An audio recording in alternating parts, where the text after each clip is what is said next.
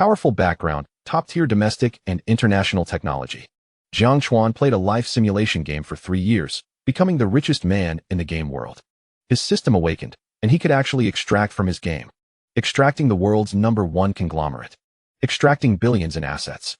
Extracting the world's #1 mercenary group. Extracting his physical attributes from the game. Extracting an nanometer lithography machine. Years later, looking at the changes in the world, Jiang Chuan couldn't help but mutter to himself, "I just wanted to enjoy life. I never thought about changing the world." Chapter 1. Sincere gratitude brings rewards. Jiangbei City, Tunkong residential area. A cozy one-bedroom apartment. Jiang Chuan sat on the sofa, playing a globally popular realistic life simulation game. The life simulation game simulates one's own life based on reality, constantly pushing one to the pinnacle of success. Jiang Chuan played for 3 years. He simulated tens of thousands of times, and today he finally sat on the throne of the world's richest man. Looking at himself at the top of the rich list on his phone, Jiang Chuan felt exhilarated and extremely satisfied. Jiang Chuan was an orphan who grew up in an orphanage. Through his own efforts, he was admitted to a prestigious university. After graduation, full of ambition, he wanted to start his own business and make a name for himself. However, lacking resources and connections, reality slapped him hard, making him realize that it was impossible for ordinary people to succeed. After his business failed, Jiang Chuan obediently took a job at a small company, becoming an ordinary office worker, working from 8 a.m. to 8 p.m. and often being exploited by his boss. 3 years ago, he discovered this game that could fulfill all his fantasies, and from then on, he was hooked until today, when he finally achieved his ultimate satisfaction. Ding! Congratulations, host, on becoming the world's richest person in the life simulation game. The sincere thanks system is activating. Ding! This sincere thanks system has been successfully activated. Ding! Newbie gift pack needs activation. Please obtain sincere thanks from 10 members of the opposite sex as soon as possible. The task time limit is half an hour. Friendly reminder. This opportunity is fleeting. Jiang Chuan was immersed in his daydreams when the system's crisp notification sound rang in his mind. System, Jiang Chuan murmured to himself, his eyes widening with excitement. He seemed to have realized something, then excitedly asked, "System, explain your specific function." "Yes, host. This system is called the sincere gratitude system. Once you receive a certain amount of sincere gratitude from others, you will gain an extraction opportunity. This extraction opportunity allows you to extract anything from the game." The system answered Jiang Chuan's question immediately.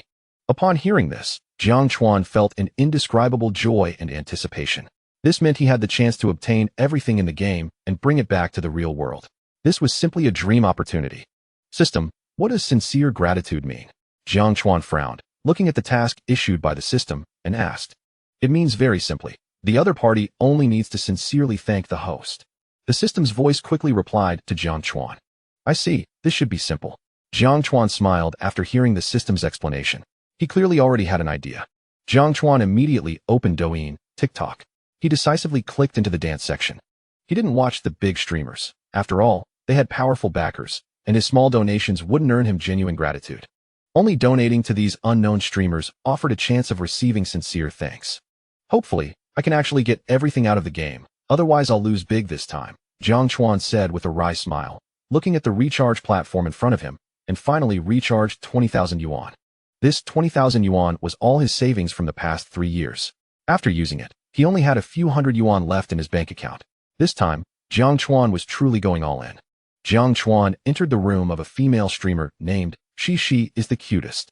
This streamer was indeed quite attractive, but the number of viewers was too small, only a few dozen, and there were no donations, only free little hearts. Say thank you, and I'll give you a Douyin account number 1 donation.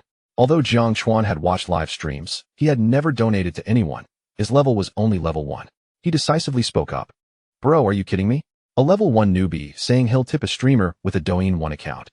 Bro, if you want to show off in front of these small streamers, you at least need to be a level 20 pro like me. Jiang Chuan's comment on the level 1 account quickly drew ridicule from other viewers. Jiang Chuan ignored the mockery and asked again, Say thank you, I'll tip you. She, the cutest, looked at Jiang Chuan's comment, wondering if he really tipped her or was just teasing her. But remembering she'd never received a Douyin 1 tip, she ultimately said thank you. Congratulations, host, you've completed a sincere thank you. 9 more tasks to complete. The system notification quickly sounded in Jiang Chuan's mind. Streamer, don't believe this idiot. He's just teasing you. He'd never tip you. That's right, streamer, If he tipped you with a Douyin 1 account, I'd eat shit on livestream. Pingdan Shursan tipped a Douyin 1 account. Jiang Chuan glanced at the comments in the live stream, unhesitatingly gifted a Douyin number 1 account, and then left the live stream. Thank you, boss, for the Douyin number 1. She, the cutest, was surprised that Jiang Chuan actually gifted her a Douyin number 1 account, and shouted excitedly. She wanted to ask Jiang Chuan what dance she wanted to see, but found he had already left and was immediately disappointed. Is that guy who was planning to eat shit live on stream still there? Brother, I'm really looking forward to you eating shit. Jiang Chuan was unaware of what happened next in the live stream. He had already moved to another live stream. Say thank you, and I'll gift you a Douyin number 1 account. Thank you. Your thank you wasn't sincere. You don't deserve my gift. Seeing that the second female streamer's thank you hadn't fulfilled the task, Jiang Chuan coldly left these words and departed. Scammer. Female streamer, he really does gift. Another female streamer just said thank you and actually got a Douyin number 1 account. The second female streamer screamed in regret upon hearing the viewer's words. Say thank you, and I'll tip you a Douyin account number 1. Jiang Chuan entered the third female streamer's room and left these words. Thank you. Within half an hour, Jiang Chuan successfully received thank yous from 10 women, completing the newbie task smoothly. Jiang Chuan also reached level 30 in tipping within half an hour, earning the title of Thank You Bro. Ding! Congratulations, host, on successfully activating the newbie gift pack and gaining 3 withdrawal opportunities. Please choose carefully. The system notification sounded in Jiang Chuan's mind as he completed the task. Jiang Chuan's heart raced with excitement upon hearing this. He decisively opened the life simulation game and discovered that the withdrawal button had indeed appeared in his game. At that moment, he was overjoyed. It was all real. Chapter 2. Bald Boss. You are dismissed. The Tianxia Group is available for extraction. A fortune of 100 billion awaits. The Bugatti Knight voice can be claimed. The Jiangbei Dragon number 1 villa is up for grabs.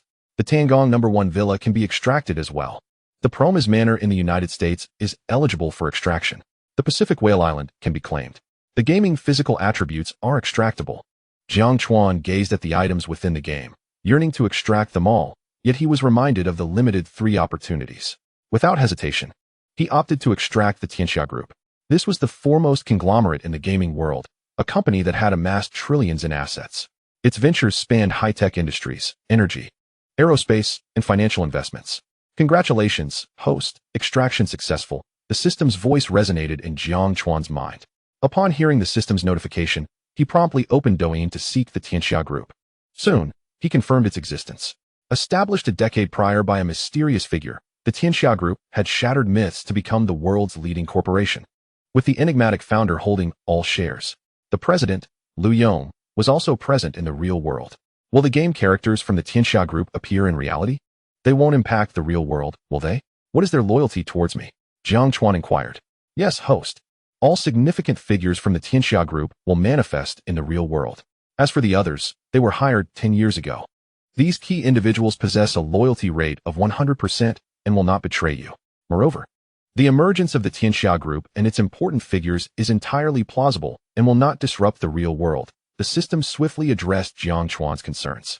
That's reassuring. Jiang Chuan felt a wave of relief wash over him, knowing that loyalty was assured and that the real world would remain unaffected. He proceeded to extract the fortune of 100 billion. A tinge of nervousness gripped him, but he inhaled deeply and confidently clicked the confirmation button. Congratulations, host, extraction successful. As the system's notification chimed, Jiang Chuan's phone buzzed with a bank transfer alert. Industrial and Commercial Bank, 100,000,000,000 Chinese yuan received. His heart raced, and his breath quickened at the sight of the message. In that instant, he realized he had become a true magnate. Woohoo, I'm flying! Jiang Chuan exclaimed, leaping with joy. His face aglow with elation. He had never imagined owning such immense wealth. At that moment, it felt as if the entire world was celebrating his triumph. However, the surprises were not yet over. Jiang Chuan resolved to continue extracting items from the game. He re-entered the virtual realm and selected the Jiangbei Dragon No. 1 villa for extraction. Congratulations, host, extraction successful. The system notification echoed once more, and detailed information about the villa flooded Jiang Chuan's mind. This villa was the pinnacle of luxury in Jiangbei City, worth a fortune. Furthermore, the system delivered the property deed and keys into his hands.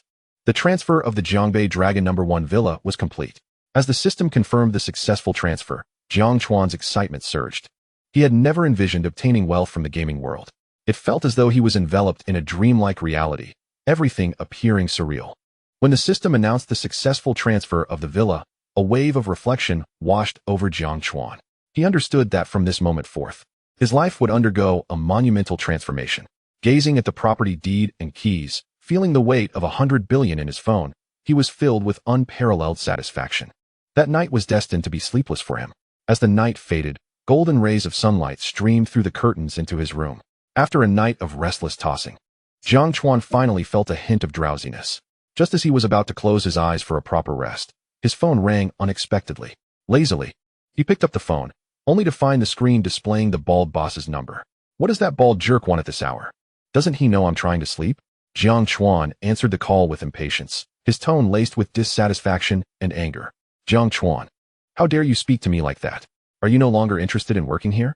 The bald boss, clearly taken aback by Jiang Chuan's tone, quickly regained composure and bellowed in a thunderous voice. Have you hit menopause? Can you lower your voice? Jiang Chuan retorted, a smirk of sarcasm playing on his lips.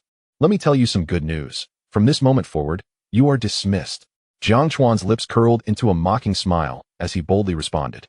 Without hesitation, he ended the call. He had grown weary of the bald boss's relentless exploitation and oppression, and now armed with immense wealth from the game, he no longer needed to endure such unfair treatment. He resolved to relish life, no longer working for others, but taking charge of his own destiny. The bald boss was in disbelief, staring at his phone in shock. Rage surged through him as he slammed his fist on the table, shouting, Jiang Chuan, you're finished. Don't even think about receiving this month's salary. He could not fathom that Jiang Chuan, who had always obeyed him without question, would dare to defy him so boldly. The bald boss gritted his teeth, vowing that no matter how Jiang Chuan pleaded or begged afterward, he would never allow him back into the company. This time, even Jesus couldn't save him. That was his own declaration. After decisively hanging up, Jiang Chuan immediately powered off his phone to avoid any distractions. He needed to rest and unwind fully. That day he slept soundly, as if casting away all the fatigue and pressure into the abyss. In the early hours, Jiang Chuan slowly opened his eyes, feeling revitalized. He reached for his phone, and upon powering it on, he was astonished to find dozens of missed calls. All were from a contact saved as Silly Son. Seeing the numerous calls from this contact made Jiang Chuan chuckle. He knew exactly who it was and understood the reason behind the flurry of calls. Why is Silly Son calling Dad? Missing me already? Jiang Chuan teased. Have you lost your mind? You actually hung up on the bald boss.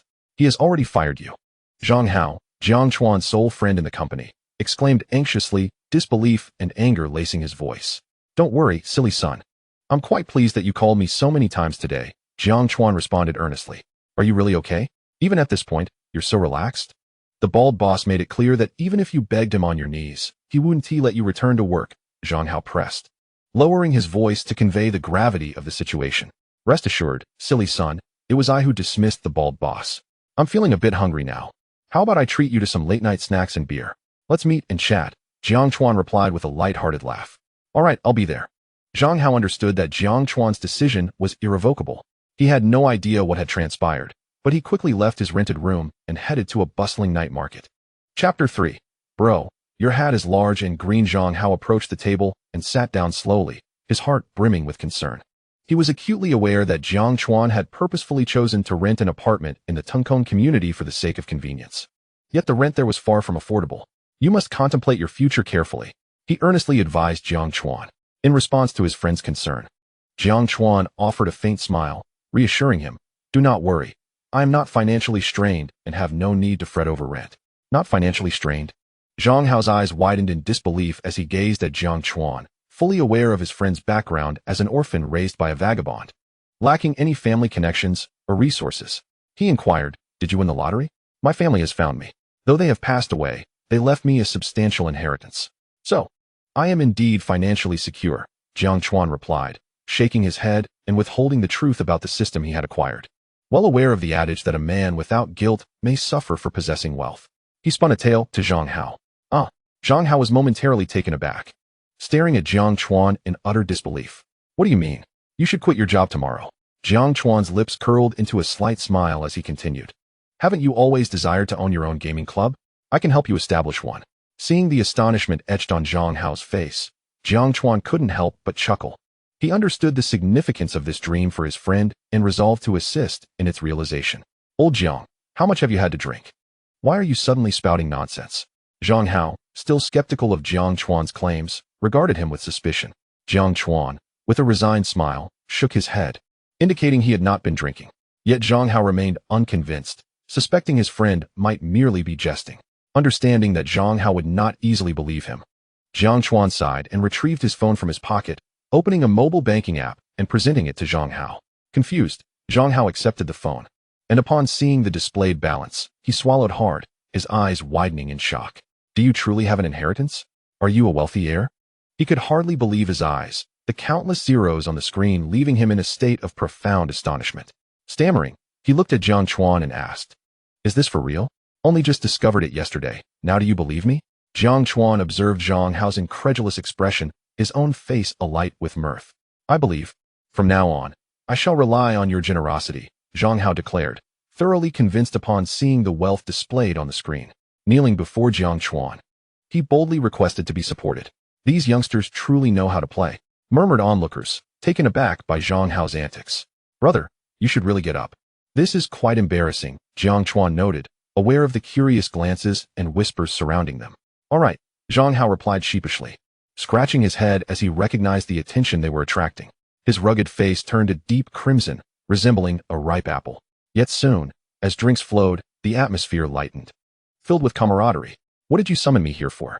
Just as Zhang Hao and Jiang Chuan were enjoying their drinks, an impatient voice pierced through the air. Zhang Hao turned to see a tall, beautiful girl standing before them. It was his girlfriend, Tang Xue. "Xue, you finally arrived. Come sit here. I ordered your favorite barbecue." Zhang Hao beamed, his face flushed from the drinks but brightening at her arrival.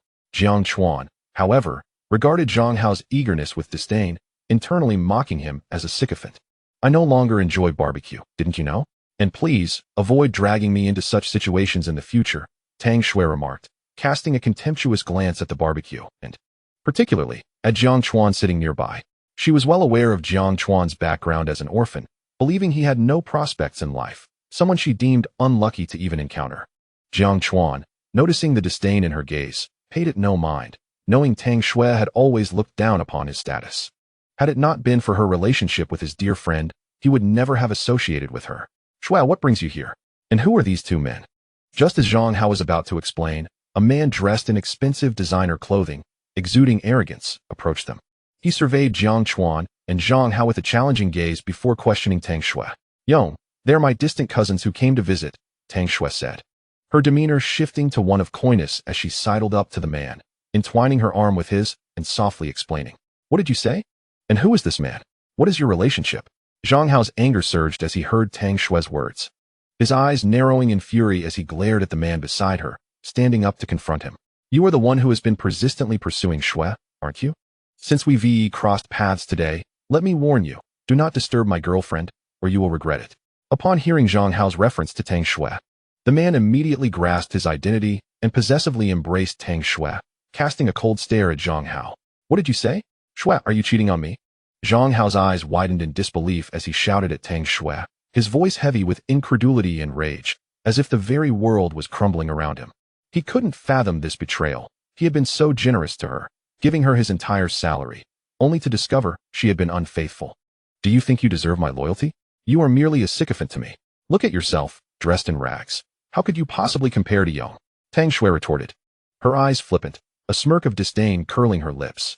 Her words cut like a dagger, piercing Zhang Hao's heart deeply. He felt his dignity trampled upon, and Tang Xue's scorn ignited his fury. Clenching his fists, he trembled with suppressed pain and wrath, the fire in his eyes intensifying. "Are you planning to make a move? If anything happens, I will take responsibility." Jiang Chuan smirked, surprised by the turn of events, realizing that Tang Xue had indeed betrayed Zhang Hao. He knew how well Zhang Hao had treated her, and yet she had turned out to be such a vain woman. "I will put an end to this couple today," Zhang Hao shouted, his fury surging as he recalled the enticing figures displayed on Jiang Chuan's phone, understanding his friend's newfound status could resolve the situation. He raised a chair beside him and hurled it towards Yong. Without hesitation, Jiang Chuan chose to assist, undeterred by the presence of a dozen adversaries. He skillfully navigated through the crowd, each strike precise and fierce. Zhang Hao, like a furious lion, swung the chair relentlessly, leaving Yong and his companions powerless to retaliate. Their synergy proved effective, and within mere minutes, Yong and his cohorts lay defeated on the ground. Wow, wow, wow.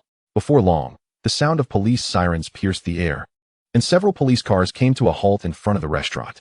Officers swiftly exited their vehicles and ushered everyone onto the police cars. You two wretched scoundrels. I will make you regret this. Yang Yong, bloodied and battered, threatened Jiang Chuan and Zhang Hao with a fierce glare before being loaded into the vehicle. Chapter 4. A phone call. Understanding power, brother. Are you really all right? That guy's background must be quite formidable. Zhang Hao sat in the police car, already regretting his choices. His body was tense, gripping the seat with white knuckles, eyes filled with anxiety and dread, his voice trembling slightly from nervousness. He glanced at Jiang Chuan, who appeared unfazed, exuding an air of nonchalance, as if the situation was trivial. Fear not, I can handle this, Jiang Chuan replied, a confident smile gracing his lips as he turned to Zhang Hao, a glint of determination in his eyes. He gently patted Zhang Hao's shoulder in a bid to ease his tension. Shut up. Do you think this is your personal vehicle? A young officer overheard their conversation, his expression darkening as he shot them a scornful glare, reprimanding them loudly. Upon hearing the officer's admonition, Jiang Chuan quickly fell silent, a sheepish smile crossing his face. He recognized that his earlier behavior was inappropriate and hastily apologized to the officer, promising to refrain from further comments.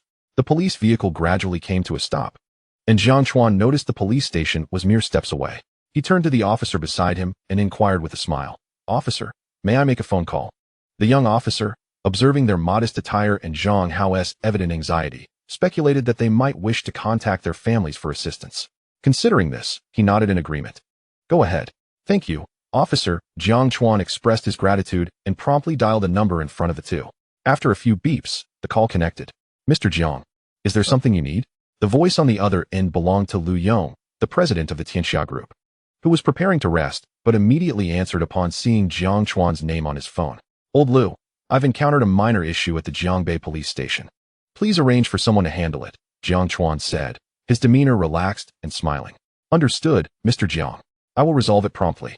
Lu Yong responded quickly. However, when he learned Jiang Chuan was detained at the Jiangbei police station, his expression soured instantly.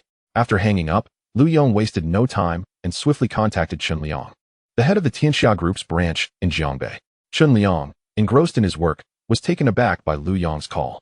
Knowing Lu Yong's high standing within the Tianxia Group, he realized that if he could garner Lu Yong's attention, he might finally fulfill his aspirations of ascending to the upper echelons of the company. "Hello, Mr. Lu. You're still awake at this hour? What can I do for you?" Chen Liang asked respectfully, fully aware that Lu Yong's call signified significant business. "Chen Liang, we have a very important guest named Jiang Chuan currently at the Jiangbei police station. You must handle this immediately." Lu Yong's voice conveyed urgency and a hint of anger. "I understand, Mr. Lu. I will take care of it," Chen Liang assured him, realizing the importance of this guest to the company and the necessity of proper handling. Good. Lu Yong trusted Chen Liang's capabilities, confident he would manage the situation adeptly. After ending the call, Chen Liang sprang into action. He first contacted a director in Jiangbei, hoping to resolve the issue through official channels. "Director Lin, I hope I'm not disturbing your rest?" Chen Liang inquired lightly. "Not at all, Mr. Chen. How may I assist you?" Director Lin responded courteously. "Director Lin, one of our esteemed guests, Jiang Chuan, has been detained by your Jiangbei police station. I would like to ascertain the situation," Chen Liang stated directly. "Oh, Jiang Chuan. I'm not fully aware of the specifics, but I will inquire. Rest assured. As he is a guest of the Tianxia Group, we will handle this with due diligence," Director Lin assured him, promising to uncover the truth swiftly. Feeling somewhat reassured, Chen Liang awaited Lin's call. "Thank you for your assistance, Director Lin," he said with a light chuckle. "Not at all. Allow me 10 minutes. Director Lin replied with a smile.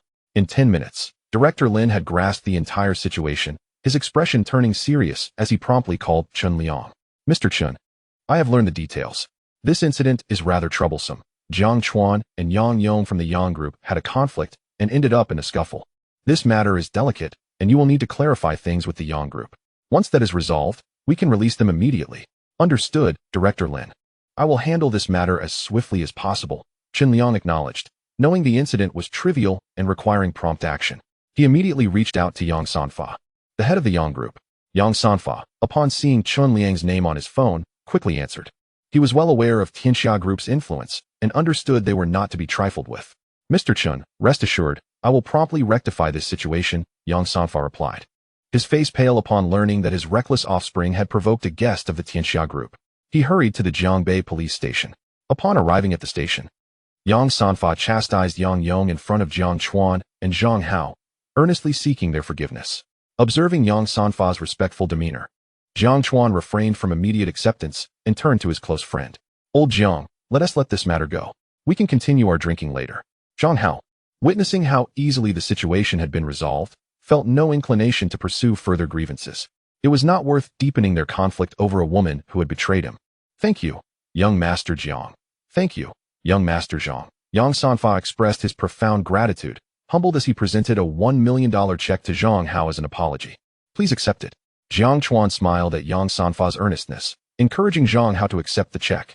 Zhang Hao, still in disbelief, took the check from Yang Sanfa's hands. This was his first encounter with such a situation, where he had confronted someone only to receive a sincere apology accompanied by monetary compensation. In that moment, Zhang Hao understood the true meaning of power. The Jiangbei police station, witnessing the resolution between the parties, promptly informed them that they were free to leave. Thank you, gentlemen. Should you ever need assistance from Yang, please do not hesitate to ask, Yang Sanfa said, deeply appreciative. He offered to escort them out, but they declined. He could only take his wayward son home, leaving behind his son's unruly friends. Chapter 5, A Pen for You. Draw your future. Jiang Chuan and Zhang Hao returned to the late-night eatery, this time uninterrupted by any further disturbances. Under the influence of alcohol, Zhang Hao lamented the years he had devoted to Tang Shui, fulfilling her every whim. Yet love ultimately succumbed to reality.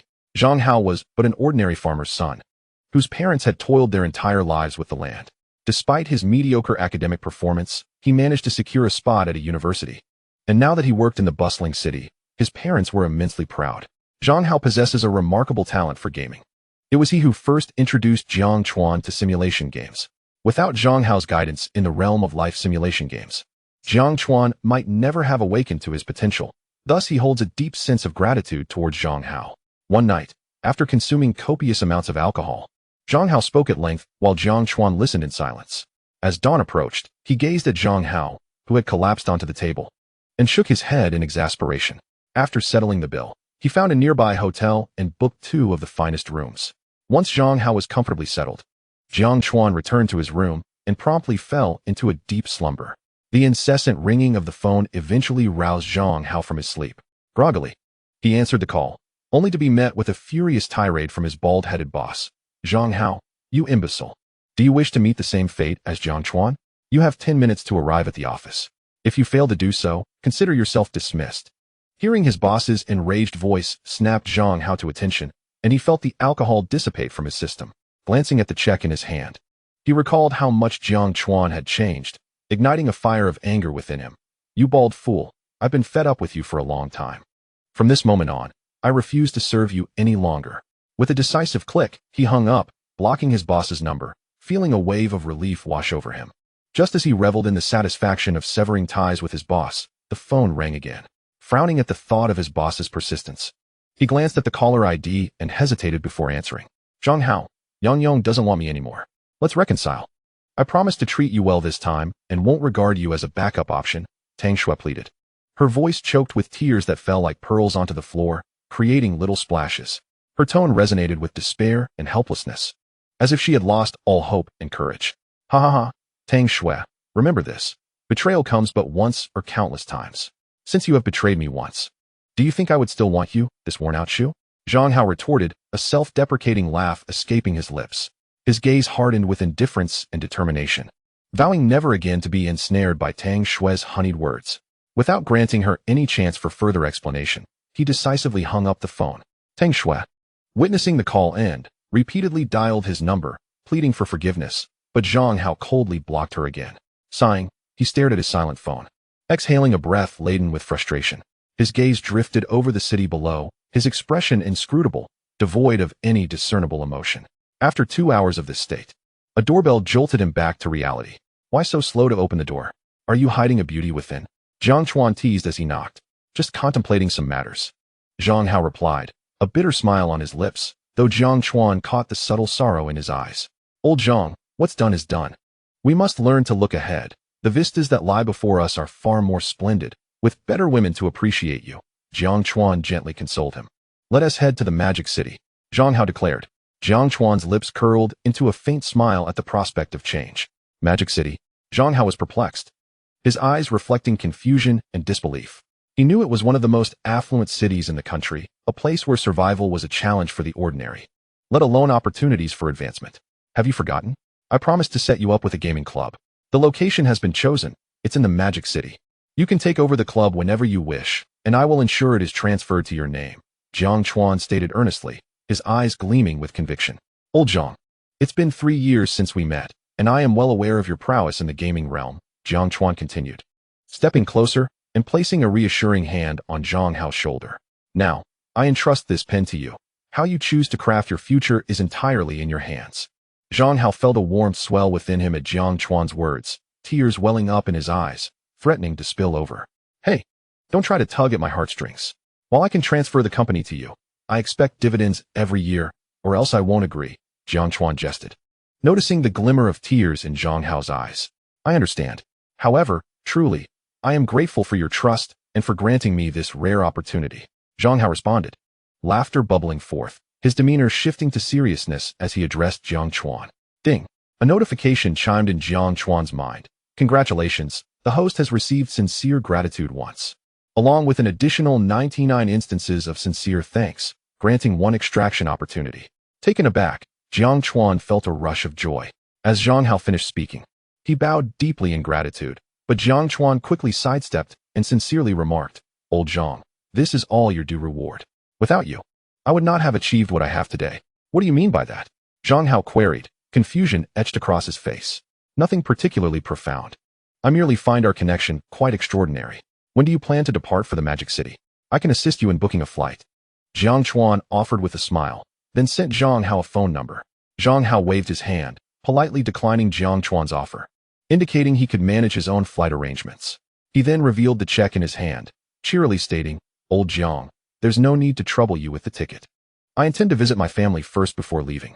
I want to bid you farewell. If you come to the Magic City, do remember to find me. I'll treat you to a meal.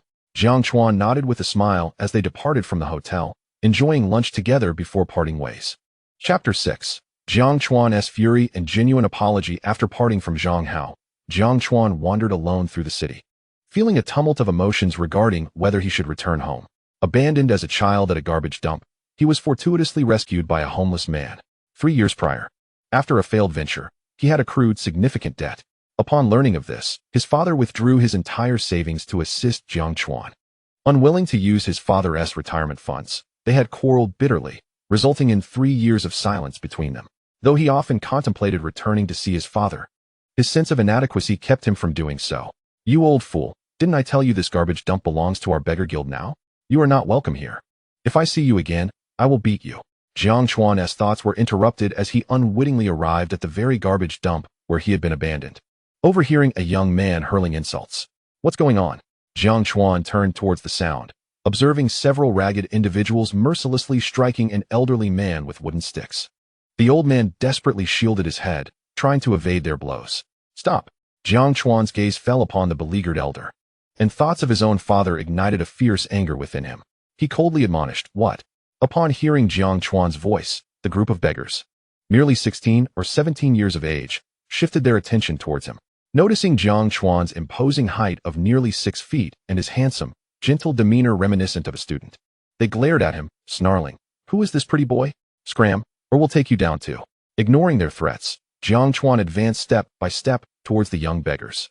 Once he clearly observed the battered and bruised elder, a terrifying fury ignited in his eyes, and his previously gentle aura vanished, replaced by an icy presence that emanated from him. I will make you pay for this, he growled, akin to a furious beast, sending a shiver down the spines of the young beggars. Feeling the weight of Jiang Chuan's gaze, the beggars instinctively recoiled, their terror palpable. What are we afraid of? He's just one person, and we have 4 with weapons. Let's take him down together. The leader of the gang, with a menacing glare, rallied his companions. Exactly. P.S. alone. We can handle him, another chimed in. I don't want to be arrested. We just need to knock him out. With the leader's words galvanizing them, the 4 young beggars glared at Jiang Chuan with renewed ferocity, gripping their sticks tightly. In an instant, the leader lunged forward, and the others followed suit. charging at Jiang Chuan. "Get away from me," Jiang Chuan bellowed, refusing to flinch. He understood that in street fights, fear leads to retreat. With a fierce determination, he seized the leader's stick, delivering a powerful kick that sent him flying. "Ah!" The leader cried out in agony as he was propelled through the air. "You will all pay for this." The pain in Jiang Chuan's hands heightened his rage, his eyes burning with intensity. Undeterred by the blows raining down on him, he retaliated fiercely against one of the boys, wielding the stick with relentless force. In just 2 minutes, although Jiang Chuan endured a flurry of strikes, the young assailants fared far worse, sprawled on the ground, wailing in pain. "Stop it, Jiang Chuan," one pleaded, as Jiang Chuan prepared to deliver a final lesson to them. But his father's voice echoed in his ears from behind. Hearing his father's call, Jiang Chuan's fury diminished significantly. He turned to see his father in disarray, and reluctantly dropped the stick, his eyes softening as he hurried to support him. "Lean on me," he urged. His father, seeing the anger dissipate from Jiang Chuan, felt a swell of joy and firmly instructed, "Let us go." "All right, Dad," Jiang Chuan obliged without protest, supporting his father as they approached. "Please, we were wrong. Don't hurt us," the young beggars cried, scrambling to their knees, bowing profusely, begging for mercy. Jiang Chuan remained silent, coldly regarding them. "You initiated this against my father, and it was self-defense for Jiang Chuan. However, your injuries are severe. Keep the money for your medical expenses, and let this be the end of our conflict." His father stated with compassion, leaving all his money in front of the beggars before instructing Jiang Chuan to leave. The 4 young beggars stared in shock at the departing figures of Jiang Chuan and his father, then at the substantial sum of currency left before them. They had never anticipated that after assaulting the old man, they would be defeated by Jiang Chuan, who not only spared them, but also provided for their treatment. "What should we do now?" They exchanged glances, ultimately focusing on their leader. "Take the money and check our injuries. We should also treat ourselves to a good meal. We'll remember this kindness and repay the old man in the future," the leader declared, watching the figures of Jiang Chuan and his father vanish. "Yes, we can finally have a feast." The others cheered, their spirits lifted despite their pain. "Dad, let me take you to the hospital," Jiang Chuan said, noticing his father's labored steps, his heart heavy with concern. "The injuries are minor. There's no need to waste money on a hospital. A few days of rest will suffice," his father replied, dismissively waving his hand. "What brings you home today?" he inquired with a hint of amusement in his voice. Jiang Chuan, aware of his father's stubborn nature, felt a pang of regret as he recalled his father, now 60, still scavenging for scraps. "Father, I was wrong 3 years ago. I've returned to care for you," he confessed, his voice hoarse with emotion. His father's eyes widened in surprise at the apology, but soon a smile of understanding spread across his face. Without uttering more, he patted Jiang Chuan's shoulder. Between fathers and sons, there should be no lingering resentment. With Jiang Chuan's apology, the tension dissipated, and the 2 headstrong individuals reconciled, returning together to their humble abode, which had withstood the test of time.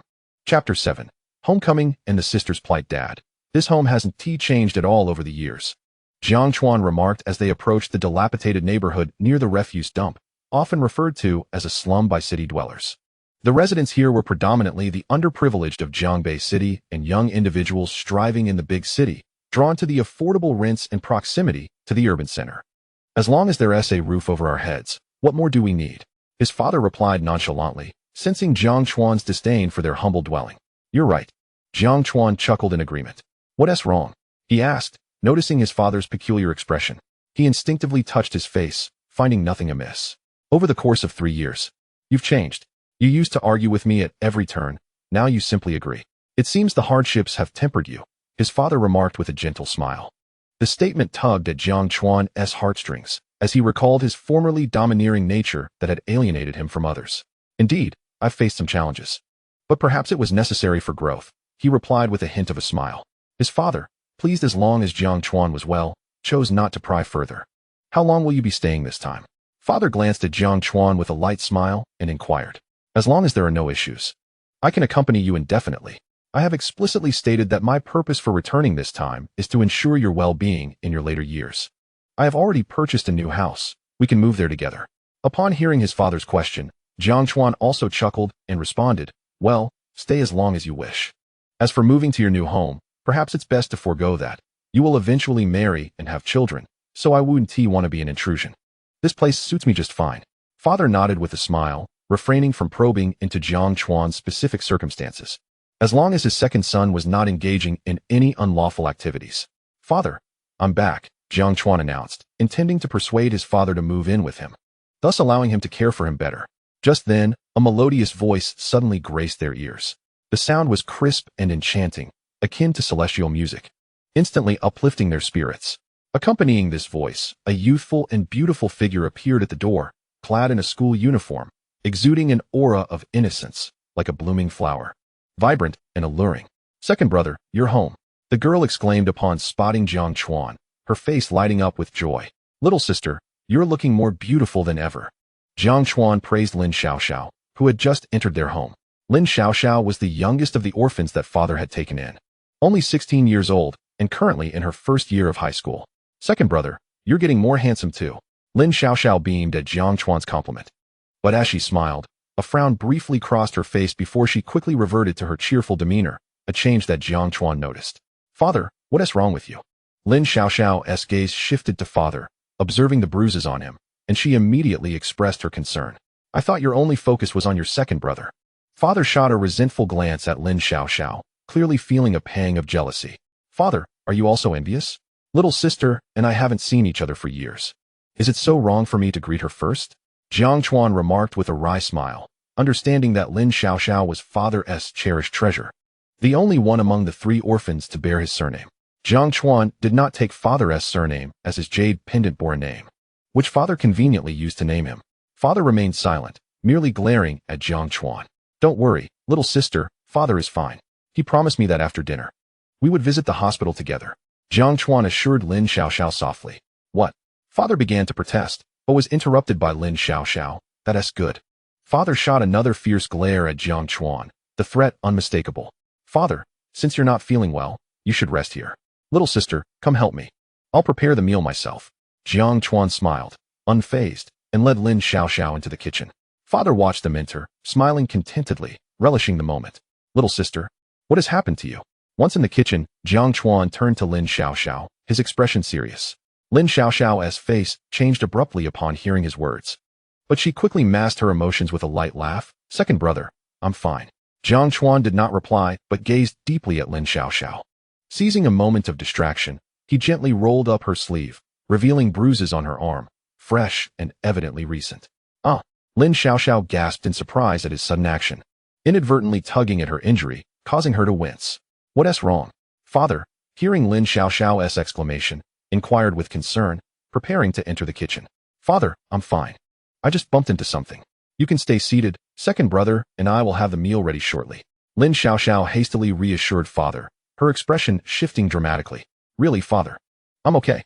Please don't worry." Jiang Chuan knew father would remain uneasy, so he quickly intervened, urging him not to fret. "Just be careful," father warned, ultimately deciding against entering the kitchen. "Phew." Lin Xiaoxiao sighed in relief as father did not approach. "What exactly transpired?" Jiang Chuan lowered his voice, his gaze growing colder as he questioned Lin Xiaoxiao. "Second brother, I was bullied at school." Lin Xiaoxiao's pent-up distress finally spilled over, and she, a mere girl, embraced Jiang Chuan, quietly sobbing into his shoulder. "I understand. Tomorrow, I will accompany you to school and seek justice for you." Jiang Chuan comforted her softly, patting her back. "Forget it, second brother. Those who bully me come from wealthy and powerful families. We cannot afford to offend them. I just want to leave this school," Lin Xiaoxiao replied, her eyes reddening as she shook her head upon hearing Jiang Chuan's intent to accompany her. "Xiaoxiao, do you trust me?" Jiang Chuan asked earnestly, locking eyes with her. "I naturally trust you, second brother," Lin Xiaoxiao affirmed with a determined nod. "Since you trust me, I will handle this matter. Rest assured, nothing will go awry." Jiang Chuan smiled confidently, easing Lin Xiaoxiao's worries. "You need to tend to those injuries. Father also needs treatment. We should all go to the hospital, and afterward, we can have a meal outside." Jiang Chuan ruffled Lin Xiaoxiao's hair, smiling at her. "I'll listen to you, second brother." Lin Xiaoxiao nodded, her faith in him unwavering, for he had always protected her since childhood. "Father, little sister wants to celebrate my return. Let us first go to the hospital for treatment and then dine out together."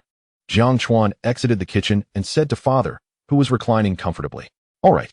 Father nodded, glancing at Lin Xiaoxiao, who mirrored his gaze, and agreed.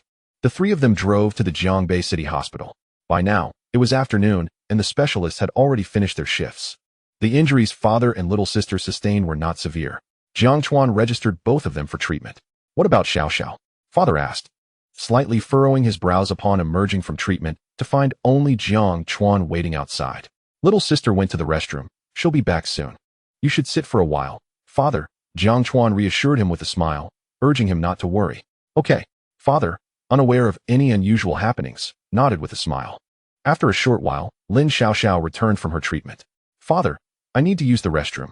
Little sister, please keep father company. Jiang Chuan said with a grin as he turned to father. Lazy people have a lot of needs, father grumbled, rolling his eyes at Jiang Chuan's words.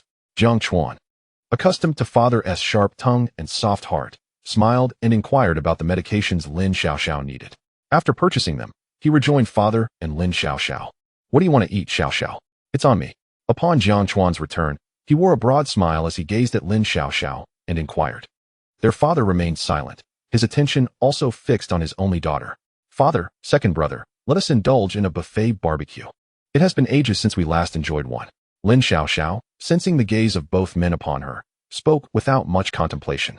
Jiang Chuan understood that Lin Xiaoxiao was being considerate of his finances, and he couldn't help but let out a sigh inwardly.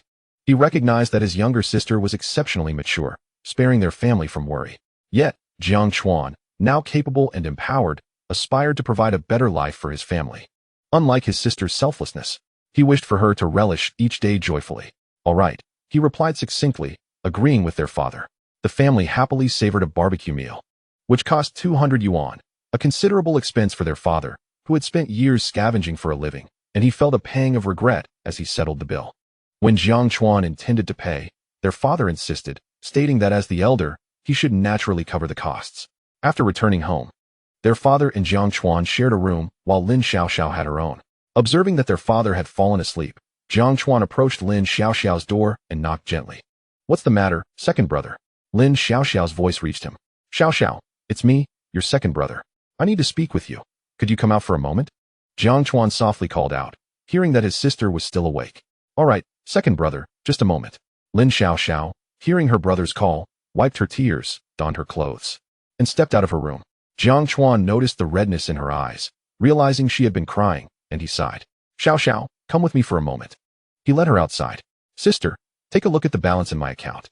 Jiang Chuan opened his mobile banking app, and Lin Xiaoxiao's eyes widened in shock as she stared at the figures, momentarily at a loss for words. Sister, I truly have the means to protect you and provide a better life for you. You need not live cautiously. You can embrace life joyfully. I assure you. I will continue to safeguard you as before, Jiang Chuan solemnly vowed. I understand, Brother Chuan, Lin Xiaoxiao replied, her heart lightening as she regarded the numerous zeros on Jiang Chuan's screen, realizing his success over the years, and a smile broke across her face. Yet, as she laughed, tears began to stream down her cheeks once more. Jiang Chuan stepped closer, embracing her head, allowing her to express her emotions freely. Inside the room, their father, who had already settled down to sleep, observed this scene and sighed, resolving to take action. Since Lin Xiaoxiao enrolled at the city's top high school 6 months prior, he had noticed her distress and became aware of the affluent bullies tormenting her, feeling utterly powerless. He had considered transferring her to another school, but the institution refused, leaving him with no options. He even contemplated involving the authorities, yet feared the lack of evidence would render any action futile. Deep down, he had resigned himself to the worst-case scenario, eliminating those who tormented his daughter. However, with Jiang Chuan's return and newfound success, he believed his son could genuinely address Lin Xiaoxiao's plight without resorting to violence, planning instead for a peaceful departure to Jiang Chuan's new home. His motivation was solely for Lin Xiaoxiao's brighter future, as the chaotic slums posed numerous threats to her safety. Rest well tonight. I will accompany you to school tomorrow, Jiang Chuan assured her. Okay, second brother, Lin Xiaoxiao replied, her emotions spent and sleepiness overtaking her. After witnessing Jiang Chuan's account balance, she realized he could indeed resolve her issues, and her spirits lifted as she sweetly responded and returned to her room for sleep. Please send me the contact details for the head of the Jiangbei branch. I will need you to assist with some matters tomorrow. Call me.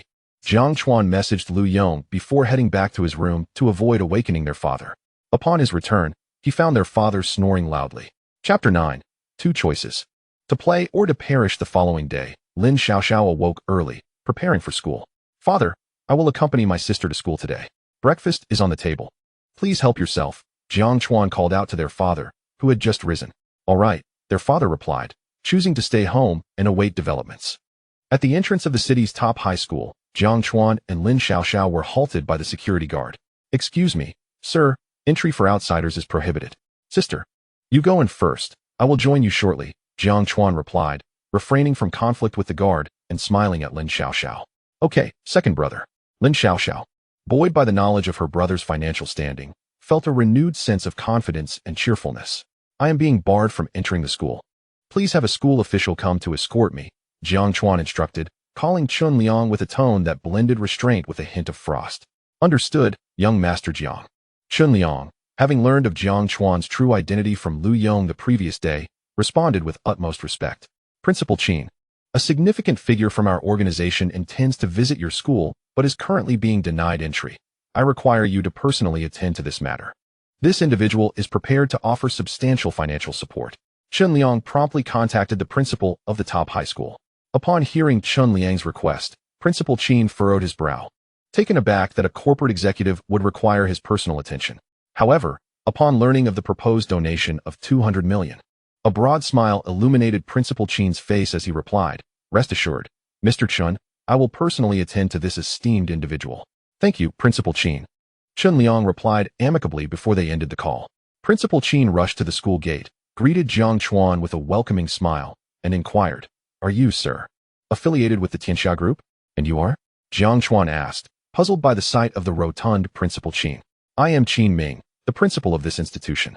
"May I ask your name?" "Greetings, Principal Qin. My surname is Jiang. I have come to your esteemed school, and I may require your assistance with a matter." Jiang Chuan articulated, intrigued to discover that this corpulent middle-aged man was the principal. "Mr. Jiang, what assistance do you require? Given that you are prepared to donate 200 million, I would gladly accommodate any request." Principal Qin beamed, his face beaming with delight. "Principal Qin, as long as I am satisfied with this matter, I will arrange for the Tianxia Group to provide the funding immediately," Jiang Chuan assured him with a smile. "Shall we discuss this inside?" Principal Qin suggested, and without further ado, they entered the school, exchanging pleasantries along the way. Jiang Chuan directly conveyed the purpose of his visit, to seek justice for his sister, who had been bullied. He required no more than for the principal to summon the students involved to his office. "May I ask, Mr. Jiang, who is your sister?" "Lin Xiaoxiao," Jiang Chuan stated plainly, locking eyes with Principal Qin. Upon hearing her name, Principal Qin's eyes narrowed involuntarily, astonished to learn that Lin Xiaoxiao had a brother connected to the Tianxia Group. "Principal Qin, have you heard of my sister's name? Or do you know who is bullying her?" Jiang Chuan looked at Principal Qin with a smile that was not quite a smile. Under Jiang Chuan's intense gaze, Principal Qin felt a shiver run down his spine, his heart sinking with unease. "I have indeed heard about this matter. However, those few students are rather exceptional, and I find myself at a loss." Principal Qin, confronted by Jiang Chuan's penetrating stare, felt an unsettling sensation he had never experienced from a young person before. And he spoke without any concealment. "It's fine. Let them come over. I will have a word with them." Jiang Chuan smiled at Principal Qin, patiently awaiting his decision. "Very well." Principal Qin, not knowing why, believed that Jiang Chuan could handle these troublemakers he dared not offend, and thus he acquiesced. Principal Qin promptly contacted Lin Xiaoxiao's homeroom teacher, summoning her to the principal's office. Lin Xiaoxiao respectfully greeted Principal Qin. He inquired whether she was acquainted with the few bullies. Upon hearing their names, Lin Xiaoxiao trembled in fear, but Jiang Chuan offered her encouragement with a reassuring pat, and she nodded in affirmation. 10 minutes later, a group of boys clad in garish attire, resembling delinquents, along with several girls dressed flamboyantly, resembling rebellious youths, arrived at the office. "Principal Qin, why did you call us here?" The leader of the group, a young man with dyed silver hair, impatiently questioned. "You filthy brat, what are you doing here? Are you planning to report us to Principal Qin for expulsion?" The girls standing nearby, noticing Lin Xiaoxiao beside Jiang Chuan, hurled insults at her. And two of them even prepared to resort to violence within the principal's office. Jiang Chuan observed the scene with a face increasingly cold, his eyes emanating a chilling intensity. While Principal Qin's expression grew more grim, humiliated by being referred to as Fat Qin by the students. With a swift motion, Jiang Chuan noticed Lin Xiaoxiao trembling in fear and intervened, blocking the two girls advancing towards them and delivering two stinging slaps across their faces. "How dare you hit me? Do you have any idea who I am?" One of the girls cried out indignantly. "How dare you strike my girlfriend? Do you wish to die?" Jiang Chuan had stirred a hornet's nest. The group of boys and girls regarded him with icy glares, and several boys lunged at him. Jiang Chuan, unfazed, exchanged blows with them in the principal's office. Though he endured some hits, his ferocity intimidated the students, and soon they were subdued beneath him. You are Guo Baoquan, correct? The Guo family of Jiangbei City, where your father, Guo Jiaowen, is one of the top 10 entrepreneurs? Jiang Chuan sneered down at the white-haired youth lying on the floor. You insolent fool. Since you know who my father is, I advise you to let me go immediately, or I will have you killed. Guo Baoquan. Feeling Jiang Chuan's weight on his back, seethed with anger, his voice strained. Threatening me. I offer you two choices, suffer or be utterly destroyed. Jiang Chuan, enraged by Guo Baoquan's threat, increased the pressure of his foot on the boy's back and coldly surveyed everyone in the office before delivering his chilling ultimatum. What do you mean? Do you dare to kill us? Or maim us? A purple-haired youth scoffed at Jiang Chuan's words. His background was similarly formidable, as his father held a prominent position in the Jiangbei district's supervisory office. You will be the one to perish. Jiang Chuan regarded the purple-haired youth with a frigid stare, issuing a decree of execution. What do you mean? The purple-haired youth, sensing the gravity of Jiang Chuan's words, instinctively retreated, apprehensive of Jiang Chuan's potential wrath. Jiang Xiaoyu, 3 years prior, had brutally murdered a classmate after a dispute, with his father Jiang Zhenhua covering up the incident. 2 years ago, he committed a heinous act against a 12-year-old girl, resulting in her death. A year ago, he had his pet avenged after it was kicked, leading to the assailant being rendered a vegetable. Jiang Chuan, observing Jiang Xiaoyu's reaction, scoffed derisively. Hiss. Jiang Xiaoyu's companions, upon hearing Jiang Chuan's revelations, watched in shock as his face turned ashen. They realized the truth behind Jiang Xiaoyu's seemingly refined demeanor and began to distance themselves from him. Ignoring his friends, Jiang Xiaoyu glared at Jiang Chuan with a face twisted in rage, his eyes brimming with murderous intent. How could you possibly know these things? If one wishes to keep their deeds hidden, they must refrain from wrongdoing. Do you think that without your father's support, you would escape the consequences of your actions? Jiang Chuan remarked coldly, unimpressed by Jiang Xiaoyu's hostility. What? Jiang Xiaoyu's eyes widened in understanding of Jiang Chuan's intentions. Who is Jiang Xiaoyu? Please come with us to assist in our investigation. As Jiang Xiaoyu was about to protest, several police officers entered and took him away. Now it's your turn. Will you be destroyed or merely crippled? Jiang Chuan quipped coldly, his gaze shifting to the remaining students in the office. They trembled under his scrutiny, fear evident in their eyes. I can't take this anymore. I need to leave. A male student, overwhelmed by the tension, rushed for the door. The others, witnessing his flight, hesitated but were deterred by Jiang Chuan's presence. The departing student was named Gao Yu. 3 years ago, he had left 3 students severely disabled and subsequently threatened their families into silence. 2 years ago, he had engaged in street brawls, arranging for his opponents to be incapacitated after being struck. A year ago, he had bullied a classmate to the point of suicide. In front of all the students and Principal Qin, Jiang Chuan recounted Gao Yu's transgressions over the years. What do you think will happen if Gao Yu's family runs out of money? Jiang Chuan's devilish smile cast its spell over the students, his voice a whisper. It's time to act. The Gao family may face bankruptcy. Jiang Chuan proclaimed before them all. The students, disbelieving, exchanged glances, aware that Gao Yu's family was one of the most affluent in Jiangbei City, trailing only Guo Baoquan's family. Understood, young Master Jiang.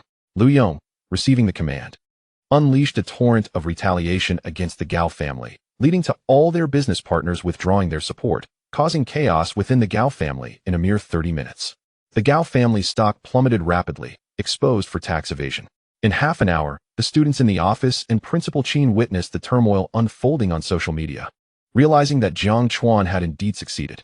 In 30 minutes, the Gao family teetered on the brink of bankruptcy, merely a step away from total collapse. The game continues. Will you be destroyed or merely maimed? Jiang Chuan, having dealt with 2 threats, looked at the remaining students with a bemused smile, terrified by his demeanor.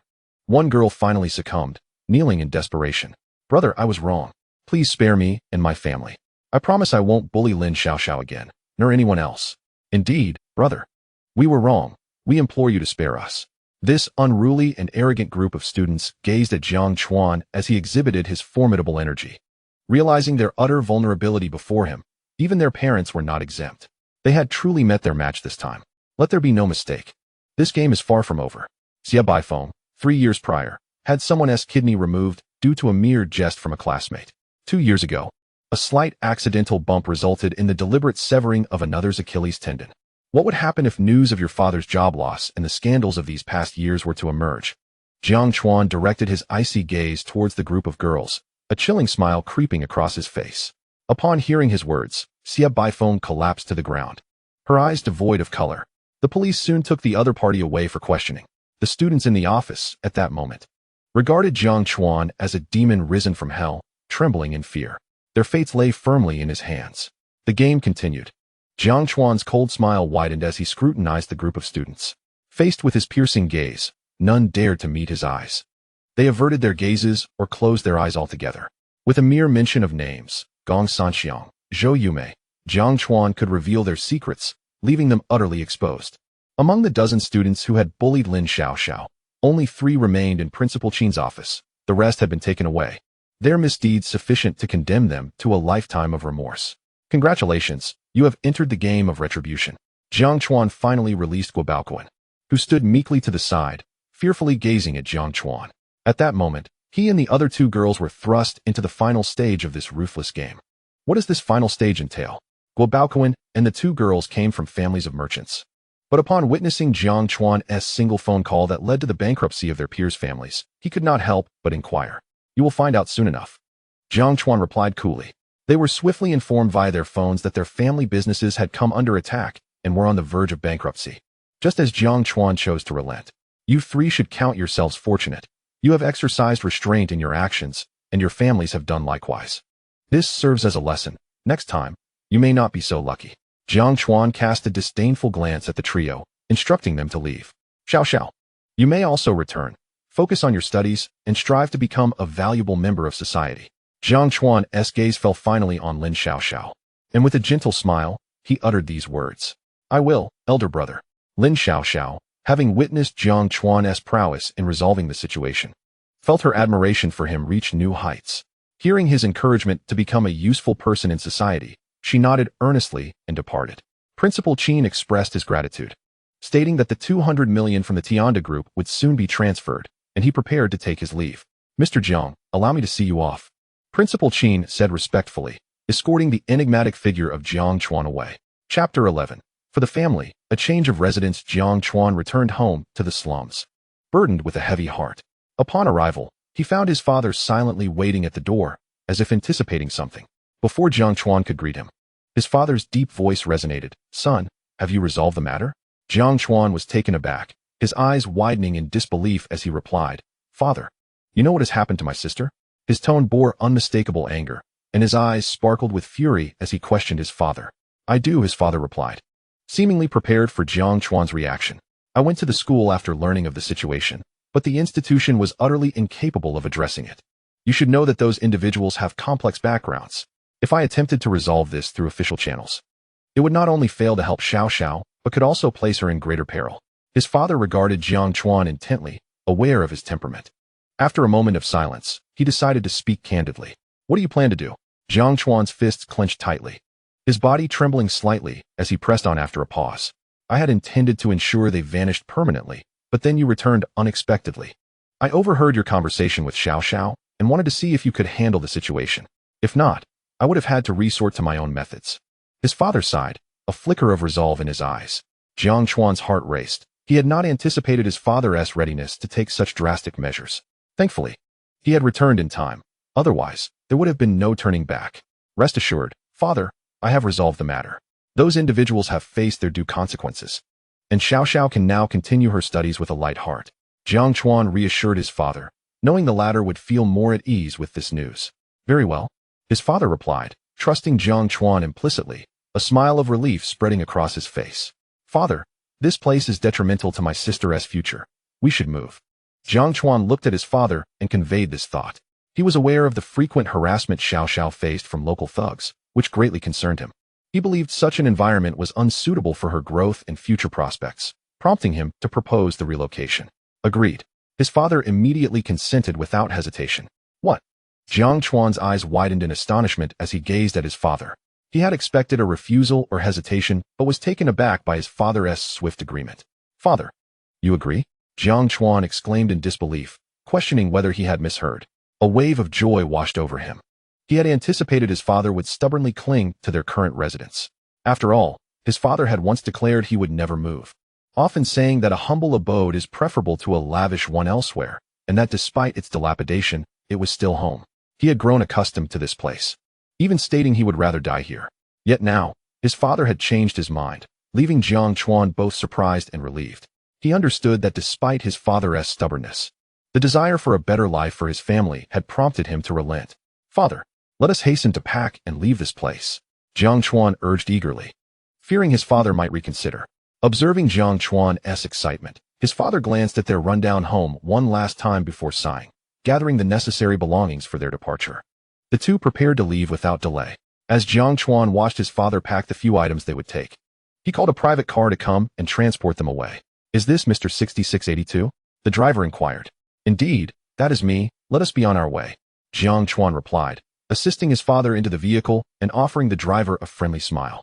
"Sir, are you certain we are headed to the Tunglong community?"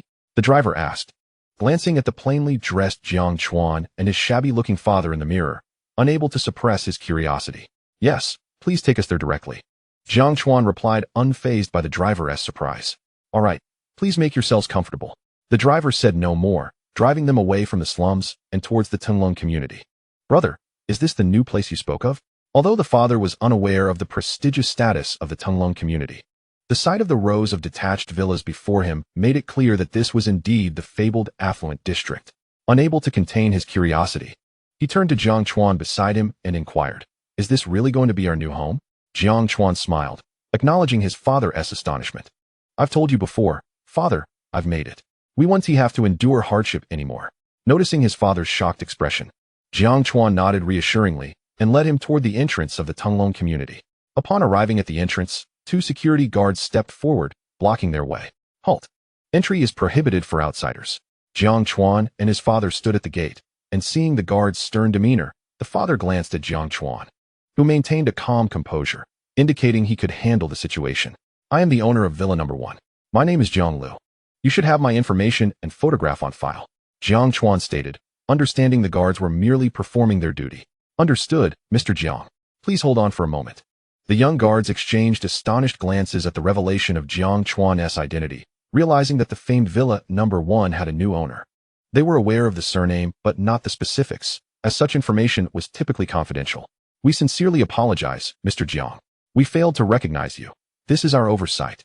One guard quickly scanned Jiang Chuan's information and, upon confirming his identity, rushed forward to bow deeply in apology. "It's all right. I just arrived. So it's understandable that you don't know me. This is my father, who will also be residing here, and my sister will join us as well. Please help register their identities." Jiang Chuan replied with a light smile, choosing to overlook their mistake and instead requesting their assistance in registering his father and sister's information. "Certainly, Mr. Jiang. It is our duty." One of the guards invited them to the security kiosk, where they promptly registered the details of Jiang Chuan's father and sister. A guard then personally escorted them to Villa Number 1. Chapter 12. Moving into the villa and revealing identities as Jiang Chuan and his father stood before Villa Number 1. They were both awestruck, while Jiang Chuan maintained a semblance of calm, having known of the villa's opulence from his time in the game world. The sight of the luxurious residence still left him in awe. "Are we really going to live here?" his father asked, incredulity evident in his voice. The villa, with its 4 stories and expansive grounds, resembled a small palace. "Yes, father. Let us go inside and take a look," Jiang Chuan replied, smiling at his father's astonishment. He opened the heavy wooden door, intricately carved, exuding an air of elegance. "All right," his father said, excitement coursing through him as he followed Jiang Chuan into the villa. Upon entering, they were greeted by a grand courtyard filled with various exotic flowers and a small fountain, creating a serene atmosphere. The architectural style of the villa was unique, blending modern design with classical elements, exuding both fashion and elegance. Inside, they were welcomed by a spacious and bright living room, adorned with a magnificent chandelier, precious artworks on the walls, and lavish carpets that made one feel as though they were in a royal palace. To one side of the living room lay an open kitchen equipped with advanced culinary appliances to cater to diverse cooking needs. Adjacent to it was a dining area featuring a large round table, capable of accommodating numerous guests. The second and third floors housed bedrooms, study rooms, and entertainment areas, each exquisitely decorated for utmost comfort. The fourth floor boasted an outdoor terrace where one could enjoy stunning views and host various gatherings. In summary, Villa No. 1 was a paragon of perfection, reflecting the owner's taste and status while evoking a sense of warmth and comfort. "Father, are Are you satisfied with this villa? Jiang Chuan inquired, smiling at his father as they toured the residence. More than satisfied. I never imagined I could live in such a magnificent house, his father exclaimed, still unable to calm the excitement bubbling within him. As long as you are satisfied, this will be our new home. When your elder brother returns from the army, we will all live here together, Jiang Chuan said, relieved at his father's happiness. Father, you should choose a room. In the evening, I will personally go to fetch my sister, and she can select her room as well, Jiang Chuan suggested with a smile. All right, his father agreed, selecting a bedroom on the second floor. After his father made his choice, Jiang Chuan swiftly opened his phone and transferred a full 1 million to his father's account. His father's eyes widened in disbelief as he stared at the transfer notification on the screen. Did you just transfer this to me? What have you been doing all these years to amass such wealth and purchase such a magnificent villa? He finally managed to ask, the questions he had suppressed for so long spilling forth. Dad, I founded the Tianxia Group. I am the mastermind behind it, Jiang Chuan replied with a slight smile, a glimmer of confidence and pride in his eyes. What? You are the mastermind behind the world's leading Tianxia Group? His father was left speechless, his eyes wide with disbelief as he stared at Jiang Chuan. After a long pause, he managed to collect himself. The Tianxia Group was established 10 years ago. How old were you then? You weren't even of age. His voice trembled as he struggled to comprehend his younger son's astonishing achievement. He remembered the days when Jiang Chuan was merely a mischievous lad prone to fighting and mischief, unaware that he had founded Tianxia Group and was now its hidden leader. Jiang Chuan nodded, replying with a fabricated story. I started the Tianxia Group when I was 15, but to avoid drawing attention, I engaged in some dubious activities. I never anticipated that it would flourish and become the world's leading group. Upon hearing this, his father fell silent for a moment before giving a slight nod. Though deep down, he still found it hard to accept the reality that his second son had become the owner of Tianxia Group, a truth so extraordinary it was difficult to digest. Without further ado, Jiang Chuan quickly dialed Lu Yong for a video call, turning the screen toward his father. As the connection was established, Lu Yong's figure appeared on Jiang Chuan's phone. Lu Yong appeared to be a shrewd man in his 30s, exuding an air of decisiveness and competence. His piercing gaze and firm demeanor suggested a unique insight into matters. Lao Lu, this is my father. He doesn't believe that I am the owner of Tianxia Group and needs you to verify my claims, Jiang Chuan explained, keeping himself out of the video frame while Lu Yong only heard his voice. Hello, uncle. I am the president of Tianxia Group. You may call me Xiao Lu. I can attest to the fact that General Jiang is indeed the grand boss of our Tianxia Group and the sole authority within it. Lu Yong comprehended Jiang Chuan's intent and, gazing at the elder before him, validated Jiang Chuan's identity. The elder regarded Lu Yong. Although he was not particularly interested in business matters, Lu Yong's presence frequently graced the television screens, and he was well aware of Lu Yong's position. Observing his son summoning Lu Yong as a witness, he understood that Jiang Chuan's identity was genuine. After Lu Yong concluded the video call with Jiang Chuan, the elder swiftly absorbed this staggering revelation. An hour later, having finally digested this life-altering truth, the elder suddenly burst into laughter. Ha ha ha, father. What has come over you? Jiang Chuan inquired with concern as he observed the elder's sudden mirth. I am simply overjoyed. I never imagined that Tianxia Group actually belonged to my son. The elder beamed at Jiang Chuan, delight radiating from his expression. That is splendid. Jiang Chuan felt relieved to see his father embrace this newfound truth and joined him in laughter. Upon learning of Jiang Chuan's identity, the elder did not shy away from relishing life. After all, who would prefer to endure hardship when a better life awaited? Who would choose to reside in poverty? From this day forth, the elder understood that both his life and that of his family would undergo a profound transformation. Chapter 13. Roaming the World. Exploring the system. Having accepted this reality, the elder shared with Jiang Chuan a dream he harbored. He yearned to traverse the world, to explore the grand landscapes of Huagua. For years, the elder toiled tirelessly for the sake of his 3 children. Now that the second son had achieved success, he naturally wished to venture out and see more of the world. Of course, father, I support you wholeheartedly. When little sister returns, you can tell her in person. Once she consents, feel free to embark on your journeys. Money is no object. I am well off now. Jiang Chuan readily agreed to his father's aspiration.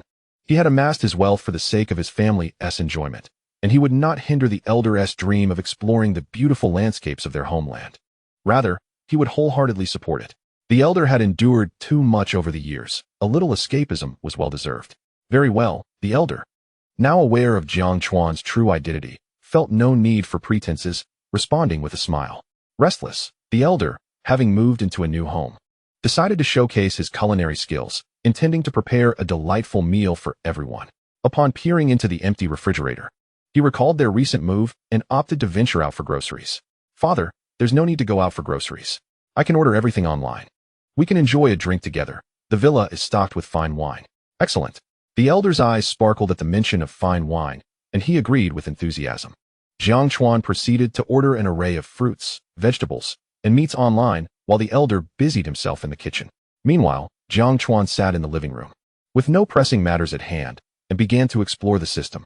System, is it true that one can express sincere gratitude only once per person?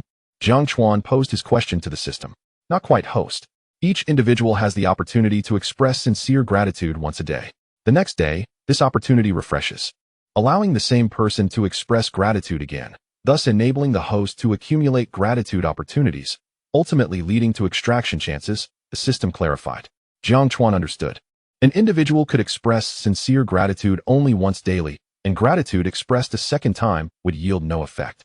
However, the following day, the same individual could still contribute to the accumulation of gratitude opportunities. Thus, if I receive 98 more sincere gratitudes, will that grant me an extraction opportunity? Henceforth, will every 100 gratitudes yield another extraction opportunity? Jiang Chuan inquired, recalling that he had already received one sincere gratitude from Mu Xiao, leaving him with 98 remaining. He also sought to understand the specific criteria for obtaining extraction opportunities. Indeed, host, you require 98 more sincere gratitudes to secure one extraction opportunity. As for how many gratitudes are needed for subsequent extraction opportunities, the system has its standards. The more extraction opportunities you attain, the more gratitudes you will require. To clarify, you will need 100 gratitudes for the first extraction opportunity, 500 for the next, 1,000 for the following, and so on. I comprehend. Jiang Chuan grasped the system's explanation, realizing that the accumulation of sincere gratitude would become progressively challenging. Let us not dwell on this. I shall strive to secure one extraction opportunity first. Jiang Chuan fully understood the system and refrained from further inquiries, focusing instead on obtaining an extraction opportunity as swiftly as possible. Jiang Chuan was well acquainted with the art of eliciting sincere gratitude. With wealth at his disposal, he knew that popular influencers on various platforms would readily express gratitude upon receiving gifts. Without hesitation, he opened Douyin. Upon observing the recharge platform, which capped at 50,000 yuan, he furrowed his brow. He promptly contacted Douyin's official support, hoping to negotiate for a broader range of recharge options. The Douyin officials, aware of Jiang Chuan's request, did not immediately acquiesce. They noted that although his account had seen some recharge activity, the total amount fell short of qualifying for expanded recharge options. 50,000 yuan recharge successful. 50,000 yuan recharge successful. 50,000 yuan recharge successful. Understanding the official's stance, Jiang Chuan informed them to hold on a moment. He then executed a flurry of operations, recharging 50,000 yuan repeatedly, and within half an hour, he had completed 100 transactions, totaling 5 million yuan. After clicking 100 times, his fingers grew sore. Now, can you grant me access to more recharge options? Jiang Chuan called Douyin's support again, wishing to handle this matter without involving Lu Yong in higher circles. Certainly, sir. We will elevate your recharge limit to 1 million yuan. The Douyin officials, noting that Jiang Chuan had recharged 5 million yuan in just half an hour, recognized his eligibility for higher recharge options and adjusted his account accordingly. Thank you. Jiang Chuan chuckled as he hung up the phone. He reopened the recharge interface, observing the newly available 1 million yuan option, and smiled. Successfully recharged 1 million yuan. Successfully recharged 1 million yuan. Successfully recharged 1 million yuan. After an hour of extravagant recharging, Jiang Chuan finally accumulated a total of 100 million Huagua coins, with his Douyin currency reaching an astounding 1 billion. Gazing at the 1 billion Douyin coins in his account, he couldn't help but laugh. It has been too long, dear streamer. Do express your gratitude to me with 10 Douyin coins.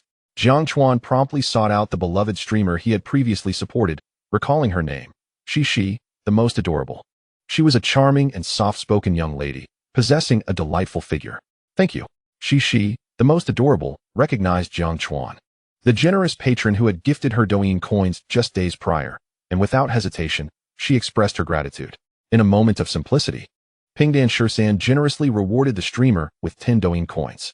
Grateful for the gesture, the host expressed her thanks, and with that, The charming CC became utterly exhilarated by Pingdan Shursan's generosity, continuously thanking Jiang Chuan.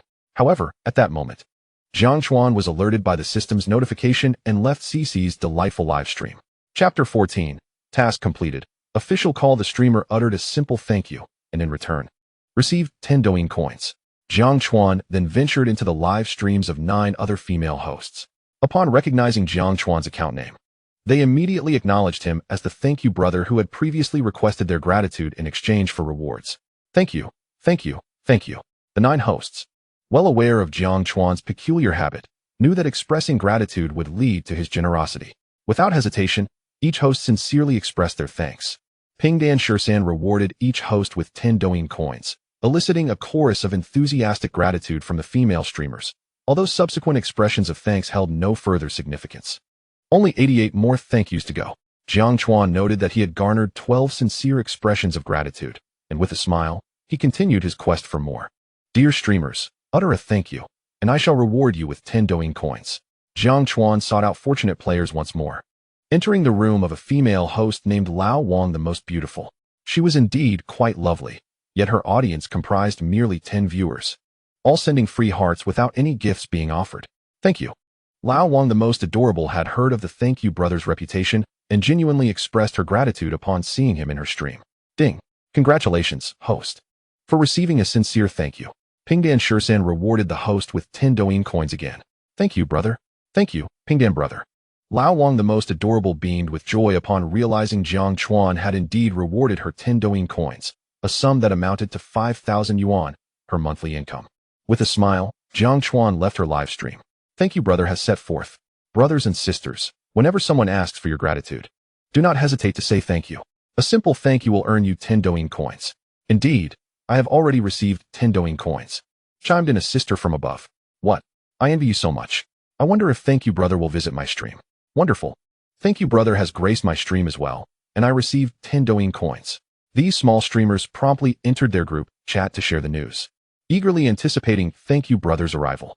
Some hosts were ecstatic about receiving Jiang Chuan's rewards, while others awaited their turn, and some were left disheartened. One female host, upon seeing Jiang Chuan enter her stream, boldly expressed her thanks, yet Jiang Chuan did not reward her. The reason was simple. She failed to genuinely express her gratitude and did not trigger the system's notification. Without hesitation, Jiang Chuan exited her stream. After half an hour, Jiang Chuan had rewarded dozens of female streamers, receiving 48 expressions of thanks in return. He realized he needed just 50 more to earn another extraction opportunity. Curious about other streamers, Jiang Chuan decided to explore male hosts and entered the gaming section, where male streamers were plentiful. He found a gaming host named I Am a Strong Man and smiled as he entered the live stream. This male host, resembling a slender monkey, was thrilled to see Jiang Chuan and exclaimed, "Welcome, thank you brother. Please, don't say a word. I understand the rules. Thank you. Ding. Congratulations, host, for receiving another sincere thank you." Jiang Chuan was pleased by the host's enthusiasm. Pingdan Shursan rewarded the streamer with 20 Douyin coins. Next time, I will surely work even harder, exclaimed I Am a Strong Man, his excitement evident as he danced with joy. Brothers and sisters, Thank You brother has entered the gaming section. Prepare to welcome him. I Am a Strong Man added. Thank You brother rewarded me with 20 Douyin coins because I refrained from speaking and expressed my gratitude first. Perhaps he appreciated my understanding and rewarded me with an extra 10 Douyin coins. So, those of you hoping for more rewards, consider trying this approach.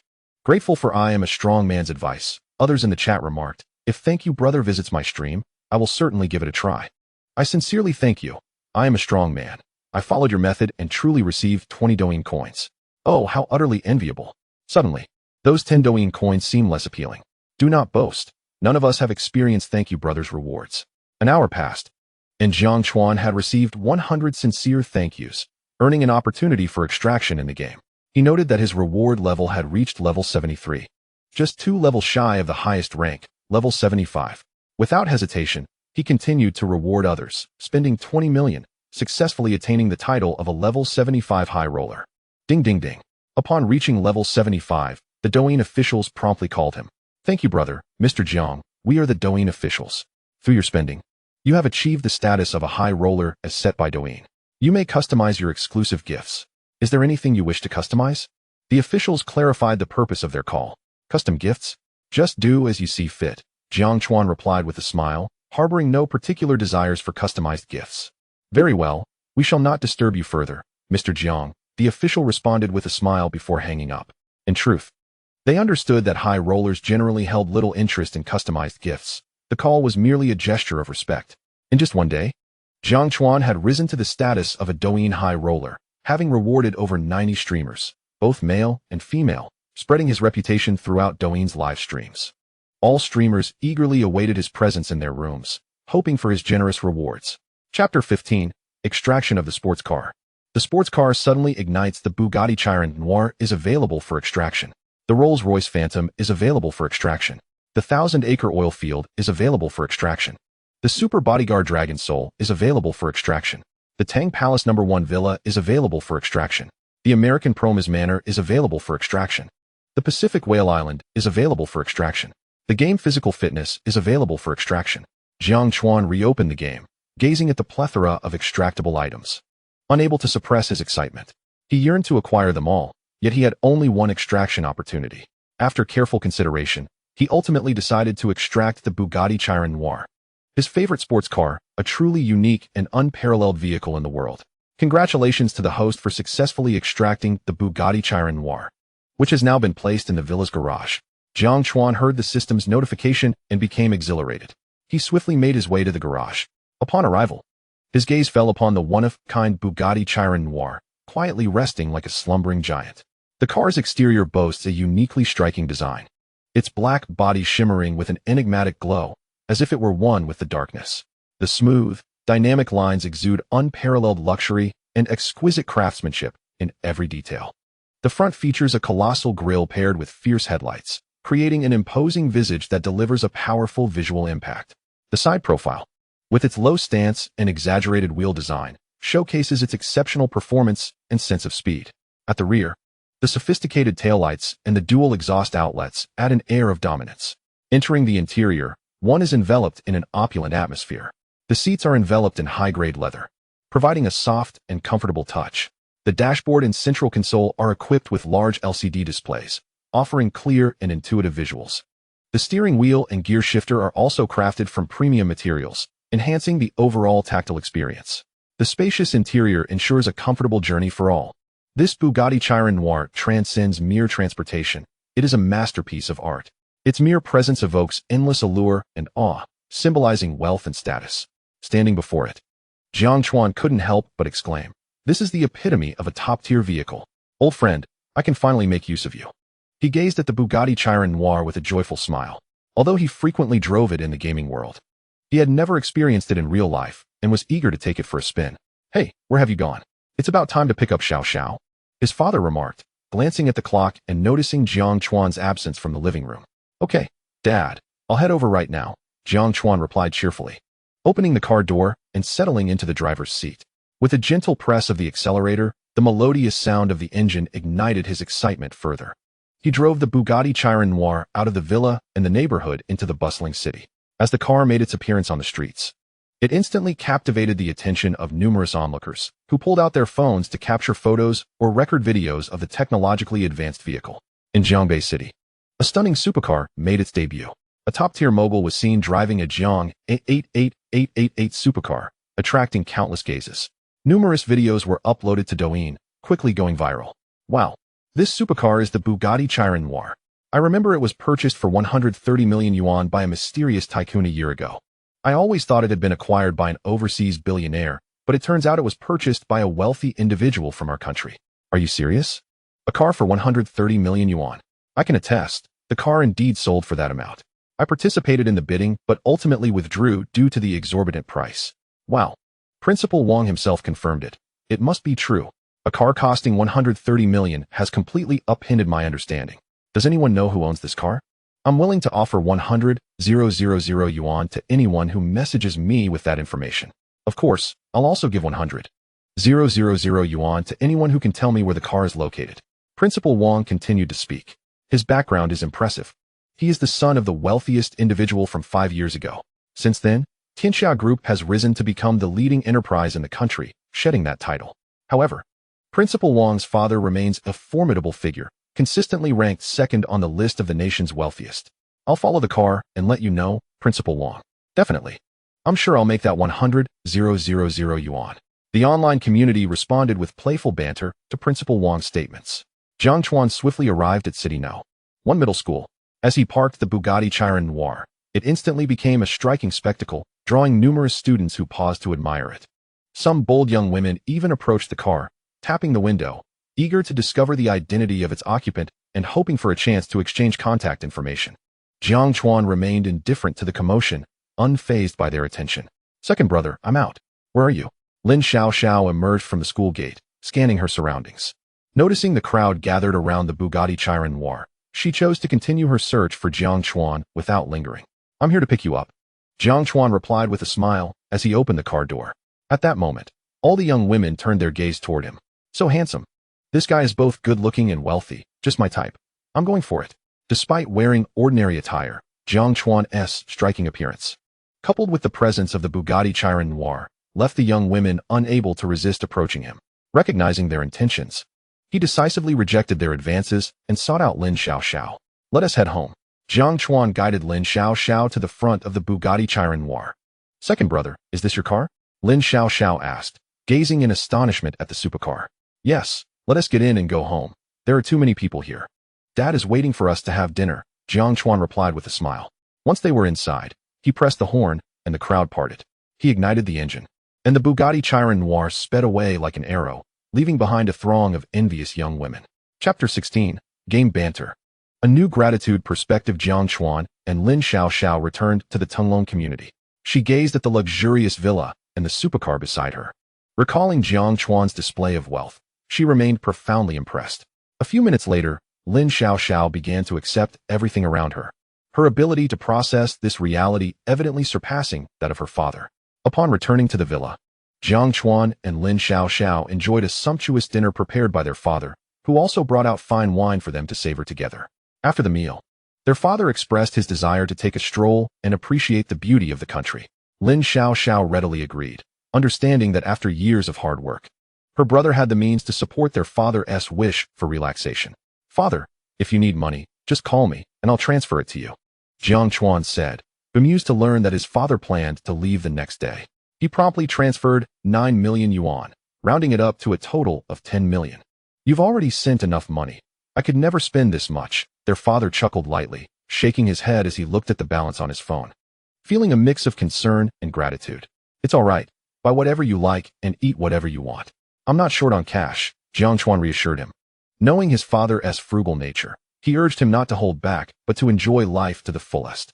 The next day, their father left the villa without booking a flight, opting instead for a random train ticket. In his words, he wouldn't pin down a travel destination. He would simply go wherever the journey took him. Lin Xiao declined Jiang Chuan's kind offer to drive her to school. After all, Jiang Chuan's car was rather eye-catching, and she wished to avoid once more being the focus of countless gazes. Instead, she opted for public transportation. Understanding Lin Xiao's sentiments, Jiang Chuan did not insist and remained alone in the villa. Gazing at the vast emptiness of the mansion, he felt an overwhelming sense of solitude. Old Lu, have you found the person I asked you to look for? Jiang Chuan promptly called Lu Yong. Mr. Jiang, the individual has been located and should be on their way, Lu Yong replied. Lu Yong had successfully sourced a top-tier chef and a cleaning lady for Jiang Chuan. They soon arrived at the villa, and Jiang Chuan, having great faith in Lu Yong's selections, allowed them to settle in and fulfill their respective duties. System. I need to receive 500 sincere thanks to obtain a withdrawal opportunity, correct? Jiang Chuan inquired, feeling utterly bored. Indeed, host. A total of 500 sincere thanks is required for a withdrawal opportunity, the system confirmed. Upon learning the exact number, Jiang Chuan opened Douyin, only to find that few streamers were live during the day, causing a wave of disappointment. He rewarded over 30 streamers, consequently receiving over 30 instances of sincere thanks. It appeared he needed to discover a more efficient means of garnering gratitude. With a furrowed brow, he muttered, this method is not viable.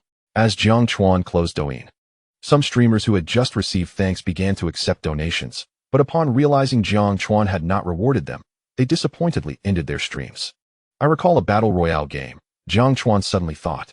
Each match involved 100 players, and if everyone expressed their gratitude to him once, he would only need to play 5 times to achieve his goal of obtaining a withdrawal opportunity. Without hesitation, He downloaded the Battle Royale mobile game and entered a match. Brothers on the plane, if you sincerely thank me, I will transfer $500 to each of you. Jiang Chuan announced across all game channels. What a lunatic. Sincere thanks? Can I thank your father instead? Ha ha ha, you've cracked me up. Since you've thanked his father, I'll thank his mother.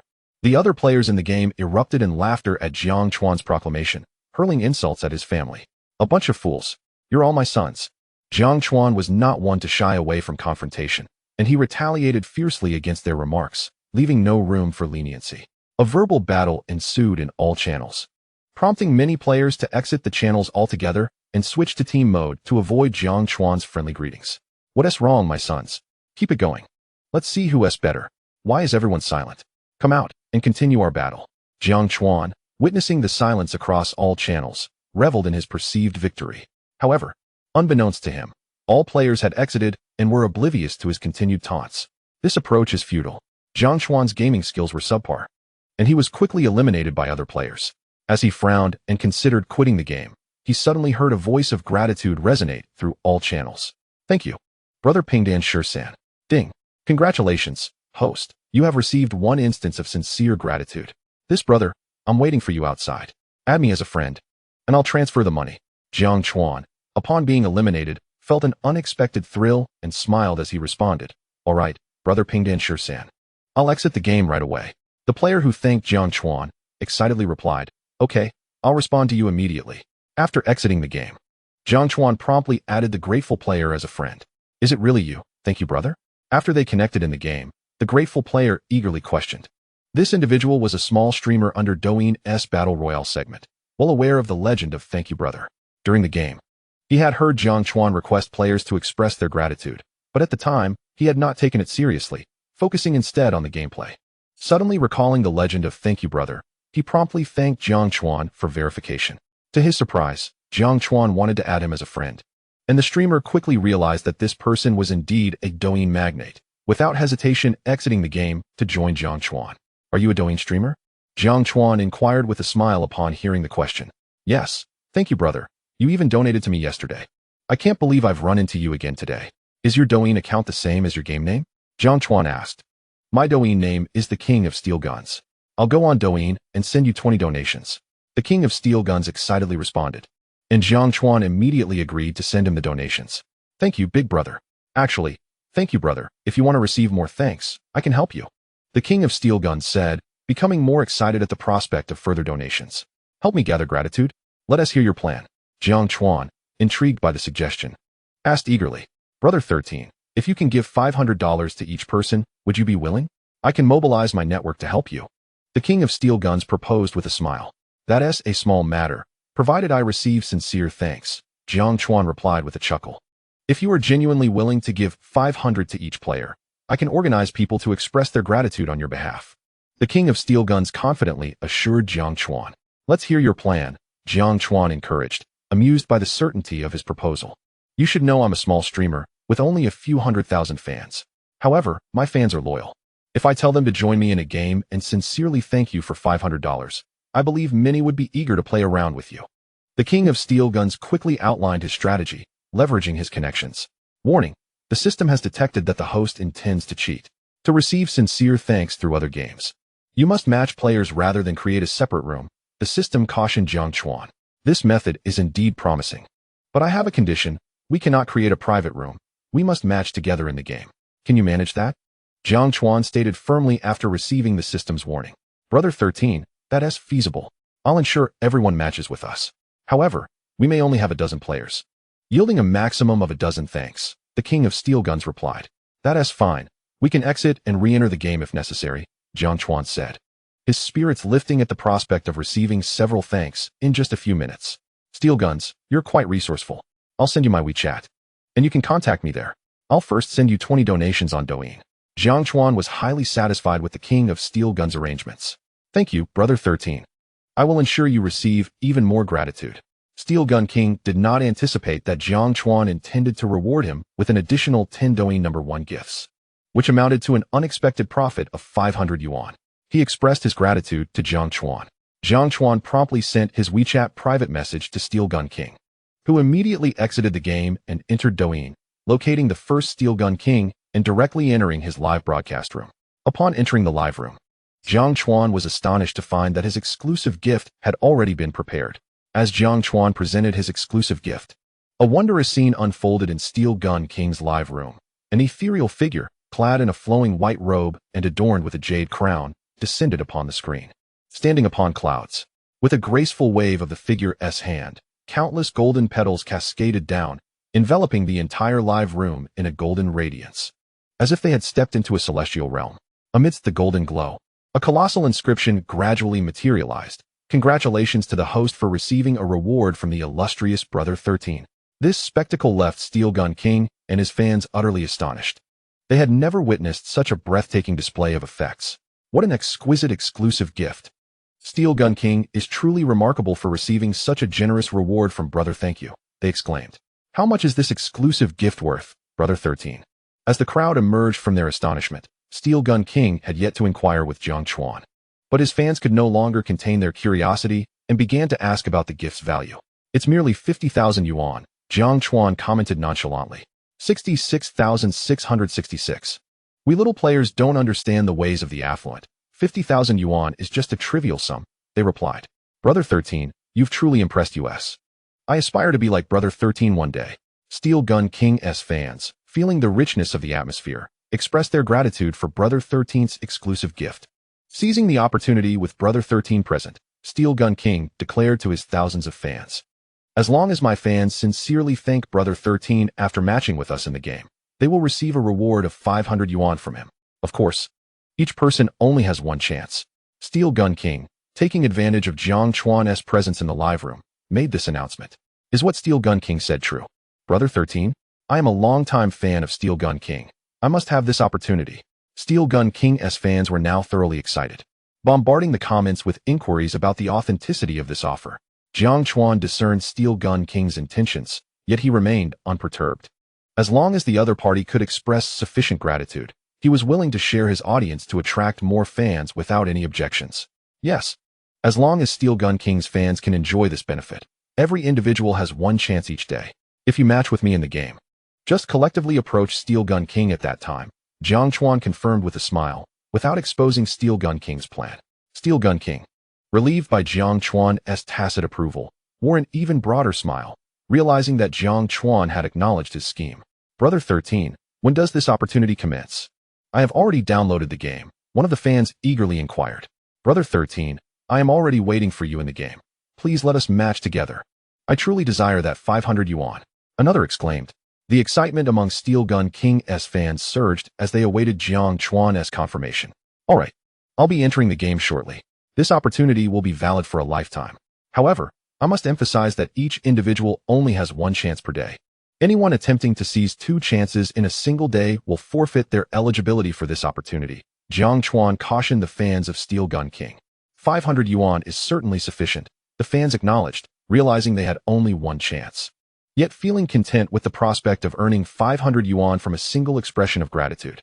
Brothers, when I say one, you all enter the game with us and activate the voice channels, Steel Gun King announced to his audience. 10, 9, 1. Everyone can now enter the game. With Steel Gun King's countdown, all the fans matched into the game together. Chapter 18. Want to ban my account? Let us proceed with acquisition. As Steel Gun King and Jiang Chuan entered the game, a palpable tension gripped Steel Gun King. He feared his strategy might fail, jeopardizing his relationship with Jiang Chuan and thus his future prospects. Steel Gun Army Number 1 reporting. Steel Gun Army Number 2 reporting. Steel Gun Army Number 3 reporting. Steel Gun Army Number 20 reporting. Hearing the voices of 20 members of the Steel Gun Army reassured Steel Gun King, confirming that his plan was indeed viable. He turned to Jiang Chuan and said, Brother 13, the Steel Gun Army is ready and eager to express our gratitude.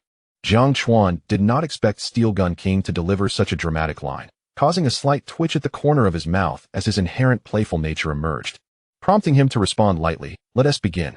What on earth? Are you all putting on a show in this gaming world? I swear, Steel Gun Army. I am still the Heavenly Army. Is this a drill for commanders and soldiers? You're going to make me die of laughter, a voice from the chat chimed in, mocking the unfolding drama. Silence. Do not disrupt the performance of the Steel Gun Army. Steel Gun King thundered in response to the interruptions, his anger flaring as the moment of gratitude approached. What? Do you wish to provoke us? If so, I shall oblige. I am your father, dear child. The banter continued, with the various trolls in the gaming world targeting Steel Gun King, overwhelming him with insults before he could even respond. How dare you bully Steel Gun King? Attack them. Another voice rallied. If you dare to bully Steel Gun King, you are challenging me. The world's #1 troll demands battle. As the Steel Gun army rallied in defense of their leader, an uproar of curses flooded the channels. Jiang Chuan's expression darkened at the cacophony of insults. Had he come here to witness such chaos? He had come seeking expressions of gratitude, not this. Silence. Jiang Chuan's voice, imbued with icy authority, cut through the din, compelling everyone to cease their vitriol. Hush, Brother 13 has spoken. Steel Gun army members, do not speak. Steel Gun King was taken aback by the power of Jiang Chuan's command. Everyone quieted instantly. He was the first to react. Fearing that the insults directed at Jiang Chuan might jeopardize his financial opportunity, and quickly cautioned, for heaven's sake, who do you think you are? Just because you tell us to be quiet, we must obey? I am your father. Indeed, you ignorant fool. The trolls retorted, rallying against Jiang Chuan. Silence, everyone. It is now my moment to shine. I shall conclude this battle swiftly and await your gratitude, Jiang Chuan declared to the families of the Steel Gun army. With that, he unleashed a torrent of firepower, his words cutting deep and leaving his adversaries in stunned silence. Goodness, the intensity of the 13 masters is overwhelming. Surpassing our entire group of over 20. It appeared that even the affluent were capable of sharp rebukes, though theirs carried an elegance that was particularly refined. I must learn from them, adopting their artful insults to leave others speechless. As Jiang Chuan continued his solo assault against numerous foes, the entire channel became dominated by his voice, rendering the Steel Gun King and his kin in awe of his prowess. Is there anyone else? He inquired, noting the silence that had enveloped the channel. The 13 masters are truly remarkable. They are eternal deities in our eyes. I aspire to learn from you. The families of the Steel Gun army began to extol. Ahem. Modesty, please. Jiang Chuan lightly coughed at the flurry of compliments, humbly responding. Let us not jest when it comes to gratitude. Please, proceed. After a few more coughs to clarify the purpose of the gathering, heartfelt thanks poured forth from the Steel Gun army, each expression sincere and filled with admiration. Thank you, dear families of the Steel Gun army. You have all worked hard. After we adjourn, please approach the Steel Gun King to receive 1,000 yuan each. Jiang Chuan, witnessing the outpouring of genuine gratitude, could not suppress a smile, deciding to double the rewards. Thank you, 13 Master. You are the best. 13 Grandpa, I adore you. I shall return tomorrow to express my gratitude. With the promise of doubled rewards, the families were even more jubilant in their thanks. All right, brothers, see you tomorrow. With his gratitude acknowledged, Jiang Chuan exited the game decisively. I have transferred a sum to you. From now on, the remuneration for the families of the Steel Gun army will be your responsibility. Feel free to hire anyone you wish, regardless of cost.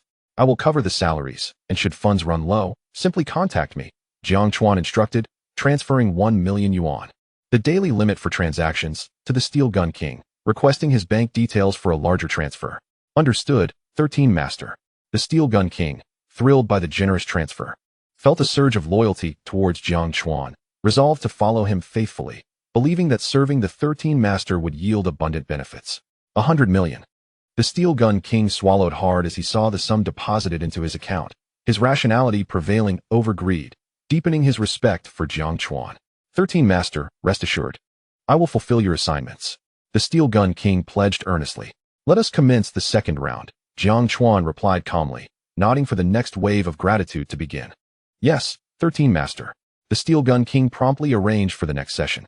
Suddenly, Jiang Chuan found his account suspended by the authorities, igniting his fury. 13 Master. The brothers are ready and awaiting your arrival, the Steel Gun King reported respectfully, noticing Jiang Chuan's absence. My account has been banned by the officials. Allow me a moment to resolve this, Jiang Chuan replied, frustration evident. Master, I have spare accounts. Would you like one? The Steel Gun King offered immediately upon hearing of the ban. No, I will handle it soon, Jiang Chuan replied with a wry smile, wishing for a new account, yet frustrated by the system's restrictions that only allowed one account per alias. Old Liu, my gaming account has been banned by a studio under Shuanting Corporation. I need you to contact them immediately. I intend to acquire this studio urgently, Jiang Chuan instructed Liu Yong, emphasizing the need for swift action. Chapter 19. The second shareholder speaks out. What? Liu Yong exclaimed in shock upon hearing Jiang Chuan's plans for acquisition. Is there a problem? Jiang Chuan inquired, noticing Lu Yong's surprise. Not at all, Jiang. It's just that we hold 30% of Reunited Corporation as shares, making us their second largest shareholder. Thus, there is no need for you to acquire this studio, Lu Yong explained, sensing Jiang Chuan's displeasure. What? Jiang Chuan was taken aback, realizing he was indeed a shareholder of Reunited Corporation, and the second largest one at that. The thought of acquiring a studio he already partially owned was absurd. Very well. Please contact the studio's head and give them a heads up. Then, pass their contact to me. I shall reach out personally, Jiang Chuan decided, relieved that acquisition was unnecessary. Understood. Jiang, I'll handle it right away, Lu Yong promptly replied, contacting the studio's director, Mr. Mu. Mr. Mu, I hope all is well. What can I assist you with today? Mr. Mu answered Lu Yong's call with respect, aware of his status. Wait a moment. A significant figure will be calling you shortly. Whatever they request, comply without hesitation, understood? Lu Yong instructed. Yes, Mr. Lu. May I know this esteemed person's name? Mr. Mu asked, eager for details. Refer to him as young Master Jiang. That is all you need to know, Lu Yong replied before ending the call. Moments later, Jiang Chuan called Mr. Mu directly.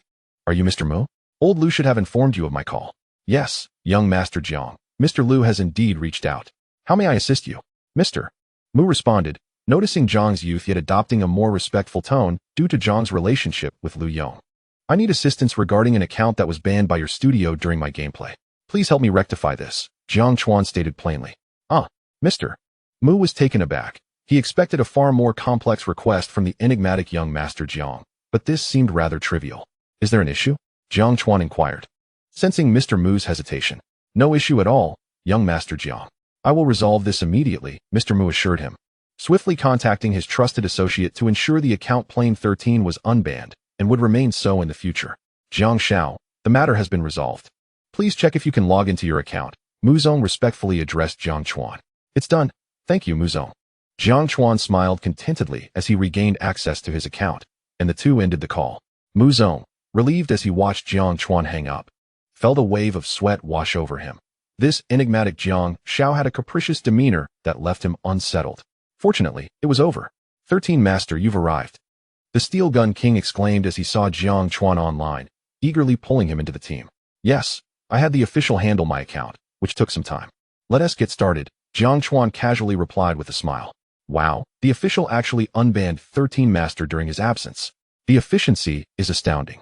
It took barely 10 minutes for his account to escape the black room. Not even the top streamers receive such treatment.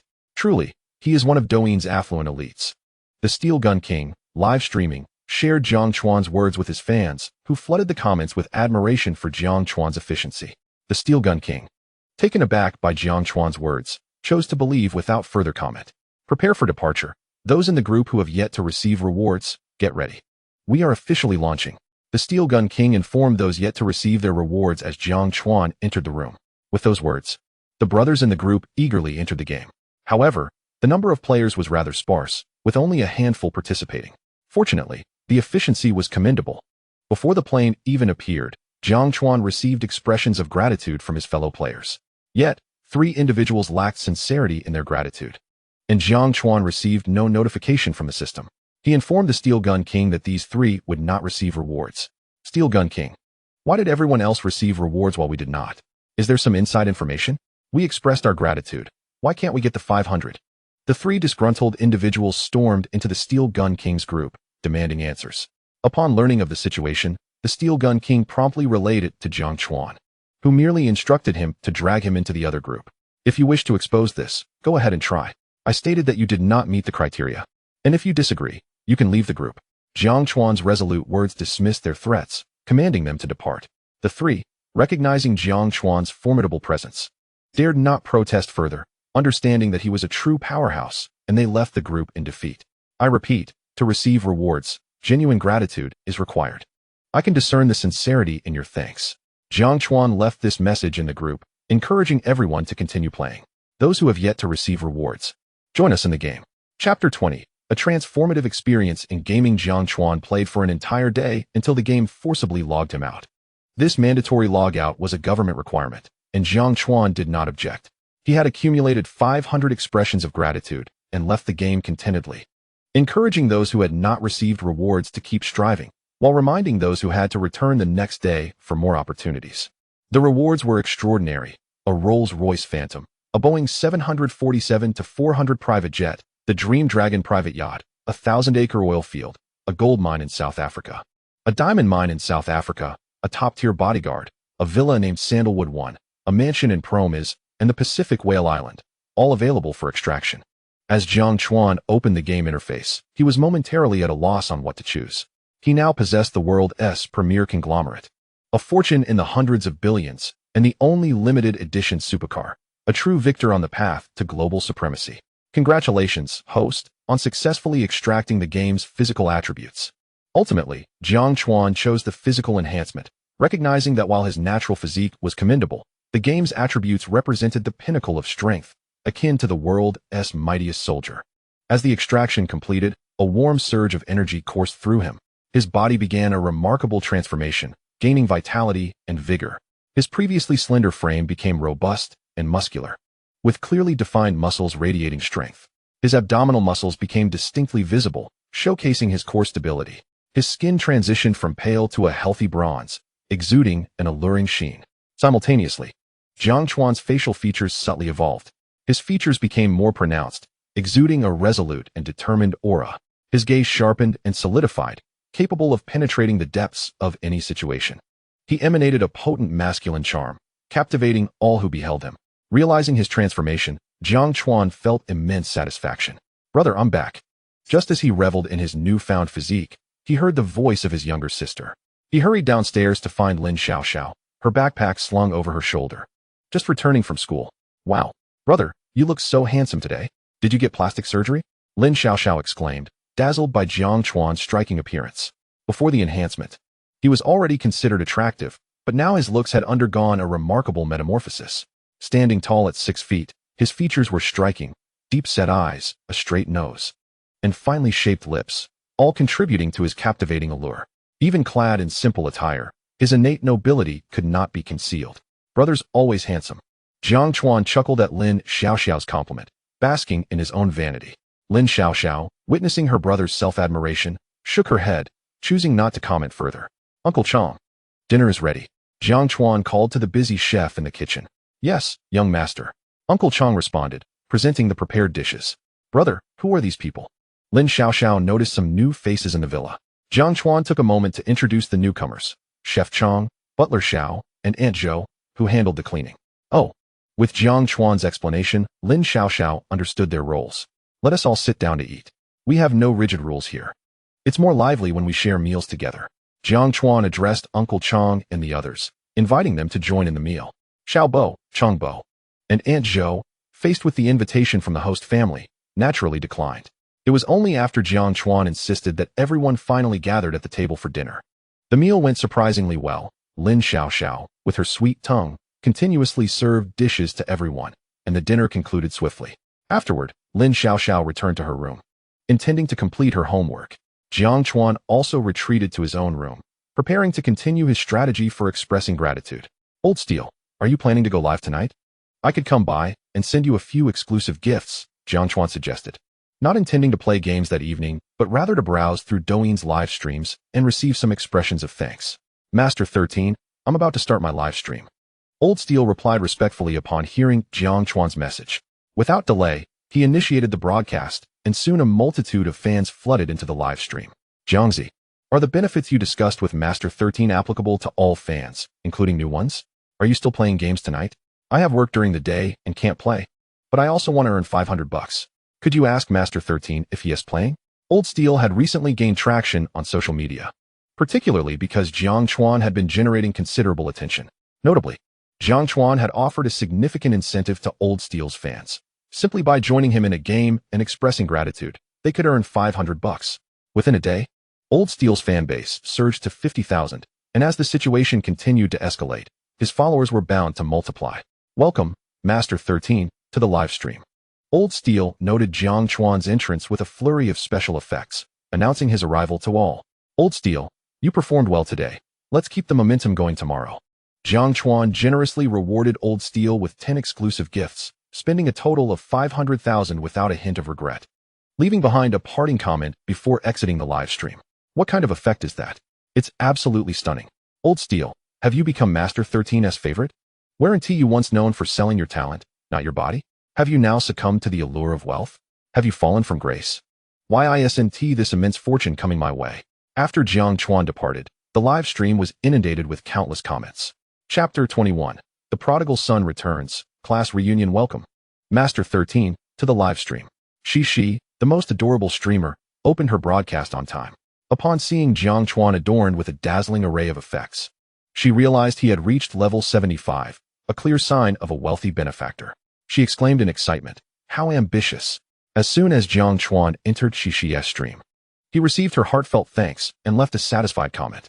Plain and simple 13, he rewarded her with an exclusive gift. The immortal king arrives in 9 lifetimes.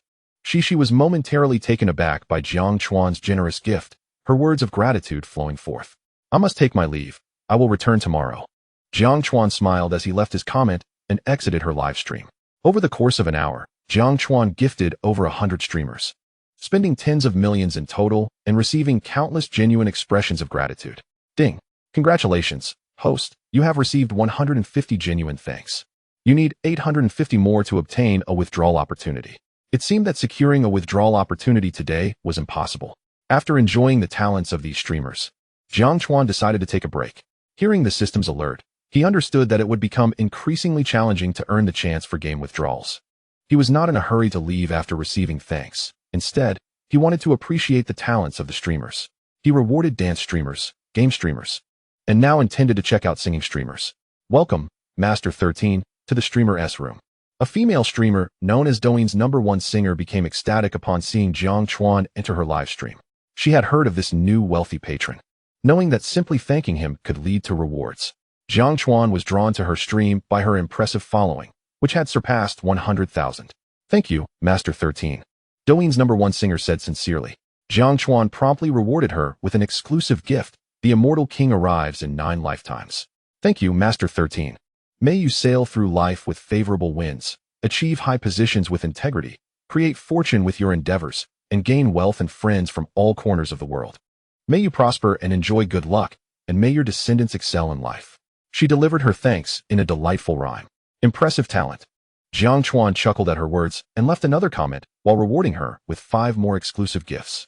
Seeing Jiang Chuan's generosity, Douyin's #1 singer expressed her gratitude even more fervently, hoping he would continue to shower her with rewards. Jiang Chuan, however, decided to explore other streams instead. Throughout the night, Jiang Chuan visited 300 live streams. Among these were both prominent and lesser-known streamers, yet each greeted his arrival with joy, sincerely expressing their gratitude, resulting in an abundance of heartfelt thanks for him. Content and satisfied, Jiang Chuan closed Douyin. The streamers who did not receive rewards appeared despondent, while those who did wore smiles of happiness, marking yet another fruitful day. Ding ding ding. The following day, sunlight streamed into the room as Jiang Chuan lay soundly asleep. Having no intention of waking up, he felt exhausted from the previous night's activities and desired a day of rest. Suddenly, his phone rang, and he showed evident displeasure on his face. "What is it?" Jiang Chuan's tone was unfriendly, and he reprimanded coldly. "Ah, Jiang, it's been years. Have you become more temperamental?" A teasing voice resonated on the other end of the line, instantly recognizable to Jiang Chuan. "Why are you calling me, you rascal? Have you returned to Jiangbei City?" Jiang Chuan chuckled as he recognized the voice. The caller, Su Jia, a local from Jiangbei City, had known Jiang Chuan since their freshman year of high school when they were notorious delinquents at 13 High. Su Jia came from a wealthy family. While Jiang Chuan was an orphan, Su Jia always traveled with a group of followers, while Jiang Chuan stood alone. Yet no one dared to provoke him due to his fierce reputation.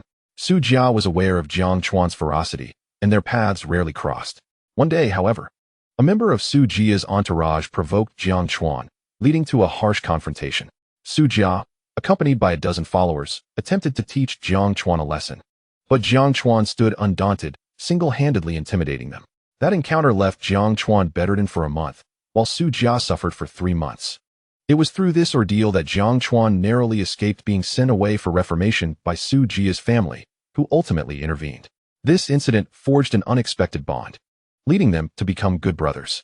After their release from the hospital, Su Jia joined Jiang Chuan's class, and they became the 2 most formidable figures at 13 High. Upon graduating from high school, Su Jia was arranged by her family to study abroad, and since then, there had been no news. Jiang Chuan attended a second-tier university, only gaining true confidence once he acquired a system. Yes, after 7 years, I have returned to Jiangbei City. It is not that I thought of you the moment I returned. I happened to host a class reunion today. You are the first person I invite, and I sincerely hope you will grace us with your presence. Su Jia smiled brightly at Jiang Chuan, and despite not seeing each other for 7 years, they kept in touch frequently, ensuring their bond remained strong, perhaps even stronger than before. You cheeky rascal, since you personally invited me, I must oblige. Just let me know the time and place, and I will definitely be there. Jiang Chuan, though hesitant about attending the reunion, decided to go, especially since it was Su Jia who was hosting. Over the years, he had not kept in touch with any classmates, and their relationships had faded somewhat. All right. At 6 o'clock this afternoon, at the Jiangbei Grand Hotel. Remember to come. I have prepared a surprise for you, Su Jia said excitedly. After hanging up the phone, she began contacting other classmates to join the reunion. Chapter 22. Underestimating others before the dinner. After Jiang Chuan and Su Jia finished their call, he returned to sleep, utterly exhausted from only 2 hours of rest. It seems today I must sacrifice my earnings, he thought. When the alarm rang at 5 o'clock, he shook his head with a wry smile. Driving his Black Knight Whisper, Jiang Chuan arrived at the underground parking of the Jiangbei Grand Hotel, parked his car, and made his way to the entrance. Old Su, where are you? I'm at the hotel entrance. Jiang Chuan knew only the name of the hotel and not its specific location, so he called Su Jia for directions. I'm also at the hotel entrance. Why don't I see you? Su Jia exclaimed in shock upon hearing Jiang Chuan's words. Jiang Chuan, hearing her voice, turned in her direction. He saw a young man dressed in designer clothes, with striking features and an outstanding demeanor, capturing the attention of those around him. Rascal. Jiang Chuan hung up the phone, a slight smile playing on his lips as he looked at Su Jia. Su Jia, bewildered by Jiang Chuan's abrupt hang-up, felt confused and was about to call back when she heard a familiar voice. She looked up sharply, her eyes widening in astonishment at the sight of the handsome man before her, who bore a striking resemblance to Jiang Chuan, yet was undeniably different, leaving her in disbelief. Is that you, Jiang? She asked hesitantly. How is it that after 7 years you cannot recognize your father? Jiang Chuan teased, chuckling at Su Jia's shocked expression. Wow. Su Jia could not help but exclaim. Your transformation is astounding. You are even more handsome than I am. This is unreal. Tell me honestly, did you get some work done in Korea? In the past, he had always considered himself more attractive than Jiang Chuan, but now he felt a twinge of envy. Get lost. Jiang Chuan could tell Su Jia was joking and laughed in response. Are the others not here yet? The two did not dwell on appearances, as changes were natural after years apart. They shifted the conversation to lighter topics. Yes, everyone is on their way. I invited a special guest just for you, Su Jia said with a nod. Jiang Chuan, intrigued, asked who it was, but Su Jia remained secretive, assuring him that the answer would soon be revealed. Moments later, a red BMW pulled up at the hotel entrance. A beautiful woman emerged from the car, wearing a flowing white gown, her tall and slender figure complemented by long, shiny black hair cascading over her shoulders, exuding an ethereal charm. Su Jia's eyes widened, his mouth slightly agape as he seemed to forget to breathe. Jiang Chuan followed Su Jia's gaze and was equally captivated by the woman's beauty, but he quickly regained his composure. Observing her, Jiang Chuan understood why Su Jia had organized the reunion. He was clearly using the occasion to get closer to this stunning woman. The enchanting young woman was Zhou Kersen, the school beauty from their high school days and a fellow classmate. Not only was she beautiful, but her gentle and kind nature had endeared her to their classmates. She was also the object of Su Jia's long-standing affection. Rumor had it that Zhou Kersen was still single, explaining why Su Jia had prioritized this reunion upon returning home. Welcome, school beauty. After so many years, you have only grown more stunning, Su Jia exclaimed excitedly as he approached Zhou Kersen, extending his hand for a handshake. You are Su Jia? Zhou Kersen replied, recognizing him as the one hosting the reunion, noting that he had not changed much since high school. Still charming, but with a touch more maturity. They exchanged a brief handshake. And who is this? Zhou Kersen's gaze shifted to Jiang Chuan, her eyes lighting up as she inquired. Su Jia, noticing Zhou Kersen's interest in Jiang Chuan, smirked slightly before introducing them. This is my friend, Jiang Chuan. Is it really him? Zhou Kersen was taken aback, surprised at the transformation in Jiang Chuan's appearance. However, recalling modern cosmetic advancements, her demeanor grew slightly distant. Her initial warmth replaced with an air of superiority as she asked Su Jia where the dining room was, stating she would head there first. Su Jia, sensing the shift in atmosphere, provided her with the room details, watching as she walked away alone. Old Jiang, what was that about? Did you offend the school beauty? Su Jia asked Jiang Chuan, bewildered. Nothing serious. She might simply look down on me, Jiang Chuan replied with a nonchalant smile. He recalled 3 years prior when he had failed in his entrepreneurial venture and joined a small company, where he encountered Zhou Kersen, who had just returned to Jiangbei to start her own business. At that time, she was the boss, while he was merely a lowly employee, creating an obvious disparity in their status. Zhou Kersen had always regarded him with disdain, and even now, she likely still saw him as just another small-time worker. How dare she look down on you? I'll go have a word with her, Su Jia exclaimed, incensed. Though he harbored feelings for Zhou Kersen, he valued his friendship with Jiang Chuan above all else, and he had always treated his friends with utmost respect. No worries, it doesn't bother me. Today is your day, we must maintain decorum, Jiang Chuan said, amused by Su Jia's indignation. He understood that their brotherly bond remained unchanged after all these years. And that was more than enough. All right, Su Jia, upon hearing Jiang Chuan's words, cast a deep glance at him but chose to remain silent. The two continued to linger outside, awaiting the arrival of their classmates. As Chapter 23 unfolds, students trickled in, and Su Jia warmly informed them to head to the Lu Deshun private room. With nearly all classmates present, it was time to enter. Although Jiang Chuan was not particularly invested in his classmates, he recognized that most had arrived and thus smiled at Su Jia, saying, "Don't rush, there's still one significant guest." Upon hearing Jiang Chuan's words, a subtle smile graced Su Jia's lips, revealing a hint of mischief in his eyes, as if a secret lay hidden within him, urging patience. Time passed slowly, and Jiang Chuan, feeling a tinge of impatience, mused inwardly. Who could this mysterious guest be? Why the secrecy? Just then, a faint sound of footsteps broke his reverie, and a figure appeared at the hotel entrance. It was a young and enchanting woman whose presence seemed to illuminate the entire room, dressed in a chic outfit and adorned with a pair of Balenciaga heels. Each step radiated elegance and confidence. Her exquisite features were breathtaking, with large, sparkling eyes full of vivacity and charm. Every glance and smile conveyed an alluring grace that captivated those around her. Her slender figure, accentuated by perfectly tailored attire, showcased her flawless curves. She was akin to a stunning portrait, leaving a lasting impression with just one glance. "Old Su," she greeted, her voice melodious and delightful, akin to a celestial sound. She smiled at Su Jia, her eyes reflecting familiarity and warmth. "Old Jiang, it's been a while." Her gaze then shifted to Jiang Chuan, imbued with gentle affection. "Qingqing, long time no see," Su Jia responded, his heart swelling with joy at the recognition from Mu Qingqing. It brought him immense comfort to know she remembered them. Jiang Chuan, however, was momentarily taken aback by her beauty, rendered speechless as he gazed at her, entranced. Internally, Jiang Chuan couldn't help but chuckle at the unexpected invitation from old Su. As he and Su Jia shared a close bond with Mu Qingqing, the trio had been the school's elite during their high school days. And now they were all gathered again. Memories of their high school days flooded Jiang Chuan's mind. Back then, Mu Qingqing had not been this stunning. She often styled herself like a rebellious youth, and aside from Jiang Chuan and Su Jia, few were willing to engage with her. Their trio had played together for 3 years, forging a deep bond. It was during that time that Jiang Chuan began to feel differently about Mu Qingqing. But they lost contact during university. He never anticipated her transformation upon their reunion. "Old Jiang, what's wrong? You don't recognize me?" Mu Qingqing's lively eyes sparkled with mischief as she playfully inquired. "Of course I do. It's been too long," Jiang Chuan replied with a warm smile, his voice gentle and inviting, as if time had not marred their connection. Looking at him, Mu Qingqing felt a wave of warmth as memories of a valiant boy from 7 years ago surged in her heart, the day he had protected her from harm. "All right, now that everyone is here, let's head inside and enjoy a meal while we chat," Su Jia declared, observing the scene with a smile. His gaze flickered between Jiang Chuan and Mu Qingqing, a hint of slyness dancing in his eyes. He led the way into the private room. With Jiang Chuan and Mu Qingqing following closely, their figures harmoniously aligned under the glowing lights.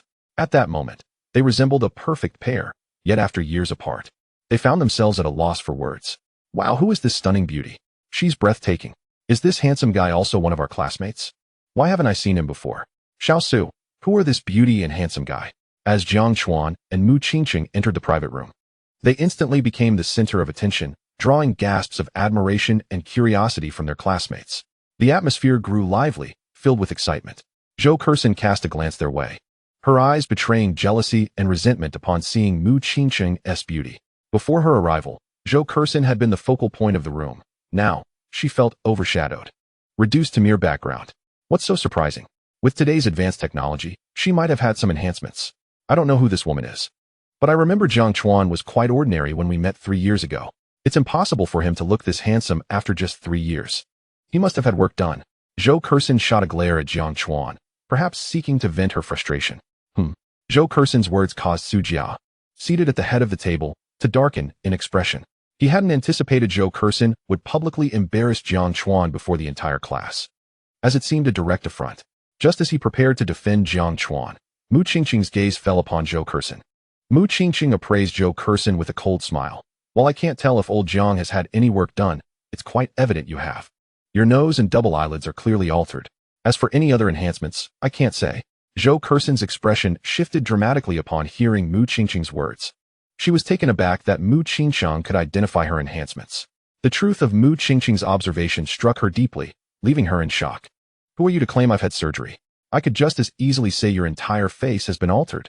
Zhou Kersen snarled, glaring at Mu Qingqing with hostility. Ha ha ha. Mu Qingqing responded with a cold laugh.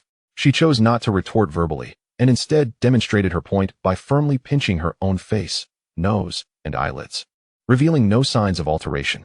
It was clear that if she had undergone surgery, such pressure would have resulted in distortion, yet Mu Qingqing remained unchanged.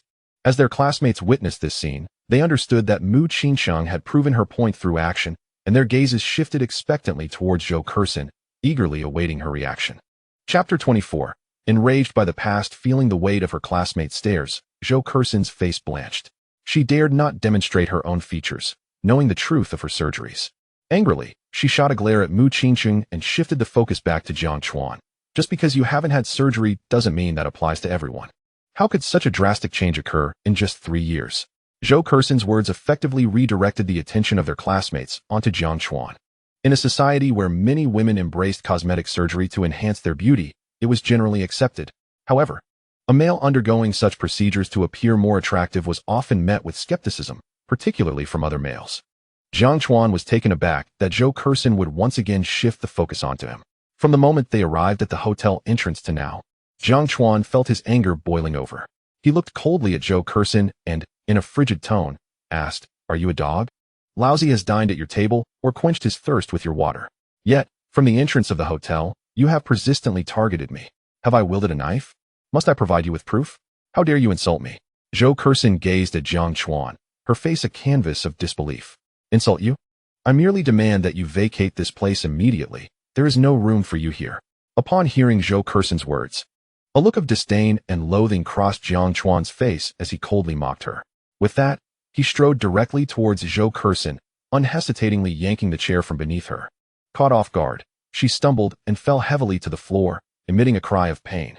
To make matters worse, her nose inadvertently collided with the table, distorting it grotesquely. Witnessing this spectacle, their classmates erupted into laughter. Some, lacking mercy, taunted, "Wow, you accuse others of violence, yet you've wielded a blade yourself. Why mock others? I have never seen a nose contort so drastically." Zhou Kersen, upon hearing these remarks, anxiously touched her nose and confirmed its severe deformation.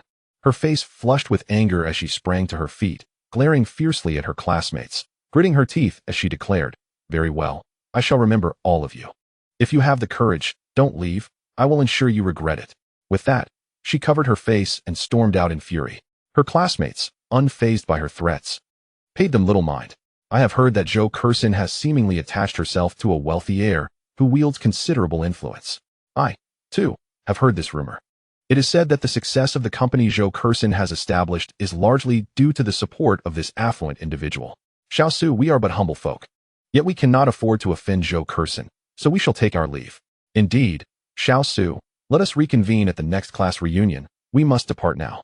Those aware of some of Zhou Kersen's circumstances began to whisper among themselves, their voices hushed, yet resonating throughout the room. In a flurry, classmates concocted various excuses to leave, clearly unwilling to remain and provoke Zhou Kersen further. As the classmates exited, only Jiang Chuan, Su Jia, and Mu Qingqing remained in the private room. "Old Su, my apologies for disrupting your reunion," Jiang Chuan said, casting an apologetic glance at Su Jia as the last of their classmates departed. "It's nothing. You know, my intentions for this gathering were not solely for merriment. I simply did not expect such a transformation in her over 7 years. Thankfully, she revealed her true self. Otherwise, being with her would have been quite unbearable, Su Jia replied, seemingly relieved rather than upset by Zhou Kerson's behavior. Let us disregard them and enjoy our time together. We have not seen each other in 7 years. We must catch up. I will handle any issues that arise. Su Jia felt particularly disheartened by Zhou Kerson's demeanor, as the light of his heart seemed to fade away. Yet, he wore a smile as he turned to Jiang Chuan and Mu Qingcheng, saying, "All right." Jiang Chuan dismissed Zhou Kerson's threats entirely, unafraid of any allies she might summon. Mu Qingcheng remained silent as the trio indulged in delectable food and beer, reminiscing about past events. Their meal extended over 2 hours. As Mu Qingcheng began to feel the effects of intoxication, she gazed at Jiang Chuan with a soft, apologetic expression.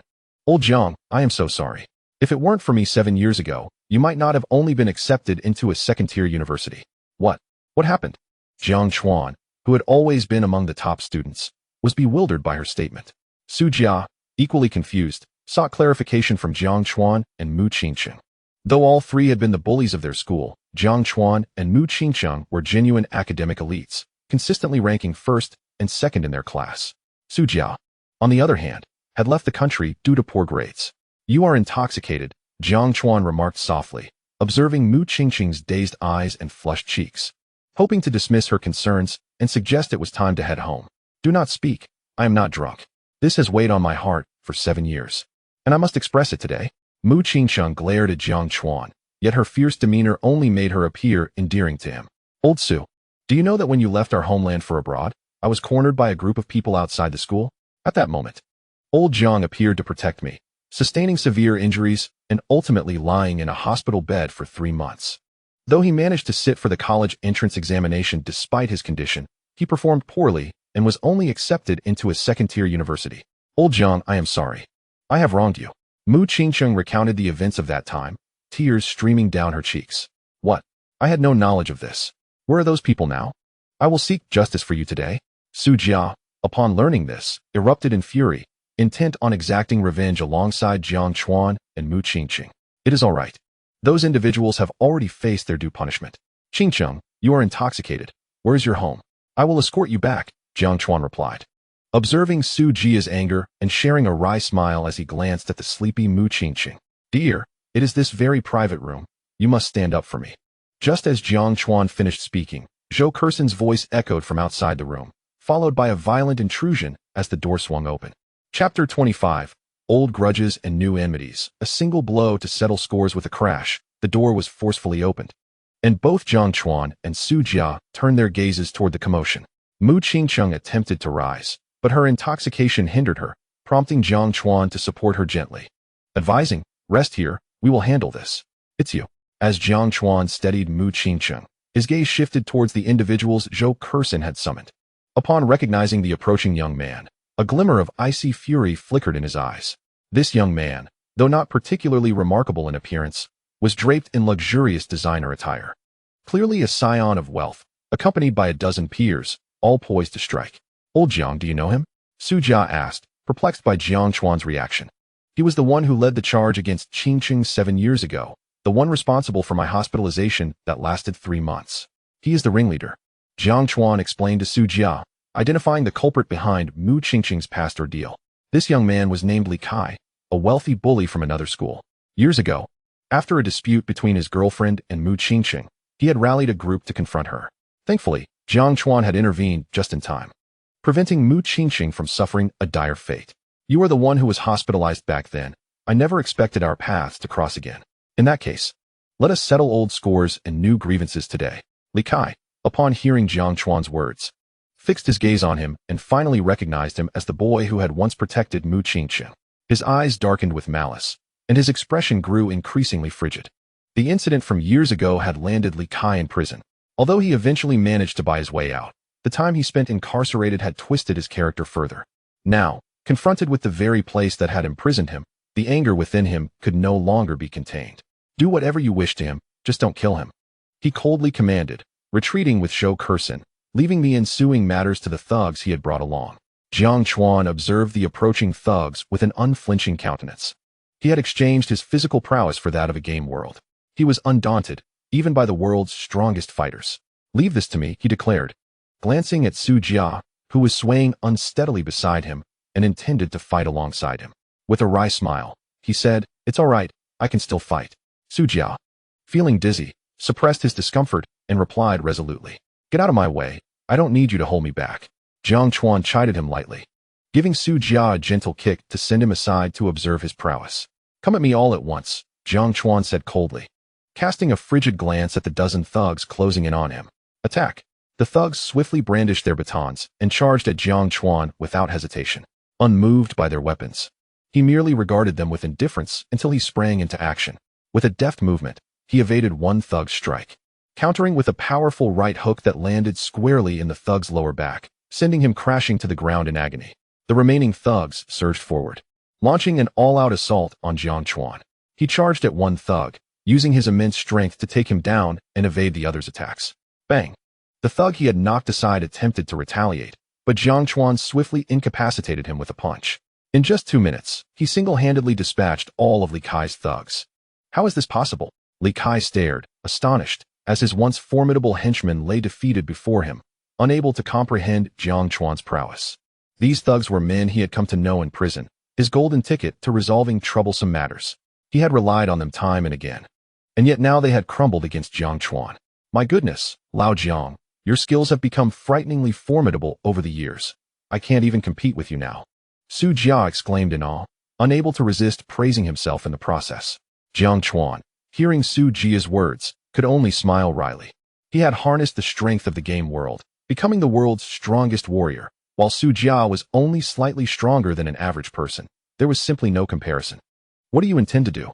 This is a society governed by law. Do you believe we won't call the police?"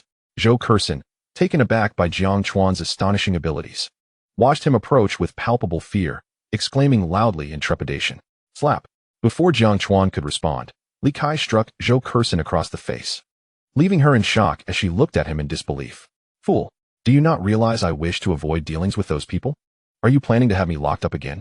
Li Kai glared at Zhou Kersen with icy fury. "Kai Gu, that's not what I meant. I only wanted him locked away." Zhou Kersen protested, clutching her reddened cheek, her expression filled with grievance. "Get out of my way. If these useless thugs can't handle him, I'll deal with him myself," Li Kai declared coldly. "You, boy, 7 years ago, you caused my imprisonment. For the past 7 years, I've trained relentlessly, even hiring a teacher to instruct me in combat. Today, I shall settle both old and new scores." Li Kai, eyeing Jiang Chuan, assumed a fighting stance. Jiang Chuan, witnessing this, scoffed derisively and swiftly bent low to evade.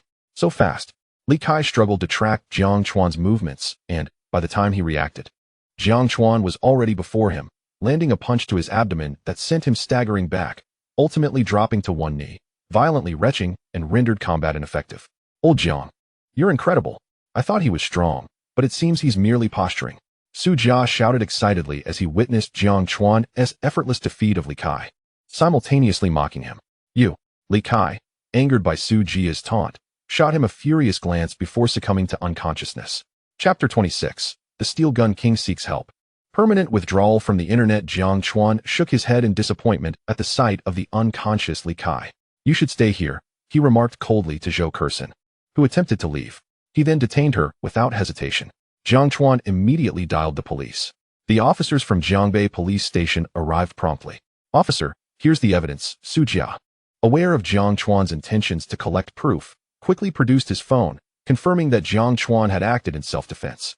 "Very well, we need your cooperation, sir," the young officer, recognizing Jiang Chuan's significant status, respectfully requested. Of course, Jiang Chuan agreed, accompanying them to the station to provide his statement. Upon returning to the Jiangbei Grand Hotel, he found Su Jia and Mu Qingqing still in the private room. "Did I not instruct you to take Qingqing to the hotel to rest?" Jiang Chuan chided Su Jia, unable to contain his irritation. "I wanted to, but Qingqing refused to let me accompany her. You might as well give it a try." Su Jia replied with a resigned shrug, a wry smile on his face. "Very well, I shall give it a shot," Jiang Chuan said, approaching Mu Qingqing, who lifted her eyelids at his arrival, surrendering to him and allowing him to lead her away. "You are indeed impressive. Come, I've already booked a hotel room," Su Jia exclaimed, giving Jiang Chuan a thumbs up, leading him to the door of their hotel room and handing him the key card, stating that he would be resting due to intoxication. As Jiang Chuan watched Su Jia leave, he inwardly cursed his lack of loyalty. With Mu Qingqing still draped over him, He could only carry her to the hotel room, intending to set her down. Don't go. Mu Qingqing suddenly opened her eyes, looking at him with a pleading expression, hoping he would stay. Seeing her gaze, Jiang Chuan's heart softened, and with a sigh, he assured her, I will not leave. I will remain on the sofa nearby. You should rest well, and we can speak tomorrow. All right.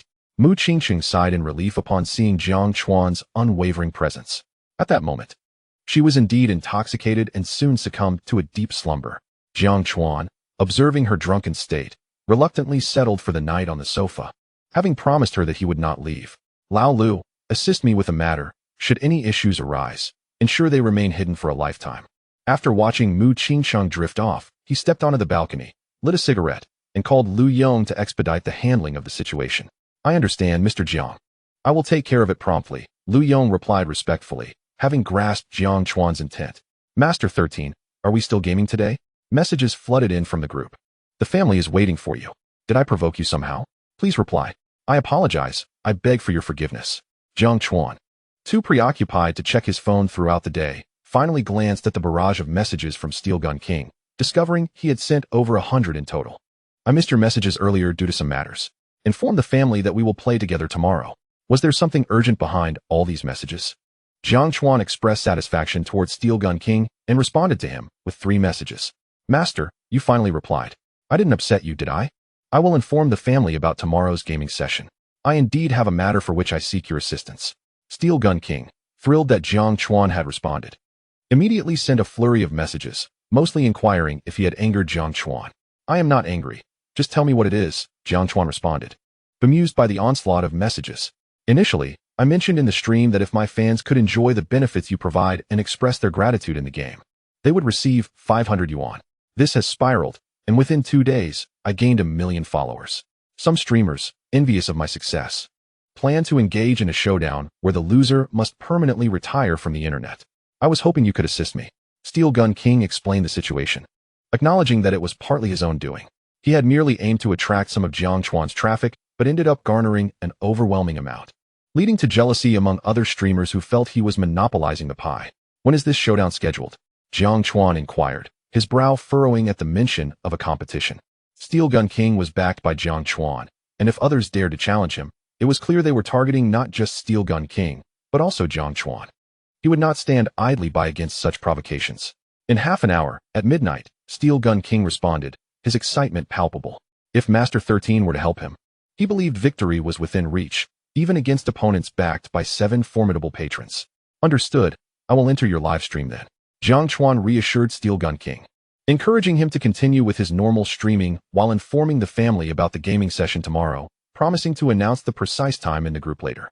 Knowing the showdown was imminent and that the opponents were targeting both Steel Gun King and himself, Jiang Chuan noticed his Douyin balance had dwindled to 20 million. Sufficient, he mused, grinning at the ample time remaining. Congratulations. You have successfully topped up 1 million. Congratulations. You have successfully topped up 1 million. Congratulations. You have successfully topped up 1 million. Jiang Chuan began to rapidly replenish his balance, preparing for the forthcoming showdown. Chapter 27. The Supreme Patron. The showdown approaches. Mr. Xiao, the patron Pingdan 13, has just topped up 1 billion. Mr. Xiao, the patron Pingdan 13, has just topped up 2 billion. Mr. Xiao, the patron Pingdan 13, has just topped up 5 billion. The Douyin staff, witnessing Jiang Chuan's incessant top-ups, immediately contacted their superior upon his topping up of 1 billion. What? 5 billion? Mr. Xiao was utterly astonished upon hearing the news. Is this true? He confirmed multiple times. It is indeed true. The topped-up balance has been credited to the company's account, affirmed the Douyin staff. I understand. Immediately grant Mr. Jiang, known as Pingdan 13, 50 million Douyin diamonds. Also, elevate his title to the exclusive designation of Supreme Patron, Mr. Xiao ordered, confident that the staff would not deceive him, as this matter could be verified at any time. Understood, Mr. Xiao, the Douyin staff promptly complied. Beep, beep, beep. Jiang Chuan concluded his top-up, feeling as though his fingers might wither from the incessant tapping. He intended to take a brief rest before the anticipated extravagant gifting commenced when he suddenly received a call from Douyin's official line. Dear Mr. Jiang, due to your one-time top-up of 50 million, we are pleased to gift you an additional 50 million diamonds as a token of our gratitude for your support of Douyin. Furthermore, your title has been upgraded to the exclusive designation of Supreme Patron. As the Supreme Patron, You may contact this number anytime for immediate assistance with your matters. The Douyin representative spoke with utmost courtesy. Thank you, Jiang Chuan replied, pleasantly surprised by the complimentary diamonds and the elevation of his title, along with the promise of dedicated service. Then we shall not disturb you further. Wishing you a pleasant day. The official promptly concluded the call, leaving Jiang Chuan in peace. At midnight, Jiang Chuan entered Steel Gun King's livestream without delay. Welcome, esteemed Supreme Patron Ping Dan 13, to the livestream. As Jiang Chuan joined, the special effects Celestial King descends illuminated the entire screen, accompanied by a soft female voice. What on earth is a Supreme Patron? Viewers gasped. Does Douyin even have such a title? What amount does one need to top up to attain this title? The fans and supporters in Steel Gun King's livestream were astounded by Jiang Chuan's title, flooding the chat with comments, eager to find someone who knew about it. Yet, no one could provide an answer. None were aware of the Supreme Patron designation. Thanks for your presence, Master 13. Steel Gun King, quick to react, exclaimed with fervor. Seeing Jiang Chuan's title transform into Supreme Patron, Steel Gun King felt a surge of confidence. He had heard rumors that topping up 5 billion yuan in one go would bestow the Supreme Patron title. With Jiang Chuan attaining this exclusive title, it was evident he had indeed topped up 5 billion. Regardless of titles, Master 13, shall we continue gaming tomorrow? 13, I am a new fan of Steel Gun King. I heard that if I thank you while playing games, I could receive 500 yuan. 13, are you feeling unwell? Why didn't you play today? As Steel Gun King's voice resonated, his fans overlooked the title of Supreme God and instead inquired about Jiang Chuan. I'm perfectly fine, everyone. There's no need for concern. Due to some matters, I couldn't play today, but starting tomorrow, the games will resume. As always, those who join me in gaming and express their sincere gratitude will receive 500 yuan. Jiang Chuan explained with a smile as he glanced at the comments in the live stream. All right. 13, please take care of yourself. 13, I am eagerly anticipating playing with you tomorrow. 13, I have already resigned from my job just to play games with you. The fans in Steel Gun King's live stream sighed in relief upon seeing Jiang Chuan's comment and began to leave their own messages. Did you hear? A title of Supreme God has appeared on Douyin. Supreme God? Does Douyin even have such a title? You must be joking. I have been on Douyin for so long and had no idea about this title. If you don't believe it, go check Steel Gun King's live stream. The top donor, Plane 13, possesses the title of Supreme God. The news of Jiang Chuan acquiring the title of Supreme God spread rapidly within minutes, catching the attention of countless streamers. Many were envious of Steel Gun King and had banded together to plot his downfall, hoping to force him off the internet. Some streamers even sought the support of powerful figures behind them, aiming to collectively pressure Steel Gun King into retreat. At precisely 12:10, a streamer finally took the initiative to connect with Steel Gun King. Jiang Chuan noticed this new streamer, who appeared quite youthful and had a clean appearance. He likely had just recently come of age and was being used by other streamers as a scapegoat.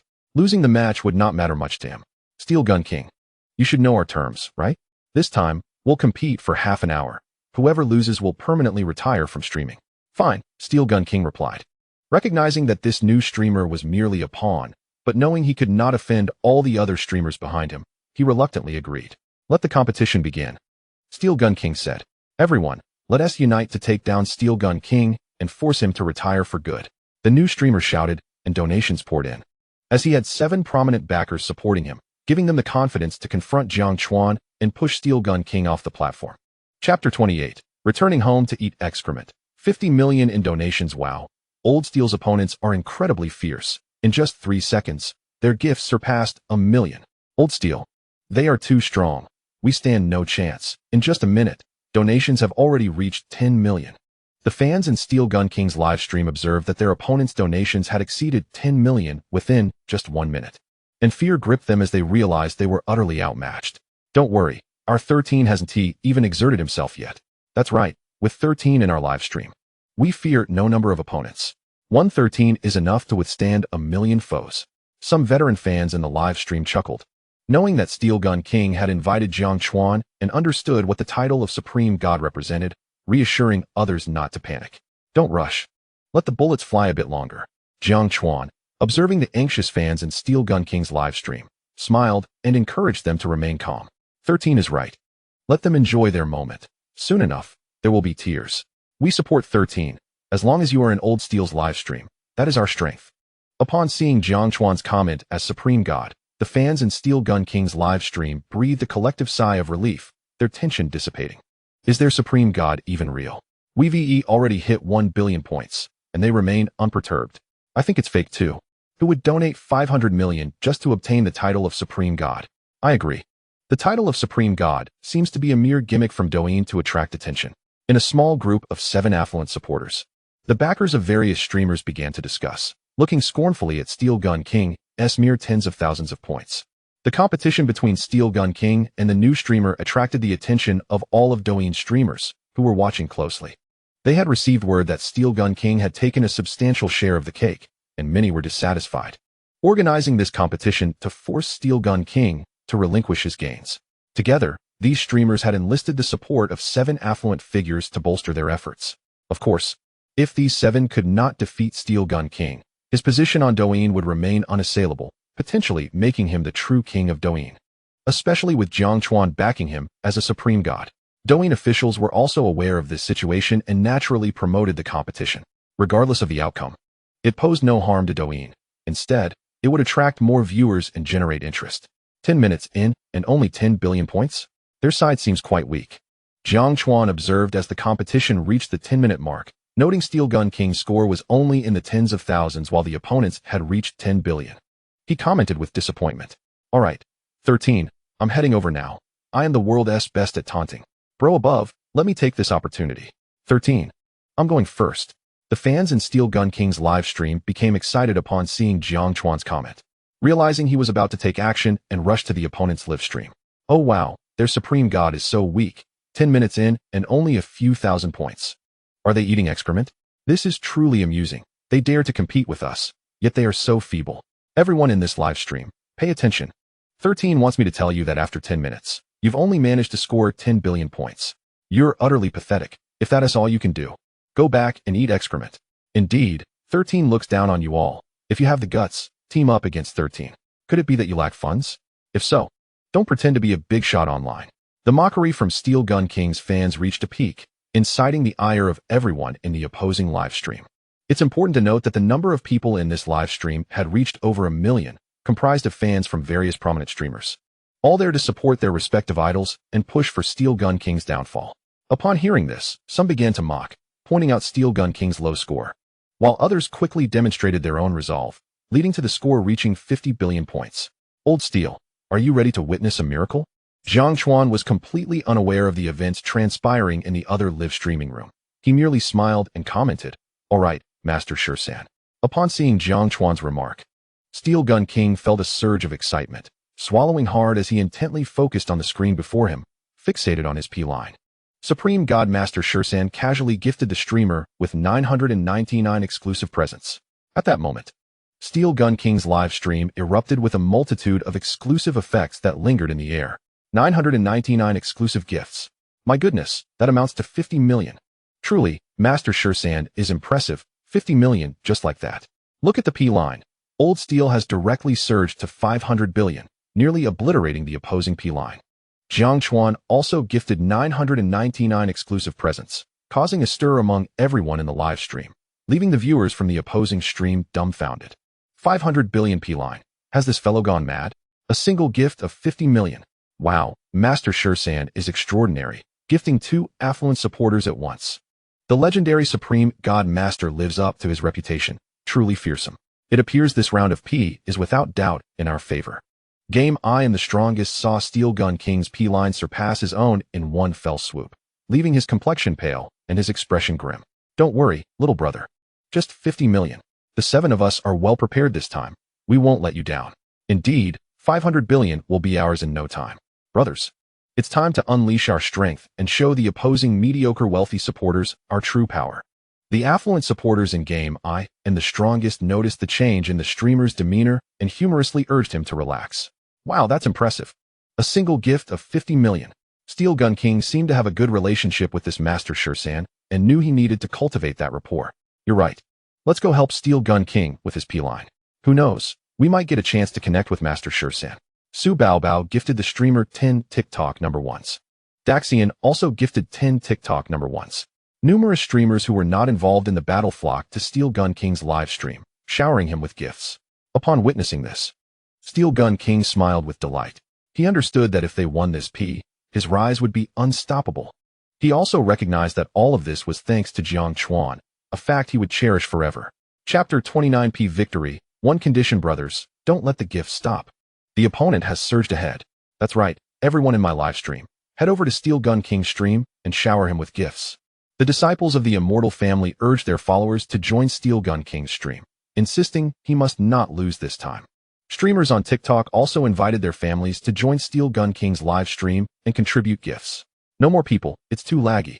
Jiang Chuan clearly sensed the overwhelming number of viewers in Steel Gun King's live stream and urged them not to enter. You all don't need to gift anymore. Save your money for yourselves. That bunch of amateurs on the other side?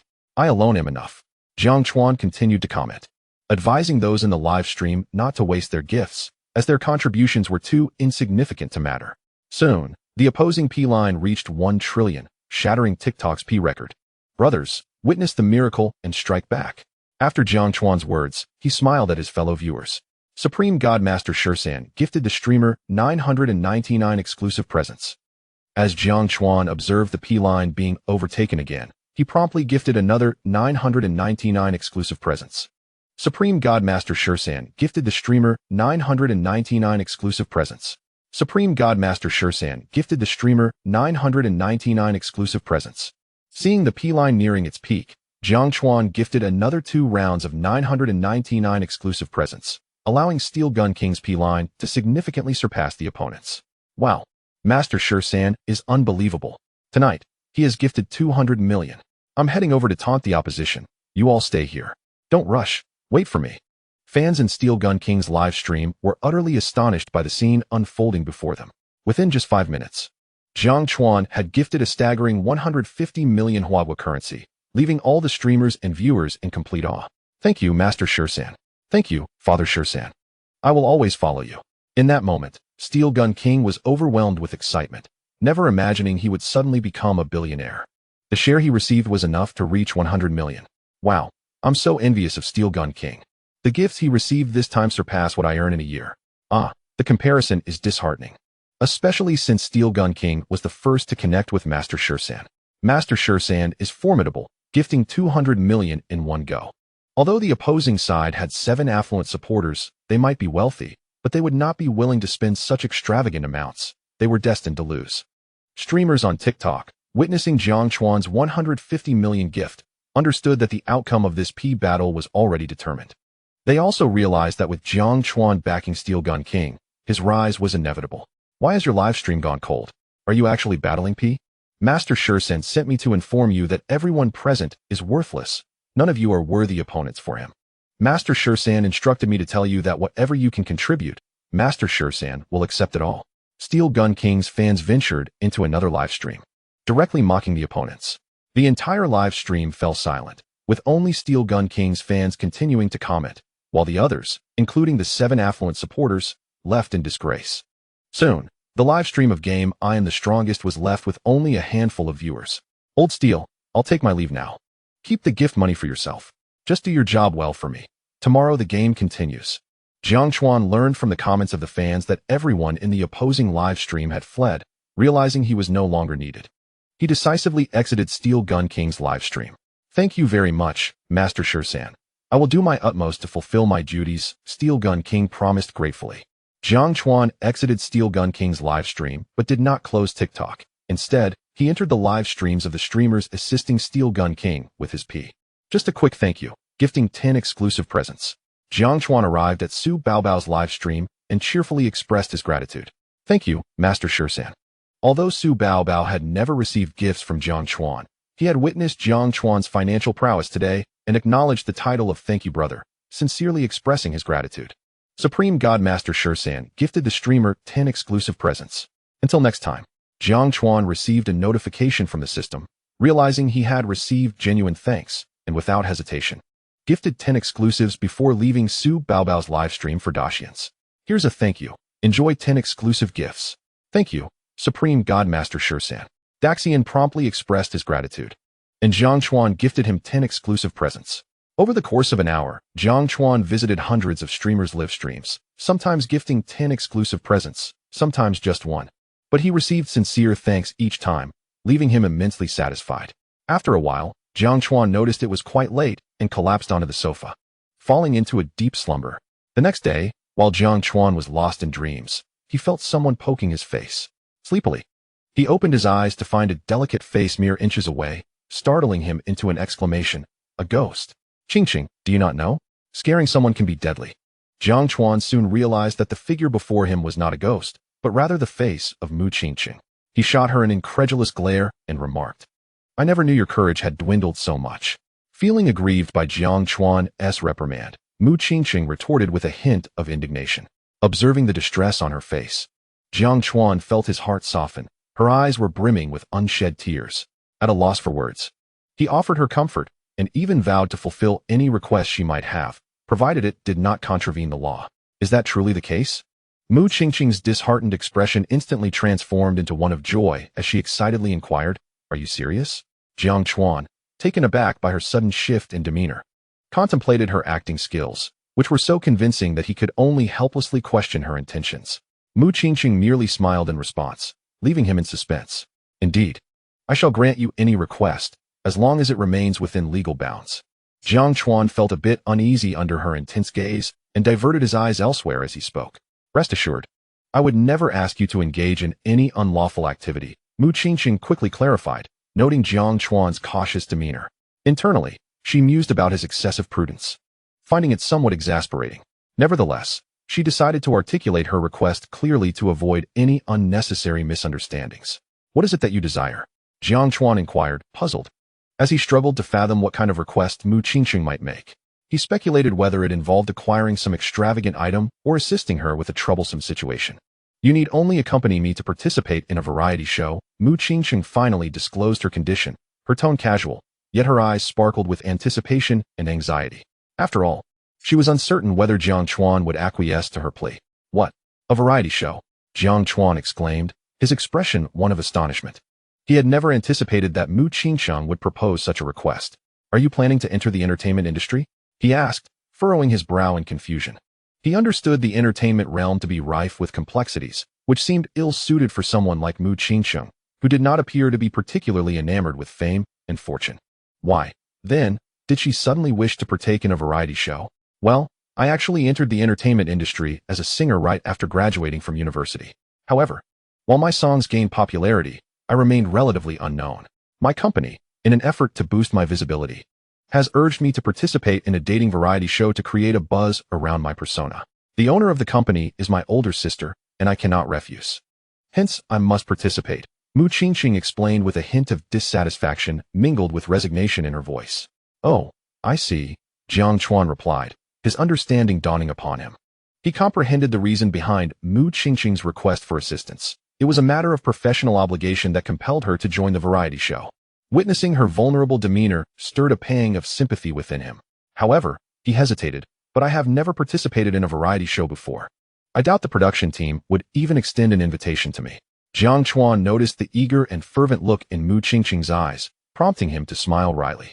Although he wished to help, he felt unacquainted with the entertainment industry, making it unlikely for the production team to consider him. I will handle that. You need only show up, Mu Qingqing assured him, her expression brightening at his words. All right then, but how long will this dating show take to shoot? Can I still pursue my own activities while participating? Jiang Chuan asked, sensing the fervor in Mu Qingqing's gaze, realizing he was likely committed to this endeavor. The filming will last for a month, and the atmosphere of the show is quite relaxed. You are free to engage in your own activities without any interruptions, she replied. That's acceptable. As long as I can do my own thing, please proceed with my registration. Jiang Chuan furrowed his brow at the thought of dedicating a month to this. But the prospect of maintaining his autonomy relieved his apprehension. Thus he acquiesced to Mu Qingqing's request. Great! Mu Qingqing exclaimed with delight upon hearing Jiang Chuan's agreement. Let us go. I'll treat you all to a meal, she said, her spirits lifted. This time, as she prepared to enter the dating show, Mu Qingqing had her own plans in mind. In truth, her intention was not solely to participate in the dating show, but to leverage it as an opportunity to elevate her visibility. However, now that she had encountered Jiang Chuan, she was determined not to let this chance slip away. Sure, Jiang Chuan replied without hesitation, smiling in agreement. As the two exited the hotel room, they encountered Su Jia emerging from his own quarters. Su Jia observed Jiang Chuan and Mu Qingqing exiting together, a mischievous grin spreading across his face. his gaze suggestive of understanding. Feeling the weight of Su Jia's stare, Jiang Chuan shot him a warning glare, signaling him not to misconstrue the situation. Conversely, Mu Qingqing faced Su Jia's gaze with composure, seemingly unfazed. Old Su, we were just about to invite you for a meal. Today, I'm treating you all at our usual spot. Mu Qingqing greeted Su Jia with a cheerful smile. All right, Su Jia replied, grinning, and as he approached Jiang Chuan, he couldn't resist giving him a knowing wink. You fool, get lost, nothing happened between us, Jiang Chuan retorted, finally losing his patience at Su Jia's incessant insinuations. The three of them then made their way to the basement, where Jiang Chuan promptly delivered a few playful punches to Su Jia. Old Jiang, are you staging a rebellion? Did I say anything? Su Jia protested, retaliating against Jiang Chuan, who had dared to strike him. The two engaged in a light-hearted scuffle, both mindful not to inflict any real harm. The altercation appeared chaotic, yet neither sustained any injuries. Mu Qingqing couldn't help but laugh at their antics, reminiscing about their high school days. All right, we'd better hurry. We might miss out on food, she reminded them, noticing their playful brawl. Consider yourself lucky today, Su Jia said, releasing Jiang Chuan, casting him a disdainful glance while internally grumbling about Jiang Chuan's strength, wondering if he had somehow consumed a strength-enhancing potion over the years. My car can only accommodate one person. Qingqing, would you like to ride with me? Su Jia quickly revealed his LaFerrari, casting a challenging glance at Jiang Chuan while smiling at Mu Qingqing. Upon seeing Su Jia's luxurious vehicle, Mu Qingqing shot him an incredulous look. Su Jia, realizing that Jiang Chuan was merely an ordinary person, understood that flaunting his LaFerrari would likely undermine Jiang Chuan's self-esteem, and as he prepared to explain himself, Jiang Chuan walked over to his supercar. This is the Nightshade, Jiang Chuan exclaimed as he approached the sleek vehicle, garnering Su Jia's attention as well. My goodness, it's stunning. This Nightshade was sold for over 100 million Huagua yuan, and there's only one in the world. I can't believe it's in Huagua. I wonder which big shot owns it.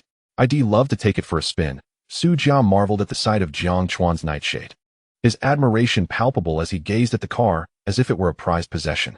Beep beep. Hearing Su Jia's exclamation, Jiang Chuan unlocked the vehicle, casting a smirk in Su Jia's direction. No way, old Jiang. You can't be telling me that this car is yours, Su Jia exclaimed in disbelief. Su Jia gazed at Jiang Chuan's provocative eyes. Astonished and in disbelief, he uttered those words, his voice trembling slightly. Jiang Chuan smiled faintly, offering no response to Su Jia's inquiry. Instead, he opened the car door and settled into the driver's seat. He ignited the engine, which roared with a deep and powerful growl, exuding an overwhelming sense of strength. Su Jia's eyes widened as he realized that the unique voice of the night before him was none other than Jiang Chuan's prized possession. In that moment, Su Jia comprehended that the most insidious form of pretentiousness lay in its subtlety. He had been thoroughly outclassed by Jiang Chuan today. Chapter 31. Stuck in traffic. Buy or rent a car. Old Jiang, have you robbed a bank? After 7 years, not only had Jiang Chuan's appearance become even more striking, but he now also possessed the world's only voice of the night. Su Jia regarded Jiang Chuan from the car, feeling a sense of unfamiliarity, and cautiously inquired, Get lost. Do you think it's only you who can grow? I've been an entrepreneur since 10 years ago. Back then, my company was small, and I was too embarrassed to tell you all. A decade has passed, and my business has flourished remarkably, allowing me to achieve financial freedom. Jiang Chuan chuckled at Su Jia's words. Indeed, you have always been opinionated and capable. I can understand how you came to possess all of this. Now, hurry up and get out. This car is mine. You can drive that one instead. I have yet to experience the voice of the night. Su Jia, believing Jiang Chuan's words without hesitation, was pulled out of the car. Without a second thought, he occupied the passenger seat, flooring the accelerator as the harmonious roar of the engine filled the air, a look of pure enjoyment crossing Su Jia's face. This was the sensation he craved. Indeed, it was a premier supercar, the one and only of its kind. The exhilaration in Su Jia's eyes was unmasked as he shut the door and sped out of the parking garage, intending to take the voice of the night onto the streets and bask in the attention of onlookers. Let us take this car, Jiang Chuan remarked, observing Su Jia drive off, his expression a mix of amusement and disbelief as he turned to Mu Qingqing. All right, Mu Qingqing replied with a smile, promptly taking her seat in the passenger side. Where to? Jiang Chuan asked, glancing at Mu Qingqing, only to inadvertently catch a glimpse of her figure. Quickly averting his gaze and asking, Mu Qingqing, noticing Jiang Chuan's swift diversion of eyes, glanced down at her attire, chuckling softly without further comment. She then informed him, The old restaurant at the gate of the third high hasn't opened yet. It only serves until noon. If we head there now, we should still make it in time. The last time I visited, it tasted just like it did when we were students. Very well, Jiang Chuan replied, his eyes reflecting nostalgia as he drove the LaFerrari swiftly towards the third high. What are you up to? We're at the old restaurant. You should hurry over. Or there won't be any food left. Jiang Chuan and Mu Qingcheng arrived at the entrance of the third high, only to find Su Jia had yet to arrive, prompting Jiang Chuan to call him again. I'm stuck. I can't make it over for now, Su Jia replied with a wry smile upon answering Jiang Chuan's call. What? Where are you? We're on our way, Jiang Chuan exclaimed, hastily informing Mu Qingcheng before they both departed the old restaurant. Xiao Jiang, Xiao Mu, haven't you eaten yet? Where are you going? The elderly owner of the restaurant, in his 50s, called out as he noticed their departure. Uncle Gua, something's happened to Su. We need to check on him. It seems we won't be dining here today, Jiang Chuan explained. Oh, then hurry along. I'll keep the place open a little longer, and we can have a drink together later, Uncle Gua replied. Thanks, Uncle Gua. We'll come back as soon as we sort this out, Jiang Chuan assured him, promptly driving off in Su Jia's LaFerrari towards the location Su Jia had mentioned. Meanwhile, Su Jia parked the Voice of the Night on the side and noticed a young man wearing sunglasses stepping out of another luxury car, inspecting the Voice of the Night. Frowning, Su Jia opened the door and stepped out. Wow, this is indeed the Voice of the Night. The lines of this body, the color. The young man continued to admire the car, prompting Su Jia to soften his gaze, recognizing that this individual shared a passion for automobiles and possessed knowledge about them. Brother, judging by your words, you too are a car enthusiast. I can forgive you for blocking my way just to appreciate the Voice of the Night, but I must take my leave now, Su Jia said with a smile, intending to turn away. Upon hearing Su Jia's intention to depart, the young man quickly turned to him, eyes widening as he removed his sunglasses, exclaiming in disbelief, Su, is that you? Wang, is that you? Su Jia was equally astonished, recognizing the young man as Wang Tsong, a senior he had met while studying abroad. The son of a wealthy family, now the heir of a prominent magnate. Is this car yours, Su? Wang Tsong asked, his eyes shimmering with excitement. He had never imagined he would encounter the legendary Voice of the Night in Jiangbei City. Recently, when he learned of its presence in Huagua, his heart raced with anticipation, keeping him awake at night. Without hesitation, he drove straight to Jiangbei City, hoping to meet the elusive owner of this dream car, yearning to either purchase or borrow it, even for a brief period. Wang, this car isn't mine, it's my brother's, Su Jia replied, knowing Wang Tsong's affinity for cars. Could you possibly introduce me to your brother? I'd love to buy or rent this car. I can manage up to 200 million, Wang Tsong implored, brimming with excitement. My brother is on his way. You can discuss it with him directly, Su Jia said with a resigned smile. All right, Wang Tsong replied, elated at the prospect of soon meeting the owner of the Voice of the Night, as they both awaited Jiang Chuan and Mu Qingcheng's arrival. Half an hour later, Jiang Chuan and Mu Qingcheng finally arrived in the LaFerrari, and Wang Tsong watched eagerly as they stepped out of the vehicle. Qingcheng, what brings you here? Wang Tsong asked, surprised to see Mu Qingcheng exiting the passenger seat. Chapter 32. Assertiveness Unleashed. Unraveling misunderstandings. Jiang Chuan noticed the way Wang Tsong looked at Mu Qingcheng was unsettling. Stirring discomfort within him, he disdained that gaze directed towards her. Wang, what are you doing here? Mu Qingcheng, equally taken aback by the encounter in Jiangbei City, couldn't he help but inquire. In recent times, I chanced upon an individual driving a vehicle known as the Night's Voice on Douyin. It kept me awake throughout the night, compelling me to drive to Jiangbei City without hesitation, solely to locate the owner of this remarkable car in hopes of purchasing or renting it. Wang Tsong, with a smile, elucidated the reasons for his presence in Jiangbei City. Brother, you must be the owner of the Night's Voice, am I correct? Wang Tsong inquired, his gaze fixed on Jiang Chuan. Well, this car is neither for sale nor for rent. You may leave, Jiang Chuan replied, his expression sour as he regarded Wang Tsong coldly. Wang Tsong felt the hostility emanating from Jiang Chuan and furrowed his brow, for he was not acquainted with this individual. It was their first encounter, and he was perplexed by the animosity directed towards him. Brother, we are not familiar with one another. Do not fabricate connections. Wang Tsong attempted to persuade Jiang Chuan once more, but Jiang Chuan's icy retort pierced through his ears. With a flick of his hand, Wang Tsong's expression soured further upon hearing Jiang Chuan's brusque dismissal. Brother Wang, don't take it to heart. Old Jiang speaks in such a manner, Su Jia interjected hastily. Indeed. Brother Wang, old Jiang is simply that kind of person. Do not let it bother you, Mu Qingcheng added, both recognizing the shift in Wang Tsong's demeanor. They understood that Wang Tsong hailed from a distinguished family, His father had once held the title of the wealthiest man in Huaguo a decade ago. Although he had lost that position, his fortune remained second only to the enigmatic owner of the Tianxia Group. At that moment, Jiang Chuan's demeanor grew even colder as he turned his gaze upon Wang Tsong, their mutual animosity palpable. "You do not know who I am?" Wang Tsong's eyes glinted with indifference as he leveled his gaze at Jiang Chuan. "Do you have the standing to make me aware of your identity?" Jiang Chuan responded, a sneer escaping his lips as he perceived the chill in Wang Tsong's eyes. "Very well, I shall claim this vehicle, and we shall see if you are capable of holding on to it." Wang Tsong spoke with a bitter smile, his voice icy as he turned to leave. "Brother Wang, do not be angered. Old Jiang means no malice. Please do not let it get to you," Mu Qingqing implored, witnessing the genuine ire on Wang Tsong's face. "Indeed, Brother Wang, old Jiang is simply that way. There is no need for you to become upset. Rest assured, I will take charge of this vehicle.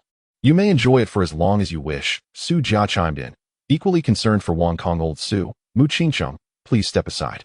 I wish to witness how he intends to seize this vehicle from me." Jiang Chuan interjected as he approached the two, allowing Wang Tsong to depart. "I trust we will meet again soon," Wang Tsong remarked before he returned to his car, promptly dialing a number. "Old Jiang, you have acted impulsively. Do you know who he is?" "He is the second on the wealth list of Huaguo, the only son of Wang Zong," Su Jia conveyed, his voice laced with concern. "Indeed, old Jiang, are you certain of your impulsiveness? Our families share some connections. He has regarded me as a sister since childhood. I trust he will consider our relationship and spare you," Mu Qingqing added, her expression grave as she reflected on their familial ties. Jiang Chuan, upon hearing this, remained unconvinced. But Mu Qingqing's words illuminated the misunderstanding regarding their relationship. "You and he are merely siblings? Does he not harbor feelings for you?" Jiang Chuan inquired. Curiosity piqued as he observed Mu Qingqing preparing to make a call. "Yes, Brother Wang prefers internet celebrities and does not see me in that light. He has always treated me as a sister, and our families maintain a cordial relationship," Mu Qingqing clarified, casting a sharp glance at Jiang Chuan as she elucidated their connection. She swiftly dialed Wang Tsong's number, only to discover it engaged, causing her countenance to darken. "Rest assured, I will manage this matter. There will be no issue." Jiang Chuan reassured her with a smile, observing her troubled expression. He stepped aside to call Lu Yong, requesting him to contact Wang Zong and mediate the situation, hoping to prevent any escalation of conflict. Lu Yong understood the gravity of the matter and promptly reached out to his boss, Wang Zong. "What? Understood, father. I will handle this matter," Wang Zong replied, receiving the call from his father, who informed him of Jiang Chuan's true identity as the actual owner of the Tianxia Group. A wry smile crept across Wang Tsong's face as he realized the gravity of the situation. The individual he had threatened was, in fact, the young proprietor of the conglomerate. Wang Tsong, a person of reason, understood that Wang Zong's call was an implicit request for him to apologize and assuage Jiang Chuan's indignation to prevent any retaliation against the Wang family, especially considering Tianxia Group's recent aggressive maneuvers against various companies, including those less formidable than the Wang family. "This has escalated beyond my expectations. It seems I am destined for great embarrassment," Wang Tsong thought, unable to suppress a bitter smile. "Songgu, what troubles you?" the female influencer in the passenger seat inquired, noticing his troubled expression for the first time. "You should return. I have matters to attend to," Wang Tsong replied coolly to the influencer, then promptly called Mu Qingqing, quickly driving back to their location. "Brother Wang, I sincerely apologize for misunderstanding your relationship with Qingqing. Please keep my identity a secret for now." Jiang Chuan greeted Wang Tsong with a warm smile as he approached. "Jianggu, I truly apologize for not recognizing you earlier, which led to our misunderstanding," Wang Tsong responded, having grasped the reason behind Jiang Chuan's hostility upon hearing the name Qingqing. In that moment, their conflict dissipated, and Wang Tsong reciprocated Jiang Chuan's sentiment. Chapter 33. The car is yours to use, but what of your true identity? "Old Jiang, do you know Brother Wang?" Mu Qingqing and Su Jia asked, astonished by the apparent camaraderie between the two. "We have crossed paths a few times before, but Brother Wang's memory is not particularly sharp, and thus he did not recognize me. However, once he recollects who I am, our misunderstanding will naturally resolve," Jiang Chuan explained with a smile. Though Mu Qingqing and Su Jia remained skeptical of Jiang Chuan's account, the evident rapport between the two dissuaded any further inquiry. As long as the misunderstanding was resolved, that was sufficient. "Brother Wang, since you are fond of this vehicle, discuss it with old Su. You may take turns driving it. As for purchasing or renting, let us not dwell on such matters. I have other vehicles available," Jiang Chuan said, smiling as he shifted the topic. Very well, thank you, Brother Jiang, Wang Tsong replied, genuinely appreciative as he recognized that their misunderstanding had indeed been resolved. Ding. Congratulations, host, for receiving sincere gratitude once. The system notification chimed at that moment, and Jiang Chuan turned to Wang Tsong, surprised that he had received genuine thanks so effortlessly. Brother Wang, now that the misunderstanding between you and Lao Jiang has been resolved, we are planning to go out for a meal. Come along with us. That restaurant is renowned throughout Jiangbei City. Indeed, Brother Wang, accompany us. I will take the night voice, while you can drive your Lamborghini. Mu Qingqing and Su Jia smiled at Wang Tsong as they spoke. Wang Tsong remained silent, instead directing his gaze towards Jiang Chuan. Brother Wang, let us go together, Jiang Chuan said, smiling and inviting Wang Tsong to join their meal. Mu Qingqing and Su Jia noticed that Wang Tsong needed to consult Jiang Chuan, which piqued their curiosity about whom Jiang Chuan had called. However, given Wang Tsong's presence, they refrained from probing further. All right, let us head out for dinner, Wang Tsong said, his face lighting up with a smile as he followed Jiang Chuan to the entrance of the third high school. Uncle Gua, we're here. Upon arriving at the old restaurant, Jiang Chuan and the others found Uncle Gua had indeed left the doors open, waiting specifically for their return. You brats finally made it. I was about to burst with anticipation. Sit tight. I'll whip up a few of my signature dishes, and we'll enjoy some drinks together, Uncle Gua chuckled, turning towards the kitchen to prepare the meal. In half an hour, Uncle Gua emerged with 5 or 6 exquisite dishes and a bottle of fine wine, pouring a glass for each person. As they dined, they listened to Uncle Gua recount amusing tales from their past, causing Jiang Chuan and the others to blush with embarrassment. After the meal, Uncle Gua had indulged a bit too much, and his family came to pick him up, locking the door behind them. Jiang Chuan handed Uncle Gua 10,000 yuan for the meal, and the 4 of them departed. Brother Jiang, I'll take this car. Call me anytime you need it back, Wang Tsong said. No problem, Brother Wang. Drive it as long as you like. I have other vehicles, Jiang Chuan replied. Though Wang Tsong was already feeling tipsy, he arranged for a designated driver to take the night voice away. Lao Jiang, be honest, whom did you call? Why has Brother Wang's attitude changed? Mu Qingqing, slightly intoxicated and with rosy cheeks, fixed her gaze on Jiang Chuan, demanding an answer. Su Jia remained silent but stared intently at him. I called President Wang, Jiang Chuan confessed. Uft. Both women scoffed, clearly unconvinced and suspecting him of lying. Jiang Chuan found himself at a loss. Even when he spoke the truth, they refused to believe him. He wished to reveal his true identity, but he knew they would not accept it, which is why he initially asked Wang Tsong to keep it a secret. All right, we're all a bit tipsy. Let us head home and get some rest. I'm off to my place now, Jiang Chuan said, intending to catch a ride home. Lao Jiang, I don't want to stay at a hotel, and I'm home alone, which frightens me. Can I stay at your place for the night? I haven't seen my little sister in years and would love to see how she's changed, Mu Qingqing said, her words spilling out as the alcohol took effect. Her cheeks flushed, yet her gaze unwavering. Oh, are you two planning to meet the parents? Su Jia teased upon hearing Mu Qingqing's comment. He was aware that she had always held a favorable view of Jiang Chuan. As both academic achievers, they shared much in common. He also sensed Jiang Chuan's interest in Mu Qingqing, but knew her family's background was shrouded in mystery, making Jiang Chuan hesitant to express his feelings. Shut up. Mu Qingqing snapped, her face growing warmer as she shot Su Jia an annoyed glare. Su Jia quickly raised his hands in surrender, summoning a designated driver to take him home. Let us head back as well, Jiang Chuan said, glancing at the departing Su Jia, then back at Mu Qingqing. Even if she hesitated, he knew she would follow him, so he resignedly agreed. All right. Mu Qingqing beamed, and the two of them hailed a car, heading straight for the Tenglong community. Do you really live in Tenglong community? Mu Qingqing, initially thinking it was merely a coincidence of names, was taken aback upon seeing the luxurious villas before her. What? Surprised? I do indeed reside here, Jiang Chuan replied with a smile. Mu Qingqing remained incredulous, her eyes wide and mouth agape, her expression one of astonishment.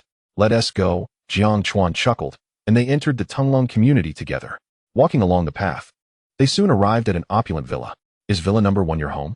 Mu Qingqing exclaimed in shock as Jiang Chuan led her to the residence. Yes. Jiang Chuan nodded affirmatively. Was it true when you said you called Uncle Wang earlier? Mu Qingqing recalled Jiang Chuan's earlier statement. Of course it's true. He responded with a smile. Lao Jiang, what is your true identity? Mu Qingqing asked deeply, still astonished that he lived in such a grand villa. I am the true owner behind the Tianxia Group, Jiang Chuan declared without hesitation in response to her inquiry. Lao Jiang, such jokes are not amusing. Never mind. You have your secrets, I won't press you further as long as you're well, Mu Qingqing said, clearly skeptical. But she chose not to pursue the matter any longer and entered the villa first. Are you Sister Qingqing? As Jiang Chuan and Mu Qingqing entered the villa, Lin Xiaoxiao rushed down the stairs upon hearing them, recognizing Mu Qingqing despite the years apart. Xiaoxiao, it's been a long time, Mu Qingqing smiled brightly. Happy to see her, as the two women headed to the bedroom together. Chapter 34. Extracting the private jet. You little rascals, Jiang Chuan watched as Mu Qingqing and Xiaoxiao returned to the room, opting to retreat to his own space without further comment. 13 Boss. Do you have matters to attend to today? The family is waiting for you. 13 Boss, are you angry with me? Did I spend too much yesterday? I can return everything. After freshening up at home, Jiang Chuan felt revitalized and opened WeChat to find numerous messages from Steel Gun Wang. Today there are indeed some matters. Here's the plan. Please let the family and the group know to be ready. If they have time, they should log into the game. Jiang Chuan thought about having left them in the lurch for 2 days and felt guilty, suppressing his lingering intoxication as he communicated with Steel Gun Wang. All right, 13 Boss. I'll notify the family right away, Steel Gun Wang responded promptly. Family members, 13 Boss is online. For those wanting benefits, prepare to enter the game. Steel Gun Wang, currently streaming, breathed a sigh of relief upon receiving Jiang Chuan's message. He immediately announced it in the live stream and also informed the fan group. 13 Boss is finally ready to play the game. I've been waiting eagerly in the game. I merely wish to engage in gaming with the esteemed 13, rather than to earn that mere 500. The followers in the live stream, upon learning of this news, became utterly exhilarated, promptly entering the game. Dear friends, prepare yourselves. Upon seeing that Jiang Chuan had successfully teamed up, Steel Gun King noticed the audience in the live stream had reached a staggering 100,000 and proclaimed loudly, "Let us enter the game." As his words resounded, everyone hastily dove into the game. The Steel Gun family lined up, each expressing their gratitude to our illustrious 13. Steel Gun King opened all channels and addressed the crowd. Thank you, Plane 13. Thank you, Plane 13. Thank you, Plane 13. This time, over 20 individuals participated in the game, and Jiang Chuan received more than 20 heartfelt thanks. Observing that the plane had yet to appear, he chuckled and unhesitatingly exited the game. Upon noting Jiang Chuan's departure, Steel Gun King understood that everyone had met the requirements. He promptly instructed a few of his assistants to swiftly tally the individuals who expressed gratitude, ensuring their benefits were dispatched without delay. Prepare yourselves, dear friends. We are about to commence the game, he urged. Those who have yet to receive their benefits, hurry up. Is there anyone left? Make haste. Opportunities like this do not come again. Steel Gun King continued to shout, urging the Steel Gun family to quickly match and secure their rewards. Ding. Congratulations to the host for receiving 1,000 sincere thanks, granting a chance to extract rewards. Jiang Chuan glanced at the clock. Noting it was already 4 or 5 in the morning, fatigue washed over him. He informed Steel Gun King that they would continue their efforts tomorrow and that he could rest a while. All right, 13. Please take good care of yourself. I will relay this matter to the family, Steel Gun King respectfully replied. The family members who had not yet received their benefits would not be disheartened. For every day brought new opportunities. Those who had received their rewards could strive further. These benefits were available daily and were indefinitely limited. Steel Gun King addressed both the livestream audience and the group, expressing his own fatigue. After uttering this, he concluded the live stream and collapsed into slumber. Rolls-Royce Phantom available for extraction. Boeing 747-400 private jet available for extraction. Dreamlike Dragon private yacht available for extraction. 1,000 acres of oil field available for extraction. A gold mine in South Africa available for extraction. A diamond mine in South Africa available for extraction. Super Bodyguard Dragon Soul available for extraction. Villa No. 1 available for extraction. Promise Manor in the United States available for extraction. Whale Island in the Pacific available for extraction. 1,000-acre farm in the United States available for extraction. Jiang Chuan entered the game, eyeing the various items available for extraction, and selected the private jet. Ding. Congratulations to the host for successfully extracting the Boeing 747-400 private jet, which is now stationed at the General Aviation Airport. The system notification echoed in Jiang Chuan's ears. You may rest now. Hearing the system prompt, Jiang Chuan smiled happily and drifted into a delightful slumber. Old Jiang, rise and shine. The following day, Mu Qingqing's voice penetrated his dreams, awakening him. With bleary eyes, he opened his door and proceeded to the bathroom to freshen up. Mu Qingqing, meanwhile, said nothing further, instead taking in the simplicity of Jiang Chuan's room. His room was quite unadorned, a typical bachelor-esque space with little to admire. Old Jiang, When did your physique become so remarkable? Mu Qingqiang, entering the bathroom, accidentally caught sight of Jiang Chuan's form and couldn't help but swallow hard, exclaiming in surprise, "Hurry and leave."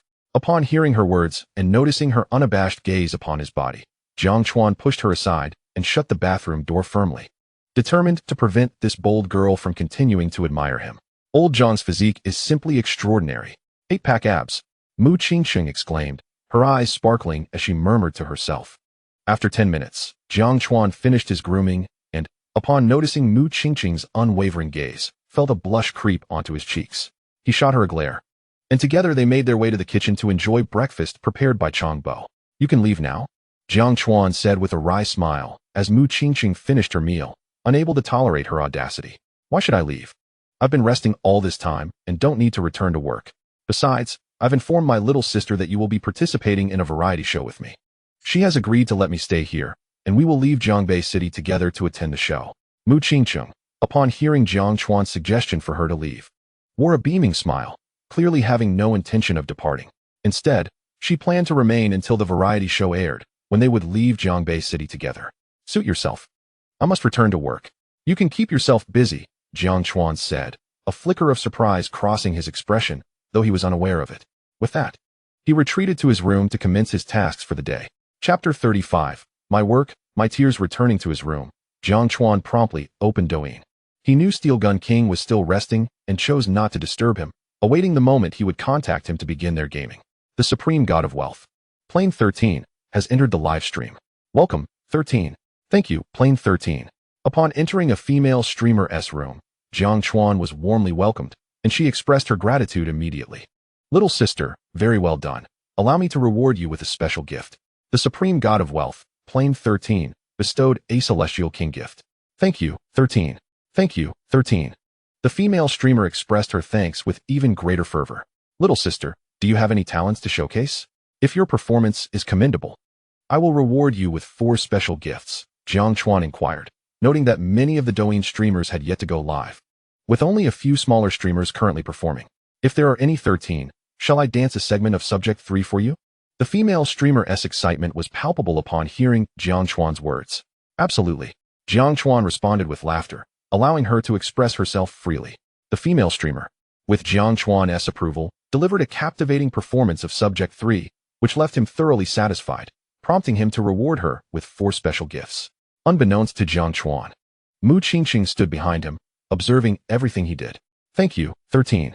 Little Kiki has made some progress. She knows to thank me upon my arrival in the streamer room. Perform a talent, and I shall reward you with 5 special gifts." Jiang Chuan entered the room of a familiar female streamer named Little Kiki, commenting with a smile. "All right, 13 brother, I shall perform a dance for you. I've learned this just for you." Little Kiki promptly began dancing fervently, nearly causing Jiang Chuan to lose control. Fortunately, she only received a brief warning from the officials and was let out of a short ban. 13 brother, I apologize. The officials want to allow me to continue dancing, as I risk being banned. "No worries. I'll reward you with special gifts," Jiang Chuan replied with a smile, directly awarding her 5 special gifts. Over the course of an hour, Jiang Chuan watched over a dozen female streamers, receiving a myriad of sincere thanks. "Why does it feel like the air conditioning is getting colder? Did I set it too low?" Jiang Chuan mused, deciding to adjust the temperature of the air conditioning. At that moment, he suddenly noticed Mu Qingqiang standing silently behind him, her expression cold and her eyes devoid of emotion, fixated upon him. The chill emanating from her icy gaze sent a shiver down Jiang Chuan's spine. "Brother, did you not realize I had arrived? Brother, do you think I am beautiful? Brother, does my dance captivate you? Brother, is this your profession?" With each question posed, Mu Qingqiang's demeanor grew increasingly frigid, her eyes betraying a hint of murderous intent. Jiang Chuan felt as though the entire room had plunged into an absolute zero. "Qingqiang, please, let me explain," he stammered, trembling under her intense scrutiny. "Very well. I shall listen to your excuses." Suddenly, Mu Qingqiang's lips curled into a gentle smile, yet the chilling nature of her expression was unnerving. Soon, the room echoed with Jiang Chuan's anguished cries. "Qingqiang, after all these years, you remain as violent as ever," he lamented, nursing his bruised face as he gazed at her with a look of grievance. Observing his pitiful state, Mu Qingqiang couldn't suppress her laughter, her gaze turning fierce as she retorted, "Who told you to watch those female streamers and interact with them so frequently? What do you mean to me?" Jiang Chuan felt compelled to voice his thoughts, but dared not speak them aloud. This is my work. You wouldn't understand, he replied flatly, knowing he needed gratitude in return to continue extracting items from the game. You don't understand? Then enlighten me, Mu Qingsheng said with a smirk, her hands clasped together, producing a menacing crackle that left Jiang Chuan trembling in fear, leading him to surrender and abandon the stream in favor of playing games. What game will you play? I shall join you, she remarked, skepticism lacing her voice. All right, Jiang Chuan replied without hesitation. Old Steel, let's start playing, don't fall asleep. He immediately called Steel Gun King, urging him to commence the game. Understood, Boss 13. I shall enter the game shortly and notify the others to prepare. Steel Gun King responded, suddenly alert. Good, stay focused. Jiang Chuan nodded in satisfaction, assuring him he would await his arrival in the game. Come in, he said, glancing at Mu Qingqing beside him. Okay, she replied, opening the Battle Royale game as well, revealing her genuine enthusiasm for gaming. Let us begin, she urged as they teamed up. One more friend hasn't joined. Please wait a moment. Very well. Mu Qingsheng replied with a smile that only heightened Jiang Chuan's apprehension. In just 5 minutes. Steel Gun King not only started his stream, but also informed the group that those seeking benefits should log in promptly. Boss 13, who is this? Steel Gun King asked. Puzzled, upon being invited into the team, a sense of alertness washed over him. Was Boss 13 dissatisfied with him? Did he intend to replace him? Or perhaps he aimed to remove him entirely, jeopardizing his future support? Within seconds, a multitude of scenarios flashed through Steel Gun King's mind. She is a friend of mine. Ignore her, and let our team get ready, Jiang Chuan casually replied. Mu Qingqing remained silent about Jiang Chuan inviting a male player. Everyone, prepare yourselves. We are entering the game, Steel Gun King declared, not questioning further, relieved that Jiang Chuan had not abandoned him. Instantly, all entered the stream. Line up and express gratitude to Boss 13. Thank you, Boss 13. Thank you, Boss 13. Thank you, Boss 13. As Jiang Chuan and the others entered the game, Mu Qingsheng was taken aback by the chorus of thanks directed at him. Chapter 36, A Day of Struggle, discussing limited edition luxury cars. All right, let us commence the next round, Jiang Chuan said, satisfied with the gratitude expressed towards him. Understood, Boss 13, Steel Gun King replied respectfully. What are you staring at? Did you not intend to play with me? Shall we begin the next round? Jiang Chuan noticed Mu Qingqing's astonishment and snapped at her. Is this how you all play? Enter the game for a minute, receive thanks, and then exit? She asked, ignoring his impatience. Is that not permissible? I play this game to hear others express their gratitude. Jiang Chuan responded, as if it were obvious. Are you unwell? Should I take you to see a psychologist? She retorted. You are the one who is ill. Your entire family is sick. He shot back, glaring at her. What did you say? Repeat that. Am I not being generous? Mu Qingqing's eyes turned cold, a mocking smile playing on her lips. Who is this person, managing to dominate Boss 13? The onlookers whispered among themselves, speculating that she might be Boss 13's girlfriend or wife, astonished that such a figure held such authority. Jiang Chuan and Mu Qingqing's exchange was audible to everyone, causing a stir among the spectators. Jiang Chuan, noticing their murmurs, felt his expression darken, rage boiling within him as he shouted, Shut up, all of you. I can't hear you. Be careful or I'll revoke your benefits, and you won't enjoy them ever again. Apologies, Boss 13, I shall take my leave. Boss 13. I did not mean to say that. Boss 13, please calm down, I'll exit immediately. The family members of Steel Gun King, alarmed by Jiang Chuan's furious outburst, promptly withdrew from the game. Steel Gun King quietly followed suit. You've ruined my reputation. Jiang Chuan glared at the smiling Mu Qingqing beside him, bitterly uttering those words. If it's ruined, so be it, she replied with a playful smile, unwavering in her demeanor. Realizing his threats held no weight over her, Jiang Chuan could only manage a wry smile. You continue with your game. I have work to attend to. He exited the game, returning to the interface. Tell those fools to be silent, or I'll ensure they never speak again. Jiang Chuan and Steel Gun King remained in a room, and this time, Mu Qingsheng did not join them in the game. He threatened Steel Gun King with an intensity that left no room for doubt. Boss 13, rest assured. I understand what to do, Steel Gun King replied, immediately grasping the implication. I'll watch you play, Mu Qingsheng said, remaining in the room beside Jiang Chuan. Observing him as he played, Mu Qingsheng observed for an hour, watching Jiang Chuan repeatedly enter the game, only to exit within a minute, receiving others' gratitude before ultimately quitting to start anew. Is this what you call playing a game? You're ruining the gaming experience. After enduring an hour of monotony, Mu Qingsheng could no longer restrain herself and spoke up. I don't fault you for not understanding. If you have nothing else to do, perhaps you should venture out and enjoy yourself. Jiang Chuan disregarded her words, chuckling lightly as he continued his gaming endeavors. Realizing that Jiang Chuan was no longer engaged in any extraneous activities, Mu Qingqing felt relieved and decided to leave the room for some relaxation. Jiang Chuan played for an entire day, during which he neither rested nor left his room. His gaming restrictions had all been lifted, allowing him to play as long as he desired. He even switched accounts multiple times, and by the end of the day, he received an astonishing 5,000 expressions of gratitude. Congratulations, host, you have earned one extraction opportunity. A friendly reminder, after receiving 10,000 expressions of gratitude, your gratitude count will reset. The system's voice resonated in Jiang Chuan's mind. Is the maximum gratitude count truly 10,000? He inquired, his excitement surging at the prospect of a reset. Not quite, host. The first reset occurs after you attain 10,000 sincere expressions of gratitude. The next reset requires you to reach 100,000, and so forth, the system clarified. The more extractions made, the more challenging the resets became.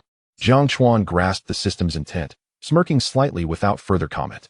Available for extraction were a Rolls-Royce Phantom, 30% shares in Walt Company, a private yacht named Dream Dragon, a 1,000-acre oil field, a gold mine in South Africa, a diamond mine in South Africa, a super bodyguard named Dragon Soul, Villa 1 in Tang Palace, Promas Manor in the United States, Whale Island in the Pacific, and a 1,000-acre farm in the United States. Jiang Chuan decided to extract the Rolls-Royce Phantom, knowing that it would grant him an opportunity for a reset, thus allowing for multiple future extractions. Is it already this late? Jiang Chuan, having felt neither hunger nor the need to leave his room throughout the day, opened the curtains to find darkness enveloping the outside world. Suddenly, a wave of hunger washed over him. Qingqing, little sister, I'm feeling a bit hungry. Let's go out for a bite, and we can invite old Sue as well. Aware that Mu Qingqing and Lin Xiaoxiao lived together and had grown closer, he called out to them. All right. Mu Qingqing replied with a smile upon hearing Jiang Chuan's plan for a late-night snack. Where's the little sister? Jiang Chuan questioned, noticing Mu Qingqing alone. She thinks it's too late and has school tomorrow, so she won't join us. Shall we go? Mu Qingqing explained. Fine, let us drive, Jiang Chuan agreed. And they headed to the underground parking garage. Upon seeing a Rolls-Royce Phantom parked in the garage, with a golden dragon seemingly etched into its exterior, Mu Qingqing was taken aback by Jiang Chuan's impressive collection. Although unfamiliar with luxury cars, she took her seat in the passenger side as Jiang Chuan drove them to a renowned late-night eatery. Chapter 37. A Glance of Understanding. Jiang Chuan parked the Rolls-Royce Phantom in the lot, and they walked towards the late-night restaurant. This guy remains as flamboyant as ever, Mu Qingqing thought as they arrived, and spotted Su Jia standing beside his LaFerrari, surrounded by a throng of young women eager to take photos, and some even daring to request his WeChat. Indeed, Mu Qingqing nodded, affirming Jiang Chuan's observation. Hey, Lao Jiang. Who gave you a beating? You look quite disheveled, Su Jia remarked upon noticing Jiang Chuan and Mu Qingqing's arrival, playfully addressing the young women before they dispersed. He approached Jiang Chuan, chuckling at the bruises adorning his face.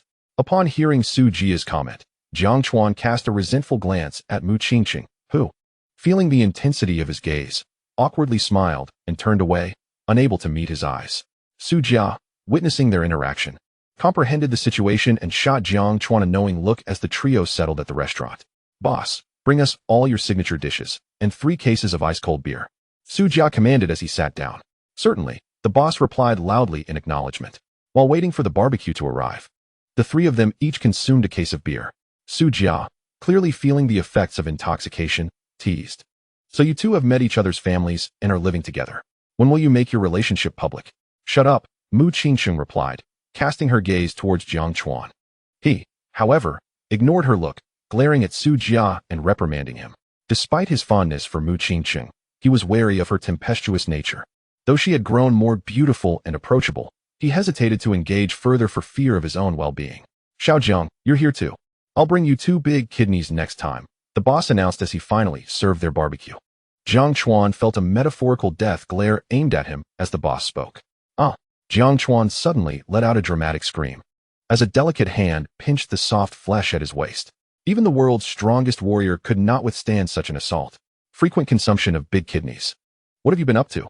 Mu Qingqing's teasing voice reached Jiang Chuan's ears. A former colleague named Zhang Hao enjoys them. I do not.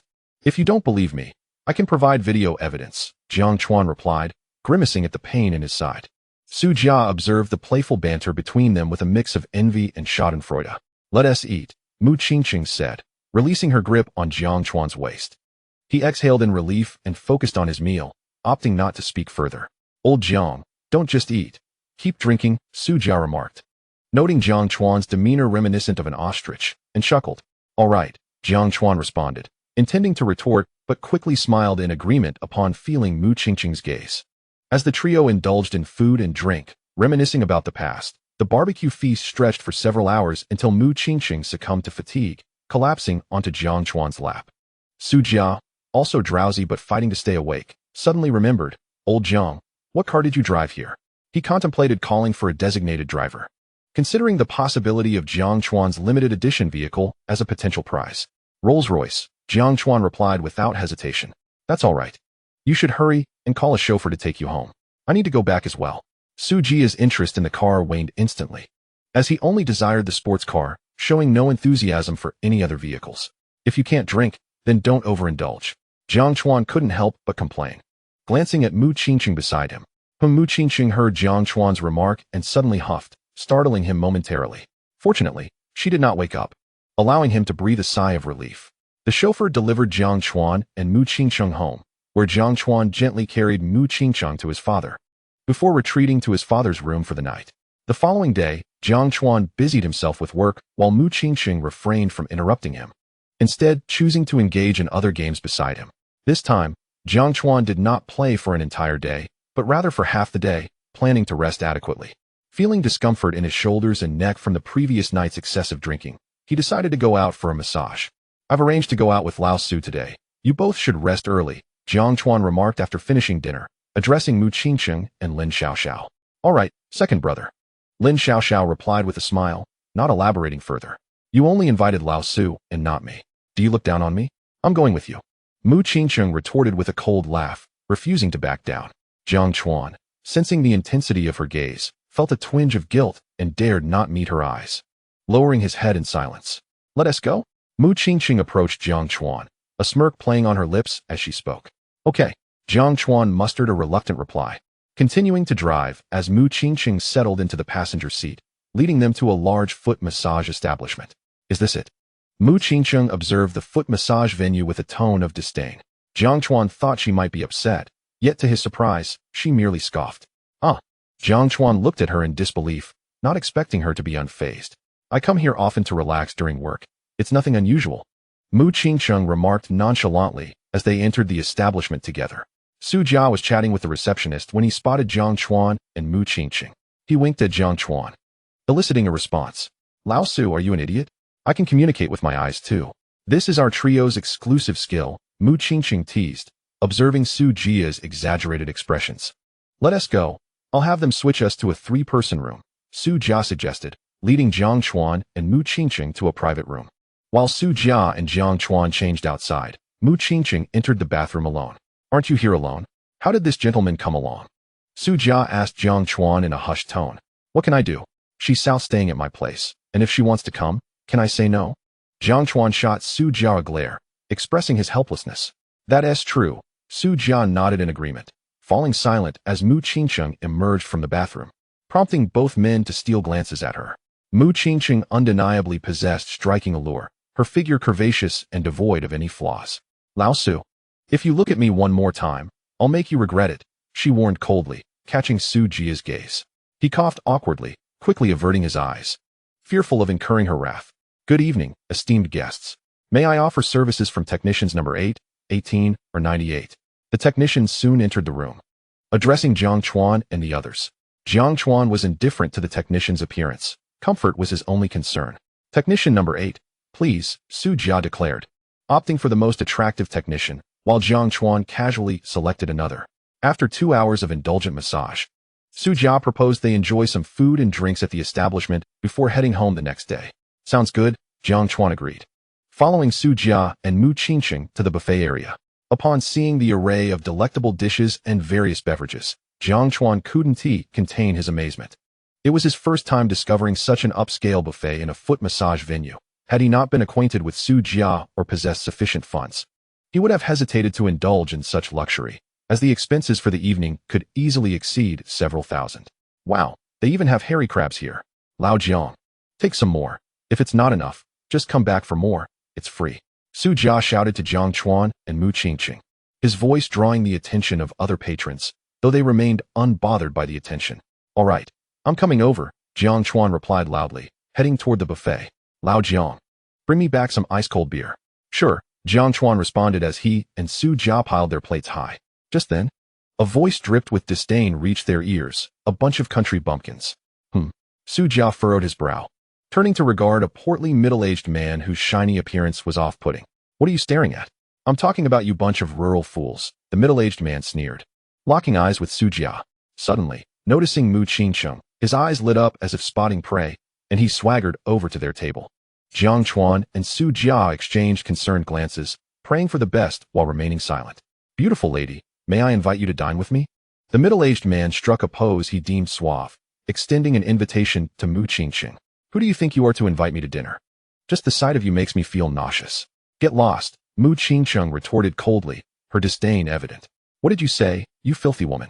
Believe it or not, I'll make you kneel and sing conquer in a bit. The middle-aged man, taken aback by her blatant disregard, no longer felt the need to feign politeness, glaring at her with malice. Oh, if you can send these two men away, perhaps I might indeed kneel and sing conquer for you, Mu Qingqing said, glancing at Jiang Chuan and Su Jia, who had retreated to the side. A devious plan began to form in her mind as she sweetly addressed the middle-aged man. The middle-aged man, although aware of the insults hurled at him by Mu Qingqing, remained indifferent. His sole desire was to spend a night of passion with the woman before him. Everything else was inconsequential. His gaze turned icy as it fell upon Jiang Chuan and Su Jia. You two brats, get lost immediately, or I shall ensure you regret it, he spat. Old Jiang. Is this guy out of his mind? He thinks he can just order us to leave with a mere sentence, Su Jia retorted. Who does he think we are? Even if we were his sons, a son cannot command his father to leave. Upon hearing the middle-aged man's words, both Jiang Chuan and Su Jia laughed in anger, openly mocking him. Call your manager over here, right now? The middle-aged man barked at the surrounding waitstaff. A few minutes later, the manager arrived, flanked by a dozen security guards. Throw him out. No one should be allowed to disrupt my appetite, the middle-aged man commanded, planning to showcase his charm to ensure Mu Qingqing's complete submission. However, Su Jia coldly addressed the manager. All right, Su Er Xiao, I will have him removed immediately. The manager, upon hearing Su Jia's words, respectfully acknowledged, and, with a mere glance, the security guards swiftly ejected the middle-aged man using steel forks. You've lost your minds. Do you know I am brothers with your boss, Su Jiang? You will regret this. You have just jeopardized your jobs. The middle-aged man roared, realizing that events were not unfolding as he had anticipated. His furious cries fell on deaf ears as he was unceremoniously tossed out, his clothes discarded at the entrance like a stray dog. Is your family the owner of this place? Jiang Chuan inquired, amused by the manager's reference to Su Jia. My cousin owns it. We don't have to spend a dime here. Let us enjoy ourselves. Su Jia replied with a cheerful laugh. Chapter 39. The dating reality show is about to air. Private jet to the South China Sea. Qingqing. I heard you and old Jiang are going to participate in a dating reality show. Do you think I could join as well? Jiang Chuan asked Su Jia, recalling their conversation from the day before about their plans to join the show. Why would you want to join a dating show? Mu Qingqing frowned at Su Jia's inquiry. Of course, for love, for marriage. My family has been pressuring me to settle down, so I thought I might find the right one through this show, Su Jia replied, as if it were the most natural thing in the world. Just get lost. Do you really think I don't know you? You want to join the show to boost your exposure so more girls can recognize you as a wealthy heir, Mu Qingqing mocked. Just tell me if I can join the show or not. Will you help me? Su Jia, realizing his intentions had been unveiled, directly asked Mu Qingqing. You cannot join, and I cannot assist you. If you wish to participate, you must find your own way. Mu Qingqing decisively rejected him without a hint of courtesy. Gritting his teeth in frustration, Su Jia glared at Mu Qingqing, finally snorting, I'll figure it out myself. Mi Jia, I understand. I'll bring Jiang Chuan with me to the South China Sea. As Su Jia left, Mu Qingqing's phone rang, and she answered with a smile. Yes. The dating show starts in 3 days. You all should familiarize yourselves with the script to avoid any mistakes. Yang Mi had reminded Mu Qingqing not to miss this opportunity. I understand. Mi Jia, rest assured, Mu Qingqing replied, determined not to let this chance slip by. Old Jiang, I also want to join the dating show. Please speak to Qingqing and ask her to let me participate, Su Jia insisted, knowing it would be futile to persuade Mu Qingqing directly. You have no hope of joining this time. With only 3 days until the show starts, the guest list has already been finalized. If you truly wish to participate, you must wait for the next season, Mu Qingqing remarked, having overheard Su Jia's plea while approaching Jiang Chuan to share good news. Does that mean I can't join you both for this show?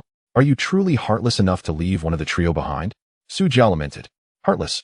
Jiang Chuan and Mu Qingqing chimed in unison, hearing Su Jia's despondent words. Go ahead and wallow in your sorrow. We're off to the South China Sea. Mu Qingqing said to Jiang Chuan as they prepared to leave, adding a parting shot.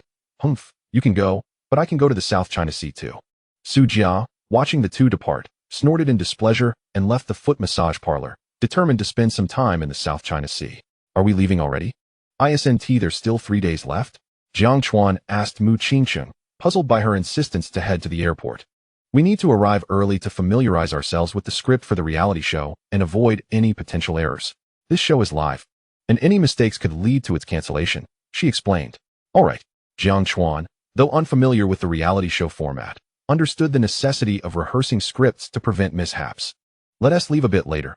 I need to inform Xiao Xiao, Jiang Chuan decided after some thought. That works, Mu Qingqing agreed.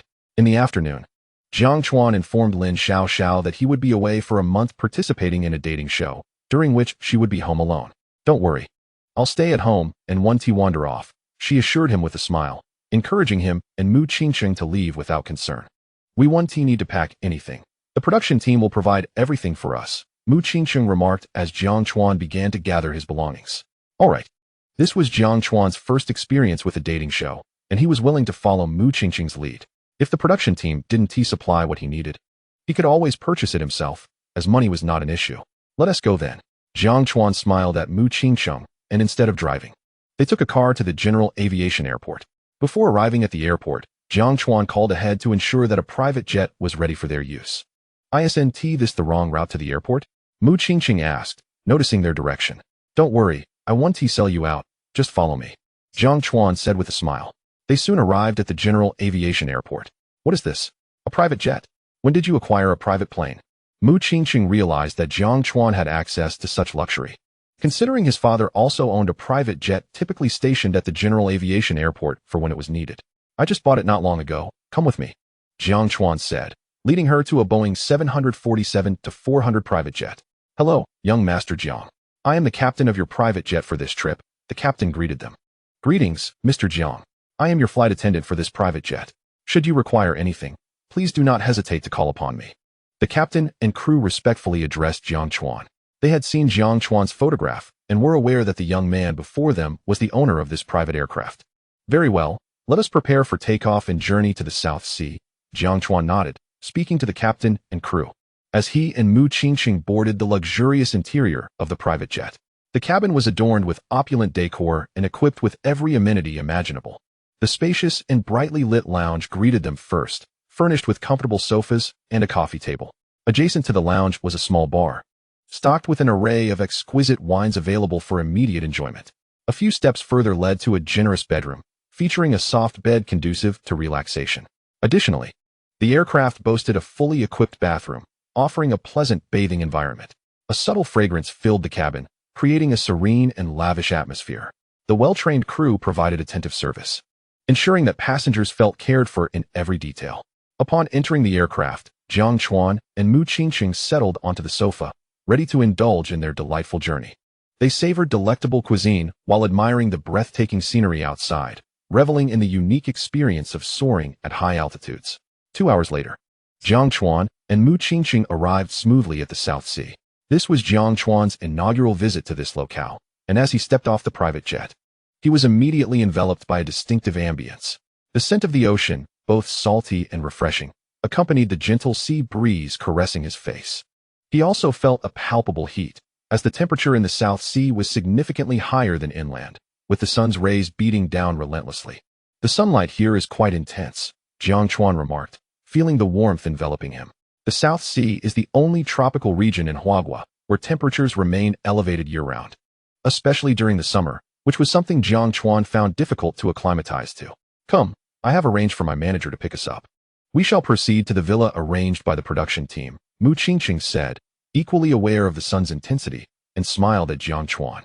As they exited the General Aviation Airport, a business vehicle awaited them outside. Upon their arrival, two women descended from the vehicle. One, a slightly older woman, was Mu Qingqing's manager, known as Hongjia. The other, a younger woman, was her assistant, named Xiaoka. Hongjia and Xiaoka hurried over to Mu Qingqing, each shielding her from the harsh sunlight with an umbrella to protect her skin. I can manage without it, thank you. Xiaoka, who stood at only 1.6 meters tall, attempted to extend the umbrella to Jiang Chuan, but found it insufficient, prompting him to chuckle in response. The four swiftly boarded the business vehicle, where the oppressive heat dissipated, replaced by the refreshing coolness of the air conditioning. Hongjia, Xiaoka, this is the friend I mentioned, Jiang Chuan. Jiang Chuan, meet my manager, Hongjia, and my assistant, Xiaoka. Mu Qingqing introduced them as they settled into the vehicle. Hello, Mr. Jiang. I wonder if you might be interested in pursuing a career in the entertainment industry. Your qualifications are exceptional, and should you choose to join, I would undoubtedly mold you into one of Huagua's premier stars. Hongjia gazed at Jiang Chuan with keen interest. Now that she was aware of his name, eager to entice him into the entertainment realm as her protege. Hongjia, he is not inclined towards the entertainment industry. Mu Qingqing interjected promptly. I apologize, but I have no particular interest in your circle. I am quite content with my current life, Jiang Chuan quickly affirmed, echoing Mu Qingqing's sentiments. Such a pity. Mr. Jiang, your presence is far superior to the current crop of young idols in the industry. Were you to enter? Just participating in a single drama alongside our boss would guarantee your rise to fame throughout Huagua, Hongjia persisted, unwilling to concede defeat. What? Mu Qingqing recognized Hongjia's interest in Jiang Chuan's appearance and understood that she would not easily relent. Leaning closer, she whispered into Hongjia's ear. There is a private jet belonging to Jiang Chuan. Hongjia was utterly taken aback, gazing at Jiang Chuan in disbelief, realizing that at such a young age, he possessed his own private aircraft. This indicated only one thing. Jiang Chuan's background must be extraordinary, making his entrance into the entertainment industry highly unlikely. My apologies, Mr. Jiang, Hongjia said, having drawn her conclusions about Jiang Chuan's status. Please, there is no need for such formality. You are not only Qingqing's manager, but also her elder. Thus you may call me Xiao Jiang or Xiao Chuan, Jiang Chuan replied, though he was unaware of the conversation between Mu Qingqing and Hongjia. Nevertheless, the respect shown to him by Hongjia prompted a smile. Hongjia did not respond immediately, but instead turned her gaze toward Mu Qingqing, acknowledging Mu Qingqing's notable background. She felt relieved and cheerfully called out, Xiao Chuan. Indeed, Jiang Chuan replied with a smile. Wu, please take us to the villa for the dating show, Hongjia noted. Realizing that the business vehicle had yet to depart, she offered an awkward smile to Wu. Of course, Xiao Hong, Wu, a middle-aged gentleman exuding maturity and composure, acknowledged her request and proceeded to drive them to the venue. Xiao Chuan, Qingqing, this dating show will be conducted entirely in a live-stream format, so you must remain vigilant to avoid any missteps. If anyone manages to steer the narrative, it could significantly impact your standing. Furthermore, this season, the production team has introduced two unique roles, a wealthy male guest and a female guest who is an artist. You will be portraying the artist, while the other three female guests are ordinary individuals. As for the identity of the wealthy male guest, I am unaware. Xiao Chuan's role is that of an ordinary person. Viewers will have a month to observe and deduce who the female guest artist is to win a grand prize from the production team. Similarly, identifying the wealthy male guest will also yield a reward. This season, the production team has crafted an enticing premise, sure to attract a multitude of viewers. You must exercise caution, particularly you, Qingqing. It is imperative that your identity remains concealed. Should either you or the wealthy male guest's identity remain undiscovered, a mysterious prize awaits you. Hongjia elaborated on the show's intriguing dual identities, emphasizing the importance of discretion for the participants. I understand, Hongjia, rest assured. Jiang Chuan assured her with a smile, indicating that she need not worry. Xiao Hong, we have arrived, Wu announced as he parked the vehicle outside the villa designated for the dating show. Master Wu, please wait for us in the car. We will need you to take us to the hotel later, Hongjia said upon hearing Master Wu's words. Jiang Chuan and Mu Qingqing, along with two others, descended from the vehicle. Chapter 41. Participating in a romance variety show, The Signal of Heartbeats director Zhang. Allow me to introduce Mu Qingqing from our company. This is our guest, Jiang Chuan, Huajie said as she led Mu Qingqing and Jiang Chuan to the director. Director Zhang, a kind-looking man in his 40s with short hair, greeted them with a warm smile and welcomed them with a handshake. After the introductions, Director Zhang explained to them that this romance variety show would not follow any script. The only structure would consist of various tasks they needed to collaborate on. Director Zhang, Is there truly no script? I have heard from Mi Jia that she always has a different script for each variety show she participates in. Mu Qingqing couldn't help but voice her concern. Indeed, we initially prepared a script. However, considering that this is a live broadcast, we ultimately decided against it. You should understand that live shows can present unpredictable situations. Having a script would render it less authentic, which the audience might not appreciate. Therefore, during the live broadcast, just showcase your genuine selves. It may yield favorable results, Director Jiang explained with a smile. Mu Qingqing nodded in understanding. Live broadcasts differ significantly from recorded shows. If one is dissatisfied with a recorded segment, adjustments can be made, or even deletions after filming. However, once a live event occurs, it is unalterable and cannot be erased. Well then, Director Jiang, we shall take our leave for now and return in 3 days, Mu Qingqing said, relieved to know that there would be no script. In fact, she felt more comfortable without a scripted approach. All right, Director Jiang replied with a smile, not elaborating further. As they still needed to set up various cameras and arrangements in the villa, shall we explore Nanhai? Mu Qingqing asked Jiang Chuan with a smile as they left the villa together. Yes, this is my first time at the seaside. Let's go take a look. Jiang Chuan responded cheerfully. With 3 days until the official start of the variety show, they had ample time to enjoy themselves. As they reached the beach, the two of them attracted numerous admiring glances due to their appealing appearances. I know a great seafood place. Let me take you there, Jiang Chuan suggested as they grew tired from their exploration and the evening sky deepened. Sounds good, Mu Qingqing agreed. They arrived at a bustling seafood eatery nearby, and Jiang Chuan couldn't help but click his tongue at how full it was. They found a spot outside the eatery and ordered some signature dishes. Just as they were preparing to indulge, Jiang Chuan's phone rang. Where are you? Jiang Chuan answered the call from Su Jia. We're at a seafood eatery, he replied, unsure of Su Jia's intent.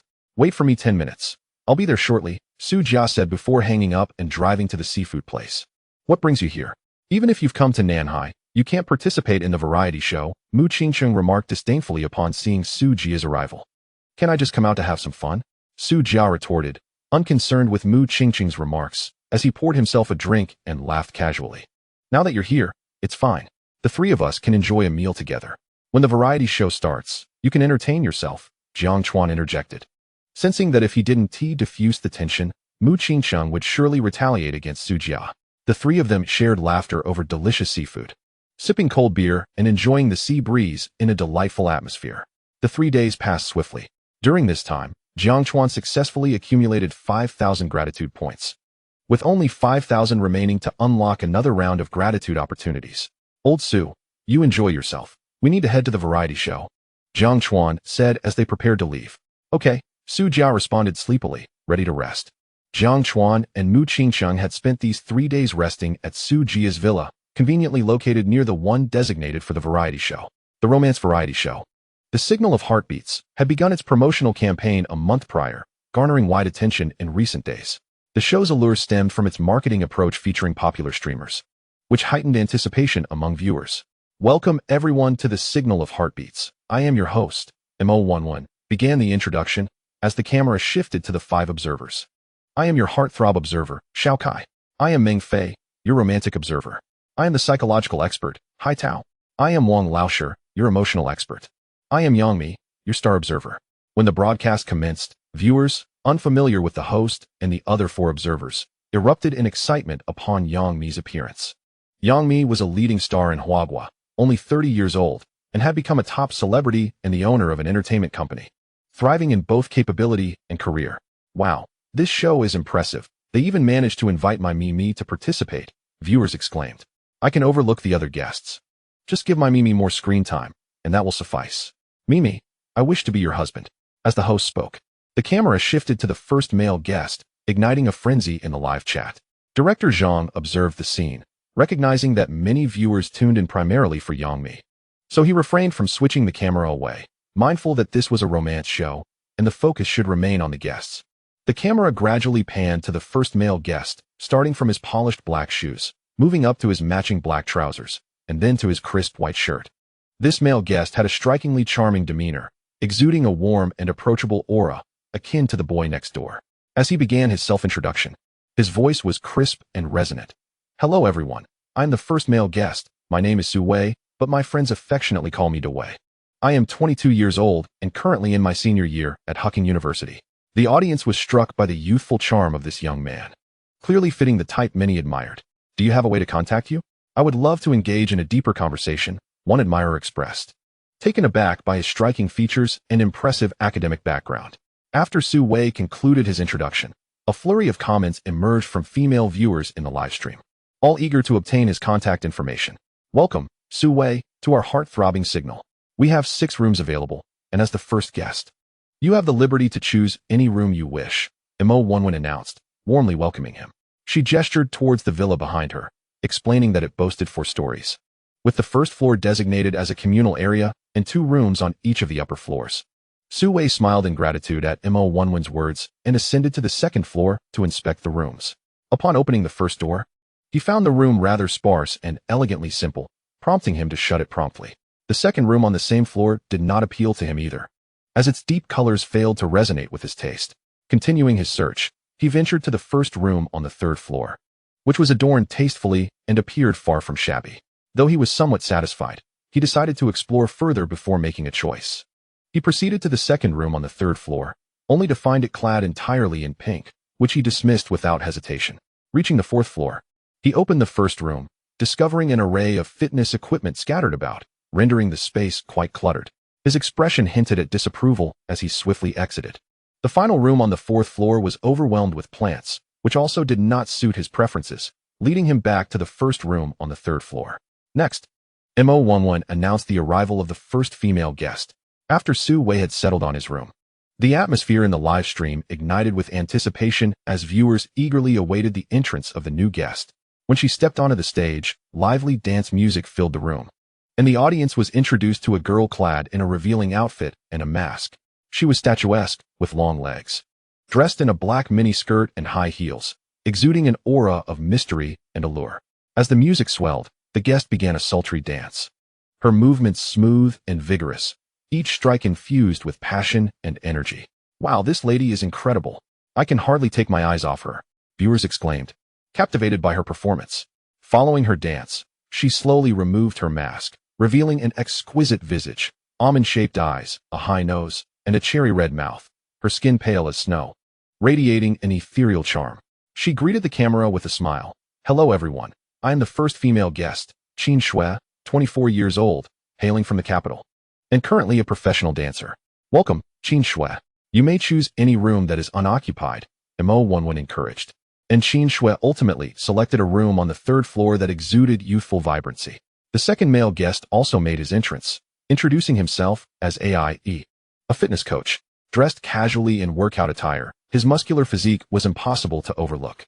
With a handsome face that carried an air of nonchalance, he strolled confidently towards the gym on the fourth floor. The second female guest, Chu Xian, gracefully walked into the scene, a high school teacher clad in a refreshing green gown. Her long hair cascaded like a waterfall over her shoulders, the slightly curled ends adding a playful touch. Beautiful and sweet, with delicate features and sparkling eyes, her smile radiated warmth, akin to sunlight on a spring day, dispelling all gloom and worry.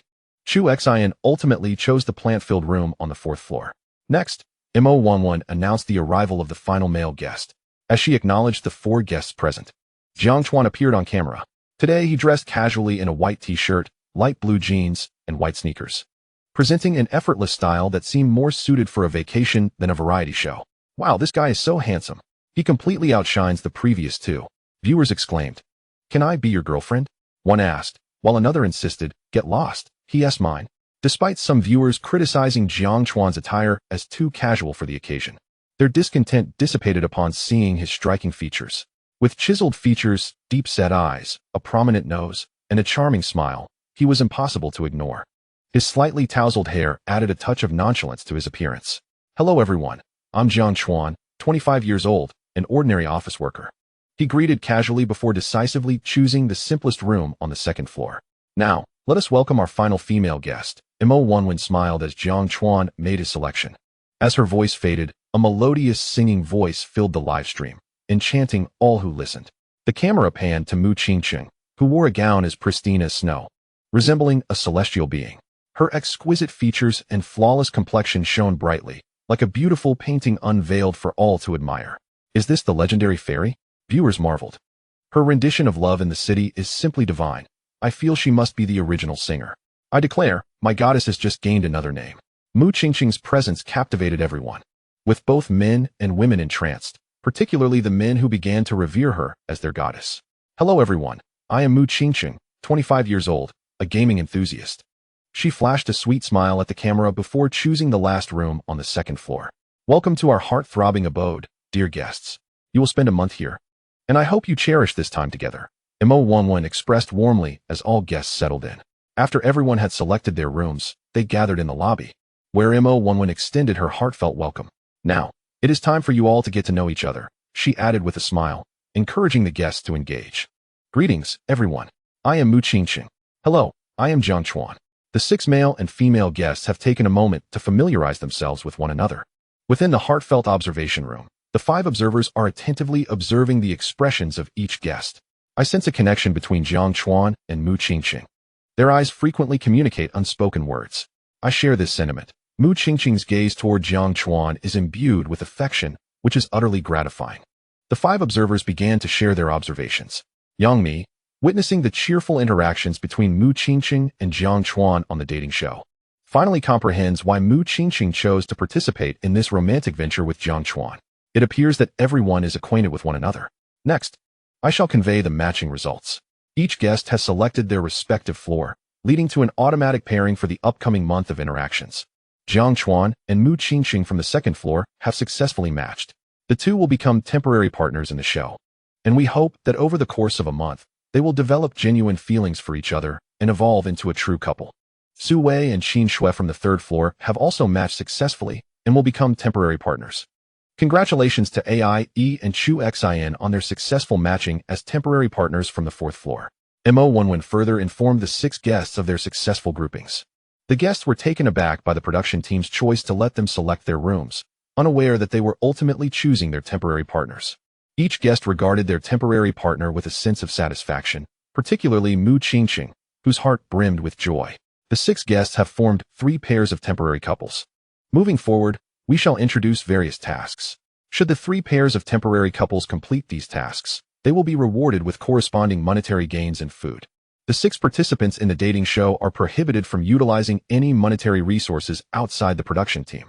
They must accomplish tasks set by the show to earn either money or food, fostering the growth of their relationships. Today marks the first day for everyone at the production site, and thus, we have warmly prepared a sumptuous feast for them. The guests are invited to utilize all available ingredients to create a lavish dinner. Mo11 pointed toward the refrigerator and cheerfully asked, "Who among you can cook?" After Mo11 departed, Mu Qingqing confidently turned to the others and inquired with a smile, "Who among you can cook?" "I cannot cook," came one reply. "Nor can I," echoed another. As Mu Qingqing finished speaking, the remaining 4 guests, aside from Jiang Chuan, readily admitted that they were all incapable of cooking. This is hilarious. None of the contestants can cook. Could it be that all the guests lack culinary skills, leaving them to rely solely on instant noodles with the complementary ingredients? It is quite possible. Indeed, those who can cook are becoming increasingly rare. As for me, I cannot cook either. I simply order takeout. The viewers in the live stream, witnessing the lack of culinary skills, couldn't suppress their laughter and began to comment. "I'll handle it." Jiang Chuan, surprised by the collective inability to cook, understood that Mu Qingqing truly lacked culinary prowess, as her cooking could potentially be lethal. "All right, Jiang Chuan, you take the lead, and we'll assist you." Mu Qingqing responded with delight, taking charge as if she were the leader. Mu Qingqing's decisiveness seemed rather domineering, as she did not consult the others before making her determination. Indeed, I do not favor Mu Qingqing's assertive nature. Her behavior elicited discontent among many female viewers, who found her disposition excessively authoritarian. Not considering the opinions of her fellow guests, the other 4 guests, having heard Mu Qingqing's declaration, did not oppose her. They too were incapable of cooking and could only assist Jiang Chuan. The 6 of them soon made their way to the kitchen, which was spacious enough to accommodate all. "Jiang Chuan, which seasoning salt do you mean? Am I washing the vegetables correctly? Apologies, I accidentally broke a plate. Is this the vegetable you wanted?" Once inside the kitchen, the 6 began to clumsily assist, yet their inexperience led to a series of mishaps. Observing this scene, the viewers in the live stream erupted in laughter, leaving comments that reflected their amusement.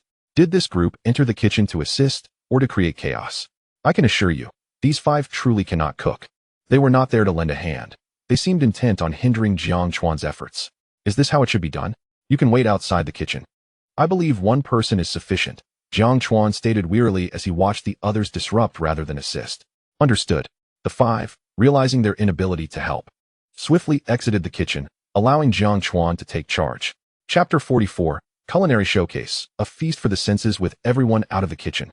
Jiang Chuan breathed a sigh of relief. Although alone, his pace quickened, unimpeded by distractions. Jiang Chuan was clearly a seasoned chef, entirely at home in the kitchen. Jiang Chuan's cooking is impressive. I would love to taste his dishes. Without the interference of the others, he seemed to embody the spirit of a culinary master. The viewers in the live stream, noticing the absence of the other 5 in the kitchen, observed that Jiang Chuan's cooking speed had increased. Wow! Jiang Chuan's mapo tofu looks exquisite, perfectly balanced in color, aroma, and flavor. This sauerkraut fish appears delectable as well. Is this dry-fried intestines? It's my favorite dish. Isn't this a dating show? Why has it turned into a culinary program? I just finished my meal, and now I find myself hungry again. Jiang Chuan prepared dish after dish, each looking more appetizing than the last. How delightful. Wow, it looks so appetizing. Jiang Gu, you are truly remarkable. You're only slightly older than us, yet possess such exceptional culinary skills. Indeed, Jiang Gu, this mapo tofu looks absolutely delicious.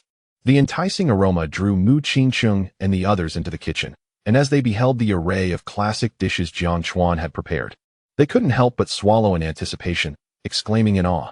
Suddenly, upon hearing Qin Shui refer to Jiang Chuan as Jiang Gu, Mu Qingcheng shot her an icy glare, her expression suggesting a fierce rivalry. Is a confrontation about to unfold? I find such scenarios thrilling. I wonder if Mu Qingcheng and Qin Shui will clash. The viewers in the live stream also noted Mu Qingcheng's piercing gaze directed at Qin Shui, igniting their excitement for the impending drama. What's wrong, Qingchengjia? Qin Shui, sensing Mu Qingcheng's scrutiny, involuntarily shivered and pretended to be puzzled. Nothing. Mu Qingcheng's demeanor shifted instantly. The coldness vanished, replaced by a warm smile. The rapidity of her transformation was astonishing. Impressive. Mu Qingcheng could have a career in acting. Many viewers were amazed by the speed of her mood shift and commented in awe. Alright, everyone, it's time to eat. Dawei, AIE, please serve the dishes. Qingcheng and the other girls, kindly wash the dishes to prepare for the meal, Jiang Chuan announced with a smile as he finished the last dish, braised pork.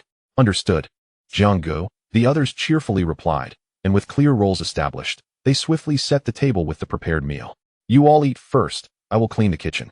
Jiang Chuan observed that none of Mu Qingcheng and the others were eating. Instead, they were waiting for him. With a light chuckle, he remarked on their unusual fastidiousness regarding hygiene, as he began tidying up the kitchen. Jiang Chuan was indeed correct. The kitchen was quite greasy, and if not cleaned promptly, the stains would be more challenging to remove later. I too often cook, and once the meal is prepared, I make it a point to clean the kitchen immediately.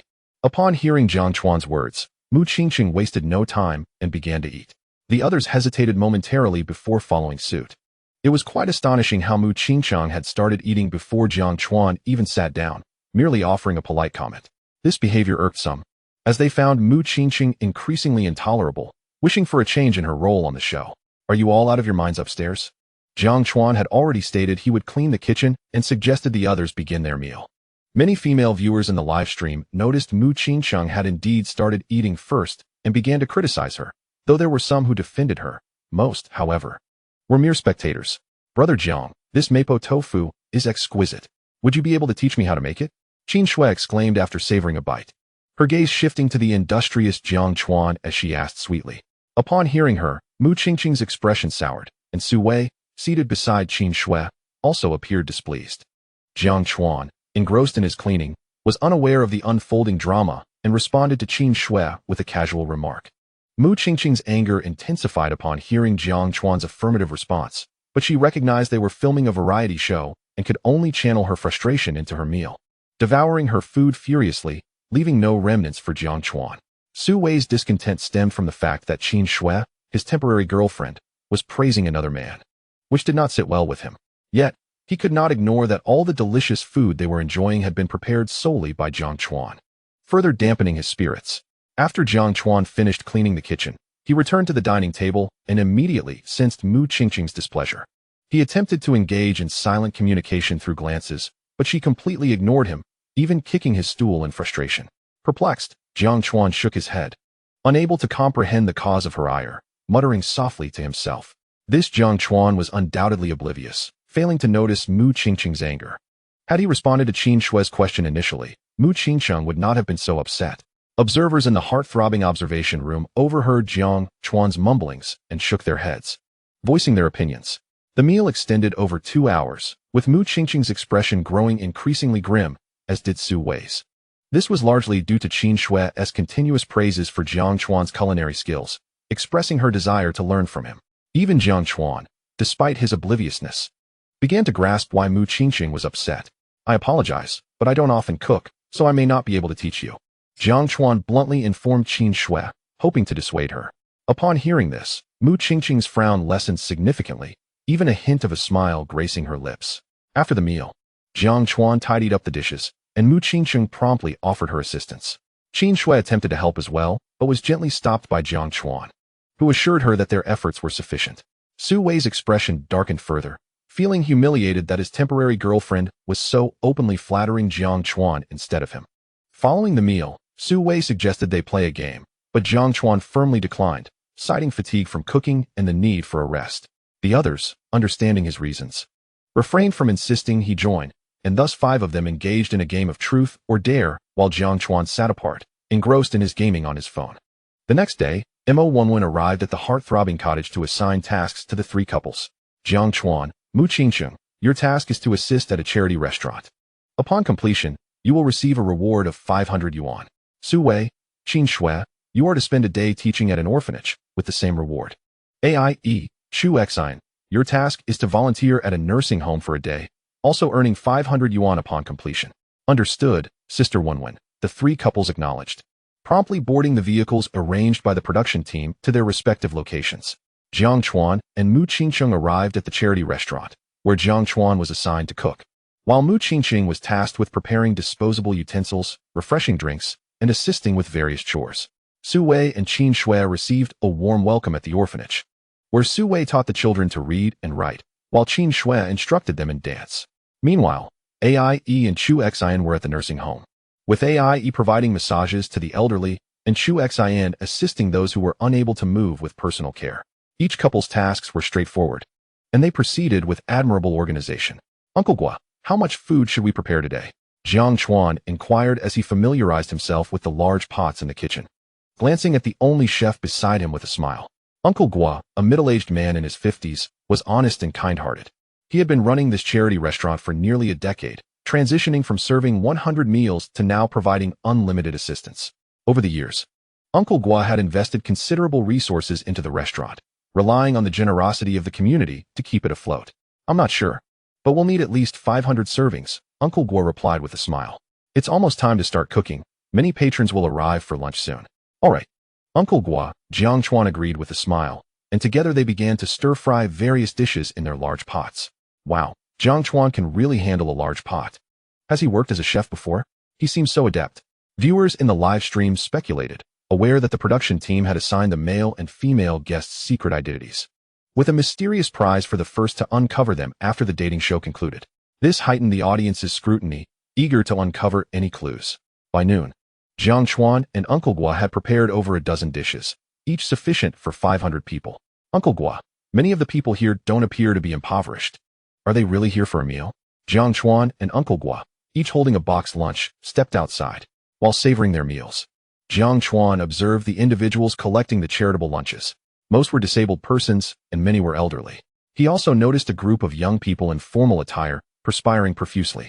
Unable to contain himself, he turned to Uncle Gua and remarked, Xiao Chuan, there are ultimately more good people in this world.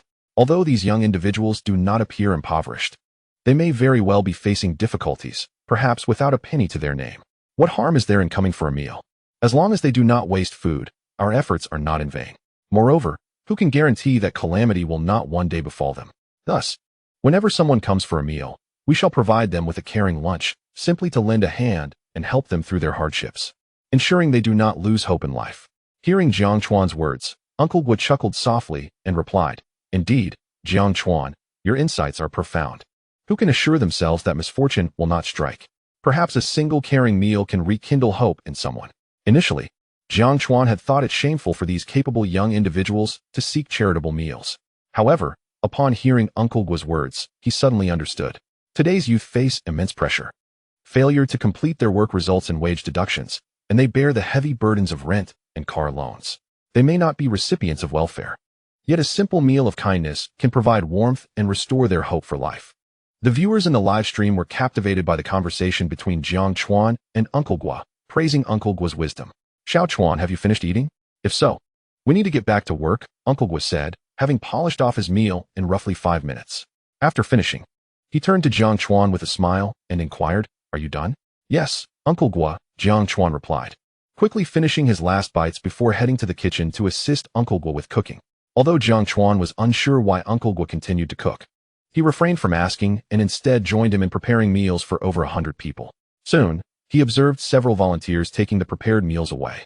Upon asking Uncle Gua, he learned these meals were intended for the city's volunteers and sanitation workers who quietly contribute to the community. By the end of the day, Jiang Chuan felt as though his arms would give out from the continuous cooking, yet he bore no complaints, having completed the day's labor. "Uncle Gua, this is my way of supporting the charity kitchen. I hope you can accept it and help more people," Jiang Chuan said, leaving behind a bank card as a token of his support and social contribution. Chapter 46. A day at the amusement park. "You've worked hard," Mu Qingqing remarked. Observing Jiang Chuan's exhaustion, she knew he had exerted himself greatly that day. "It's all right. What we did today was truly meaningful. I am considering opening a charity kitchen when I return to Jiangbei," Jiang Chuan replied with a light chuckle. The two shared laughter as they returned to their villa. Upon arrival, they found the other four sprawled on the floor, utterly drained. Although the day had been fulfilling and significant, it had also been exhausting. "I've cooked all day and have no strength left. Since each couple's team received 500 yuan, let us each contribute 200 and order some takeout," Jiang Chuan suggested, noticing everyone's desire for his cooking. The other couples agreed, relieved that Jiang Chuan would not have to cook again that day. After enjoying their meal, the couples retired early to their rooms, exhausted. "Ding. Congratulations, host. You have once again earned an extraction opportunity." After many days, Jiang Chuan had completed 10,000 sincere thank yous and was granted a game extraction opportunity.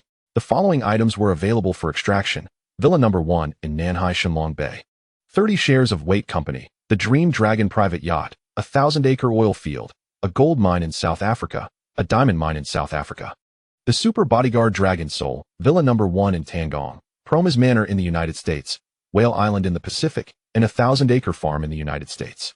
After pondering for a moment, Jiang Chuan decided to extract the Dream Dragon private yacht. As he was currently in Nanhai and planned to sail out to sea after the reality show concluded, he utilized his extraction opportunity and fell into a deep slumber. The following day, Jiang Chuan awoke early and entered Douyin Live, tipping dozens of streamers and receiving numerous sincere thank yous, bringing him closer to another extraction opportunity. This time, the gratitude opportunities had reset. Now, he only needed 100 sincere thank yous to earn another extraction chance, and he had already decided what he would extract next. "I trust everyone worked hard on yesterday's task, so today our production team invites you all to relax." "Thank you, production team. You are too kind," the couples exclaimed in gratitude. "To foster intimacy among couples, we will bind you together with a 20-centimeter red string, which can only be untied when absolutely necessary.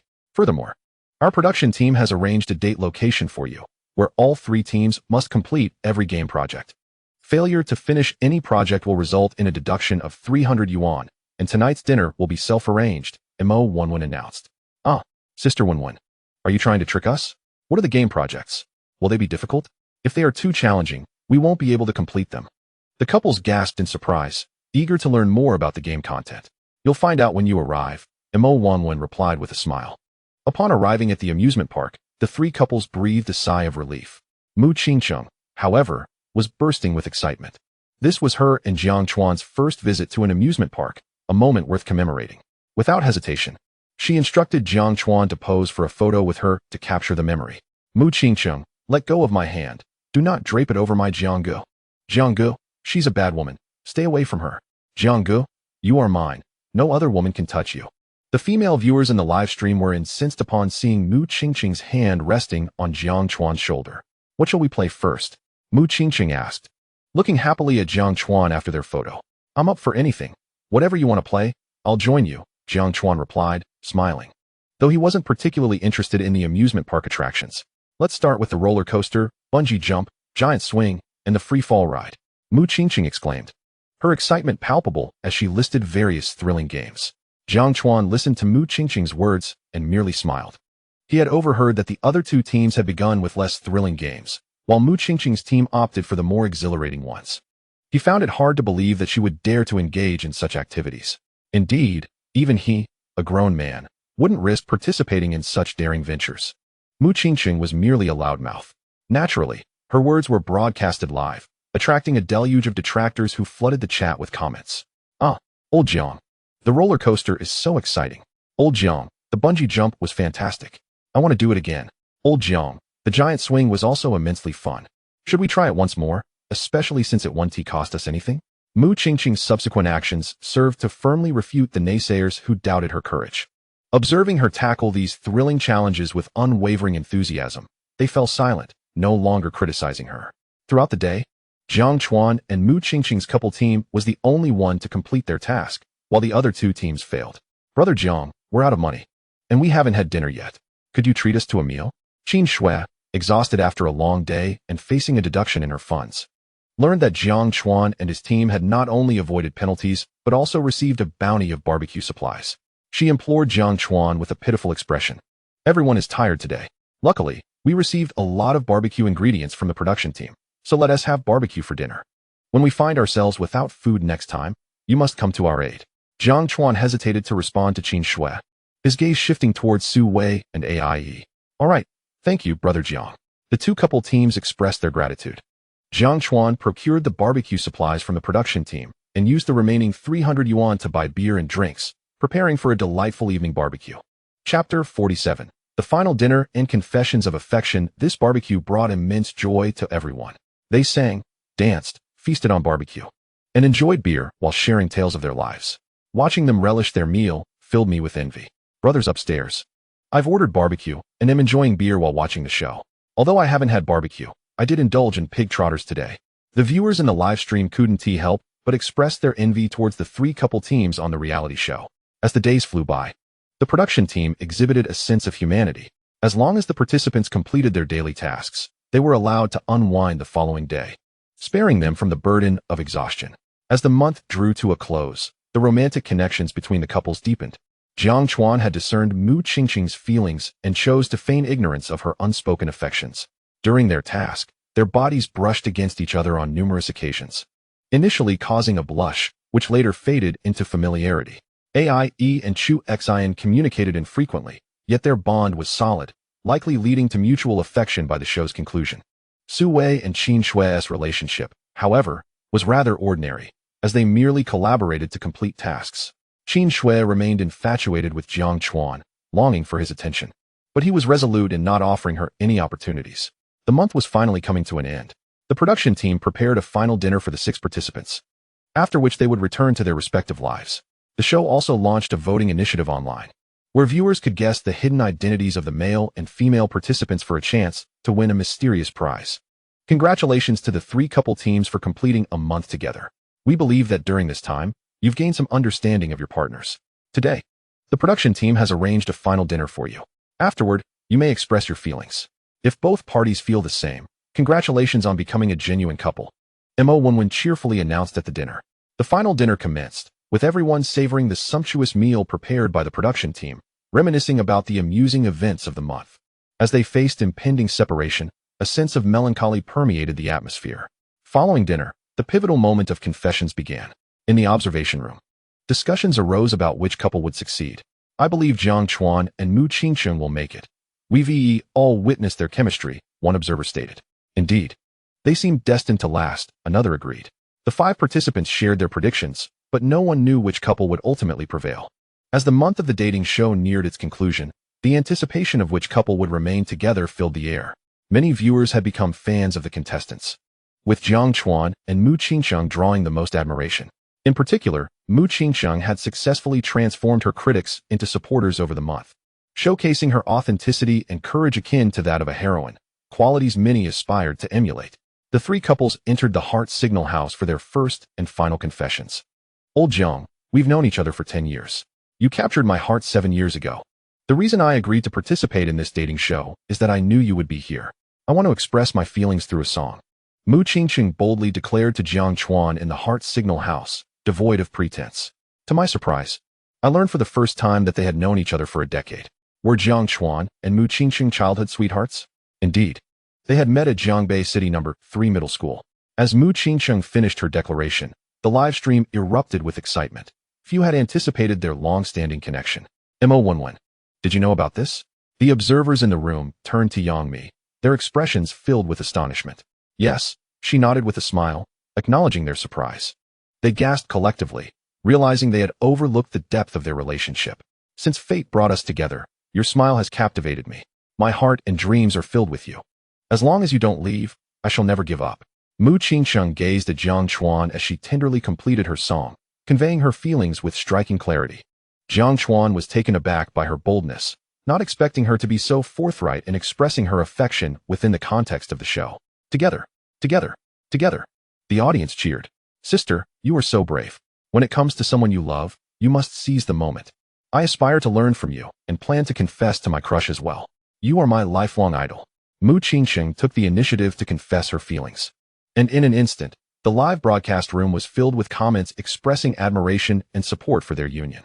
Her boldness conveyed to all the female fans in the room that women can also take the lead when it comes to love. Qingqing, I'm sorry. All right. Don't say any more. I understand, she replied, her voice trembling as if she had expended all her strength to utter those words. Tears streamed down her cheeks, her eyes brimming with sorrow. She fell silent, her heart aching so intensely that it left her breathless. What? Jiang Chuan actually rejected Sister Qingqing. Sister Qingqing, don't cry. His rejection is his loss. He will surely regret it. I never imagined Jiang Chuan would turn down Mu Qingqing. Is this part of the show's script? The observers stared in disbelief at the Jiang Mu couple. Yang Mi remained silent, her gaze cold as she fixed it on Jiang Chuan. You've misunderstood me, Qingqing. You know my character well enough. When I said I was sorry, I meant that I should have been the one to confess. Actually, I've had feelings for you since we met 10 years ago. Back then, I was too insecure and unable to provide you with a better life. When we last met, I was genuinely happy and felt capable of standing beside you. So, after this time together, would you be willing to be my girlfriend? As Jiang Chuan saw Mu Qingqing weeping, his heart ached for her, and he softly addressed her. Oh my, what a twist from Jiang Chuan. That was an impressive maneuver. As Jiang Chuan continued speaking, Mu Qingqing ceased her tears, gazing at him in disbelief. Seeing him kneeling on one knee, overwhelmed with joy, she tearfully accepted his proposal. The viewers in the live stream and the observers in the room were left speechless by Jiang Chuan's bold move. Chapter 48. Cousin Treats Us. Invitation to set sail. Jiang Chuan and Mu Qingqing, having recognized their mutual feelings, ultimately became a couple. This marked a beautiful conclusion for them as lovers.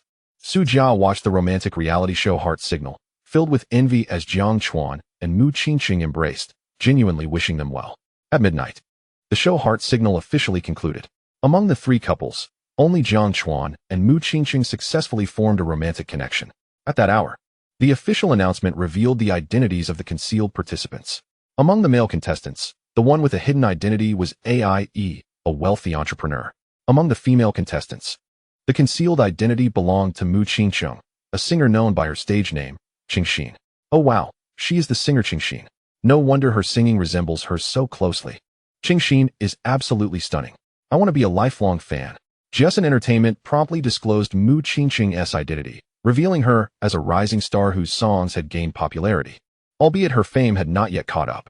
Following the exposure of her identity, Mu Qingqing became increasingly recognized through Heart Signal, and her fanbase on Weibo grew rapidly. Old Jiang, my cousin is leaving Nanhai tomorrow, and she is planning to treat us to a meal. Alright, let me check if old Su is still around. We can go together. After the recording ended, Jiang Chuan and Mu Qingqing's relationship became public, and he readily accepted her cousin's invitation. Okay. Su Jia had not left Nanhai yet. He was still enjoying his time there. Upon hearing about Mu Qingqing's cousin treating them to dinner, he eagerly accepted the invitation. Who are you? Sister me. As Su Jia and Mu Qingqing exited the recording villa and entered her business vehicle, they spotted a major star inside. This top celebrity was none other than the immensely popular actress Yang Mi, who also owned Justin Entertainment. At 30, Yang Mi, without a mask or sunglasses, appeared several years younger with her delicate features, fair skin, and charmingly upturned eyes. With lightly tinted lips and a warm smile, she radiated an inviting aura. Dressed in a white blouse paired with a black skirt and high heels, she exuded elegance. Hello, Xiao Chuan. I'm Qingqing's cousin. You can call me Sister Me or cousin. Yang Mi smiled as she extended her right hand in greeting upon seeing Jiang Chuan and Mu Qingqing enter the vehicle. All right. Sister Mi. Jiang Chuan smiled back, shaking her hand warmly. Driver Long, please take us to Zhang's seafood restaurant. Yang Mi instructed the driver with a smile. Certainly, Miss Yang.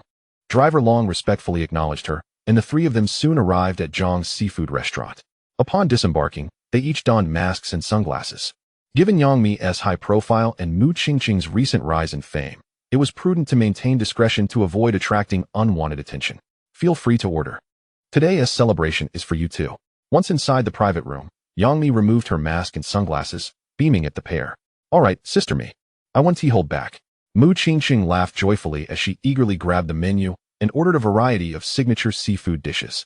Yang Mi simply smiled, saying nothing further. As the three enjoyed their meal and laughter, Su Jia entered the room. Your Sister Mi. I can't believe I'm seeing a star in person, Su Jia exclaimed, his excitement getting the better of him. Yang Mi's expression darkened slightly upon hearing his words. You've misunderstood me, Sister Mi. What I meant was that I've only seen you online before. I never thought I would meet you in real life. I'm actually a fan of yours. Would it be possible to get a picture and an autograph? Su Jia quickly clarified, hoping for a chance to take a photo with her. Sure. Yang Mi's demeanor softened as she agreed to his request. The four of them sat together in the private room, sharing laughter and conversation. 2 hours later, they had devoured all the seafood on the table. Old Jiang, Qingqing, Sister Mi, I've rented a yacht. How about we go out to sea tomorrow for some relaxation? Su Jia asked with a smile after finishing his meal. Out to sea? Jiang Chuan and the others looked at him in unison. Yes. Su Jia nodded enthusiastically. Sounds great. I haven't been out to sea in ages. Cousin, will you join us?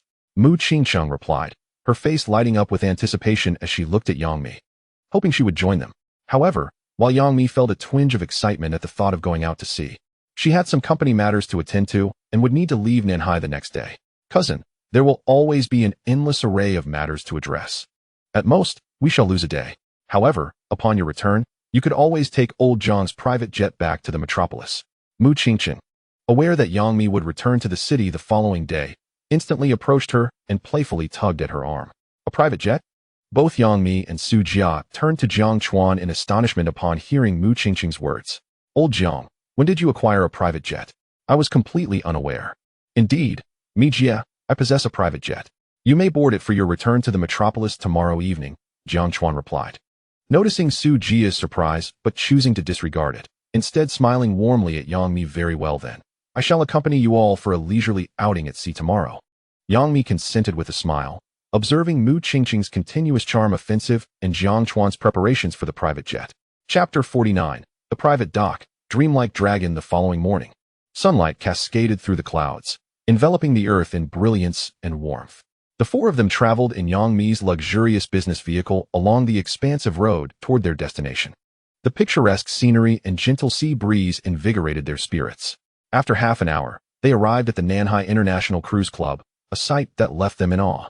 The establishment shimmered with opulence, resembling a palace upon the sea, nestled by the azure waters and cerulean skies, truly breathtaking. Not only did it boast state-of-the-art facilities and services, but it also stood as the largest private cruise club in the Nanhai region, attracting numerous affluent individuals for leisure and entertainment. Good day, sir. This is a private club. Please present your membership. A lovely and amiable staff member halted them as they prepared to enter the club. This is my membership. My surname is Su, and I booked a cruise 3 days ago. Please verify. Su Jia chuckled as she produced her membership and stated her surname. Very well, Mr. Su. Please hold on a moment, the staff member said, examining Su Jia's membership before retrieving a tablet to confirm her reservation. Once verified, she guided the four of them to the cruise dock. The dock was adorned with hundreds of private yachts, each varying in size and design, some extravagantly luxurious, while others were more understated, yet each exuded a unique charm. The staff member soon led Jiang Chuan and his companions to a particular yacht, which appeared rather ordinary. A simple 2-deck vessel that lacked opulence. Its exterior design was elegantly minimalist, devoid of excessive embellishments, yet it conveyed a sense of understated comfort. The hull, primarily white, was accented with black and gold lines, exuding elegance. Spacious decks flanked both sides, with viewing platforms at the bow and stern, ideal for capturing memorable photographs. What is going on? Jiang Chuan asked, noticing others aboard the Black Shark yacht. He turned to Su Jia with a puzzled expression. I have no idea. Is this not the yacht we rented? Su Jia shook her head, directing her gaze toward the staff member. Mr. Su, I am equally perplexed. Allow me to make a call.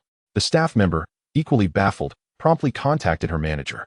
All right, Manager Yang, I understand, she relayed, her expression shifting to one of realization. I sincerely apologize, Mr. Su. The owner of the Black Shark yacht intends to use it today, so it is unavailable for rental. All other yachts are already booked. Would it be possible for you to set sail tomorrow instead? The staff member expressed her apologies to Su Jia. What? Bring your manager to me. Su Jia's anger flared upon hearing this. Never mind. Let us use my private yacht. Jiang Chuan interjected with a light chuckle, observing Su Jia's frustration. What? The three, Mu Qingcheng, Su Jia, and Yang Mi, turned in astonishment towards Jiang Chuan, unaware of his acquisition of a private yacht. Please take us to the dreamlike dragon, Jiang Chuan said with a smile, offering no further explanation to the staff member. The dreamlike dragon. The staff member's eyes widened in disbelief at Jiang Chuan's words. May I ask if you are Mr. Jiang Chuan? She recognized the name associated with the super-luxurious private yacht that had recently docked, rumored to belong to an individual of remarkable stature. Indeed, that is me, Jiang Chuan replied with a smile, presenting his membership. The staff member swiftly confirmed his information. I sincerely apologize, Mr. Jiang. Your membership level is the highest tier. I shall contact Manager Yang immediately to ensure you receive personal attention. Very well. Jiang Chuan smiled in agreement. Mr. Jiang has arrived at our club. I am on my way, the staff member promptly informed Manager Yang. Within 10 minutes, a stout, well-dressed middle-aged man hurriedly approached, panting. Having seen Jiang Chuan's photograph in their records, Manager Yang immediately recognized him. Mr. Jiang, welcome. I will personally escort you to the dreamlike dragon, Manager Yang said with utmost respect. Thank you. Much appreciated, Jiang Chuan replied with a smile. It is no trouble at all. It is an honor to serve you, Mr. Jiang, Manager Yang smiled in return. He personally led Jiang Chuan and his companions to a private dock, where only one yacht awaited. This vessel was remarkably unique, its design exquisite, with every detail showcasing luxury and refinement. The entire yacht resembled a majestic dragon in motion, its sleek form exuding dynamism. The bow rose high, reminiscent of a dragon's head, invoking thoughts of legendary dragon-shaped warships. Golden decorative lines adorned the yacht's surface, shimmering brilliantly, evoking a sense of nobility and mystery. The spacious and tidy deck was furnished with comfortable loungers and tables, allowing passengers to bask in the sun and savor the sea breeze. The stern featured a large swimming pool, its crystal-clear waters reflecting the blue sky and white clouds, enticing one to dive in and enjoy a swim. Upon entering the interior, one was enveloped in an atmosphere of opulence. The living room was lavishly decorated, complete with plush sofas, exquisite carpets, and a high-end sound system. The bedrooms were warm and inviting, with soft bedding and breathtaking views. The bathrooms, equipped with modern shower facilities and massage bathtubs, were crafted from the finest materials, ensuring an indulgent experience. In summary, this yacht radiated unparalleled luxury, both in exterior and interior design, undoubtedly a magnificent work of art. Wow, old Jiang. This private yacht is incredibly extravagant, exclaimed the trio, utterly astonished by the grandeur of the dreamlike dragon, both inside and out. Let us depart, Jiang Chuan chuckled lightly. After Manager Yang arranged the provisions, chef, staff, captain, and crew, the four of them boarded the dreamlike dragon and set sail into the deep sea, ready to relish the experience to the fullest. Chapter 50, Journey to the Deep Sea, Bluefin Tuna. Old Jiang. This cruise ship is truly luxurious. From now on, whenever I come to the South Sea, I shall use your vessel, Su Jia exclaimed, his eyes gleaming with excitement as he surveyed the opulent surroundings. The cruise ship boasted an array of amenities, bedrooms, a living room, a dining area. Goodness, old Jiang, you even have a rod of Lansdale aboard, Su Jia exclaimed, having discovered the storied fishing rod storage. Gazing upon the exquisite rod, he felt that Jiang Chuan indeed possessed an extraordinary wealth. The rod of Lansdale is among the most expensive fishing rods globally, each worth over $1 million. Old Jiang, let us go sea fishing. Today, you shall witness my fishing prowess, Su Jia declared, his enthusiasm palpable as he beckoned Jiang Chuan to join him. Jiang Chuan, amused by Su Jia's exuberance, smiled and agreed. Mu Qingcheng and Yang Mi were equally awestruck by the ship's grandeur. After their tour, they settled down, and Yang Mi leaned towards Mu Qingcheng, whispering, Qingcheng, what exactly is your boyfriend's background? He possesses a private jet and such a magnificent yacht. He must have an extraordinary identity. Mijia. Old Jiang once confided in me that he is the clandestine owner of the Tiantian Group. However, That seems implausible, as he was only 15 when the group was founded. It simply cannot be true, Mu Qingcheng replied with a light laugh, shaking her head as she articulated a notion she herself found hard to believe. Yang Mi nodded, acknowledging her friend's skepticism, as she too could not fathom Jiang Chuan as the enigmatic figure behind the Tiantian Group. The Tiantian Group, recognized as the foremost conglomerate in the world, is known to have a mysterious benefactor whose identity remains undisclosed, even to the highest echelons of government. Speculations abound that this elusive figure must be an elderly sage or an astute businessman, for it is unfathomable how the Tiantian Group ascended to its pinnacle in merely a decade. Have you never inquired about his true identity? Yang Mi could not help but ask. I have, and each time, old Jiang insists he is the owner of the Tiantian Group. I sense he harbors unspoken complexities, so I refrain from pressing further. Ultimately, what matters is that I cherish old Jiang, regardless of his wealth or poverty, Mu Qingcheng replied, shaking her head. Very well. Anyone capable of owning a private jet and yacht must possess a significant background. As long as you can enjoy a good life, I shall rest easy, Yang Mi concluded, choosing not to delve deeper into the subject. The two then summoned the chef to prepare some delicacies, proceeding to the deck to bask in the sunlight and relish their rare moments of leisure. Meanwhile, Jiang Chuan and Su Jia were fishing on another deck. Though the fates were not kind to them, as they had yet to catch a single fish, their composure remained intact despite the lack of success. After several hours, the cruise ship finally anchored in the deep sea. The captain approached Jiang Chuan and the others with respect, stating, Boss, we have arrived at a prime fishing location, as you instructed. However, I must caution that there may be some rogue pirates in the vicinity, which poses a potential danger. Uncle Xiong, fret not. Our luck cannot be that dismal. Moreover, we can spot pirate ships from afar. If we encounter any, we shall simply depart swiftly. I am confident that they cannot catch up to our cruise ship, Su Jia responded lightheartedly, dismissing the notion of bad luck leading them to pirates. Uncle Xiong, seeing that the boss was so assured, felt uncertain on how to dissuade him. He departed the deck to alert the crew and staff to remain vigilant, instructing them to notify him immediately if they sighted any pirate vessels. They needed to leave promptly to avert any danger. The crew and staff, having heard of the occasional pirate activity in these deep waters, understood Uncle Xiong's concerns and agreed to remain cautious. In truth, had it not been for the generous compensation offered by Jiang Chuan and his companions, they would not have dared venture into these treacherous depths. Fish on! Jiang Chuan exclaimed with exhilaration as he felt his fishing rod being tugged vigorously just 5 minutes after anchoring. How is it so quick? Su Jia inquired, his gaze shifting to Jiang Chuan's rod, where he indeed observed the vigorous movement. His interest in fishing waned as he focused on Jiang Chuan's excitement. Help me out. Jiang Chuan could sense that the fish was substantial. After wrestling with it for half an hour, he finally managed to reel it in. The fish was robust, with a slender, tapered body and a distinctive elongated shape. Its tail fin was cross-shaped, and its coloration was striking, bright from the belly to the sides. Deep blue on the upper body, dark fins, and a hint of yellow on the smaller fins. Its tail base formed a prominent black ridge. This species was entirely scaled, with a notably large mouth and relatively small eyes, while its pectoral fins were short, ending before the midpoint of the first dorsal fin. Goodness, old Jiang. Your luck is astounding. You've caught a bluefin tuna. This must be over 2 meters. Su Jia marveled at the fish Jiang Chuan had landed. Indeed, luck is on our side. We have lunch sorted, Jiang Chuan replied with a grin, eyeing the magnificent bluefin tuna. You continue fishing. I shall ask Master Guo to prepare this one. We can enjoy some refreshments while waiting, Jiang Chuan said, lifting the hefty fish, which weighed over 200 pounds, and carried it to the kitchen. Boss, your luck is extraordinary. You've caught such a large bluefin tuna. If sold, this could fetch hundreds of thousands. Master Guo exclaimed, astonished by the sight of the fish Jiang Chuan brought in. Master Guo, this fish will be our dinner tonight. Please prepare it so that everyone aboard can enjoy. Jiang Chuan instructed, his spirits high.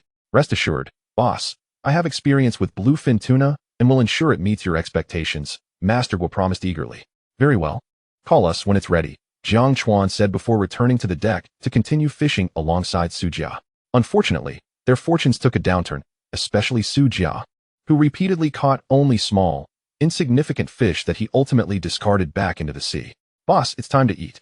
The bluefin tuna is ready, Master Guo announced, calling out to Jiang Chuan and Su Jia from the deck. The two hurried to the dining area, where Mu Qingcheng, Yang Mi, and the ship's staff were already indulging in the delicious fish. Jiang Chuan, with a smile, retrieved several bottles of champagne, inviting everyone to partake in the feast. Together, they savored the fish and toasted with champagne, reveling in the moment. Chapter 51, Dealing with Pirates. Invitation from the Magic City. As Jiang Chuan and his companions relished their meal in the kitchen, an inconspicuous fishing boat stealthily approached their cruise ship. Undetected on the vast sea, suddenly, a deafening crash startled everyone. What just happened? Mu Qingqing and Yang Mi gasped in unison, bewildered by the commotion. Stay put. I'll go check it out, Jiang Chuan announced, sensing that their vessel had been struck. I'll accompany you, boss. If trouble arises, I can face it alongside you. A young sailor offered, rising to his feet earnestly. No need, I can handle this alone. Jiang Chuan shook his head at the young sailor, whose muscular physique suggested strength, and remarked that if trouble truly arose, acting alone would be more advantageous. He had exchanged his physical attributes within the game and had transformed into the world's strongest soldier, equipped with a multitude of skills, rendering him unafraid in the face of peril. However, upon hearing Jiang Chuan's intention to go solo, the sailor's expression shifted drastically. Rest assured, my abilities surpass yours. Accompanying me would only hinder my efforts. Jiang Chuan, sensing the sailor's readiness for further discussion, smiled and left him with those words, instructing Su Jia to secure the restaurant before swiftly departing toward the source of the commotion. Had he encountered pirates? Jiang Chuan approached cautiously and discovered a fishing vessel had collided with their ship. A dozen pirates, armed and menacing, were preparing to board via a ladder. As he neared, he observed that some pirates had already ascended to the deck, and any attempt to intervene would surely expose him. The pirates were armed, and engaging them would place him at a disadvantage. Within 2 minutes, all the pirates had boarded the vessel, and Jiang Chuan refrained from action, choosing instead to conceal himself and observe. Gather everyone together, commanded the pirate leader, a man with a prominent scar across his face, addressing his comrades. Understood. The pirates responded in unison. The duo of pirates began searching the ship for the crew. An opportunity presented itself as Jiang Chuan noted the pirates had split up. Seizing the moment, he ghosted across the deck, inching closer to 2 unsuspecting pirates. The overconfident pirates, believing their weapons rendered them invincible, conducted their search with blatant disregard for their surroundings. Die! Jiang Chuan closed in on the pirates with lethal precision, his demeanor turning icy.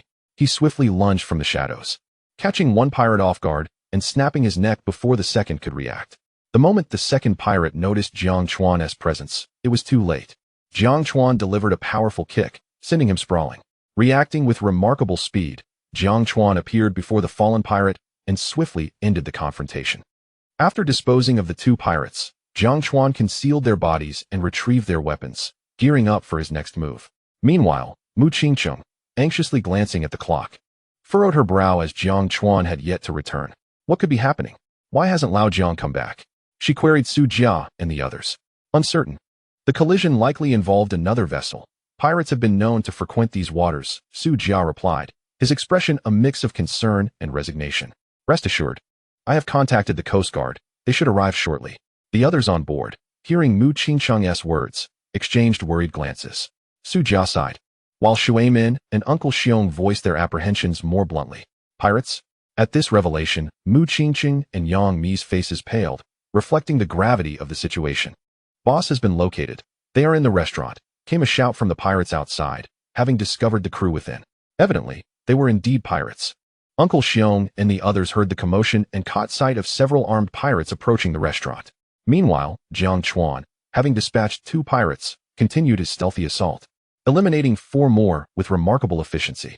Half of the pirate crew had been neutralized when he suddenly caught wind of their voices, prompting a swift change in his demeanor. Only gunfire can resolve this now. Jiang Chuan's expression hardened as he leapt from the deck, spotting the pirates outside the restaurant. He acted decisively, opening fire. The sound of gunfire erupted, and 4 pirates stationed outside were instantly gunned down. The echoes of gunfire sent Mu Qingqing and Yang Mi into a panic, their screams piercing the tension. Su Jia and Uncle Xiong also turned pale, trembling slightly. Fear of gunfire is an innate human reaction. What is happening? Why the gunfire? The scarred pirate, upon hearing the shots, wore a grim expression as he demanded answers from his crew, but none responded. Could something have gone awry? The pirate leader's face paled further as silence enveloped him, a sense of dread creeping in. Having eliminated 4 pirates, Jiang Chuan began searching for the remaining foes. Be cautious, he warned as he navigated the ship with an intimate knowledge of its layout, quickly locating the pirate leader and his accomplices. This time, rather than delivering lethal shots, he aimed for their limbs, incapacitating them effectively. As the two pirates succumbed to their injuries, Jiang Chuan pressed on, determined to eradicate the remaining threats. Upon realizing all pirates had been neutralized, he exhaled in relief. He summoned the sailors and Su Jia from the restaurant to assist in piling the bodies, while the captured pirate leader and his men were securely bound. The Coast Guard arrived shortly thereafter, astonished to learn that Jiang Chuan had single-handedly dealt with all the pirates. However, the fact remained that he had taken lives, necessitating an investigation. Jiang Chuan was taken in for questioning, while Uncle Xiong and the others returned to shore. Su Jia quickly reached out to his contacts. The Coast Guard confirmed the assailants were indeed pirates, and that Jiang Chuan's actions were deemed self-defense, leading to his eventual release. Meanwhile, Mu Qingcheng and Yang Mi, unaware of the full extent of the ordeal and having not witnessed any bloodshed, were not particularly shaken. Upon Jiang Chuan's release, they breathed a sigh of relief. With matters settled, they boarded a private jet back to Modu. Su Jia, having witnessed the grim reality of violence, felt a lingering psychological shadow as they hurried back to Jiangbei. Old Jiang, what prompts you to call? The club should be established now. You must be quite busy. Jiang Chuan chuckled in response to Zhang Hao's call, having arrived in Jiangbei, his spirit unscathed by the earlier events. Indeed.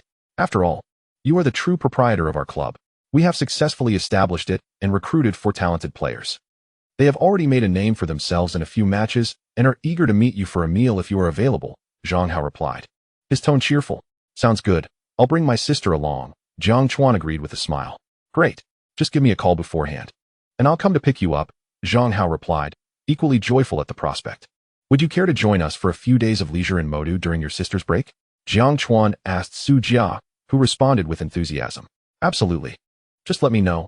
I have no pressing matters at the moment, and a little exploration sounds delightful. With plans set, Jiang Chuan and Su Jia returned home, agreeing to travel together to Modu. 3 days passed in the blink of an eye, and finally, the weekend arrived. Brother, when are we heading to the magical city today? As dawn broke, Jiang Chuan, who had toiled through the night, finally received 1,000 heartfelt thanks. While still lost in slumber, Lin Xiaoxiao entered Jiang Chuan's room to awaken him. 2 days prior, Jiang Chuan had promised Lin Xiaoxiao that he would take her to the magical city this weekend, and the little one had eagerly awaited this day. What time is it? Jiang Chuan, still bleary-eyed, glanced at Lin Xiaoxiao and yawned. 8 o'clock. What? 8 o'clock? You woke me up at 8? Jiang Chuan, hearing the time, looked at Lin Xiaoxiao with a helpless expression and bitterly replied. He had only slept for 2 hours after going to bed at 6 o'clock, and now he felt overwhelmingly drowsy. Brother, Jia Gu was more proactive. He called you at 7, and when you didn't answer, he called me. Jia Gu is already at the airport waiting for us. If we hurry, we can still catch the 10 o'clock flight. Lin Xiaoxiao, upon hearing Jiang Chuan's words, looked at him with a hint of grievance and spoke bitterly. Jiang Chuan, upon hearing this, immediately checked his phone and realized it was indeed on silent mode. Su Jia had called him over a dozen times without a response. Sorry, little sister. I'll get ready right away, and we'll head to the airport. Jiang Chuan smiled apologetically, quickly washed up, and arranged for a car to take them to the airport. Are you out of your mind? Calling us at 7? Were you planning to arrive in the magical city to get reincarnated? Upon arriving at the airport, Jiang Chuan spotted the flamboyant Su Jia posing for photos. He couldn't help but unleash his frustration at him. Su Jia pretended not to hear Jiang Chuan's remarks and continued taking pictures. Lin Xiaoxiao found this scene amusing and quietly snapped a photo, standing aside with a smile. Seeing Su Jia's indifferent attitude, Jiang Chuan also grew tired of venting. Stop being so ostentatious. My sister and I haven't eaten yet. Let us head inside and you can treat us to a meal first. Faced with Su Jia's audacity, Jiang Chuan felt helpless and shot him a glare. All right. Su Jia, noticing Jiang Chuan had stopped his complaints, ceased his photo session and smiled at Jiang Chuan and Lin Xiaoxiao. You two are quite the characters. Little sister, this is what we call a deep bond. Jiang Chuan chuckled at Lin Xiaoxiao's teasing. What would you like to eat? Jia Gu will treat you. He is wealthy, so don't worry about breaking the bank. Su Jia simply smiled at Lin Xiaoxiao's banter and inquired playfully, what would you like? We can have noodles. They're easy to digest for breakfast. Once we reach the magical city, you must let Jia Gu treat you to a grand feast. Sure, your expenses in the magical city will be entirely on Jia Gu. Lin Xiaoxiao beamed at Su Jia. Thank you, Jia Gu. I won't hold back. Lin Xiaoxiao laughed joyfully, knowing Su Jia was not short on money, and he readily agreed. Let us eat first. I'm starving. Jiang Chuan glanced at the two and sighed with a wry smile. Okay, brother. Su Jia remained silent, while Lin Xiaoxiao smiled sweetly as the trio entered the airport, with Su Jia already having purchased their tickets. The three arrived at a noodle shop in the airport, where prices were exorbitant. A simple bowl of noodles could easily cost dozens of yuan. Su Jia, unfazed by the cost, ordered the most extravagant noodles along with various braised eggs and dishes. That's enough. We three can't finish this. Let us not waste it. Jiang Chuan looked at Su Jia, who seemed to want to order everything on the menu, and couldn't help but chuckle. All right. Su Jia nodded at the food in front of him, assuring them they could order more if needed. Jiang Chuan and Lin Xiaoxiao exchanged amused glances, shaking their heads at the thought of ordering more when they could hardly finish what they had. The breakfast lasted a whole hour, and they barely managed to finish their meal. Old Jiang, if Xiaoxiao can't eat anymore, she shouldn't force herself. We're the ones paying. Su Jia, who had only eaten a few bites, watched as Jiang Chuan and Lin Xiaoxiao stuffed themselves. Exactly, Jia Ge. That's our family's tradition. They both shot Su Jia a disapproving look, as he had barely touched his food while they finished the rest. Haha, I want to order so much next time. Su Jia chuckled lightly, watching the two of them burp in discomfort. Flight from Jiangbei to the magical city is about to take off. Please board as soon as possible. Let us go. It's time to board. After a brief rest, Jiang Chuan heard the boarding announcement and informed the others, leading them to the gate. Brother, I never imagined I would actually get on a plane one day. The trio had all booked economy class tickets as first-class seats were fully booked. Lin Xiaoxiao gazed out the window at the scenery, feeling a mix of excitement and anticipation. Little sister, now that your brother has the means, next time we return, I'll treat you to a private jet. Jiang Chuan smiled softly at Lin Xiaoxiao's joyful expression. Thank you, brother. Lin Xiaoxiao's eyes sparkled at the mention of a private jet. She had seen them on television and had developed a subtle longing to experience such luxury. Chapter 53, Jay-Z Club, The Four Divine Beasts. 2 hours later, the flight from Jiangbei to the magical city landed smoothly at the airport. Finally arrived. Su Jia, unable to contain his excitement, sprang to his feet and stretched his legs. This was his first experience in economy class, and he had found it quite uncomfortable, struggling with limited legroom for the entire flight. He had repeatedly asked the flight attendants about upgrading to first class, but it was fully booked, making the 2-hour journey a test of endurance. Let us go? Jiang Chuan chuckled at Su Jia's pained expression. I've arrived at the magical city, Lao Zhang. Where are you? Jiang Chuan had already informed Zhang Hao during the flight, and Zhang Hao was waiting for their arrival at the airport. Upon receiving Jiang Chuan's call, he quickly relayed their exact location. Brother Hao. As Jiang Chuan and the others approached a business vehicle, Zhang Hao, standing there smoking, noticed them and extinguished his cigarette with a smile. Xiao Xiao, Lao Jiang. Zhang Hao greeted them with a broad grin. Lao Zhang, this is my high school classmate and best friend, Su Jia. Su Jia, this is my brother, Zhang Hao. Jiang Chuan introduced them as they met. Hello. They exchanged greetings, acknowledging each other. Lao Jiang, since you just arrived, how about we head to the club to relax a bit before going for a seafood buffet? Zhang Hao suggested as he approached the driver's seat, glancing at Jiang Chuan in the passenger seat. Brother, I want to have seafood buffet. Before Jiang Chuan could respond, Lin Xiaoxiao's excited voice chimed in. Little sister has made her choice. Let us check out the club first, and we'll head over later. Jiang Chuan smiled and instructed Zhang Hao. All right. Zhang Hao naturally refrained from elaborating further and readily agreed. Wow. Second brother, look at the towering buildings in the Magic City. They are significantly taller than those in Jiangbei. The crowd here is astonishing, and everything seems so luxurious. But the traffic is unbearable. Our car has been stuck in place. Lin Xiaoxiao exclaimed from the back seat, brimming with excitement.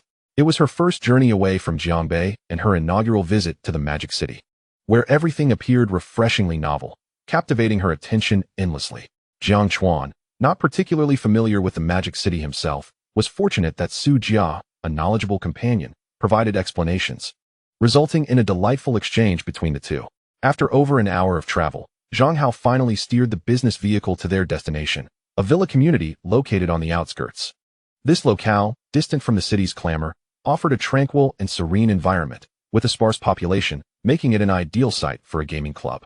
The vehicle gradually rolled to a stop in front of Villa number 18.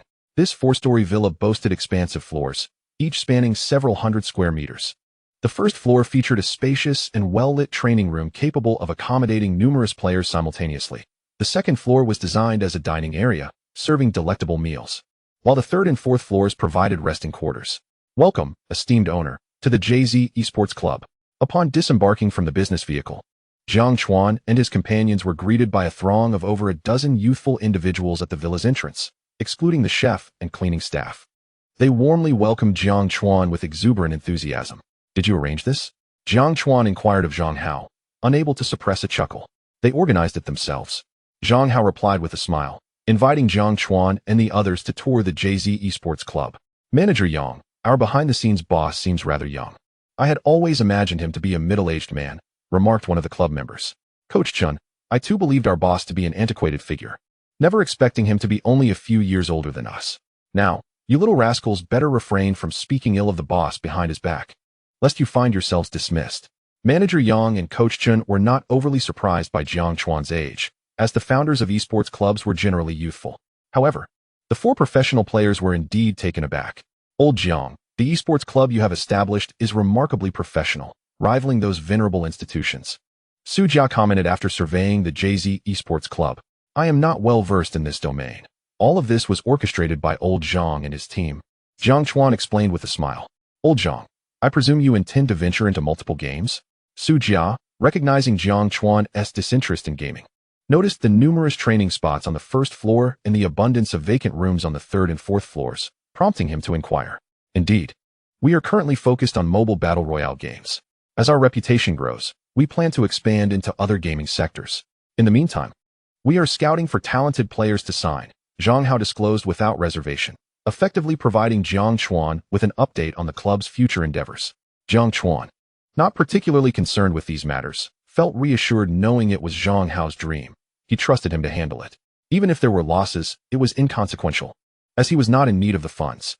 Su Jia and Zhang Hao engaged in extensive discussions regarding the club, while Jiang Chuan became acquainted with everyone involved: Manager Yang, Coach Chun, Analyst Liao, and team leaders Qing Long, Baihu, Zhu Ke, and Xuanwu. "Are these the four divine beasts?" Jiang Chuan mused, bemused to discover the four players were named after the legendary creatures of Chinese mythology. Such naming felt rather arbitrary. As Jiang Chuan conversed with Manager Yang and the others, he learned about their aspirations and offered them encouragement. Lin Xiaoxiao, uninterested in gaming, quickly grew bored after a brief attempt and resorted to her phone. After several hours, she finally turned to Jiang Chuan, exclaiming, "Second brother, I'm hungry. My dear sister, I apologize. We became too engrossed in conversation," Zhang Hao responded, concluding his dialogue with Su Jia and turning to Manager Yang. "The dining area is reserved, correct?" "Yes, Mr. Zhang. The restaurant is booked at the Xinin Mansion. If we leave now, we should arrive in about an hour," Manager Yang confirmed. "Let us head out." "My sister is already hungry," Jiang Chuan declared. The others brought out the club's business vehicles. 3 vans, ample enough for their entire party, set off towards the Xinin Mansion in a grand procession. While en route, Jiang Chuan reached out to Mu Qingsheng, but she was too occupied to join them. Chapter 54. A symmetrical slap. The 3 business vehicles arrived smoothly at the Xinin Mansion, where Manager Yang presented the reservation details. The group of over a dozen promptly reached their dining location. "Today, let us indulge in eating and drinking without restraint. Otherwise, we won't recoup our expenses." Zhang Hao joked with a broad smile at the club members. "Rest assured, Mr. Zhang, I will definitely make up for it today," boasted the rotund Qing Long, patting his chest proudly. "Mr. Zhang, I have been starved for 3 days in anticipation of this moment. Today, I will surely make up for it," chimed in the stout Baihu, along with the bashful Zhu Ke and the earnest Xuanwu, who all smiled joyfully. "Sister, what would you like? Should I fetch it for you? Or would you prefer to get it yourself?" Jiang Chuan gently inquired, noticing Lin Xiaoxiao's hesitance. "Second brother, I'll go get it myself," she replied. Visiting such an upscale restaurant for the first time made her a bit apprehensive, yet she wished to choose her dishes independently to avoid waste. "Very well. Let us go together." Jiang Chuan smiled and followed her to the buffet area, where they each selected their preferred foods. Su Jia, a true gourmand, piled his plate high with food as if he had not eaten in ages. Everyone took their time to choose their dishes, and soon the table was laden with an array of culinary delights, leaving other diners around them utterly astonished. "Did a caveman just enter the city?" one remarked. "These folks are incredible. I feel like I could eat for a month with this spread," another mused. "You know nothing. Being able to eat at a buffet like this is a blessing," came the retort from nearby diners. "Let us dig in."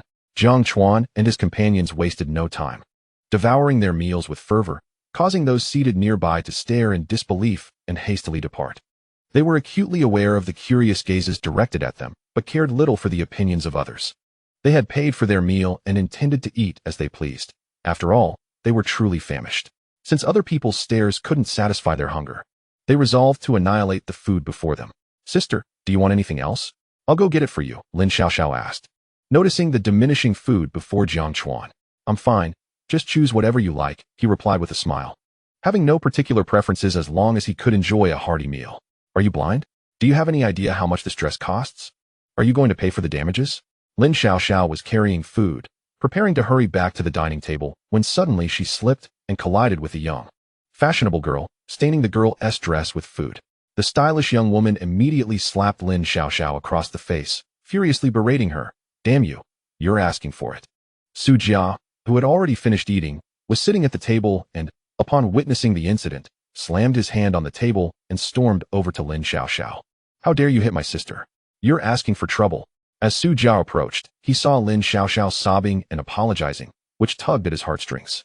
In a fit of anger, he slapped the fashionable girl across her face and then turned to comfort Lin Xiaoxiao. Su Jia's actions drew the attention of Jiang Chuan, who had also noticed Lin Xiaoxiao being bullied. His expression darkened as he swiftly moved towards Su Jia and Lin Xiaoxiao, a chilling aura surrounding him that seemed to lower the temperature in the vicinity. You dare to hit me? Do you have any idea who I am? The fashionable girl shouted, clutching her face in anger. Smack! Jiang Chuan had arrived and, seeing the distressed girl, delivered another slap to her other cheek, coldly stating, Now it's symmetrical. Just wait for it. The girl seethed, tears streaming down her face as she shot a furious glare at Jiang Chuan and Su Jia before storming off. Xiaoxiao, are you all right? Jiang Chuan asked with concern. I'm fine, second brother. It was my fault for bumping into that sister. Please don't make it difficult for her, Lin Xiaoxiao replied, her voice soft and filled with remorse, as she looked up with her slightly swollen cheek.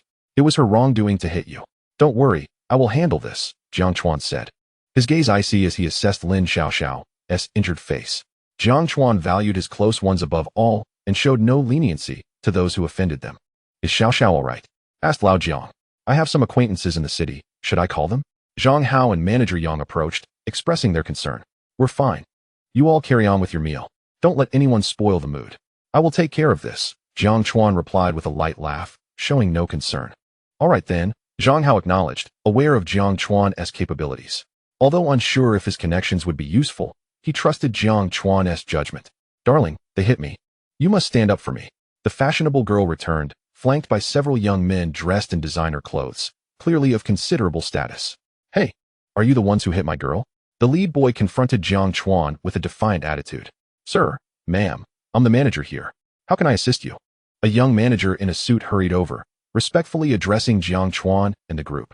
Scram, you can't resolve this, the arrogant boy sneered at the manager, who, recognizing the boy's affluent attire, realized he couldn't afford to offend them and retreated, discreetly calling the police. You two hit my woman. I won't make it hard for you.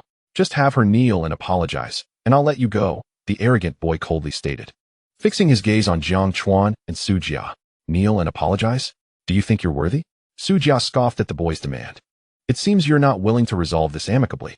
The arrogant boy, noticing Su Jia's equally impressive attire, guessed that Su Jia's status was not to be underestimated. However, with his pride on the line, he glared at Su Jia, demanding, Gao Xiao, why are you wasting words with them? This is our territory. If they don't show respect, just teach them a lesson. Indeed, Gao Xiao, should I call more people to give them a lesson? His companions chimed in, their tones dripping with sarcasm. Be quiet, I'll handle this myself, Gao Xiao replied, detecting their mocking undertones. He took out his phone and coldly dialed a number. Lao Jiang, they're calling for backup. Should we avoid trouble for now? Zhang Hao whispered to Jiang Chuan as he observed Gao Xiao making the call. It's fine. You all continue as you are. I will manage this, Jiang Chuan reassured him with a smile. Zhang Hao and the others returned to their table, but soon came back upon seeing Gao Xiao's arrival, recognizing that they were at a disadvantage in numbers. We can't just leave. We share both misfortune and fortune together, Zhang Hao replied, a bitter smile on his face. I'm giving you one last chance. Have my woman kneel and apologize, and I'll let you off the hook, Gao Xiao stated, his demeanor cold as he regarded Jiang Chuan and Su Jia, emboldened by the arrival of his 4 bodyguards. I'll kneel and apologize for my mistake, Lin Xiaoxiao said weakly. Seeing the imposing bodyguards in black suits and fearing for Jiang Chuan and Su Jia's safety. After speaking, she stepped out from behind Jiang Chuan and Su Jia, drawing all eyes to her. especially those of Gao Xiao and his friends, who were captivated by her beauty. With wide eyes and slightly parted lips, they gazed at her as if witnessing the most exquisite sight in the world. Their eyes glinted with admiration and greed, as if wanting to capture every detail of Lin Xiaoxiao's beauty. Lin Xiaoxiao was exceptionally lovely, especially with tears lingering at the corners of her eyes, her pitiful demeanor evoking a deep sense of compassion. Her delicate features were perfectly sculpted, her porcelain-like skin smooth and flawless, and her slightly flushed cheeks resembled ripe apples, evoking a desire to cherish her. Her eyes sparkled with clarity, glistening with tears that accentuated her enchanting presence. Her lips were rosy and full, quivering slightly, revealing her inner anxiety and fear. In that moment, Lin Xiaoxiao resembled a fragile flower, yearning for tender care. What a beautiful girl! Lao Gua, how could you bully this little girl? Lin Mengru, you must apologize to her. You definitely provoked them, one of Gao Xiao's companions remarked, his tone shifting drastically upon seeing Lin Xiaoxiao, turning against Gao Xiao and Lin Mengru. You're a bunch of dogs. Upon hearing his companion's words, Guo Xiao's expression instantly darkened. He was acutely aware of this group's temperament, which was merely drawn to the presence of Lin Xiaoxiao. Jiang Chuan and Su Jia observed the shifting expressions of the crowd before them, and then turned their gazes towards Lin Xiaoxiao, understanding all too well the intentions swirling within the minds of these individuals. I advise you not to lay your hands on Xiaoxiao, otherwise I shall ensure you comprehend the meaning of regret, Jiang Chuan declared as he stepped protectively in front of Lin Xiaoxiao, casting a cold, disdainful glance at Guo Xiao and his entourage. The chilling gaze sent shivers down their spines, instilling a deep-rooted fear of Jiang Chuan within them. Kid, don't attempt to change the subject. Kneel and apologize to my woman immediately. My patience has its limits, Guo Xiao responded first, emboldened by the presence of his 4 bodyguards, despite still feeling the weight of Jiang Chuan's glare. Hand over the little beauty before us, and perhaps we can resolve this matter amicably. You want to lose out. After all, you've had your fun. Let us enjoy ourselves as well, and we will take care of today's situation for you. Encouraged by Guo Xiao's words, his companions grew bolder, eyeing Lin Xiaoxiao with a predatory gaze, their desires eclipsing their fears as they licked their lips with wicked grins. Seeking death, Jiang Chuan's eyes flared with murderous intent as he caught wind of their designs on Lin Xiaoxiao, and a glance towards Guo Xiao's companions froze them in terror. With a swift motion, Jiang Chuan surged forward, his speed leaving mere afterimages in his wake. In the next instant, he stood before one of the assailants, delivering a merciless punch to the gut that sent the man soaring through the air. With a resounding crack, he followed up with a vicious roundhouse kick to another's shoulder, eliciting a horrific scream as the man's arm shattered under the force. What are you fools waiting for? Attack now! Guo Xiao barked at the 4 bodyguards as the cries of his companions echoed in the air. Understood. The bodyguards, though apprehensive, could not defy Guo Xiao's command. They roared in unison and lunged at Jiang Chuan. Get lost! Jiang Chuan bellowed, his voice reverberating through the space. The sheer force of his shout momentarily stunned the 4 assailants, but Jiang Chuan wasted no time. Within a minute, the bodyguards, akin to paper dolls, lay defeated at his feet. And you too. Jiang Chuan's gaze swept over Guo Xiao and Lin Mengru, who recoiled in fear, swallowing hard. His focus soon shifted back to the other 2, his voice as cold as steel. Jiang Chuan's strikes were merciless, rendering the legs of both men useless, condemning them to a lifetime of disability. This was the consequence of daring to target Lin Xiaoxiao. No mercy would be shown. Chapter 56. Shu Li takes charge. Wang Tsong steps in as Jiang Chuan effortlessly dispatched his foes. The blaring of sirens pierced the air. Finally, the police have arrived. The manager greeted them with a beaming smile. Who started this? A young officer demanded, surveying the scene of the moaning victims sprawled on the ground. I did. I will accompany you, Jiang Chuan declared, stepping forward in response to the police's arrival. Second brother. Lin Xiaoxiao cried out in distress as she realized Jiang Chuan was to be taken away. Do not worry, everything will be fine. Lao Su, keep an eye on Xiao Mei, Jiang Chuan reassured her with a gentle pat on the head before boarding the police car bound for the station. May I make a phone call? Jiang Chuan inquired with a smile at the older officer seated beside him. Certainly, the older officer replied, recognizing the gravity of the situation and Jiang Chuan's apparent confidence. As they drove, the younger officer, eager to remind his superior, was silenced with a sharp reprimand. Old Lu, I've encountered a bit of trouble in Modu. Please assist me.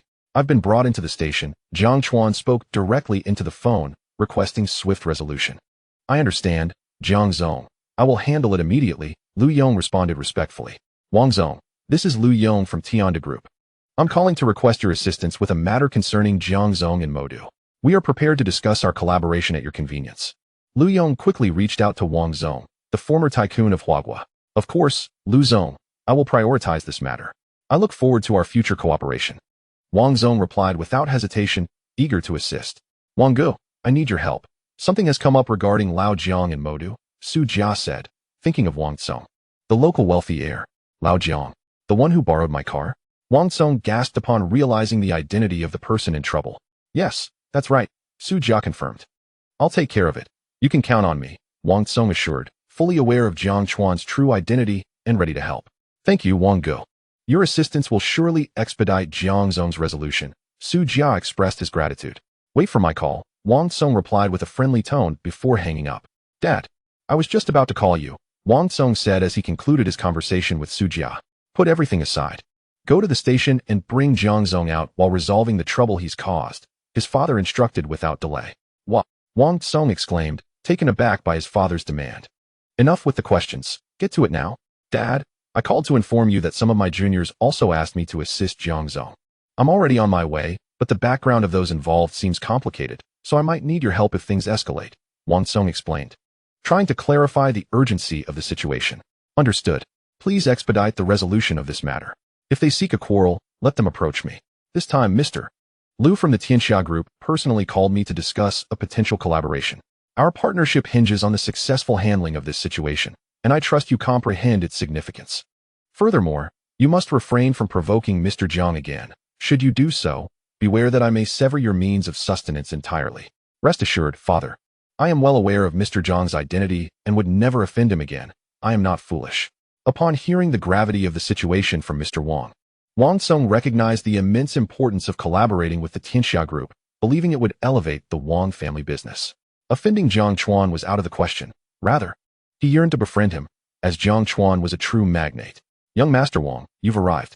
When Wang Zong entered the police station, he personally called the director, who greeted him warmly upon his arrival. Director Zhao, you are too kind. Wang Zong responded with a smile at the director's warm welcome. With Wang Zong's assurance, Jiang Chuan was promptly released from the police station. Thank you so much, young Master Wang, Jiang Chuan said with a smile as he stepped out and spotted Wang Kong. You flatter me, Jiang. It is my oversight that you encountered trouble in Modu without my knowledge. There is no need for thanks. Wang Zong, ever eloquent. Please Jiang Chuan with his words. Please, just call me Lao Jiang or Xiao Chuan. I am a few years your senior. Very well, Xiao Chuan, since you insist. I shall be less formal as well. Call me Wang Gu. The two exchanged pleasantries and laughter as they departed for the club. Brother Wang, let us sit inside for a moment, Wang Zong suggested as he escorted Jiang Chuan to the club. Perhaps another time. I shall return tomorrow for some leisure. I also enjoy gaming and look forward to competing with your professional players. You are always welcome, Brother Wang, Jiang Chuan replied with a smile.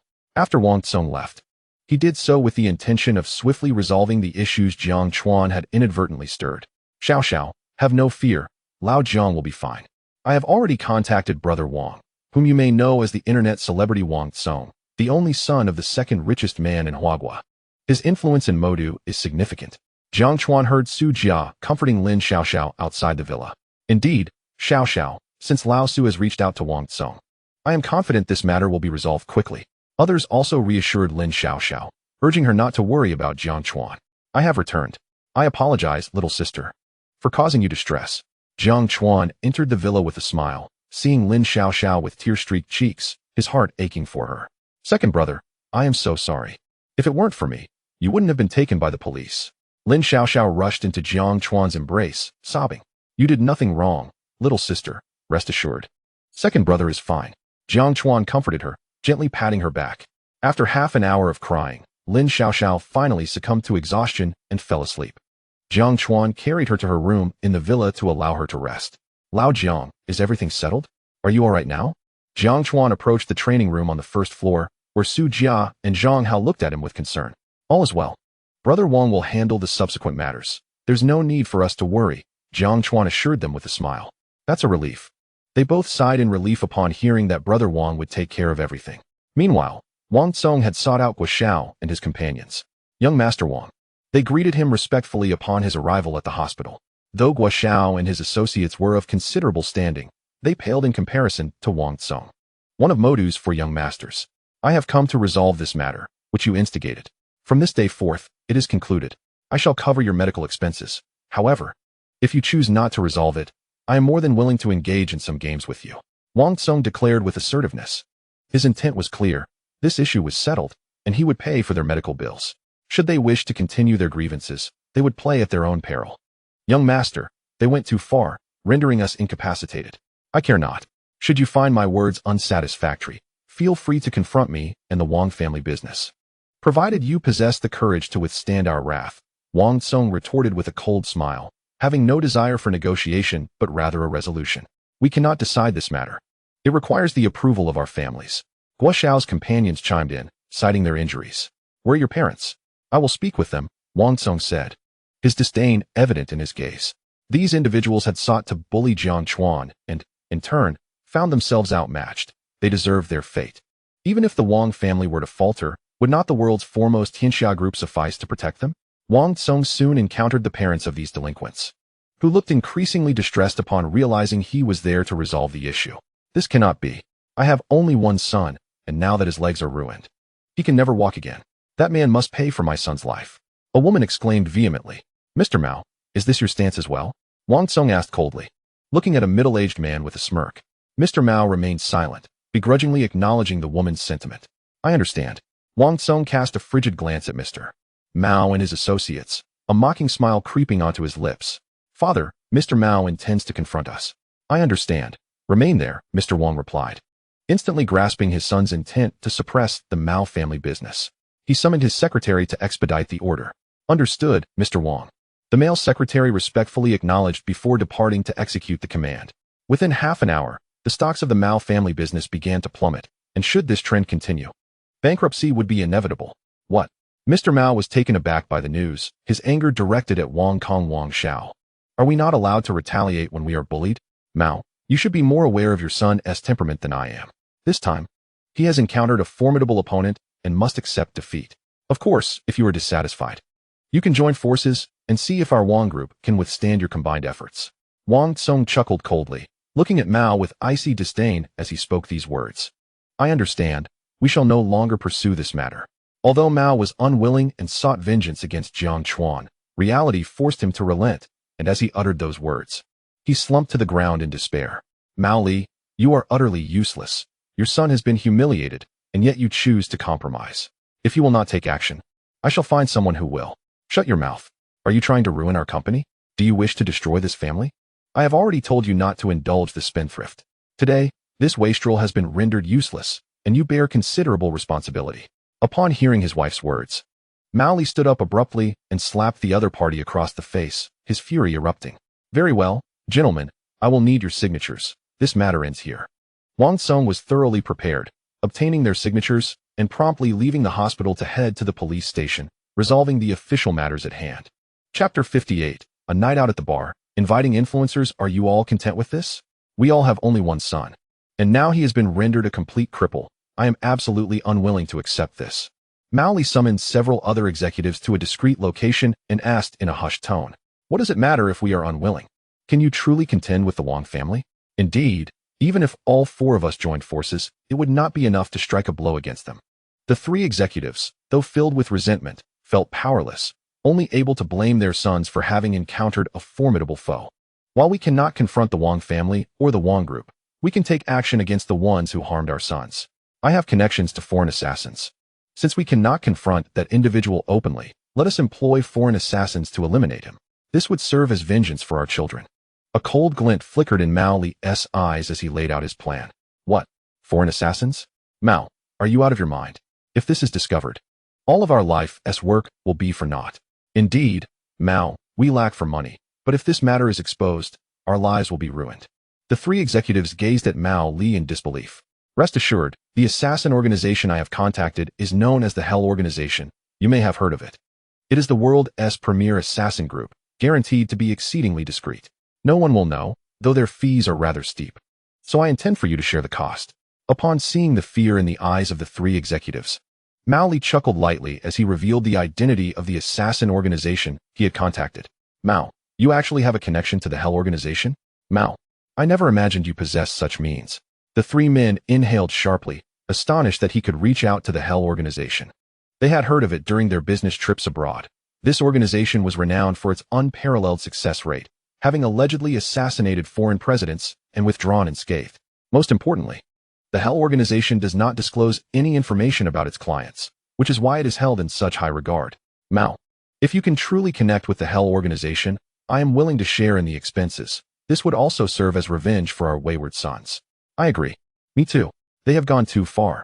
He must be made to vanish from this world. Upon learning of Mao Li's connection to the assassin group, the three executives unanimously agreed.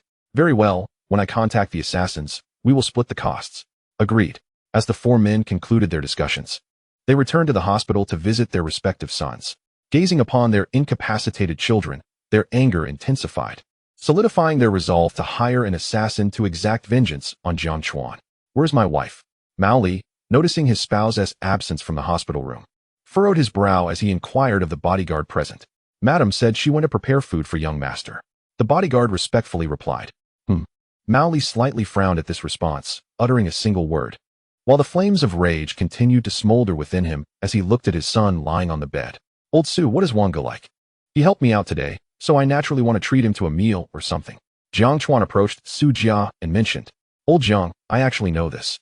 Wang Ge enjoys going to bars with various internet celebrity beauties. If you invite some influencers to accompany him, he will surely be pleased. Su Jia readily divulged Wang Tsong's interest without a moment's hesitation. Is that so? You give Wang Ge a call and see if the club staff are willing to join us at the bar while I find some internet celebrity ladies. Jiang Chuan contemplated for a moment and then directly instructed Su Jia. Leave it to me. Su Jia beamed and readily agreed. Wang Ge, are you free tonight? Old Jiang has gathered some influencers and intends to treat you to a bar outing. What? I'm all in. I am completely free tonight. Wang Tsong excitedly accepted Su Jia's invitation over the phone. All right, Wang Ge, you can arrange the specific bar. We'll cover all expenses. Sure. Let us go to the newly opened TA bar. I'm familiar with the place, and I know the owner. Okay. We've got our personnel lined up, and we'll head over shortly. Su Jia and Wang Tsong concluded their conversation. Meanwhile, Jiang Chuan entered the influencer group created by Steel Gun Wang. Everyone, today there are some beautiful ladies in Modu available. Please join me at the bar. All expenses will be covered by me. 13 Big Brother, can the guys come too? I can dress up in stockings and become a pseudo-girl. 13 Big Brother, can I transform in time? 13 Big Brother, can I come by from Modu? 13 Big Brother, I'm available today. 13 Big Brother, I can go at any time. The group erupted in excitement upon seeing Jiang Chuan's mention, with male and female influencers eager to join him at the bar. They knew Jiang Chuan was very generous, often tipping them handsomely, and this would be their first opportunity to meet him in person, a chance to make a good impression. After becoming familiar with him, they would surely receive even greater attention from him. Most importantly, gaining the favor of 13 Big Brother would elevate their status considerably. Thus, all the female influencers within Modu or its vicinity began preparing to accompany Jiang Chuan to the bar, while those far away from the city felt an overwhelming sense of regret. Please compile a list of which female influencers are willing to come to the bar. I will privately message them the location. They should arrive within half an hour. Anyone later than that need not bother. Once this is arranged, if you're in Modu, come along to the bar, and I'll introduce you to some people. Jiang Chuan directly instructed Steel Gun Wang. 13 Big Brother still loves me. Steel Gun Wang beamed with joy upon reading Jiang Chuan's message, eagerly agreeing while also looking forward to the introductions to other prominent figures. Teacher Wang, make sure you can reach the bar in half an hour. If not, you might offend 13 Big Brother. Teacher Zhou, you can make it in half an hour, right? Teacher Dai, you must reach in half an hour. Teacher He, you must arrive at the bar within half an hour. Exceeding this time is not permissible. So you must hurry. Steel Gun King compiled a list of all the female internet celebrities who could make it and informed them to arrive within half an hour. Otherwise, it would be unwise to offend the 13 powerful individuals. Once his tally was complete, Steel Gun King hurried off to TS Bar. Chapter 59, Great Popularity. True identity. After concluding their conversation, Jiang Chuan summoned the club staff and Zhang Hao. The club personnel and players had no intention of going to the bar, as they had work and training the following day. Although Lin Xiaoxiao wished to attend, she ultimately decided to stay home, considering her underage status. Zhang Hao accompanied Jiang Chuan and Su Jia to TS Bar. TS Bar spans over 3,000 square meters, accommodating up to 3,000 patrons. Upon their arrival at the entrance, they spotted Wang Tsong surrounded by a throng of young women clamoring for his WeChat and photos. Charming as ever, Wang Tsong graciously obliged. Xiao Chuan, Xiao Su, you've arrived. Wang Tsong exclaimed, having heard Jiang Chuan's voice. He pushed through the crowd to greet them with a smile. Who are they? Regardless of their identities, anyone standing alongside Wang Xiao must hold an extraordinary status. Those two are incredibly handsome, even more so than Wang Xiao. How wonderful it would be to be their girlfriend. The young women surrounding Wang Tsong noticed him approaching Jiang Chuan and Su Jia, instantly diverting their attention and whispering amongst themselves. Some bold young women, determined to obtain Jiang Chuan and Su Jia's contact information, made their way over. Apologies. But I already have a girlfriend, Jiang Chuan calmly replied, decisively rejecting their advances. Xiao Chuan, you're rather aloof, aren't you?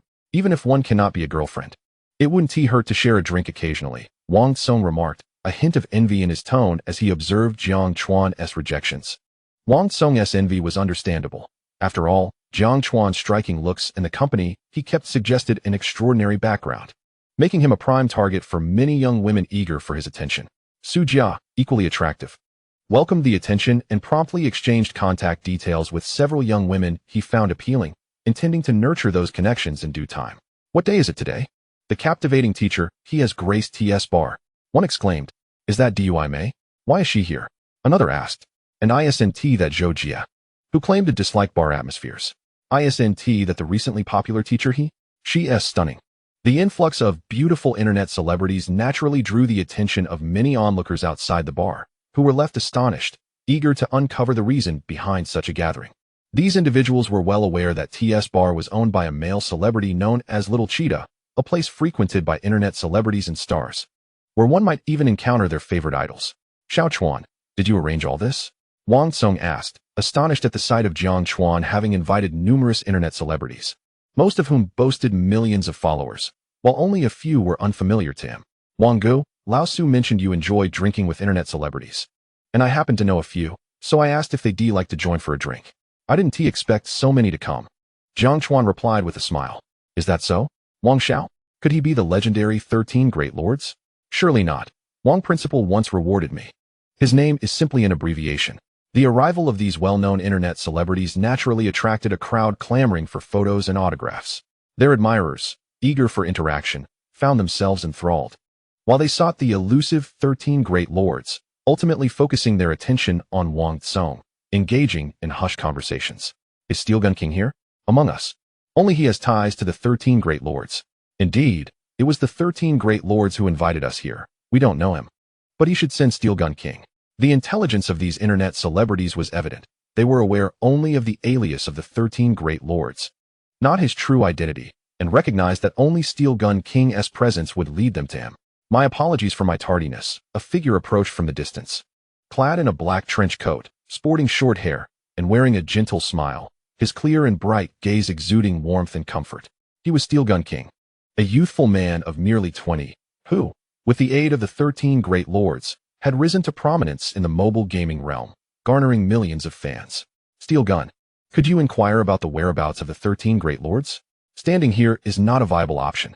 Indeed, Xiao Gang, we feel like monkeys standing here. Upon seeing Steel Gun King arrive, the internet celebrities swiftly urged him to get in touch with Ping Danshi-san. All right, I'll call immediately. Steel Gun King, noticing the gathering crowd clamoring for autographs and photographs, recognized that lingering outside the bar was impractical and promptly contacted Jiang Chuan. 13 Great Lords. We have arrived at the bar. Where are you? I see you. We are on our way, Jiang Chuan replied with a smile after receiving Steel Gun King's call, beckoning Wang Tsong and the others to follow him towards Steel Gun King and the group of internet celebrities. Wang Xiao and his companions are approaching us. Could he be the 13 Great Lords? Wang Xiao likely isn't the 13 Great Lords. The three beside him must be. Wow. The men around Wang Xiao are so handsome and stylish. I hope he is the 13 Great Lords. As Jiang Chuan and Wang Tsong approached Steel Gun King and the internet celebrities, they naturally attracted attention, leading to whispered discussions among the women. Hello everyone. It's a pleasure to meet you. Let me introduce myself. I am Jiang Chuan, known as Ping Danshi-san on Douyin. Jiang Chuan stepped forward, openly revealing his identity and ID, greeting them with a smile. Hello, 13 Great Lords. You're so handsome. May I ask if you have a girlfriend? Could I be your girlfriend? 13 Great Lords. I have admired you for a long time. Pleased to meet you. and I hope for your support in the future. The internet celebrities, upon realizing Jiang Chuan was Ping Danshi San, had no doubt regarding his identity. As anyone capable of associating with Wang, Xiao must possess an extraordinary background. In an instant, they showered Jiang Chuan with warmth and enthusiasm. Rich and handsome, Jiang Chuan was undoubtedly their ideal type. What? Xiao Chuan, you're actually Ping Danshi San. Lao Jiang, you weren't being truthful. I never imagined you were the only supreme wealthy individual on Douyin. The revelation of Jiang Chuan's identity left Wang Tsong, Su Jia, and Zhang Hao astonished. Chapter 60. An additional 5 million. Disabled limbs. Jiang Chuan was taken aback by the fervor of the internet celebrities, who seemed eager to devour him whole, leaving him both amused and bewildered. Let us head inside. It's too crowded out here. Jiang Chuan could only greet everyone before they entered the bar together. When Wang Tsong arrived at TS Bar, he had already called Little Cheetah in advance, who had prepared a private room, allowing them to head directly to the second floor. Young Master Wang, it is a pleasure to meet you for the first time. Let me propose a toast. To the esteemed 13. I raise my glass in gratitude for your assistance. Su Xiao, Zhang Xiao, and Steel Gun Wang were quite adept at socializing. After the drinks were served, they toasted to Jiang Chuan and his 3 companions in turn. Jiang Chuan looked at Steel Gun Wang's social finesse with satisfaction. After all, Steel Gun Wang, with his vast fanbase and status as the top player on Douyin, owed much of his success to Jiang Chuan. His public persona was intertwined with Jiang Chuan's, and social skills were essential. 13. I am thrilled to meet you for the first time. Let us share a drink. The group of female internet celebrities also sprang into action, most of them eager to drink with Jiang Chuan, completely disregarding Wang Tsong and Su Jia. Xiao Su, weren't they here to thank me? Why are they ignoring me? Wang Tsong sat there, looking despondent, and asked Su Jia with a trace of melancholy. They may not have noticed Brother Wang. Let me go speak to them. Su Jia, unable to suppress a smile at Wang Tsong's forlorn expression, quickly approached Jiang Chuan and said, Everyone, please listen. Today, the main guest is Brother Wang. If we ensure he enjoys himself, each of us will receive 100 exclusive gifts tomorrow. Jiang Chuan understood Su Jia's intention, stood up with a smile, and waved his hand towards the numerous female internet celebrities, saying, Young Master Wang, I apologize. Let me toast you. Young Master Wang, do you like my outfit today? As Jiang Chuan's words fell, all the female internet celebrities understood his intent and immediately flocked to Wang Tsong, hoping to win his favor. After all, that could mean 100 exclusive gifts, worth millions. Even if the platform took half, they would still earn 5 million. Old Jiang, you are truly impressive, Su Jia remarked, giving him a thumbs up. The total rewards would amount to an astronomical sum, which he could hardly bear to part with. Jiang Chuan merely smiled, reveling in his wealth. Meanwhile, Mao Li observed his son sleeping and took the initiative to contact the Hell organization. 20 million for the job. Otherwise, we will not accept the task. Why so much? I've heard that dealing with an ordinary person costs at most 1 million. You are in China, the most dangerous country in the world for us. To kill someone here costs at least 20 million. You can either agree or walk away. Mao Li heard the impatience in the Hell organization's voice and, gritting his teeth, ultimately consented. So expensive, but the cost does ensure we remain undetected. Fine, for my son, I will share the cost. Relieved that the other 3 executives agreed to split the bill, Mao Li contacted the Hell organization and transferred 10 million. The other half would be settled upon the completion of the task. After sending the money, Mao Li provided the Hell organization with Jiang Chuan's photo and all the information he had gathered. We will deal with him in 3 days. The Hell organization promptly replied, instructing him to await the outcome. Thank you. Mao Li felt a surge of joy at the thought of Jiang Chuan being eliminated in 3 days. Have you found him? A middle-aged woman sat in a foul-smelling bar, her face contorted with disgust as she glared at a tattooed man beside her. Rest assured, Mrs. Mao, we have located him. They are at TS Bar, but that person is with young Master Wang, so we will need to increase the fee. The tattooed man smirked. How much more? Mrs. Mao's expression darkened as she asked coldly. 5 million. He held up 5 fingers. What? Are you extorting me? Mrs. Mao was taken aback by the price. You should understand. We cannot act against him without offending young Master Wang. Offending him means we can no longer stay in the city. We would have to relocate or leave the country. Thus, asking for an additional 5 million is quite reasonable. The tattooed man shrugged, smiling at her logic. Mrs. Mao, though recognizing the rationale, balked at the thought of parting with an additional 5 million, which amounted to her entire fortune. Consider your son lying in the hospital. I have collaborated with him for a long time. If you were not his mother, and if this weren't through him, I would not accept 10 million to target someone like young Master Wang. The tattooed man saw the distress on her face and the unwillingness in her eyes, directly invoking her son to provoke her anger. I agree. For 10 million, I want him incapacitated. Hearing the tattooed man's words, Mrs. Mao's eyes hardened, recalling her son in the hospital. Do not worry, Mrs. Mao, we are professionals. Your son believes I can be trusted, which is why you approached me. Once the payment is made, we will act immediately. The tattooed man beamed upon her agreement. Give me an account number. Mrs. Mao gave him a long, hard look before gritting her teeth and speaking. Soon, the 10 million was transferred. The payment has been received. Would you like to join us at the bar to witness the outcome? The tattooed man grinned wickedly at Mrs. Mao, though fear gripped her at his sinister smile. The prospect of watching Jiang Chuan's downfall compelled her to agree without hesitation. Very well, Mrs. Mao, keep up with us. Once we finish, we will leave swiftly. The tattooed man chuckled, calling upon a dozen henchmen equipped with knives, who all climbed into a van and sped towards TS bar. Mrs. Mao followed closely behind. Chapter 61. Ambush in the private room. A ruthless side. Is everything arranged? The tattooed man asked his right-hand man. Boss, the security personnel have been bribed. We can enter without worry. Curly Hair smiled at him. Then let us proceed. Let us make it quick. The tattooed man grinned as they entered the bar, their weapons concealed beneath their clothing. When they reached security, Curly Hair exchanged a glance with the guards, who promptly shut down the security system, allowing them to enter the bar undetected. Mrs. Mao, following closely behind, adapted quickly to the bar's noisy atmosphere, finding herself surprisingly fond of it. Eager to indulge once Jiang Chuan was dealt with, perhaps even to meet some young admirers. This must be the private room, correct? The tattooed man, accompanied by a dozen of his subordinates, ascended to the private room on the second floor. He turned to the curly-haired companion beside him and inquired, Is everything ready? The curly-haired man affirmed with certainty. Put on your masks. No one else should move. We will sever the limbs of the man in the photograph and then swiftly depart from this city. The tattooed man nodded and issued orders to his followers. With a forceful kick, he flung open the door to the private room. His actions immediately drew the attention of everyone present. Who the hell are you? Get out of here before I lose my temper. Wang Tsong, slightly intoxicated, shouted angrily at the masked man. Sever his limbs. The tattooed man dismissed Wang Tsong's threat. His gaze fixated on Jiang Chuan, who was surrounded by a group of female influencers. He commanded his subordinates, attack. At his command, the henchmen drew their machetes without hesitation and charged toward Jiang Chuan.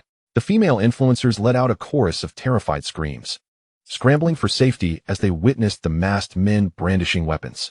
Caught off guard by the sudden onslaught, Jiang Chuan reacted instinctively. When a blade was aimed at a female influencer, he shouted and raised his arm to block the strike. The machete struck his forearm, causing him to break into a cold sweat, yet he refrained from screaming. You seek death. Jiang Chuan, having blocked the blow, felt a chilling resolve wash over him as he faced the remaining attackers. Ignoring the pain, he deftly evaded two assailants and seized an opportunity to disarm one of them, delivering a powerful kick that sent the attacker sprawling.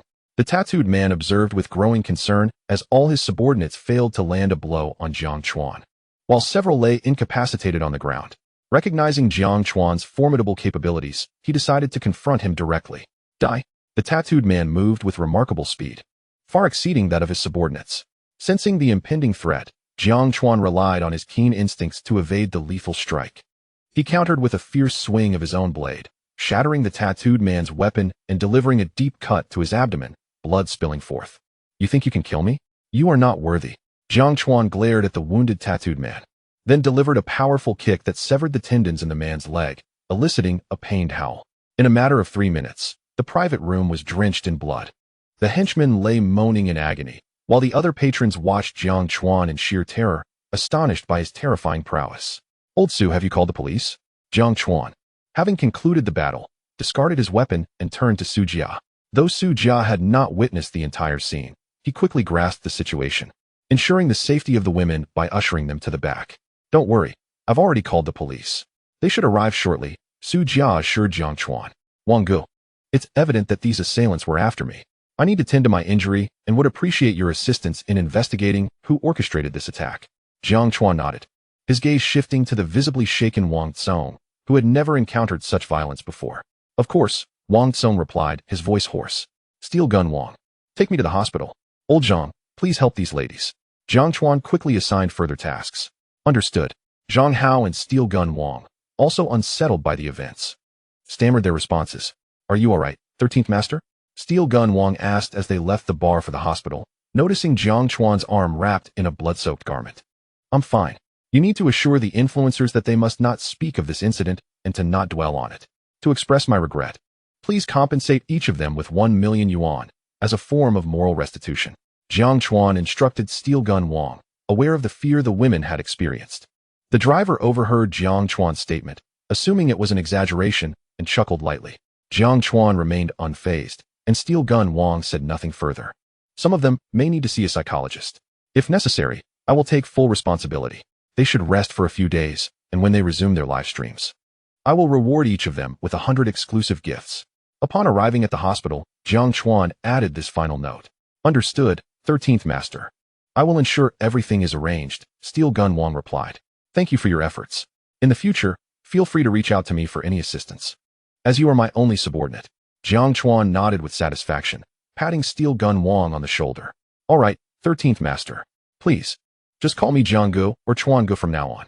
Jiang Chuan smiled at Steel Gun Wang, and after they had bandaged his wounds, he received a call from Wang Kong. Upon learning the identity of the orchestrator behind the attack, Jiang Chuan's expression darkened, startling Steel Gun Wang. Old Liu, I need you to take immediate action to bring down the Mao group and gather any evidence of their criminal activities. If you find any incriminating evidence, collect it all and deliver it to the authorities. Jiang Chuan's tone was cold and resolute as he issued the command. Understood, President Jiang. Liu Yong, sensing the depth of Jiang Chuan's anger, understood that the Mao group had severely crossed him. After hanging up, Liu Yong promptly contacted the traders to short-sell the entire Mao group and began gathering all evidence of their wrongdoing. Get some rest. Complete the task I've assigned to you tomorrow. Jiang Chuan took a deep breath, suppressing his rage, and managed a faint smile as he turned to Steel Gun Wang. Okay. Jianggu. Steel Gun Wang nodded respectfully, fearful as he departed. The following day, news broke across major platforms revealing that the Mao group had been short-sold by the Tianxia group. The Mao group was further implicated in a series of crimes, including tax evasion and contract killings. The overwhelming evidence was sufficient to ensure that Mao Li and his family would face severe consequences. Jianggu is incredible. In just one night, he has sent them spiraling into oblivion. Steel Gun King felt immense relief upon witnessing the news, grateful for having aligned himself with such a formidable and capable elder brother. Everyone, you have received the funds I sent, haven't you? He inquired. Regarding the events of last night, Jianggu expressed a desire for discretion, requesting that none of them disclose the matter to anyone. Additionally, he arranged for psychological evaluations today, hoping to prevent any lingering trauma. Steel Gun King promptly contacted the group of female internet celebrities, conveying Jiang Chuan's intentions. Rest assured, Xiao Gang. We will keep yesterday's events to ourselves, they assured him. Indeed, my lips are sealed. Apart from those present, no one will be aware of what transpired. Xiao Gang expressed confidence in his mental state, believing there was no need for a psychological evaluation. The female internet celebrities, upon receiving the transfer from Steel Gun King, responded enthusiastically, assuring him of their silence while also opting out of the psychological evaluations. Furthermore, Jianggu has instructed me to inform you that when you commence your live broadcasts, you can notify him, and he will reward each of you with 100 exclusive gifts as an apology for yesterday's events. Observing the messages in the group, Steel Gun King chose not to impose mandatory psychological evaluations, understanding that each individual was aware of their own well-being. They were not lacking in financial means, thus could afford any necessary evaluations. He then shared another piece of good news. Thank you, Xiao Gang, on behalf of the esteemed 13. I will be live streaming today, and welcome 13 to the broadcast. The female internet celebrities became increasingly excited at the prospect of receiving 100 exclusive gifts from Jiang Chuan during the live session. Despite their fright from the previous night, the allure of financial gain was sufficient to overshadow their fears. Steel Gun King observed the gratitude expressed in the group, noting that none appeared troubled, and smiled quietly without further comment. Jianggu, the situation has been resolved, Steel Gun King reported promptly to Jiang Chuan, who was blissfully unaware of these developments. Lost in slumber. On another front, Wang Tsong had spent the night awake, shaken by the violent events, even though they had not directly targeted him. Having been raised in privilege, he had never encountered such brutality before. He realized that if Jiang Chuan had been incapacitated or killed, he too would have faced dire consequences due to Jiang Chuan's ties to the Tianxia group. This thought filled Wang Tsong with dread, leading to a restless night. The following day, he informed General Wang of the incident, who was equally shaken. Immediately, he arranged for 2 elite retired soldiers to serve as bodyguards for Wang Tsong, contemplating retaliation against the Mao group. However, upon learning that the Tianxia group had already taken action, he refrained from proceeding further. What transpired? Why was Mao suddenly shorted by the Tianxia group overnight and now apprehended? General Wang pondered. Will Mao expose our involvement in hiring assassins? If this information gets out, we are finished. It was imperative that they silenced Mao entirely, leading them to consider leveraging all their connections to ensure his silence. The 3 executives who had conspired with Mao to hire the assassins were instantly stricken with fear upon hearing the news. They exchanged anxious glances, resolved to utilize every resource at their disposal to ensure Mao remained quiet.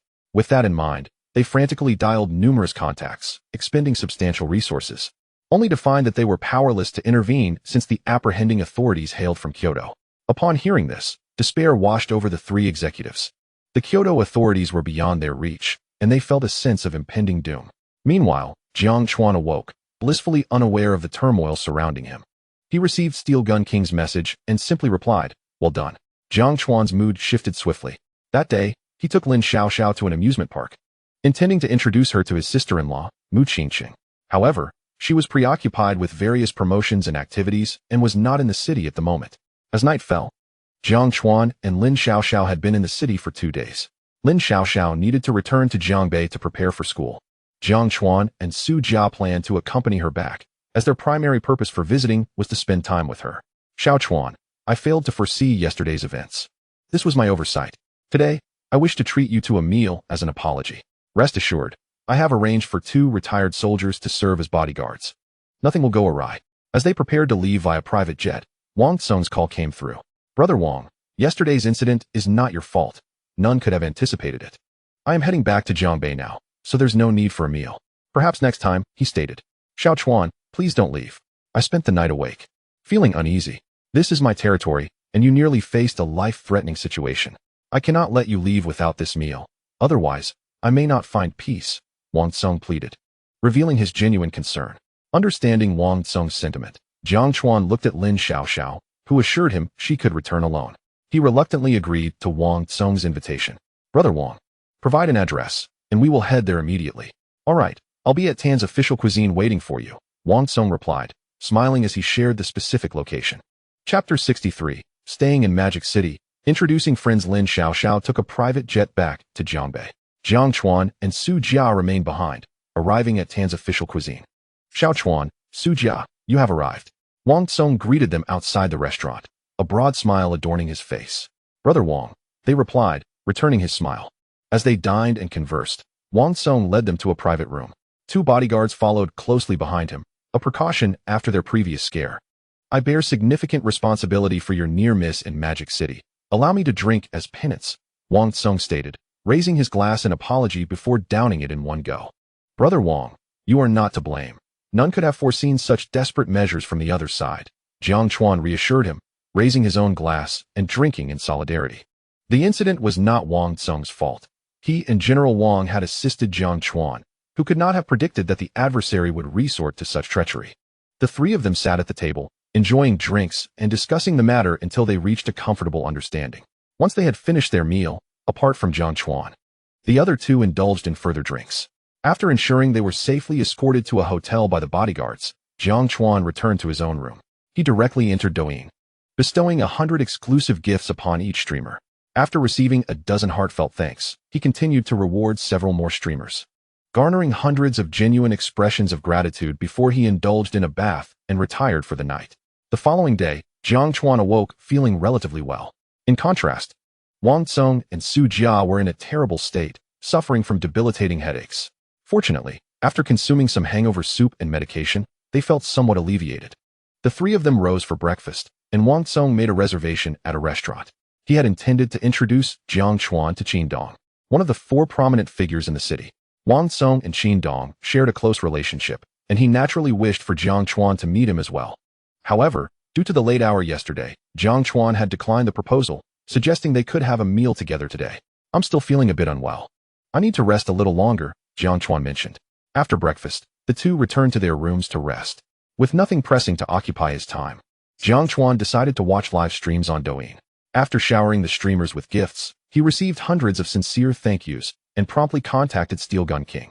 Little Steel, log in and let the brothers start earning, Jiang Chuan instructed. Understood, Brother Jiang, Steel Gun King responded immediately. Everyone, prepare to get started. Those eager to earn, seize the moment. Steel Gun King shouted in his live stream and group chat, announcing the commencement of their gaming session. Steel Gun Squad, report in. He called out as he entered the game interface. Squad 1 reporting. Squad 2 reporting. Squad 3 reporting. Squad 30 reporting. Excellent. Everyone, let us express our gratitude to the 13 big shots. Hearing Steel Gun King's call, the squad members sincerely thanked him. Jiang Chuan, pleased with the 31 expressions of gratitude he received, nodded in satisfaction. All right, Brother Jiang. Steel Gun King promptly exited the game and rejoined Jiang Chuan to continue their session. The first round began, and the squad members quickly started collecting their earnings.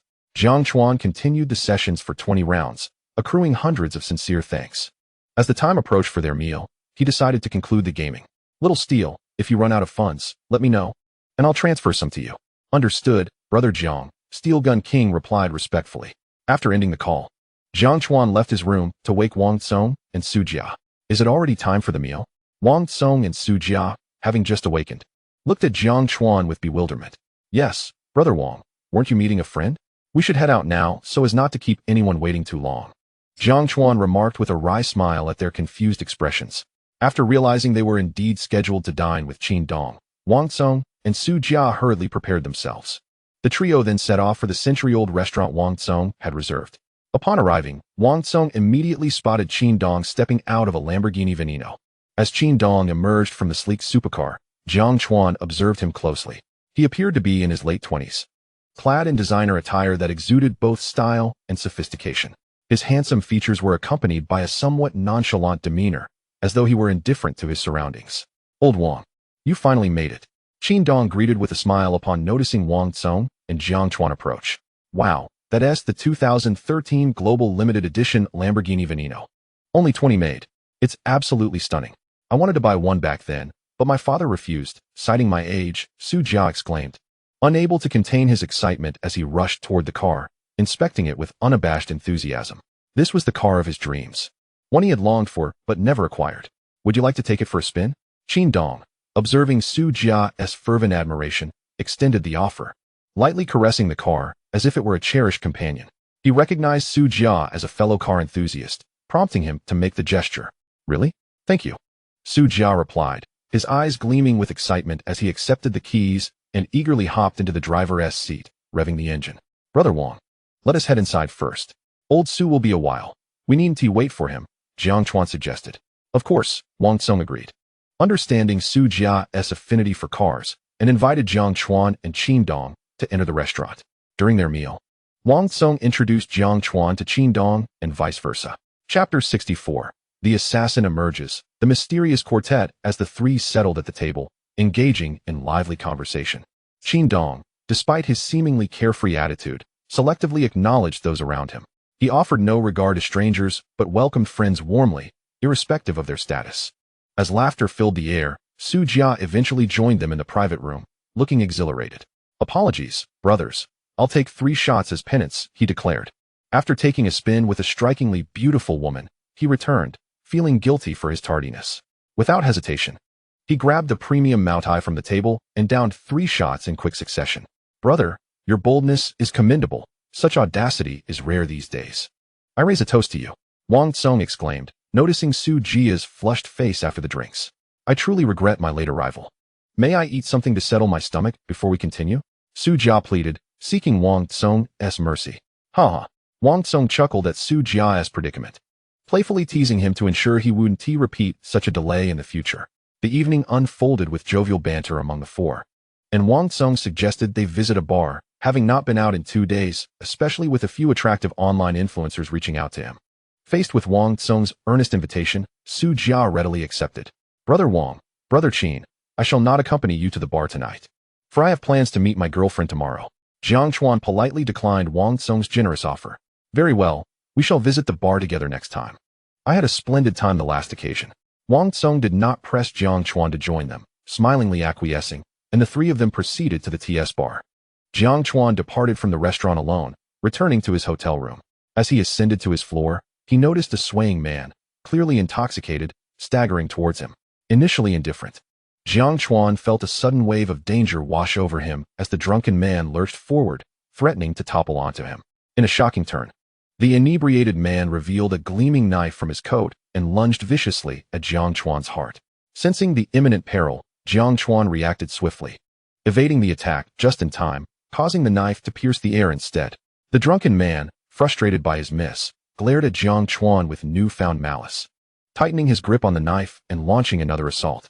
You seek death, Jiang Chuan realized, understanding that this drunken assailant intended to kill him.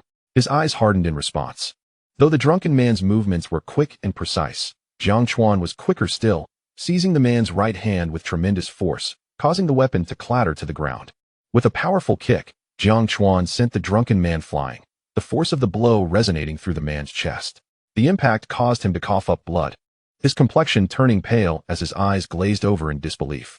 How is this possible? The drunken man, barely holding on to consciousness, was incredulous that his target had subdued him in a single move.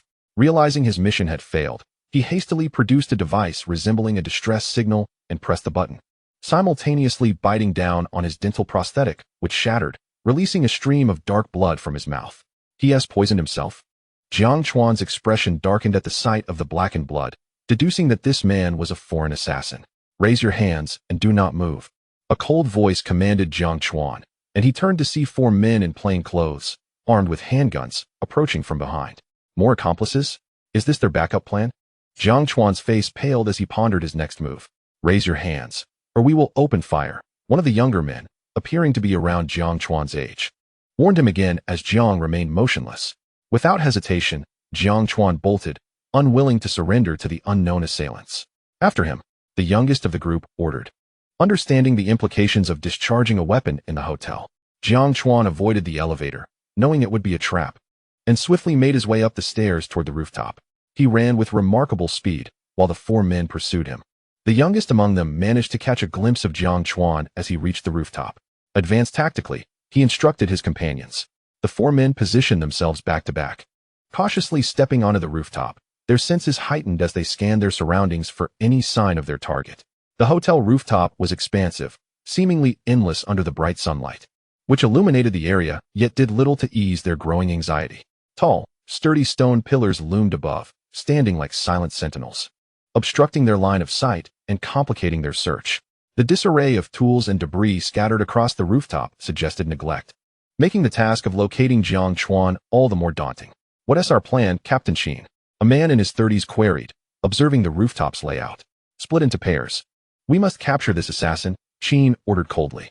Understood, his team acknowledged, dividing into 2 groups, each vigilantly seeking Jiang Chuan among the chaos of the rooftop.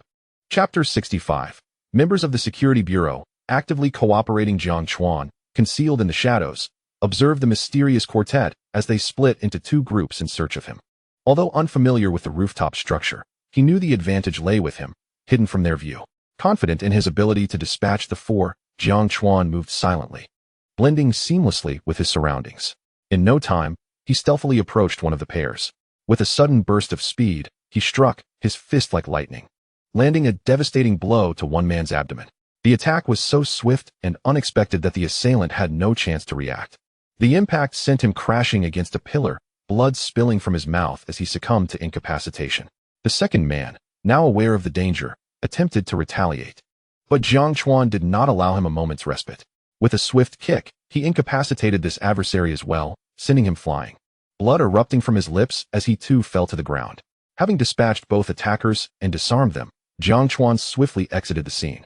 Falcon, monkey, respond if you hear me, Qin called out, aware that they needed to establish contact within a minute. Silence would indicate trouble. There's a problem, Qin realized as the silence from the other group settled in, understanding that something had gone awry. He knew well that the 3 team members he had brought along were skilled, more than capable of handling ordinary assassins.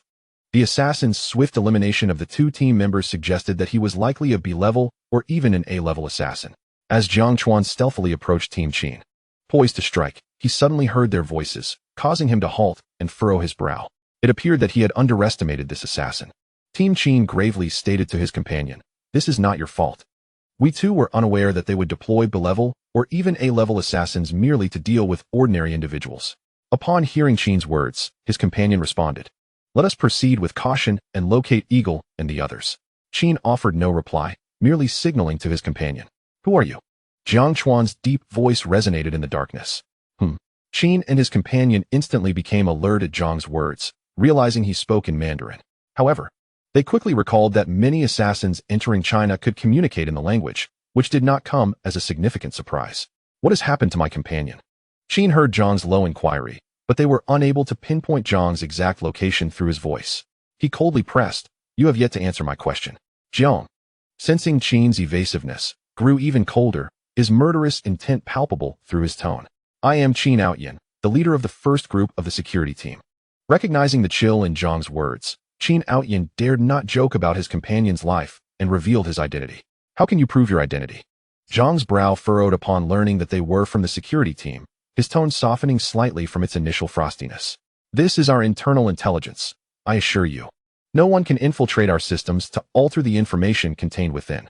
Sensing Jiang's tone had eased, Qin Outyin retrieved a specialized phone, displaying their information and tossing it to the ground, confident that Jiang could confirm their identities upon viewing it.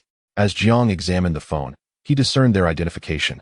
Realizing Qin Outyin spoke the truth, the security team's information was not something anyone could manipulate, confirming their identities as belonging to the security team.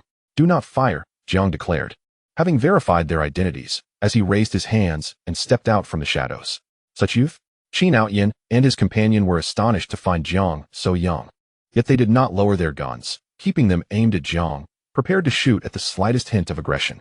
"Mountain Cat, you stay alert. I will inspect."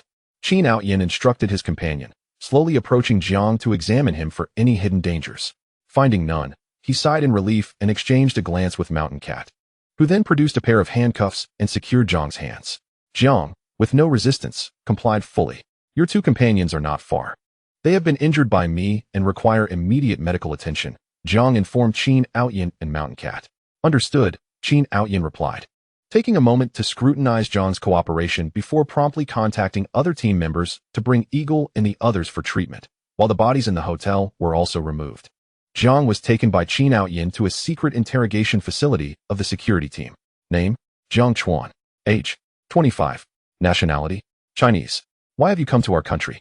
Qin Outyin continued to question Jiang, who answered each inquiry candidly. "I am Chinese. I trust that upon providing my name, you will swiftly uncover all my information. As for deeper details of my identity, once you ascertain that I am not an assassin, you may consult higher authorities, and you should be able to learn more," Jiang stated, aware that many high-ranking officials in China were privy to his identity. "Very well," Qin Outyin acknowledged Jiang's cooperation, refraining from complicating matters, while awaiting the security team members to deliver Jiang's complete identity information. Chapter 66. Identity confirmed, yet the pursuit must continue. "Captain Qin, we have investigated Jiang's background." A member of the security team reported promptly to Qin Outyin. Reviewing the findings, Qin Outyin learned that Jiang had been abandoned by his family as a child and raised by an elderly scavenger, who introduced him to Wang Tsong and Qin Dong. The foreign assassins arrived in Shanghai primarily due to Wang Tsong defending Jiang, with their intent being to eliminate him. "Your identity has been confirmed. We indeed misunderstood. However, given the involvement of foreign assassins, we still require your continued cooperation in our investigation," Qin Outyin stated after reviewing Jiang's information, knowing it could not have been fabricated. "Understood," Jiang replied with a smile, acquiescing to Qin Outyin's request. "Prepare a resting room for him, ensuring food and water are provided. He cannot be released for the time being." Qin Outyin instructed the nearby security team members once he confirmed that Jiang was not an assassin. "Yes," the members responded respectfully, escorting Jiang from the interrogation room to a modest resting area where they offered him sustenance. Observing the sparse quarters, merely a bed and a table, Jiang paid little mind. After finishing his meal, he lay back on the bed to rest. "Director Long, the assassin has been dealt with, not by our security team, but by a young man named Jiang Chuan, whose strength is formidable enough to easily overpower our two members. I may not even stand a chance against him."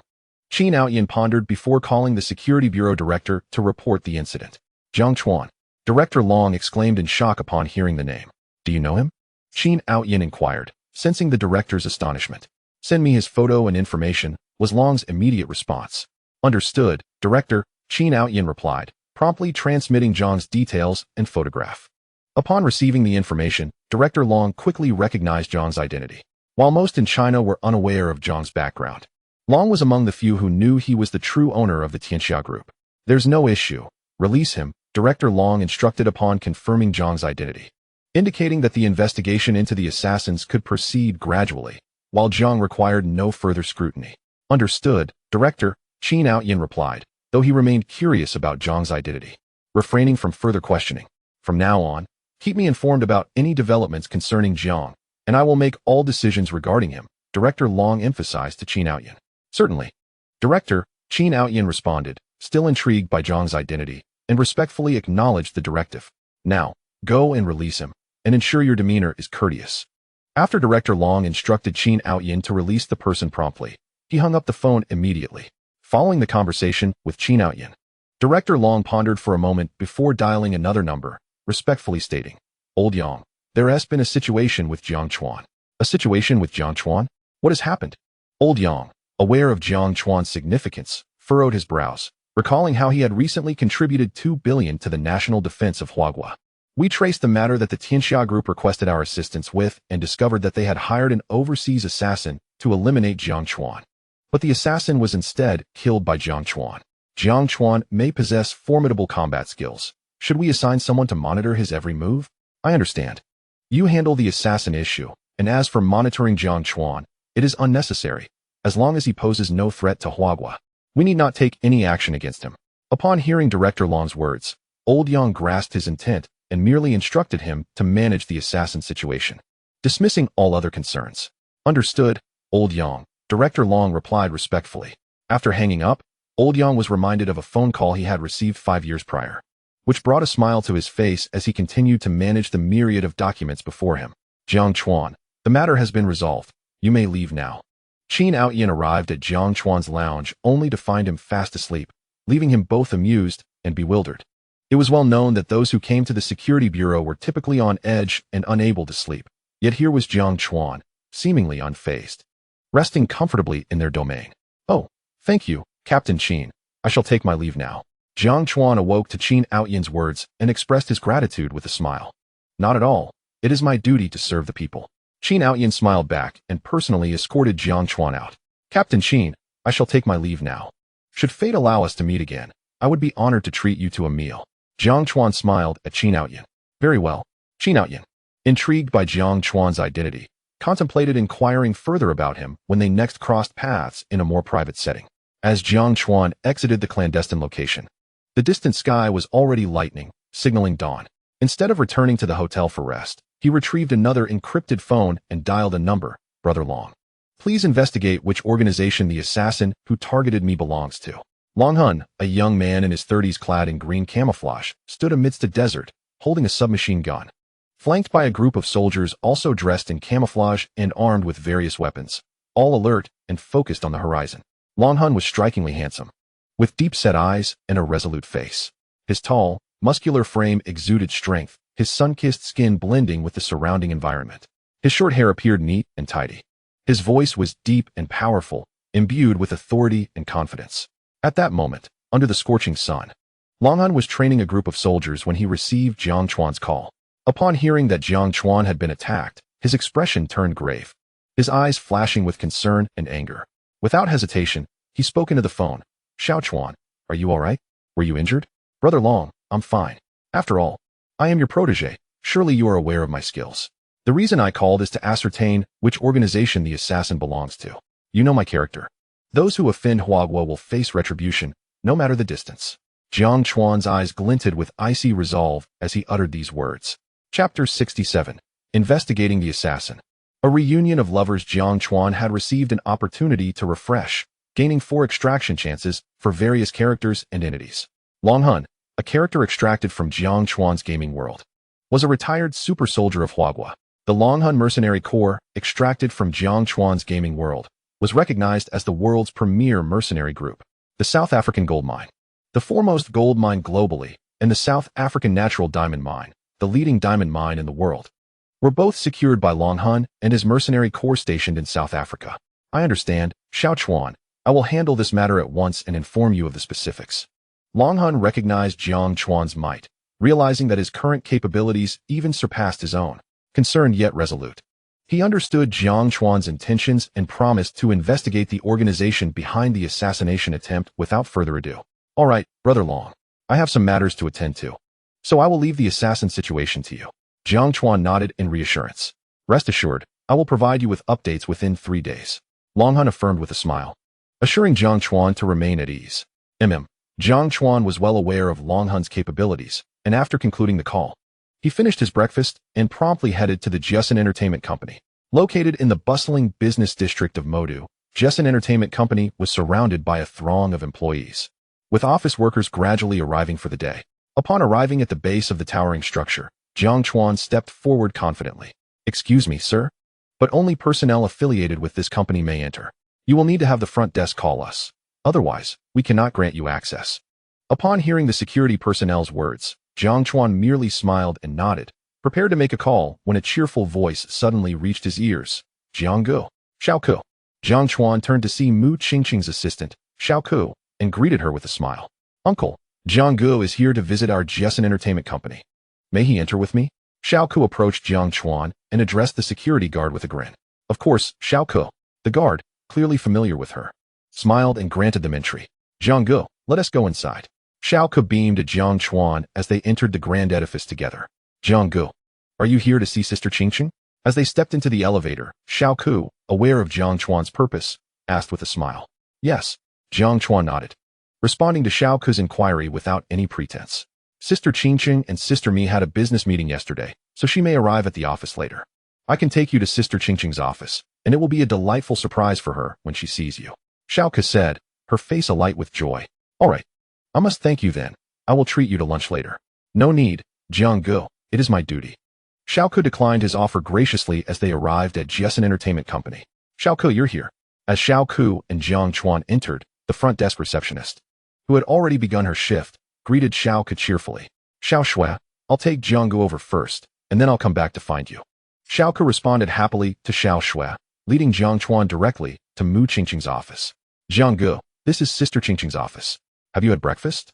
If not, I can order takeout for you. No, I've already eaten. You all enjoy your meal. Jiang Chuan replied with a gentle smile, his gaze softening as he looked at Xiao Ku. He then began to carefully examine Mu Qingqing's office. This is a spacious and comfortable area, encompassing over 100 square meters. It is fully equipped with a myriad of office devices and amenities. Within the office, there is also a bed for resting, evidently intended to facilitate Mu Qingqing in obtaining ample relaxation during her work hours. Jiang Chuan slowly strolled to the window, gazing through the pristine glass at the cityscape below. Towering skyscrapers rose high, while the streets bustled with a stream of vehicles and hurried pedestrians.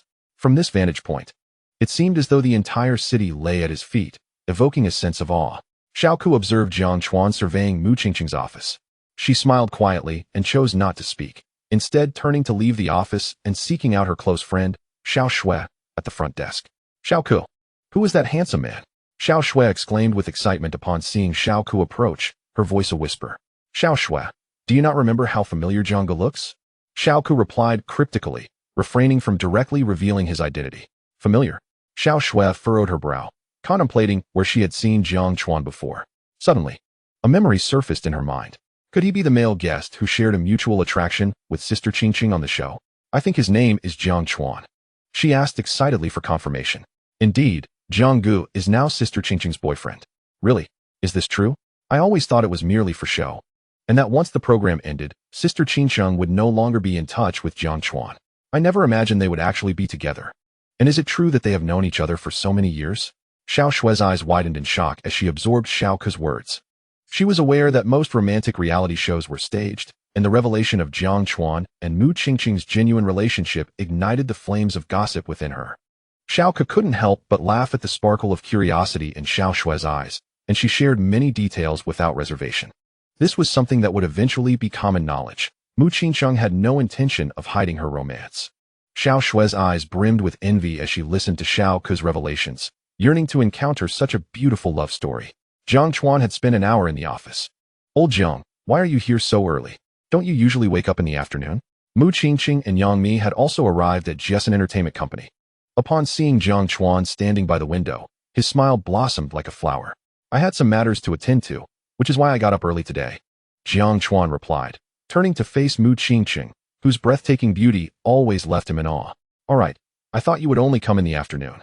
I have work to finish this morning, so I can't accompany you, Mu Qingqing said with a bittersweet smile. No worries, you go ahead with your work. I can keep you company while you work, Jiang Chuan replied with a grin. Great. Today, Mi Jia has arranged a gaming endorsement for me, and I need to shoot promotional photos. After that, I'll have time in the afternoon, so you can join me then, Mu Qingqing said, her heart lifting at Jiang Chuan's willingness to accompany her for work. Okay, Jiang Chuan merely smiled, settling into Mu Qingqing's office, ready to join her later for the photo shoot. Half an hour later, Hong Jie had prepared everything and came to find Mu Qingqing in the office. Xiao Jiang, Hong Jie, both acknowledged each other, departing the office together towards the photo shoot location. Xiao Jiang, Qingqing is heading to work now. There are many intriguing and unique shops around that you can explore. I'll have her call you when she is done, Hong Jie informed Jiang Chuan as they arrived in a distinctive old town area filled with character. The crew for the promotional shoot had already arrived, and Mu Qingqing quickly immersed herself in her work. Hong Jie smiled at Jiang Chuan. All right, Xiao Jiang. As Jiang Chuan watched the photographer direct Mu Qingqing through various poses and outfits, he began to feel a bit bored and wandered off to explore the old town on his own. The old town is quite famous in the Magic City, preserving the cultural heritage of the old metropolis. As he strolled, he admired the vintage architecture that exuded a sense of nostalgia, as if he were stepping back into the old Magic City. After wandering for about an hour and purchasing various snacks, including durian, cranberry yogurt, coffee, and other treats, Jiang Chuan returned to the photoshoot location. Let's share a bite, he suggested, noticing that Mu Qingqing's shooting had just concluded. He approached her with the food, smiling. Perfect timing. I was just getting hungry, Mu Qingqing replied, not hesitating to dig into the food Jiang Chuan had brought, while Hong Jie distributed other snacks to the crew. Has the shoot finished? Jiang Chuan asked, offering Mu Qingqing a napkin after she finished eating. Not yet. We still need to shoot a few more sets of photos. Mu Qingqing responded, wiping her mouth and shaking her head. All right, I'm feeling a bit tired from wandering. I'll just wait for you over here while you finish, Jiang Chuan said, deciding against further exploration. Sounds good, Mu Qingqing replied happily. After a simple lunch, she resumed her photoshoot work, which lasted another hour before finally concluding. Hong Jie, I want to be returning to the office. Please let Mi Jie know that I'll treat her and you to dinner later, Mu Qingqing said, stretching and smiling at Hong Jie after finishing her shoot. Sure, you two haven't seen each other in a while. Enjoy your half-day off. But don't forget, the gaming company will announce your endorsement tomorrow, and you need to go there for a live interaction with the fans, Hong Jie reminded her, smiling in agreement. What are you talking about? Mu Qingqing blushed when she saw Hong Jie's playful expression, instantly understanding her implication. Jiang Chuan, noticing her embarrassment, shook his head in resignation. All right, I won't tease you anymore. I'll take my leave now, Hong Jie said, laughing as she headed off with the driver back to the company. Phew. Mu Qingqing sighed in relief as she watched Hong Jie depart. Old Jiang, where are we going now? She shyly inquired, her gaze lingering on Jiang Chuan. Having known each other for so many years, this is our first outing as a couple, which could be considered our first date. How about we do something typical for couples, like dining and watching a movie? Jiang Chuan suggested tentatively, feeling the weight of her gaze. Let us skip the meal. I've just eaten. I heard that a new escape room has opened in the Magic City, and I love playing those. Shall we go and try it together? Mu Qingqing proposed, clearly having made her decision. Sounds good. Jiang Chuan naturally would not refuse, and readily agreed with a smile. Mu Qingqing's driver departed, and Jiang Chuan did not drive over. The two hailed a taxi and arrived at the Ghost 18 escape room. They chose to experience the Death Slaughterhouse. Upon entering, Mu Qingqing confidently informed the staff of their chosen room. Are you sure? This escape room is quite terrifying, the staff remarked, eyeing Jiang Chuan's handsome face, which gave him an air of innocence, while Mu Qingqing, masked and obscured, did not appear to possess the courage to tackle the most fearsome challenge. Yes, this is the one, Mu Qingqing asserted with conviction. She had prepared extensively for this day and had no intention of backing down. The staff said little more and arranged for the two to participate in the Death Slaughterhouse. Lao Jiang, protect me. Hurry and save me. Mu Qingqing screamed as they entered the room, her bravery initially unwavering. However, as the narrative unfolded, her screams intensified, and she eventually broke down in tears from fright. Ha! Qingqing, you're such a coward. You actually cried from fear. You're going to make me laugh to death. I remember you used to be so brave. Why are you so timid today? Jiang Chuan mocked loudly as they exited the escape room, observing Mu Qingqing, who looked utterly exhausted from the fright. Shut up. Mu Qingqing glared fiercely at Jiang Chuan, her eyes ablaze with indignation, and growled. Jiang Chuan, sensing the murderous intent in her gaze, promptly fell silent, his mouth moving in suppressed laughter. Chapter 69. Playful banter and joyous times. Ah, Lao Jiang, how dare you mock me? I'll get you for this. Mu Qingqing, incensed by Jiang Chuan's suppressed laughter, approached him with a fierce demeanor, launching a flurry of playful punches that left Jiang Chuan begging for mercy. Let's go watch a movie, Mu Qingqing suggested after their playful scuffle. All right, Jiang Chuan agreed with a smile. They made their way to the cinema, where Mu Qingqing specifically chose an animated film. Although it was merely an animated feature, Jiang Chuan found it thoroughly enjoyable and offered critiques throughout. What do you think? Did I perform well? Mu Qingqing asked proudly as they exited the cinema, casting a triumphant glance at Jiang Chuan. What do you mean? Jiang Chuan replied, perplexed by her question. You did it on purpose, didn't you? Mu Qingqing inquired, fixing him with a penetrating gaze. What do you mean on purpose? I genuinely don't understand. Jiang Chuan said, bewildered by her insinuation. Did you not notice? The protagonist of this animated film is me. I provided her voice. Mu Qingqing revealed, her disappointment evident as she assumed Jiang Chuan would have recognized her instantly. Ha ha ha, you were deceived. I noticed your name from the very beginning. How about that? My acting is quite good, I assent it. Perhaps I could enter the entertainment industry. Jiang Chuan laughed heartily at Mu Qingqing's forlorn expression, swiftly distancing himself from her and teasingly looking back with a smug grin. Come on, chase me. Upon hearing this, a surge of anger ignited within Mu Qingqing. Her eyes widened, and through clenched teeth, she glared at Jiang Chuan's retreating figure, shouting in fury, Lao Jiang, today, I will surely get you.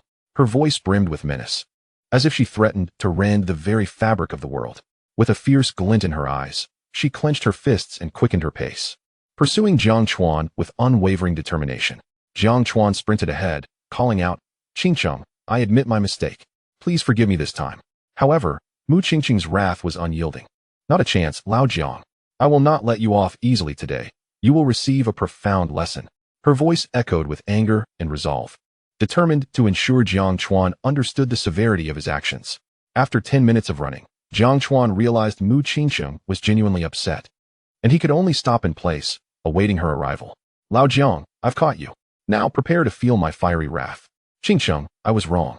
I won't dare again, Jiang Chuan pleaded, sensing the lightness of her strikes and attempting to appease her. 3 minutes later, Mu Qingqing's anger subsided considerably, and she ceased her playful assault. Have you calmed down? Jiang Chuan gently inquired, noticing her restraint. Yes, but if you provoke me again, I will show no mercy. Since you upset me today, you shall treat me and my friends to dinner. Mu Qingqing shot him a pointed glance, calmly stating her terms. Of course. You handle the arrangements. I'll cover the bill, Jiang Chuan readily agreed. Great. I'll call to make a reservation, Mu Qingqing said, pleased with his compliance. She promptly dialed to secure a table. Let us go. The reservation is made, she announced with a smile after hanging up. All right, Jiang Chuan replied, unbothered by her mischievous grin, confident in his ability to cover any expenses. At the hotel, Jiang Chuan looked at Mu Qingqing with curiosity. What else with this hotel? He asked. Suddenly, Mu Qingqing blushed, realizing something, and shot him an accusatory glare. What are you thinking? This hotel's restaurant has excellent food. We're dining here today. Jiang Chuan, bewildered by her sudden anger, followed her into the Mu family hotel without further comment. Hello, I'm Jiang. I made a reservation for a private room. Mu Qingqing informed the front desk staff. Certainly, ma'am. Your reserved room is called Dragon Soaring in the Nine Heavens. I'll have someone escort you there. The receptionist replied with a smile.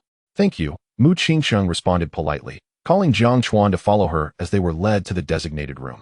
Upon entering, Jiang Chuan was struck by the spacious and bright interior. The vast room could comfortably accommodate over 30 guests, adorned with a unique decor that exuded both luxury and elegance.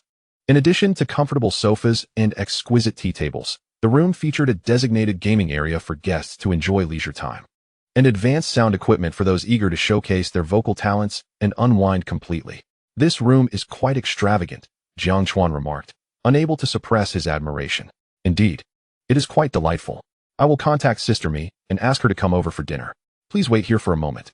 Mu Qingqing nodded in satisfaction, casting a gentle smile at Jiang Chuan before stepping outside the hotel to await the arrival of Yang Mi and her companions. Jiang Chuan chose to remain silent, staying alone in the private room. Half an hour later, a group of elegantly dressed women entered the room, each one more stylish and striking than the last. It was apparent that they were all colleagues from Mu Qingqing's company. Wow. Qingqing, who is this handsome gentleman? One of them exclaimed. Sister me. Is this our company's newly signed artist? Qingqing, does he have a girlfriend? As Mu Qingqing led over 20 women into the room, Jiang Chuan was taken aback by the sudden influx of beauty, momentarily at a loss for words as he was scrutinized by their eager gazes. Do not frighten Jiang. Mu Qingqing warned playfully, stepping protectively in front of him. This is my boyfriend, Jiang Chuan. Jiang Chuan. Is he the one from your show? The one you have feelings for? Another woman chimed in. So, you two are genuinely in a relationship and not just for show?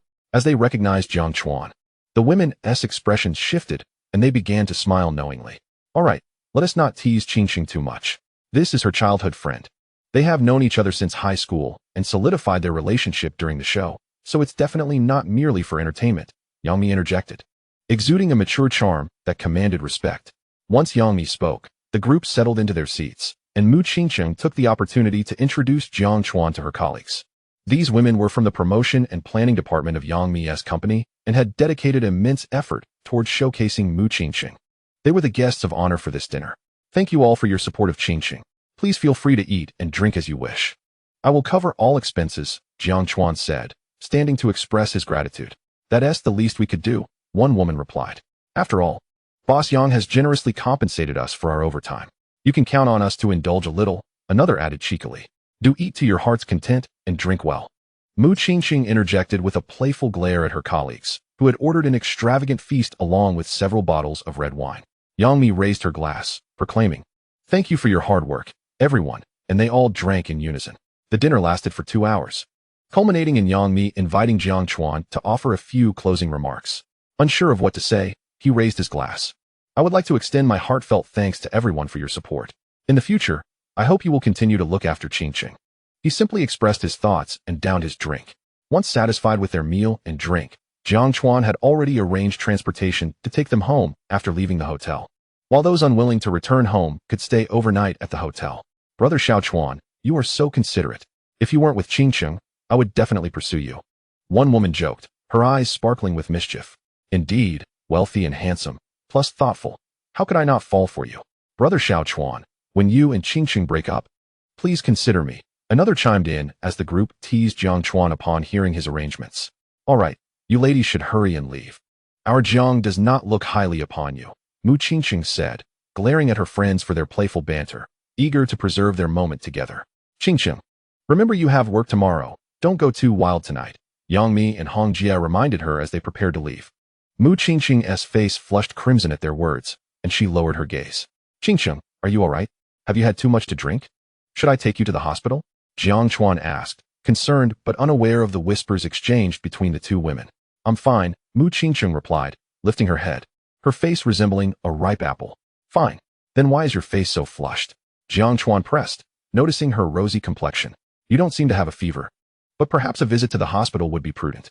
He approached her, gently ruffling her hair, causing her blush to deepen. It's nothing, a walk outside will do. She declined the hospital visit, feeling only shy. Very well, Jiang Chuan conceded, and they strolled along the riverside, relishing the beauty of the moment and their companionship, basking in the tranquility of their shared world. Unbeknownst to them, the night deepened. Jiang, shall we stay together tonight? Mu Qingqing asked as they reached the end of the road, her tone earnest. Are you certain? Jiang Chuan inquired, understanding her implication. Yes, I have liked you for 7 years. I am certain you are the one I wish to spend my life with. All right, Jiang Chuan replied, his heart soaring at her words as they headed back to the hotel.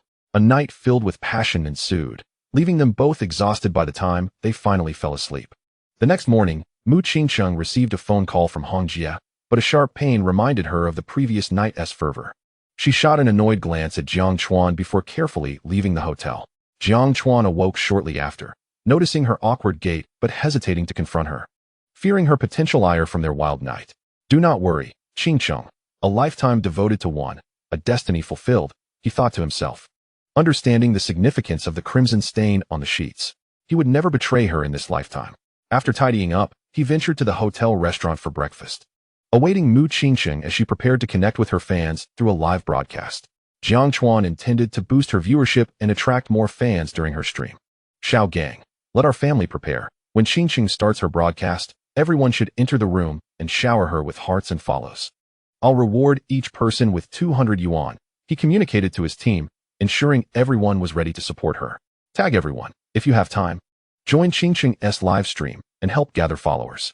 I'll reward each stream with 10 exclusive gifts tonight. Jiang Chuan sent out messages in the streaming group, eagerly awaiting the start of her broadcast. Have the professional players been informed? Today, let them support our spokesperson. Has the promotion been executed thoroughly? Yes. We have already announced it across all platforms. As the live broadcast conference for Honor of Kings was about to commence, the leading figure of the game promptly inquired with the staff, receiving confirmation that eased his anxiety as he anticipated the start of the live stream. Miss Mu, the studio is prepared. We need you to head to the live room to interact with our host and fans, announcing your role as the new spokesperson for Honor of Kings. He said. Understood, replied Miss Mu, having just completed her makeup. The staff from Honor of Kings had arrived, and she smiled in agreement. Miss Qingqing, you're here, exclaimed Tianyun, a tall, elegant figure adorned in black stockings, her beauty radiating as she gazed at Mu Qingqing. For today's live stream, Mu Qingqing had ingeniously transformed herself into the character Daji from the game, donning a resplendent ancient costume that was vibrant and eye-catching, as if she had traversed time from the past. Her graceful figure was accentuated by the gown, exuding an enchanting allure with every smile and gesture. Additionally, her expertly crafted makeup rendered her akin to a blooming flower, strikingly beautiful and utterly captivating. Hello, Tianyun, Mu Qingqing greeted, recognizing this popular commentator from Honor of Kings, and welcomed her warmly. After a brief exchange, the game's representative signaled the staff to commence the live stream. As the broadcast began, Tianyun, rather than Mu Qingqing, took the lead alongside the representative, announcing the arrival of a new spokesperson for Honor of Kings.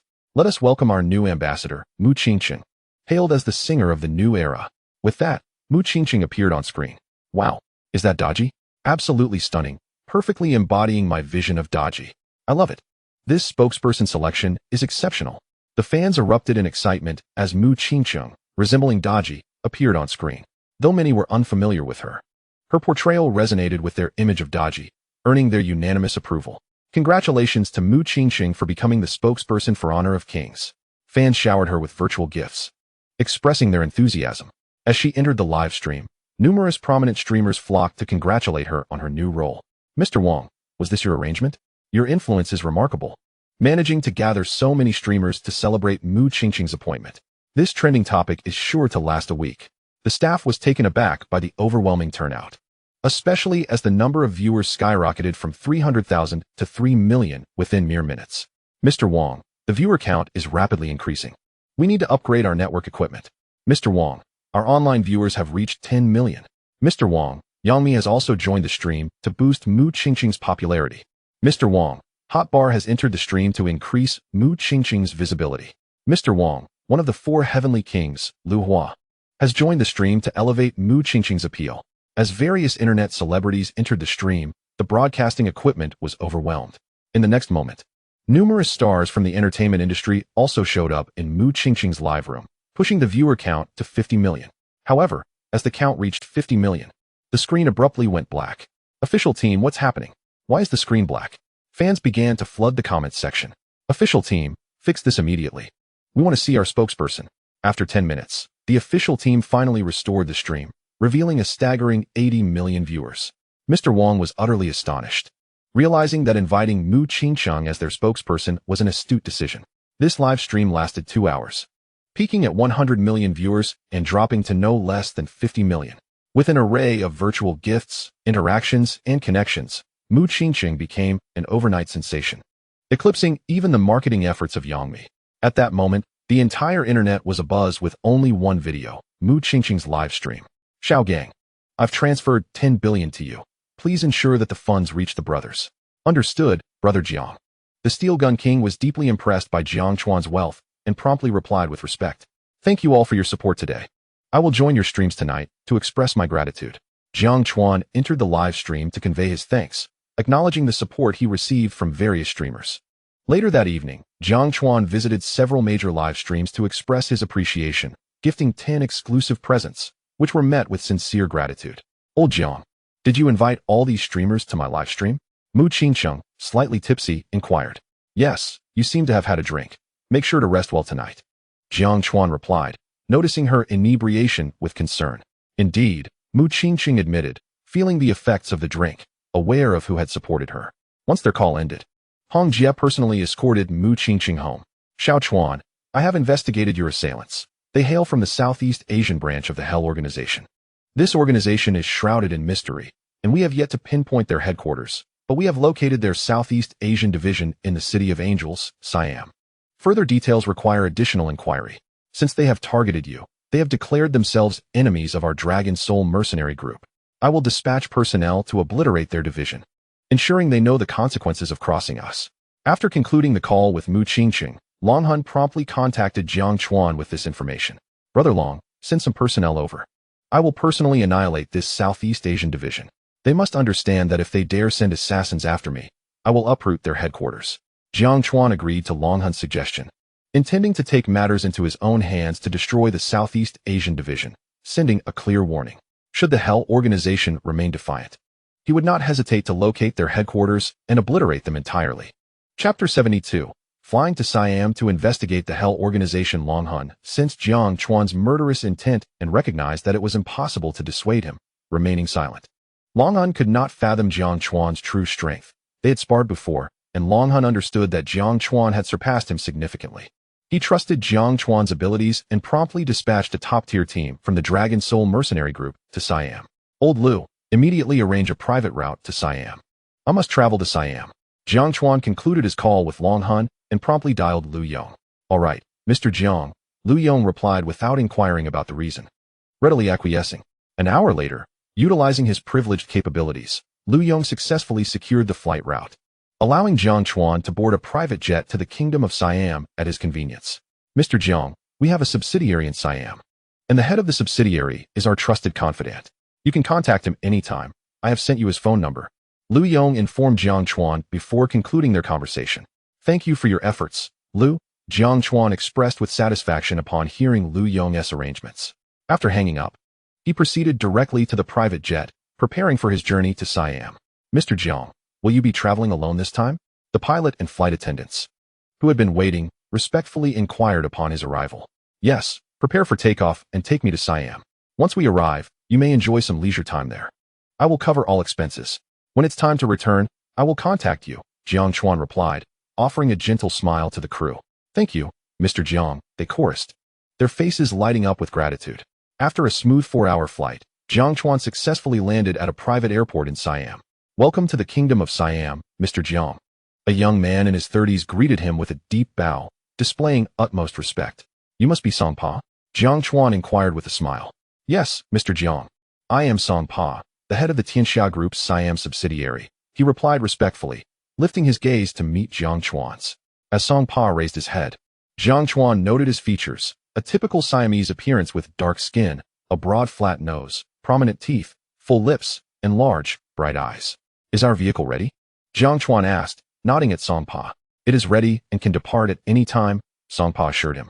Fully aware of Jiang Chuan's significant stature within the Tianxia Group, Liu Yong had personally instructed him to fulfill any requests Jiang Chuan might have, issuing a stern command to ensure compliance. Very well, Jiang Chuan responded with a smile. When the pilot and flight attendants joined them, he instructed Song Pa to have the extended Rolls-Royce leave the private airport. Jiang Chuan arranged accommodations at a 5-star hotel for the pilot and crew, advising them to indulge freely and to seek reimbursement from him upon their return, earning their heartfelt thanks in return. At Song Pa's warm invitation, Jiang Chuan then visited Song Pa's luxurious villa, a magnificent structure reminiscent of an ancient royal palace in Siam. Mr. Jiang, I have prepared local delicacies for you. Please enjoy the food and take some time to rest, Song Pa said as he escorted Jiang Chuan to the dining room, where a lavish array of Siamese dishes adorned the table. There's too much, prepare less next time. I dislike waste, Jiang Chuan remarked calmly, accepting Song Pa's kindness without refusal. Understood, Mr. Jiang, Song Pa replied, sensing Jiang Chuan's aversion to excess. Please sit down and eat.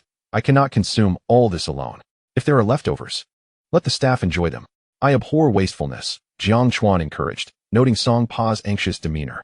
Certainly, Song Pa said, relieved by Jiang Chuan's explanation. The two dined for a while, during which Jiang Chuan gleaned some insights about the City of Angels. Have them clear the table, we must not waste. Also, instruct the staff to leave the vicinity. Jiang Chuan quietly directed Song Pa, his expression inscrutable, yet his gaze shimmering with an enigmatic light. As the next words he was about to utter were of utmost significance and must not reach untrustworthy ears. While he deemed Song Pa trustworthy, the same could not be said for others. Of course, Mr. Jiang, Song Pa responded with utmost respect, promptly commanding the staff to remove the food and generously allow them to indulge. He also firmly instructed them to vacate the dining area immediately, warning that any disobedience would result in severe consequences. Upon the staff's departure, Song Pa turned to Jiang Chuan with a solemn expression. Mr. Jiang, should you require anything, please do not hesitate to ask. In that moment, he resembled a loyal sentinel, ever ready to heed his master's call. As a local of Siam, you must have heard of the Hell Organization, Jiang Chuan inquired, his voice calm, yet probing. The Hell Organization? Song Pa's eyes widened in disbelief and shock, as if he had heard something profoundly terrifying. Mr. Jiang, please wait. He quickly left his seat, cautiously surveying the surroundings before exhaling in relief upon realizing they were alone. May I ask why you are inquiring about the Hell Organization? Song Pa returned to his seat, his demeanor now grave and respectful, tinged with an underlying sense of trepidation. Chapter 73. Matters of the Past. Song Pa's plans. Jiang Chuan observed Song Pa's serious and cautious expression, realizing he might possess knowledge about the Hell Organization. I intend to dismantle it, Jiang Chuan declared, trusting Lu Yong's judgment. Since Lu Yong believed Song Pa to be reliable, Jiang Chuan felt assured in revealing his purpose for visiting the City of Angels. Destroy the Hell Organization. Song Pa gasped, his eyes wide with astonishment at Jiang Chuan's declaration. He understood the gravity of Jiang Chuan's words, recognizing that as a prominent figure in the Tianxia group, Jiang Chuan's resolve could indeed lead to the organization's downfall.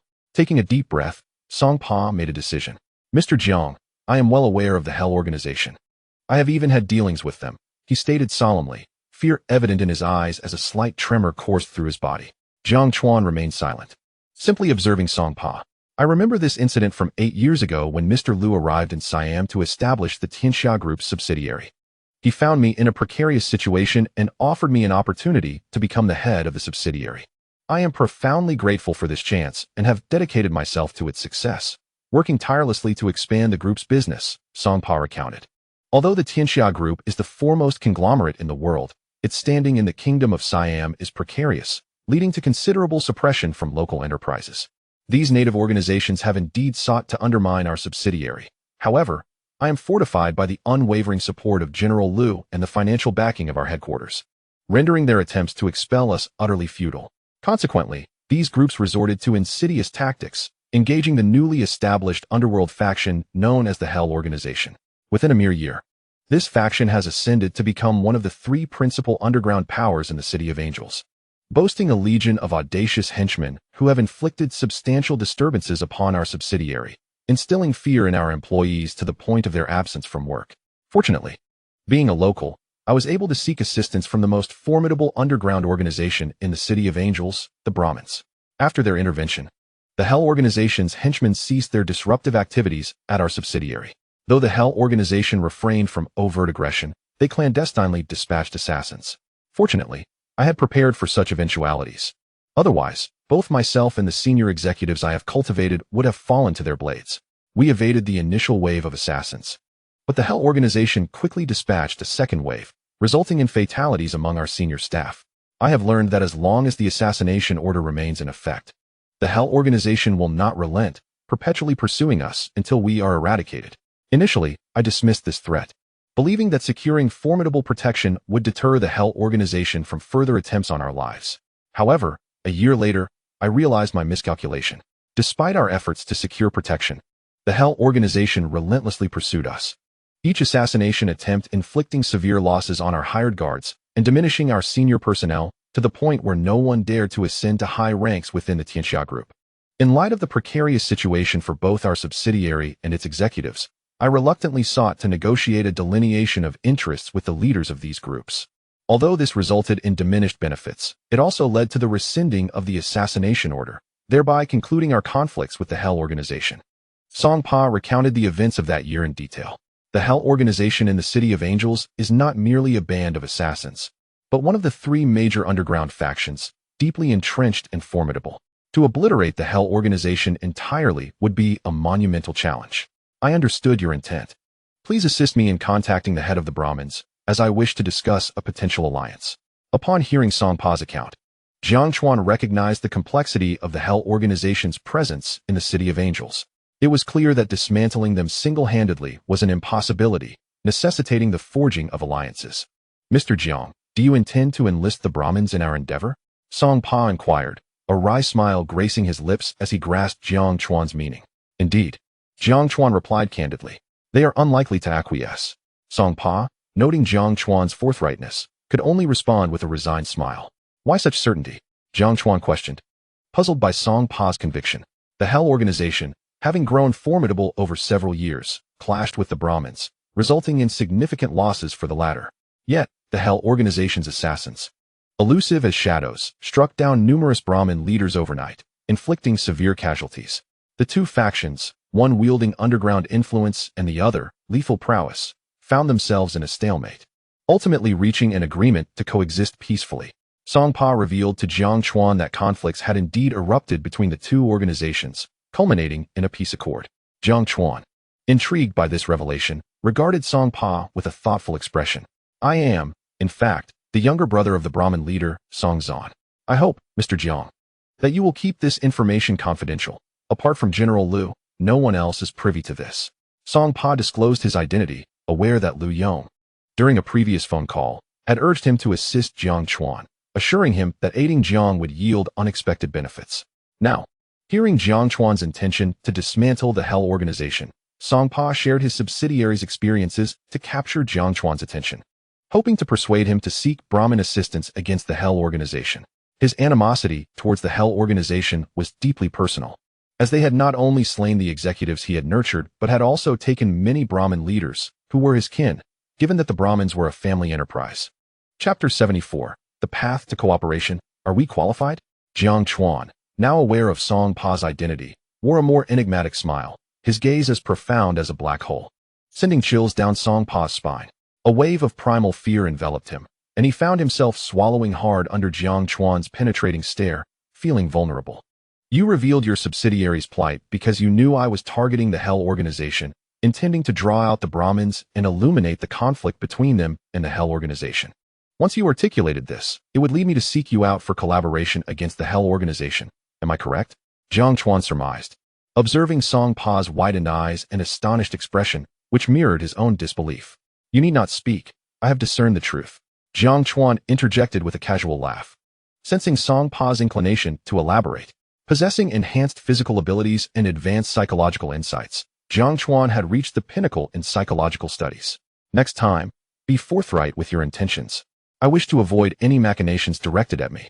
Jiang Chuan's gaze turned cold as he leveled his statement at Song Pa. Understood, Mr. Jiang. Song Pa, choosing not to contest, responded with respect. Take me to meet your brother. We have matters regarding the Hell Organization to discuss.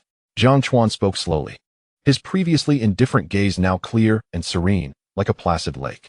His expression was similarly inscrutable, veiled as if by an unseen shroud, rendering his true emotions elusive. Faced with Jiang Chuan's demeanor, Song Pa felt a profound sense of reverence. Jiang Chuan appeared amicable, yet his fury radiated an unsettling aura that hinted at unfathomable depths.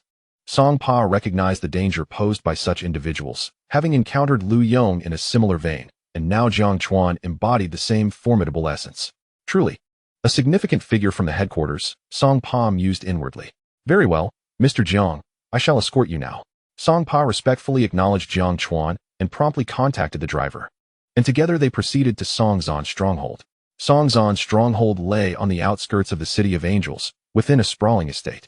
The vast grounds spanned several hundred acres, guarded by armed personnel. As they entered the estate, Jiang Chuan noted the presence of hundreds of armed guards, though it remained uncertain whether additional forces lurked in the shadows.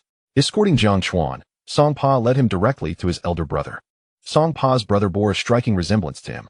The only distinction lies in the fact that Song Zan's beard, encircling his chin, is more luxuriant, merely trimmed to present a somewhat disheveled appearance. Standing beside Song Zan is a meticulous middle-aged man with a stern countenance, exuding an undeniable presence that instills a sense of intimidation. He is evidently Song Zan's personal bodyguard. Why have you returned? Did you not intend to sever all ties with this family? Song Zan cast a fleeting glance at Jiang Chuan, his gaze shifting to Song Pa, sensing trouble had befallen him and that he had come seeking refuge. A mocking smile crept across his face. Brother, it was your consent that allowed my departure. Though you aided our Tianxia Group subsidiary in overcoming a predicament back then, we compensated you handsomely. So what do I owe you?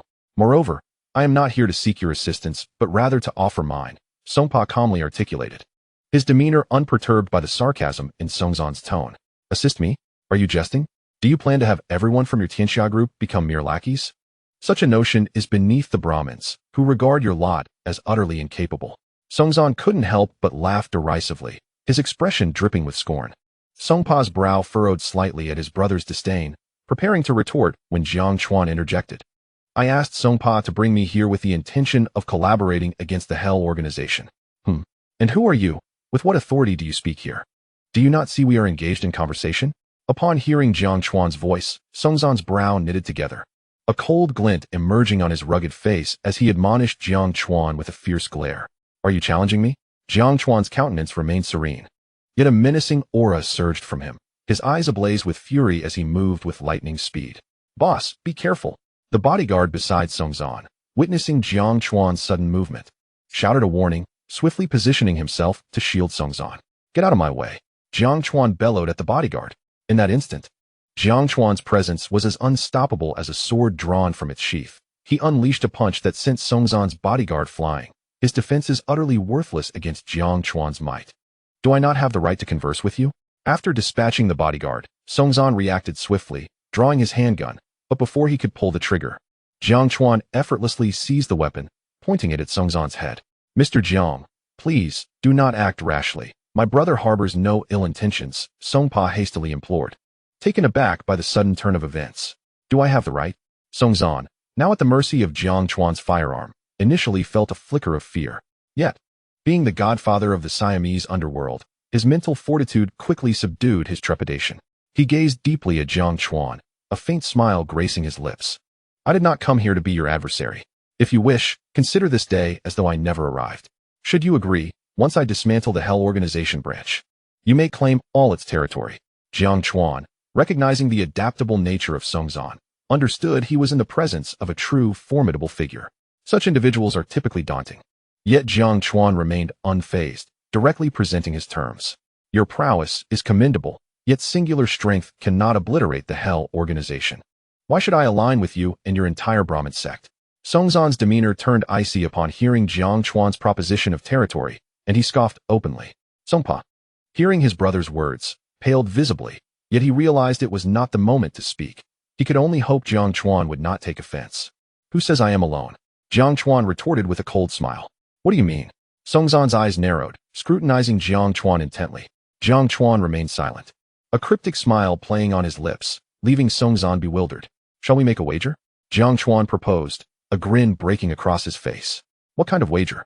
Songzan, despite the gun trained on him, felt a surge of anger at Jiang Chuan's non-response, but refrained from showing it, instead countering with a question. In a day's time, I can have my people silently incapacitate all of you. If I succeed, you will serve as my vanguard. What do you say? Jiang Chuan stated with a confident smile. What? Songzan's incredulity surged. He had immense faith in his hired mercenaries and bodyguards, convinced even the Hell Organization's assassins could not stealthily subdue them all. I accept your challenge.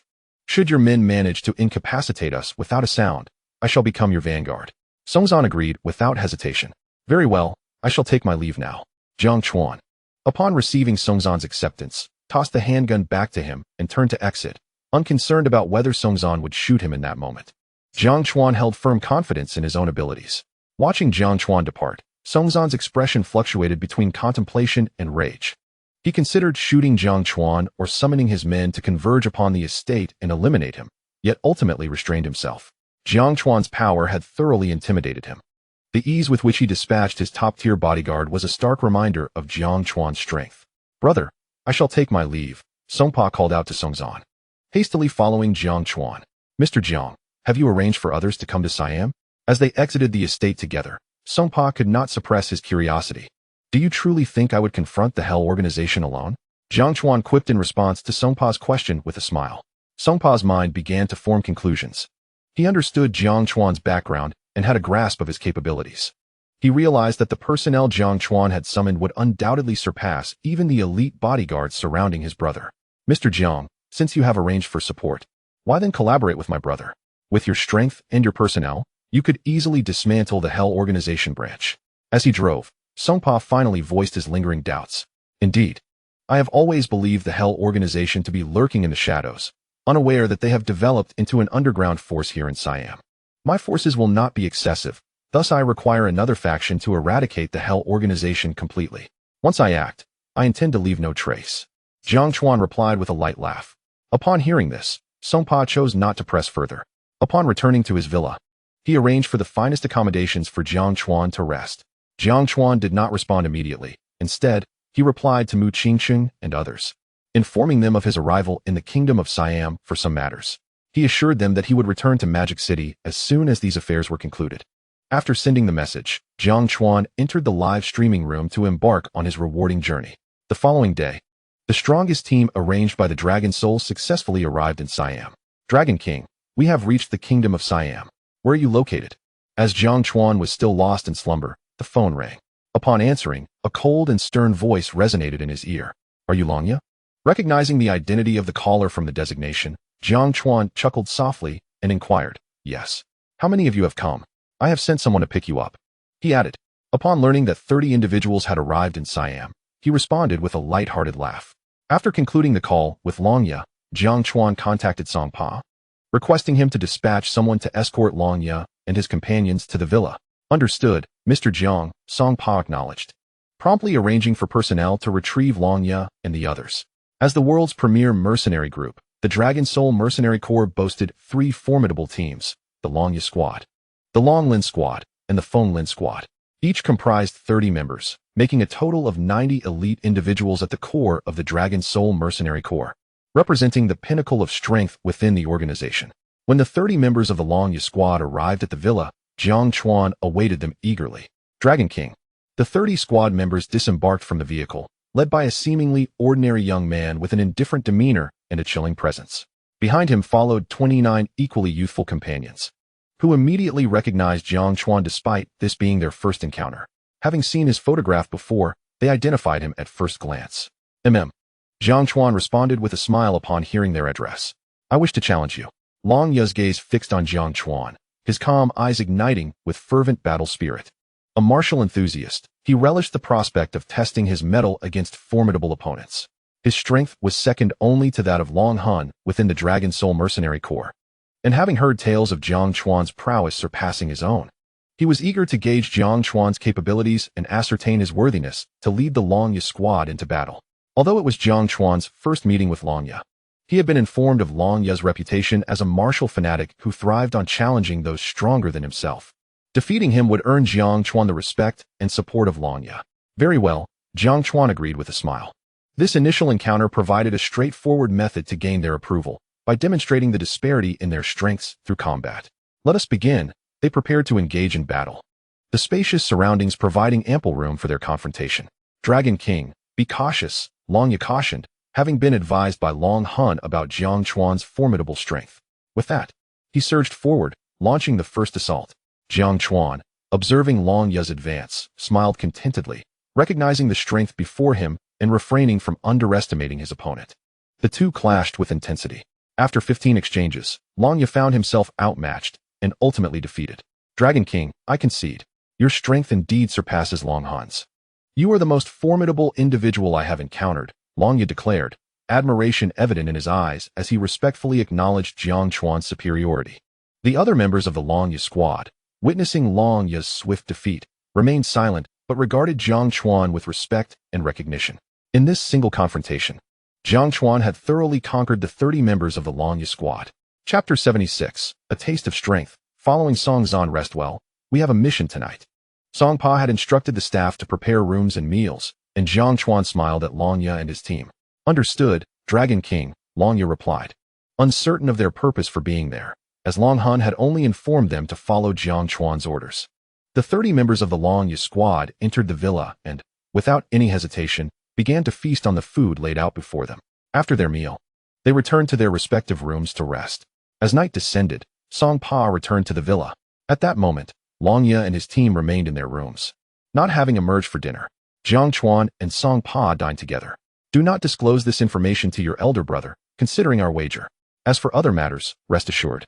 Even if your brother is unwilling to cooperate with me, I will not make things difficult for him out of respect for you, Jiang Chuan remarked with a light chuckle.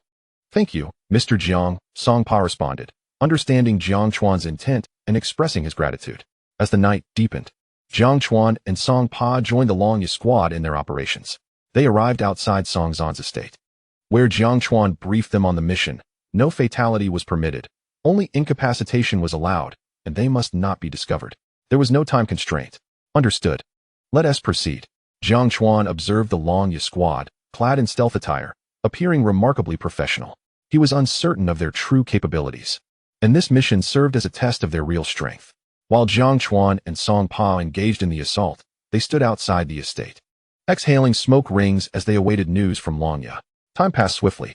An hour slipped by in an instant. Longya approached Jiang Chuan, respectfully announcing, Dragon King. All personnel have been incapacitated. You are aware of your brother's room, correct? Lead me to see him, Jiang Chuan instructed. Noting the efficiency with which Longya's team had subdued everyone in the estate within just 1 hour, he couldn't help but smile as he turned to Song Pa and remarked on their impressive speed. Very well.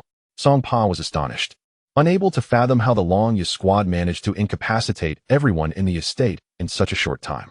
Nonetheless, witnessing it firsthand, he decided to enter the estate and see for himself. Jiang Chuan and his companions strode confidently into the estate without drawing any attention. Song Pa was deeply impressed. He understood that their brazen entrance should have triggered the estate's surveillance, alerting armed personnel to their presence. Yet, they entered without incident. Fortunate that the armed individuals had been dealt with. As Jiang Chuan and the others confidently made their way towards Song Zan's room, they encountered no one along the way. With each step, Song Pa's astonishment grew, and he began to believe that the Longya squad had indeed incapacitated all within the estate. Otherwise, they would have already been overwhelmed by the estate's armed guards or captured. Upon reaching the door to Song Zan's room, Song Pa opened it to reveal muffled sounds from within. Rushing forward, he discovered his elder brother bound with ropes, a gag in his mouth rendering him unable to speak. Brother, are you all right? Song Pa was witnessing Song Zan in such a disheveled state for the first time, and he could not help but laugh. Approaching Song Zan, he removed the object from his mouth and untied the ropes binding him, inquiring with concern. Ignoring Song Pa's laughter, Song Zan gazed deeply at Jiang Chuan, choosing in that moment to trust his words. The man was formidable, strong enough to easily eliminate him. The individuals he had summoned, along with their armed forces, appeared as insignificant as mere chickens in the presence of Jiang Chuan's men. In that instant, Song Zan realized the vastness of the world. He had been merely a frog confined to the depths of a well. May I follow you? Upon recognizing the strength of Jiang Chuan's entourage, Song Zan grasped Jiang Chuan's true intentions. He was a genuine warlord, arrogant, yet intellectually astute. Understanding Jiang Chuan's aim to collaborate with him, he sought to gain even more. Follow me. Jiang Chuan, surprised by the seriousness with which Song Zan made this declaration, had not anticipated this decision. He too had contemplated enlisting Song Zan. Although he had the capability to eradicate the Hell Organization's branch, he would eventually depart, unable to oversee Siam or Southeast Asia. However, he could foster a power whose purpose would be to manage certain affairs for him, akin to the current situation with the Hell Organization. Ultimately, he chose to support the Brahmins. Initially, Jiang Chuan intended to suppress the Brahmins forcefully, but after recognizing their connection with Song Pa, he altered his strategy, opting for a gradual approach to integrate Song Zan into his ranks. To his astonishment, after merely showcasing his strength, Song Zan knelt, ready to become his follower. Indeed, I wish to be your follower. Song Zan, despite being an ambitious individual himself, did not wish to remain in the City of Angels indefinitely. He aspired to extend his influence throughout Siam and beyond. However, upon realizing the strengths of both the Hell Organization and Jiang Chuan, he understood that unifying the City of Angels would be difficult, let alone extending beyond Siam. Yet, Jiang Chuan's display of prowess instilled hope within him. If Jiang Chuan were willing to assist him, he could not only unify the City of Angels, but also Siam, and perhaps even transcend its borders to become a figure of significant power. As Song Zan articulated this desire, ambition and longing glimmered in Jiang Chuan's eyes. He speculated that Song Zan had conceived new ideas but refrained from immediate agreement. We can have a discussion. Jiang Chuan smiled and led Song Zan to a spacious room, where they conversed for an entire hour. Jiang Chuan comprehended Song Zan's thoughts entirely and expressed his desire to mold the Brahmins into an organization resembling a global mafia. He assured Song Zan of his support, contingent upon unwavering loyalty. Otherwise, he would be capable of elevating or obliterating him. Understood, Jiang Xiao. Song Zan, having realized another layer of Jiang Chuan's identity as the hidden owner of the Tianxia group, responded with increasing respect. Although he had not heard of the Dragon Soul Mercenary Corps, he was aware of the Tianxia group, the foremost conglomerate in the world. By following Jiang Chuan and gaining the backing of both the Tianxia group and the Dragon Soul Mercenary Corps, he believed that his aspiration to create a mafia-like existence was within reach. In that moment, Song Zan felt immensely grateful for his choice. Chapter 77, Destroying the Branch. Delivering a warning, Jiang Chuan unexpectedly gained a follower, a delightful surprise. He instructed Song Zan to swiftly ascertain the gathering place of the Hell Organization's assassins while simultaneously controlling all of the organization's minions. He hoped to eliminate every member of the Hell Organization in one decisive strike, leaving no one to escape. Understood, Jiang Xiao. Song Zan respectfully replied, quickly ordering his revived subordinates into action. The annihilation of Hell was imminent. 3 days passed swiftly. Song Zan had gained a rough understanding of the assassins' locations, most of whom remained at the headquarters of the Hell Organization. However, he had not discovered the specific locations, as even the members of the organization were unaware of the precise whereabouts of these assassins. Assassins, by their very nature, were elusive and could not afford to be exposed. Once revealed, they would be in grave danger, failing to be true assassins. Thus, they were the most mysterious presence within the Hell Organization's branch. Given this situation, the plan to eradicate Hell was set into motion. Jiang Chuan and the members of the Dragon Tooth Squad were now residing in Song Zan's estate.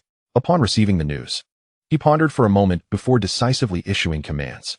Understood, Jiang Xiao. Song Zan respectfully acknowledged, swiftly issuing orders for action to commence that very night. As the night deepened, Jiang Chuan commanded, action. Understood, Jiang Xiao. Song Zan conveyed the order, mobilizing everyone within the Brahmins. Kill, kill, kill. Today we annihilate the Hell Organization. Until Hell is empty, the human realm cannot exist. The Brahmins' minions, seizing the element of surprise against the Hell Organization's unpreparedness, launched a full-scale assault. We shall also take action. Jiang Chuan instructed the members of the Dragon Tooth Squad. Their objective that night was to obliterate all assassins of the Hell Organization's branch, leaving none alive. Received, Dragon King. The members of the Dragon Tooth Squad sprang into action, arriving at the Hell Organization's branch. In the face of the organization's members' offensive, they began their ruthless slaughter without hesitation. Kill them. The commotion caused by Jiang Chuan and the Dragon Tooth Squad naturally drew the attention of the Hell Organization's assassins. The one-sided battle revealed to them that Jiang Chuan and his men were likely the main force or external aid of the Brahmins. The assassins, recognizing the danger, refrained from openly attacking Jiang Chuan's group, instead waiting for the opportune moment to launch a surprise counterattack. Patient and skilled in stealth, the assassins were formidable. Yet, they had miscalculated their opponents. Despite their considerable abilities, they were utterly outmatched by Jiang Chuan and the Dragon Tooth Squad. Within an hour, the Hell Organization's branch was littered with corpses, countless individuals lying in pools of blood. Quickly call for help from the headquarters. We are under attack by the Brahmins and a group of mysterious individuals, suffering heavy losses. The head of the Hell Organization's branch urgently contacted the headquarters upon witnessing the devastation. The headquarters will send reinforcements soon, came the cold response from the Hell Organization's headquarters. The branch leader understood their stance and did not dwell on it. As long as reinforcements were dispatched, the destruction of their branch would be inconsequential. They would return stronger. All surviving personnel, leave with me. The branch leader instructed the remaining assassins, preparing to escape amidst the chaos. Once the headquarters assassins arrived, they would eliminate every high-ranking member of the Brahmins, ensuring their organization would rise again. As they prepared to leave, having located their exit, Jiang Chuan and his group found them in a dark alley. Kill them. The branch leader's expression darkened as he beheld Jiang Chuan and the Dragon Tooth Squad approaching. Kill. Jiang Chuan and the Dragon Tooth Squad, recognizing the assassin's intent for a direct confrontation, displayed expressions of derision. Each member gripped their weapons tightly, launching an immediate offensive against the assassins. Though the assassins exhibited commendable skill, they were ill-equipped for direct combat, excelling instead in ambush and assassination tactics. Within 3 exchanges, all assassins lay defeated, devoid of life. I will allow you to leave today. Return and inform your headquarters. The one who has destroyed your branch is Jiang Chuan from the Huagua. This destruction serves as a warning. Should you dare to attempt an assassination against me again, I shall eradicate your entire Hell Organization. Jiang Chuan gazed coldly at the sole surviving branch leader and uttered, "Let's go." With that, he averted his gaze and departed the dim alley, accompanied by the members of the Dragon-Tooth team. Surviving the ordeal, the branch leader collapsed onto the ground, gasping for breath as he stared at the lifeless bodies of the assassins, still gripped by fear and trepidation.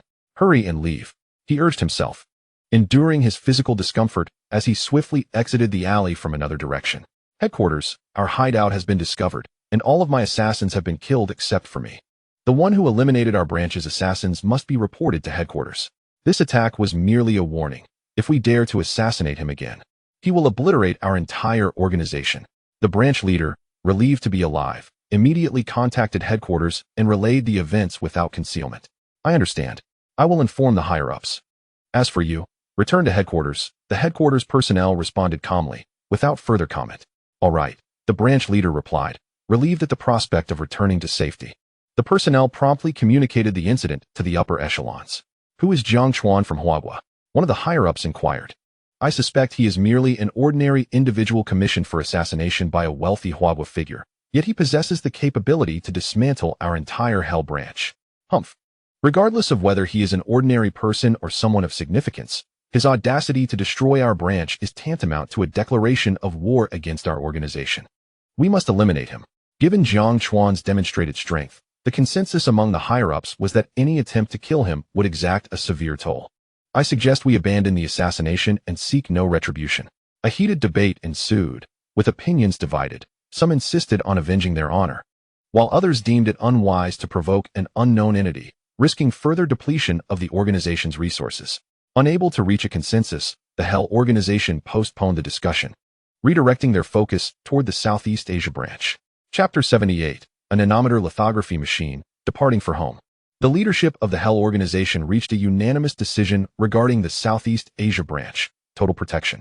The assassination business in Southeast Asia extended beyond its borders, involving numerous Asian countries. The Southeast Asia branch accounted for half of the organization's assassin operations, a substantial profit that could not be relinquished. The higher-ups promptly dispatched formidable assassins to protect the Southeast Asia branch, declaring that anyone who dared to interfere would face annihilation. Meanwhile, after the destruction of the Hell Organization's branch, Jiang Chuan and the Dragon-Tooth team located Songzhan. Upon their arrival, they found Songzhan had already subdued all of the branch's henchmen, numbering in the hundreds. "Tell them that their lives depend on expressing gratitude for my mercy," Jiang Chuan instructed Songzhan softly. Songzhan was taken aback by Jiang Chuan's demand, astonished that he had such a peculiar penchant. Was it merely a formality to receive thanks for their lives? Now a follower of Jiang Chuan, Songzhan refrained from questioning further, focusing on executing the command. "Thank you, Lord 13, for sparing our lives. Thank you, Lord 13, for sparing our lives. Thank you, Lord 13, for sparing our lives." The subdued henchmen sincerely expressed their gratitude, relieved to be spared. Jiang Chuan, pleased by their appreciation, soon furrowed his brow, realizing he had not received any gratitude points. "System, what is the situation?" he inquired, his expression darkening. "Host, the system will automatically bind the first exclusive title and country. Members from any country other than the exclusive one cannot grant gratitude points to the host," the system explained. "What? You're really pulling a fast one on me. Why was I not informed of this?" Jiang Chuan questioned, his face now grim. "Apologies, host. To express our regret, the system offers you a chance to extract randomly. Would you like to proceed?" the system suggested, recognizing its fault. "Fine," Jiang Chuan relented, agreeing to the extraction. "Go ahead." He refrained from opening the extraction panel, as it was a random opportunity and could not be predetermined. Ding. "Congratulations, host, you have obtained the complete blueprint for a nanometer lithography machine." "A complete blueprint for a nanometer lithography machine?" Jiang Chuan frowned, recalling that the Tianxia group in the game possessed such technology. Had the Tianxia group been extracted without its capabilities? "System, what is going on? Did the technology of the Tianxia group not get extracted? Why only the blueprint?" He bombarded the system with questions. "Host, the technology from the game world is too advanced and would severely impact the real world, hence it cannot be extracted. You must exchange for the corresponding complete blueprints to redevelop the technology," the system clarified. "Is it impossible to exchange for the actual item? Only blueprints for development?" Jiang Chuan asked, slightly disappointed by the revelation that the game's technology could not be directly extracted. However, considering the Tianxia group's technological prowess, which was a century ahead of the world, he understood that its extraction would undoubtedly alter global dynamics. Exchanging for the actual item would similarly disrupt the real world. Thus, only blueprints are provided for your research team to develop independently, the system confirmed. Understood, Jiang Chuan acknowledged, choosing not to dwell further. He believed that with the blueprint, his research team, one of the world's top-tier teams, could master any technology with ease. Young Master Jiang, is something the matter? Are you dissatisfied with their gratitude?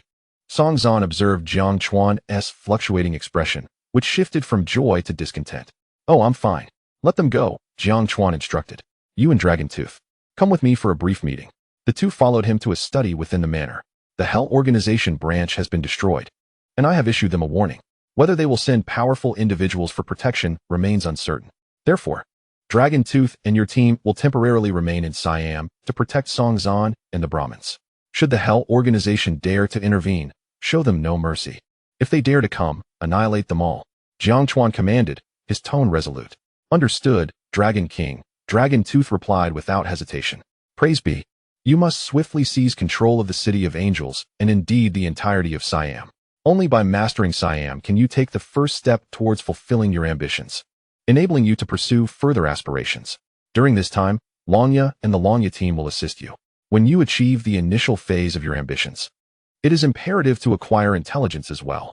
This way, should the assassins of the Hell Organization infiltrate Siam, you will be promptly informed, allowing you to turn the tables and deter the Hell Organization from daring to set foot in this nation. Jiang Chuan directed his gaze towards the obedient Bao Bao sitting beside him, commanding Song Zhan. Understood, young Master Jiang. Song Zhan was profoundly impressed by the strength of Jiang Chuan and the Longya team, having witnessed their prowess firsthand during the downfall of the Hell Organization. Such power was enough to sweep across the entire nation, instilling in him a deeper respect and trepidation towards Jiang Chuan. Very well. I leave the affairs of Siam in your capable hands. Longya, please pay extra attention to the matters concerning the Hell Organization's branch. I must return to Hua country. After conveying his instructions, Jiang Chuan expressed his intent to depart Siam and prepare for his return to Hua country. Having obtained the complete schematics for a nanolithography machine, he was eager to commence its production as it held significant potential for national and public benefit. Dragon King, I shall escort you. Young Master Jiang, I will arrange for someone to take you to the private airport. Both Longya and Song Zhan said little upon learning of Jiang Chuan's departure from Siam, personally seeing him off as he boarded his private plane. The two then returned to the estate, quietly awaiting whether the Hell Organization would attempt to intervene. Chapter 79, Journey to Kyoto. Tianxia Group's research department. Upon returning to Hua country, Jiang Chuan's private plane landed in Jiangbei. It had been a considerable time since he last visited, and he needed to head to Kyoto soon. The headquarters of Tianxia Group is located in Kyoto, as is its research department, where he intended to hand over the complete schematics for the nanolithography machine to expedite its development. When did you return? Upon reaching the villa, Lin Xiaoxiao, just back from school, joyfully inquired upon seeing Jiang Chuan. I just got back. Since you have a break during National Day, would you like to visit Kyoto and see elder brother? Jiang Chuan had returned to Jiangbei with the intention of taking Lin Xiaoxiao to explore the capital and visit their elder brother, whom they had not seen in nearly 5 years since his enlistment. Really? Second brother. We can go see elder brother. Lin Xiaoxiao, who shared a close bond with their elder brother Lin Yi, was elated at the prospect of visiting him. Of course it's true, Jiang Chuan affirmed, smiling at Lin Xiaoxiao's delight. All right, we have a holiday in 2 days. Let us go to Kyoto to see elder brother.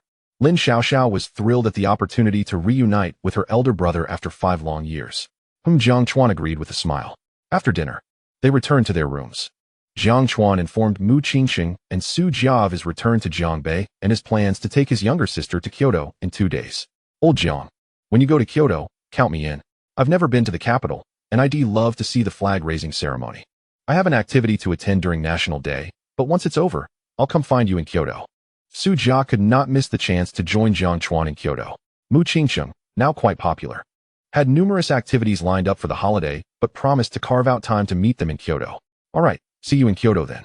Jiang Chuan replied with a smile. Little Steel, prepare to depart. Jiang Chuan contacted Steel Gun King, instructing him to make the necessary arrangements. Coming, Brother Jiang. Steel Gun King promptly responded to Jiang Chuan's message. The steel gun troops swiftly assembled and set off. After playing dozens of games and receiving countless genuine thanks, Jiang Chuan felt fatigued and concluded the gaming session. 13th brother, it's been ages since you last visited my livestream. Upon finishing the game, Jiang Chuan entered Teacher He's livestream, where she excitedly welcomed him with extravagant effects. Plane 13 has gifted the host 10 exclusive presents. Without hesitation, Jiang Chuan rewarded her. Thank you for the exclusive gifts, 13th brother. Love you, moi. Teacher He expressed her gratitude joyfully upon receiving Jiang Chuan's generous gift. I'll come to see you tomorrow. After receiving her thanks, Jiang Chuan exited the live stream and moved on to other streamers, leaving promptly after each donation, without lingering. 2 days passed in the blink of an eye. The National Day holiday arrived, and countless individuals flocked to Kyoto to witness the splendor of the capital. With tickets at the airport becoming exceedingly scarce. Let us go? Jiang Chuan observed Lin Xiaoxiao packing a few belongings and cheerfully encouraged her. They boarded a private plane bound for Kyoto. As they took off, Jiang Chuan contacted Su Jia, who had arrived in Kyoto ahead of them. Su Jia eagerly awaited their arrival at the private airport. Old Jiang, you finally made it. It's been so boring here alone. Brother Wang and Brother Qin think it's too crowded in Kyoto during National Day, and they didn't want to come. Indeed. We couldn't secure tickets from Jiangbei and had to fly here privately. Jiang Chuan chuckled in response to Su Jia's complaints. The three made their way to a 5-star hotel to temporarily settle in. Old Su, I have some matters to attend to. Please take my sister out for a stroll, and I'll join you later. Jiang Chuan informed Su Jia before departing the hotel for the Tianxia Group headquarters. Upon arriving, Jiang Chuan was unsurprisingly met with obstacles. His identity, aside from being a senior member of Tianxia Group, was unknown to anyone. He promptly called Lu Yong, who personally came down to welcome him. Who is this young man? He's receiving a personal welcome from President Lu? Such treatment is unprecedented in the decade of Tianxia Group's development. The number of people personally greeted by President Lu is exceedingly few. Lu Yong's personal reception of Jiang Chuan stirred quite a commotion within Tianxia Group, prompting speculation about Jiang Chuan's identity, though they could never fathom that he was the true master behind the scenes. I won't go upstairs. Please take me directly to the research department. I have something to hand over for development. Jiang Chuan declined the invitation to explore upstairs, requesting Lu Yong to take him directly to the research department. Understood, President Jiang. Lu Yong promptly agreed and drove Jiang Chuan away from the Tianxia Group headquarters to a suburban area. This suburb housed a vast industrial park that appeared quite ordinary and easily overlooked. It was also the location of the Tianxia Group's research department. The research department was a critical component of Tianxia Group, gathering experts from around the globe, rivaling even the American Academy of Sciences. Despite its unassuming exterior, entry into the research department was highly restricted, requiring multiple forms of identification, including iris and fingerprint scans. Any failure would trigger immediate alerts, with security personnel responding promptly. As Jiang Chuan arrived for the first time, he was somewhat unfamiliar with the procedures. Although he was recognized, Lu Yong facilitated the identification process on this occasion. After successful identification, both Jiang Chuan and Lu Yong entered the interior of the research facility. Stepping inside, the spacious and brightly lit hall was a sight to behold. The floor was adorned with gleaming marble tiles, and ornate chandeliers hung from the ceiling, creating an atmosphere of elegance and grandeur. As one proceeds along the corridor, one can observe a series of laboratories flanking either side.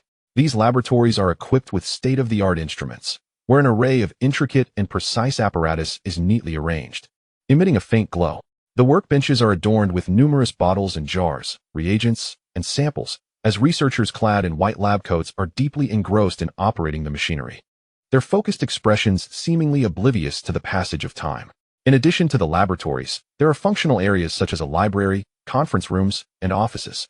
The library houses a vast collection of invaluable academic literature and research materials, providing researchers with a rich reservoir of knowledge. The conference rooms serve as venues for the exchange of ideas and collaborative efforts, frequently hosting various academic seminars and project presentations. Meanwhile, the offices are bustling with personnel diligently managing daily affairs to ensure the smooth operation of the entire research institution. This research institute also features dedicated rest areas and a cafeteria, offering researchers a comfortable working environment and conducive living conditions. The relaxation area is tastefully furnished with soft sofas, coffee tables, and greenery, allowing individuals to unwind amidst their demanding tasks. The cafeteria serves a diverse array of delectable dishes, catering to the varied palates of its patrons. Mr. Lu, what brings you personally to the research department? Are you aware that the academicians from the Chinese Academy of Sciences are here for mutual learning today? Inquired Captain Feng, a robust young man, as he warmly welcomed Lu Yong and Jiang Chuan upon their arrival at the research department. The academicians from the academy have arrived? Lu Yong was taken aback by Captain Feng's words, casting a surprised glance at him. Would you like to go and take a look? Captain Feng responded with a smile, revealing no reservations. Lu Yong remained silent, directing his gaze toward Jiang Chuan, awaiting his decision. Captain Feng, noticing Lu Yong's deference to Jiang Chuan, felt a flicker of confusion. He was well aware of Lu Yong's status, a figure of immense influence within the Tianxia group, second only to a certain enigmatic boss. Shall we go take a look? I have yet to engage with the academicians from the academy, Jiang Chuan remarked with a smile, intrigued by the prospect of their visit. Very well, please follow me, sir. Captain Feng's demeanor shifted dramatically upon discerning Jiang Chuan's identity, adopting a tone of respect and deference. Understanding Captain Feng's change in attitude, Jiang Chuan merely smiled in acknowledgement, following him alongside Lu Yong to the conference room. The conference room was notably spacious, capable of accommodating thousands. At that moment, over 100 individuals filled the room, with those in lab coats being staff from the research department, while the others in casual attire were academicians and researchers from the academy. Upon entering the conference room, they found a research department expert passionately discussing chip technology, articulating his insights and understandings. The academicians and researchers from the academy gleaned substantial knowledge from his discourse, while Jiang Chuan and Lu Yong found themselves lost in the complexity of the subject matter, grasping only the most basic terminology. Captain Feng, this expert specializes in chips, does he not? Jiang Chuan inquired with a smile directed at Feng. Indeed, sir. This expert, Lu Jingyi, is one of our youngest specialists at 32 years of age and heads the chip division. Captain Feng respectfully introduced Lu Jingyi as credentials. My surname is Jiang. Jiang Chuan replied, acknowledging Captain Feng's introduction while providing his surname in return. Mr. Jiang, Captain Feng addressed him with newfound respect. With Lu Jingyi concluding his presentation, other participants began to share their insights. Mr. Jiang, shall we head to the office? Lu Yong, noticing Jiang Chuan's drowsiness, suggested with a light chuckle. Yes. This material is quite profound, entirely beyond my comprehension, Jiang Chuan replied, then turned to Captain Feng and added, once the meeting concludes, please have Lu Jingyi come to find me. Certainly, Mr. Jiang. I will ensure that Lu Group leader meets you post-meeting, Captain Feng confirmed. Jiang Chuan and Lu Yong departed the conference room, proceeding directly to Lu Jingyi's office. 2 hours later, the exchange meeting concluded. Both the academicians from the academy and the members of the Tianxia Group's research department emerged with significant insights. Group leader Mr. Lu and his associates have arrived at the research department seeking your counsel. Please attend to them. Captain Feng promptly informed Lu Jingyi, who was still engaged in conversation. Understood. Lu Jingyi replied amicably upon learning of Lu Yong's presence. I apologize, esteemed colleagues, but I must momentarily attend to Mr. Lu's inquiry. We shall resume our discussion on chip technology shortly. Lu, has Mr. Lu arrived? Came the voice of Yan Hua, the head of the research department. Yan Hua, a venerable elder in his 70s, was once an expert in weaponry from the United States before being lured to the Tianxia Group, where he now serves as the head of the research department while also holding the position of vice president at the Kyoto Institute of Weaponry, contributing to the development of numerous cutting-edge weapons, including the 6th-generation fighter jets. Yes, Elder Yan, Lu Jingyi respectfully acknowledged. Dean Qin, Mr. Lu has arrived. Would you like to join me in greeting him? Yan Hua suggested, recognizing the importance of acknowledging Lu Yong's visit, given the Tianxia Group's significant investment in the research department. Absolutely. It has indeed been quite some time since I last saw Mr. Lu, responded Dean Qin, whose youthful appearance belied her true age, as she approached her 60s. Yet her beauty remained remarkably unblemished by the passage of time. The three followed Captain Feng to Lu Jingyi's office. No need for prior notice. We may enter directly, Yan Hua remarked with a smile, opening the door without hesitation. As the office door swung open, both Jiang Chuan and Lu Yong turned their attention towards the entrance. Dean Qin, Elder Yan, what brings you here in person? Lu Yong inquired, rising swiftly to greet them as he approached with enthusiasm. Jiang Chuan was not acquainted with Yan Hua and Qin Lingwei, merely standing in place without uttering much. Mr. Lu, your personal visit warrants my acknowledgement, he said. In the first half of the year, you generously sponsored our Academy of Sciences with 10 billion. I have long wished to express my gratitude in person. Yan Hua and Qin Lingwei observed Lu Yong approaching them with a smile and spoke in unison. Elder Yan, you are too kind. As a senior, it is I who ought to extend my greetings to you. Mr. Qin, our sponsorship of the Academy is merely our duty. As the nation flourishes, so too do we in the business sector. Lu Yong spoke with impeccable humility, leaving no room for criticism. Mr. Lu, may I inquire who this gentleman is? Yanhua and Qin Lingwei both smiled, their gazes shifting to Jiang Chuan. Yanhua's eyes sparkled with curiosity, while Qin Lingwei felt her heart race at Jiang Chuan's appearance. A sense of familiarity washing over her. Chapter 81. Complete blueprints for sale to Huagua? Jiang Chuan sensed the attention of Yanhua and Qin Lingwei upon him. Lu Yong, having overheard their exchange, refrained from introducing Jiang Chuan immediately, instead casting a subtle glance in his direction. Jiang Chuan nodded gently, and Lu Yong instantly understood his intent. Elder Yan, Mr. Qin, allow me to introduce Mr. Jiang, the CEO of our Tianxia Group. With Jiang Chuan's consent, Lu Yong formally presented Jiang Chuan's identity to them. CEO Jiang. Upon hearing Lu Yong's solemn introduction, Yanhua and Qin Lingwei swiftly realized that the young man before them was indeed the true master behind Tianxia Group, a revelation that left them astonished at his youth. CEO Jiang, it is a pleasure to meet you for the first time. I am Yanhua, the head of the research department. Recognizing the young man as his superior, Yanhua lowered his demeanor and extended a handshake to Jiang Chuan. Elder Yan, you flatter me. I have heard of your invaluable contributions, not only to Tianxia Group, but also to our nation. Your return has significantly bolstered our national defense, granting us greater influence. Jiang Chuan expressed his heartfelt respect towards Yanhua, a venerable figure vital to both Tianxia Group and Huagua. CEO Jiang, these are merely my responsibilities. Yanhua replied with a smile, displaying no arrogance. CEO Jiang, I am Qin Lingwei, the president of the Academy of Sciences. Although this is our first meeting, I wish to extend my sincere gratitude for Tianxia Group's unwavering support. Qin Lingwei stepped forward to shake Jiang Chuan's hand, conveying her genuine appreciation. Tianxia Group has consistently sponsored the Academy, enabling us to secure the funds necessary for our various research endeavors. President Qin, you are too humble. I have heard of your remarkable achievements. The phrase women are no less than men aptly describes you. Under your leadership, the Academy has developed numerous innovations beneficial to our nation. Facilitating Huagua's advancement, Jiang Chuan sincerely praised her. CEO Jiang, Mr. Lu, you have matters to discuss, so I shall take my leave. Yanhua did not anticipate that this visit would lead to an unexpected encounter with the true owner of Tianxia Group. Understanding that Lu Yong and Jiang Chuan had urgent matters to address, he decided to exit, having said his piece. Upon hearing Yanhua's intention to depart, Qin Lingwei cast a lingering glance at Jiang Chuan. Though she had no compelling reason to remain, she hesitated, hoping to invite Jiang Chuan to dinner as a token of her gratitude. Seeing her reluctance to leave, Jiang Chuan's heart stirred at her expression, an inexplicable pain tugging at him. Finally, he spoke. Elder Yan, President Qin, you may stay to provide your insights on whether this matter is feasible. Since CEO Jiang has spoken, I shall remain to offer my perspective. Yanhua agreed. Indeed, I am eager to hear what CEO Jiang has to say next. Both Yanhua and Qin Lingwei smiled at Jiang Chuan's words, Qin Lingwei feeling a surge of joy within. Team Leader Lu, please come and join us. Jiang Chuan gestured to Lu Jingyi, who stood behind Yanhua and Qin Lingwei. Certainly, CEO Jiang, Lu Jingyi responded respectfully, realizing the significance of the young man before him as the true owner of Tianxia Group.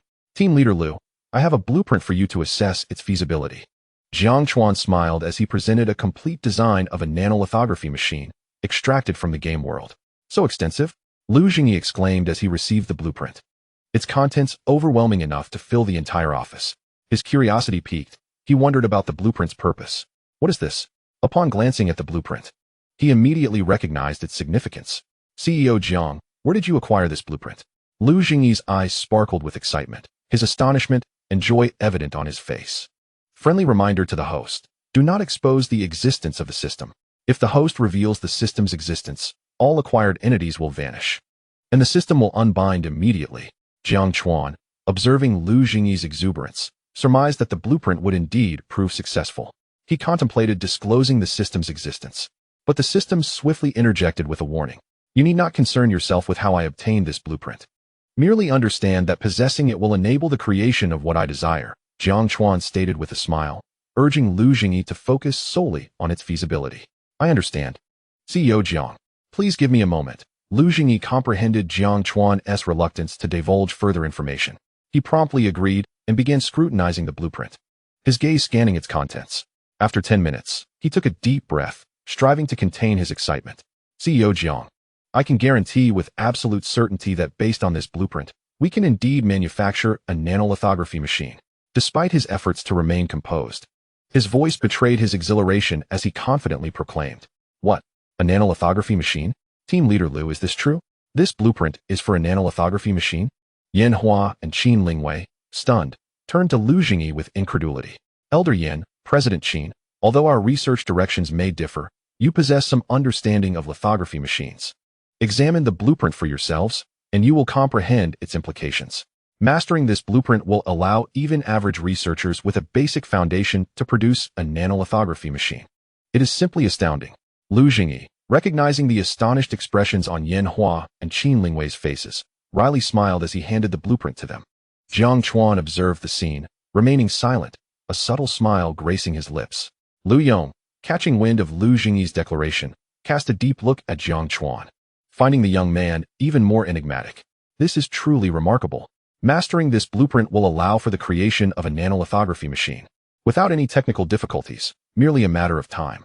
CEO Jiang, may I inquire whether you intend to sell the nanolithography machine once it is manufactured? If you intend to sell it, I hope you will first sell it to Huagua, which wishes to acquire all the technology outright." Yan Hua, after reviewing the detailed blueprints, confirmed the words of Lu Jingyi. Qin Lingwei also took a deep breath, understanding the significance of these blueprints, and her gaze turned toward Jiang Chuan, directly hoping he would sell the lithography machine to Huagua. With a 1-nanometer lithography machine, Huagua could advance rapidly in many fields. Chapter 82, Altruistic Donation, 50-50. Jiang Chuan was momentarily taken aback by Qin Lingwei's words, but quickly regained his composure. He realized that Qin Lingwei had misunderstood him, thinking he had created the 1-nanometer lithography machine for sale. He could empathize with her perspective, but Jiang Chuan would not sell this technology or invention to foreign entities. People of Qin Lingwei's era had witnessed Huagua lagging behind, dedicating their lives to its development. If Tiantian Group truly manufactured a 1-nanometer lithography machine, it would alter the global landscape. The best lithography machine in the world is the 3-nanometer model, a product of American innovation, capable of mass-producing 3-nanometer chips. The relationship between the United States and Huagua is exceedingly complex, with lithography technology monopolized by the former. Over the years, Huagua has made strides in developing lithography machines, yet it can only barely produce 7-nanometer models, falling far short of the global pinnacle. Consequently, obtaining high-end chips from abroad has burdened Huagua's finances. Should Huagua master a 1-nanometer lithography machine and produce more advanced 1-nanometer chips, the foreign monopoly on chips would crumble, leading foreign entities to purchase Huagua's superior chips and invigorate its economy. Dean Qin, I will not sell the lithography machine to anyone or any nation, Jiang Chuan asserted firmly upon hearing Qin Lingwei's statement. As soon as Jiang Chuan's words fell, the expressions of Qin Lingwei and Yan Hua changed dramatically. While Lu Jingyi's demeanor shifted slightly, only Lu Yong remained unfazed, calm, and composed. Dean Qin, Elder Yan, please do not look at me like that. I have not finished speaking. Jiang Chuan, sensing the chill in Qin Lingwei and Yan Hua's gazes, forced a smile. They remained silent, merely observing him. The lithography machine is yet to be developed, so I plan to have Tiantian Group prioritize its research. Once the lithography machine is ready, I will donate it to Huagua at no cost, along with the accompanying technology. Of course, Dean Qin. I do have one condition for this altruistic donation. Our Tiantian Group must retain the rights to sell the chips produced. This means we can manufacture the lithography machine and sell the chips to anyone, and I will generously donate half of the profits from the sales to Huagua. Jiang Chuan smiled as he shared his thoughts and conditions with Qin Lingwei. Qin Lingwei was taken aback by Jiang Chuan's words, astonished by the young man's resolve. While Jiang Chuan had presented a complete blueprint, the initial research and development might face setbacks, incurring significant costs. Furthermore, to offer the lithography machine and technology as a donation, along with half the chip profits, seemed an immense benefit for Huagua without any associated risks. Mr. Jiang, are you serious? Qin Lingwei gazed deeply at the young man, increasingly impressed as she inquired. Absolutely, Jiang Chuan replied with unwavering conviction. Upon hearing this, Qin Lingwei and Elder Yan regarded Jiang Chuan with a newfound respect and admiration. Mr. Jiang, on behalf of all of Huagua, I extend my heartfelt gratitude. I will promptly inform the higher-ups about this matter, and Huagua's officials will negotiate with your Tiantian Group. Qin Lingwei expressed her appreciation. Ding. Congratulations, host, on receiving sincere gratitude. Dean Qin, you are too kind. This is merely my duty as a citizen of Huagua. Jiang Chuan smiled, believing he had simply performed a responsibility that warranted no thanks. After concluding the discussion regarding the 1-nanometer lithography machine, Jiang Chuan turned his attention to Lu Jingyi, smiling as he said, "Team Leader Lu, I am not well versed in research matters, so I entrust the lithography machine's development to you. Regardless of the cost or effort required, we must expedite its production. Once it is complete, the first machine will be delivered to the nation, along with the technology." "Understood, Mr. Jiang," Lu Jingyi replied, inspired by Jiang Chuan's patriotism. "Mr. Jiang, you have rendered Huagua a tremendous service. I would like to invite you and Mr. Lu to dinner tonight." After the discussion, Qin Lingwei's gaze fell on Jiang Chuan, extending an invitation. Concerned that Jiang Chuan might decline, she included Lu Yong in the invitation. "Dean Qin, I have matters to attend to this evening, so I will not be joining for dinner. Mr. Jiang can go," Lu Yong, adept at reading the room, remarked with a gentle smile, sensing Qin Lingwei's subtle reluctance to invite him. Upon hearing Lu Yong's perceptiveness, Qin Lingwei briefly glanced at him before returning her focus to Jiang Chuan. "Very well, Dean Qin. It would be my honor to dine with you. However, I was hoping to bring along my younger sister and a friend who have come to Kyoto. Is that acceptable?" Jiang Chuan, appreciating Qin Lingwei's goodwill, inquired with a smile. "Younger sister?" Qin Lingwei raised an eyebrow at Jiang Chuan's mention, her momentary confusion quickly fading as she composed herself and smiled in agreement. Jiang Chuan and Qin Lingwei exchanged contact information, and he and Lu Yong departed the research department first. Qin Lingwei, feeling somewhat unsettled, left the research department with the academicians and researchers from the Chinese Academy of Sciences. Upon returning to the academy, Qin Lingwei promptly made a reservation at a renowned restaurant in Kyoto. She had come to realize that regardless of whether Jiang Chuan was the person she suspected, the Tiantian group he founded and the donation of the lithography machine were more than sufficient reasons to treat him to a meal. "Mr. Jiang, I have made a reservation at the restaurant, and you, your family, and friends are welcome to join." Qin Lingwei contacted Jiang Chuan as soon as she arrived at the century-old establishment in Kyoto. "Thank you, Dean Qin. I have received your location and we will be there shortly," Jiang Chuan replied after receiving her message. "Let us go out for dinner." Jiang Chuan playfully advised Lin Xiaoxiao and Su Jia, "Make sure to keep your tongue in check. Do not offend this esteemed individual, or I will be unable to assist you." The trio made their way to the century-old restaurant reserved by Qin Lingwei. Chapter 83, Special Concern. Tears of joy upon arriving at the depths of the alley, Jiang Chuan and his companions found themselves at a restaurant named Yuchu Old Shop. "Mr. Jiang, welcome." Qin Lingwei greeted them with a smile as they exited the vehicle. "Dean Qin, you went to the trouble of waiting for us here." Jiang Chuan expressed his surprise at her personal reception. "Shall we head inside?" Qin Lingwei smiled without elaborating further, inviting the three into Yuchu Old Shop. The entrance of Yuchu Old Shop appeared quite dilapidated, with a sign that had lost its color. Upon entering, they were greeted by a small front desk manned by a young cashier. "Mr. Qin, you have arrived. Your private room is ready. Allow me to escort you there," the cashier said with a gentle smile, recognizing the esteemed patron, Qin Lingwei, upon her arrival. "No need to trouble yourself, Xiaowei. I can make my way there alone. Please have Chef Su serve the dishes," Qin Lingwei replied with a smile, leading Jiang Chuan and the others into the courtyard. The courtyard was spacious, resembling a traditional Superhuman with several rooms, only 10 of which bore unique names, indicating they were designated dining rooms. Qin Lingwei guided Jiang Chuan and the others to the private room named 9 Dragons Returned to 1. This ample room could accommodate dozens, yet with only 4 seated. It felt quite spacious. "Are you really academician, Qin?"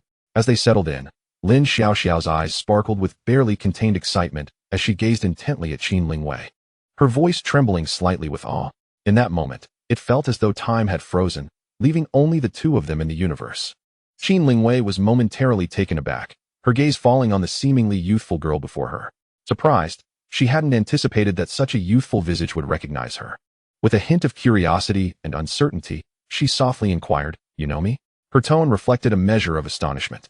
Upon hearing this, Lin Xiaoxiao seemed ignited, her emotions surging even further. She nodded vigorously, her eyes filled with reverence as she declared, "Yes. I have always held a profound interest in physics and have meticulously studied every book you have authored. You are not only a luminary in academia, but also my spiritual role model. I aspire to one day become an outstanding researcher for our nation, contributing to its prosperity and tirelessly striving for a beautiful future for our homeland." As she spoke, her voice quivered with fervor, yet she maintained a resolute gaze upon Qin Lingwei, unabashedly revealing her deep-seated dreams and aspirations. At that moment, she stood before the idol she had longed to meet, her fervent ambitions burning within her like an unquenchable flame. My dear child, your aspirations are commendable. The future world undoubtedly belongs to vibrant young souls like you. I sincerely hope you remain steadfast in your ideals, courageously scale the peaks of science, and enact change in our country, allowing our homeland to radiate with even more brilliance. Qin Lingwei expressed, a smile of appreciation gracing her features in response to the heartfelt ambitions of the young mentee, gently patting Lin Xiaoxiao's shoulder. She offered words of encouragement that washed over Lin Xiaoxiao like a refreshing spring breeze, instilling in her immense motivation and inspiration. Thank you, Academician Qin. I will certainly strive to do my best. May I request your autograph? Perhaps a photo together? Lin Xiaoxiao, buoyed by Qin Lingwei's encouragement, made a small request with excitement. Of course, Qin Lingwei replied with a warm smile, charmed by the endearing Lin Xiaoxiao. Old Jiang, why didn't you inform me that the person dining with us today is actually an academician? Su Jia exclaimed upon realizing Qin Lingwei's identity, casting a discreet glare at Jiang Chuan. With a guilty conscience, Jiang Chuan remained silent, simply shrugging his shoulders. Su Jia chose not to delve further. Feeling somewhat constrained in the presence of such an esteemed figure, one of the nation's foremost researchers, deserving of respect from every citizen, including himself. Once the dishes were served, Qin Lingwei proposed a toast, which everyone accepted without hesitation. Lin Xiaoxiao, being underage, opted for a soft drink. Though an academician and not particularly young, Qin Lingwei's approachable demeanor alleviated their reservations, allowing them to converse as if they were all young friends. Xiaoxiao, the bond between you and your brother is truly wonderful, Qin Lingwei remarked, noticing Jiang Chuan attentively serving Lin Xiaoxiao, a hint of warmth coloring her cheeks from the wine. Aunt Qin, Jiang Chuan and I aren't actually siblings. We share no blood relation. My older brother, Jiang Chuan, and I, along with our second brother, were all taken in by our father when we were young. We are orphans, raised by him, Lin Xiaoxiao candidly shared, her familiarity with Qin Lingwei having grown. I apologize, Xiaoxiao. I did not mean to touch upon a painful subject, Qin Lingwei said, her heart aching upon learning that Jiang Chuan and Lin Xiaoxiao were not siblings, but orphans. She glanced at Jiang Chuan, her gaze filled with renewed hope, choosing not to pursue their past further. Qin Lingwei occasionally inquired about Jiang Chuan from Lin Xiaoxiao and Su Jia, who shared openly without hesitation, almost divulging every detail except for how many times Jiang Chuan visited the restroom or how many bowls of rice he consumed daily. While Jiang Chuan was puzzled by Qin Lingwei's keen interest in his life, he attributed it to her knowledge of his donation of a lithography machine to the state, believing she simply wished to express concern for him as a fellow orphan. As the meal concluded, Qin Lingwei gained much insight into Jiang Chuan's life, her heart heavy with sorrow for the hardships he had faced, though she masked her emotions behind a composed exterior. Thank you, Aunt Qin, for treating us to dinner. Next time, we will invite you, Jiang Chuan proposed as they finished their meal. When he offered to arrange transportation for Qin Lingwei, she politely declined. After watching her depart, Jiang Chuan extended an invitation, which she graciously accepted. Li Gu, I have found our child, Qin Lingwei said, seated in the car, tears streaming down her face as she dialed a number, reflecting on Jiang Chuan's experiences over the years. Vivi, have you been drinking? Jiang Wenli detected a hint of inebriation in her voice and gently inquired. Yes, I had a bit of wine with my son today, Qin Lingwei replied joyfully. I see. Did the driver take you home? Let's discuss our son's matters when I finish my work, Jiang Wenli said, furrowing his brow. All right, Li Gu, I will await your return. This time, I will not misidentify him. He is indeed my son, Qin Lingwei affirmed, understanding the demands of Jiang Wenli's work and refraining from pressing further. Secretary Sun, please come in, Jiang Wenli instructed as he concluded the call with Qin Lingwei, reaching for the phone on the desk to contact his secretary. Secretary Sun, receiving the call, promptly arrived at Jiang Wenli's office. Sir, you called for me? He respectfully inquired. Please investigate whom Academician Qin dined with today and ensure their information is on my desk at the earliest opportunity, Jiang Wenli instructed, emphasizing the urgency of the task. Understood. Sir, Secretary Sun acknowledged, departing the office to fulfill his assignment. Sighing softly, Jiang Wenli rubbed his temples, momentarily distracted from his work. Indeed, 25 years prior, Jiang Wenli had a child with Qin Lingwei. At that time, he was merely a minor leader in Jiangbei City, and after offending certain individuals, he found himself targeted, leading to the abduction of his child. Enraged, he utilized his connections to seek the perpetrator, only to discover that the kidnapper had been silenced. Despite Jiang's family's extensive efforts, they were unable to locate the child, who had been missing for a quarter of a century. Qin Lingwei learned of her child's disappearance, which plunged her into a prolonged bout of depression. Fortunately, timely treatment alleviated her condition, though the shadows of her affliction sporadically returned. Consequently, for many years, neither Jiang Wenli nor Qin Lingwei welcomed another child into their lives. Throughout these years, Qin Lingwei tirelessly sought her son, only to be deceived time and again. Fortunately, Jiang Wenli's rationality enabled him to dismantle each falsehood, ensuring that the deceivers faced severe repercussions. Over the years, every time Qin Lingwei indulged in alcohol, she would tell Jiang Wenli that she had found her biological son, yet each time, it turned out to be a counterfeit.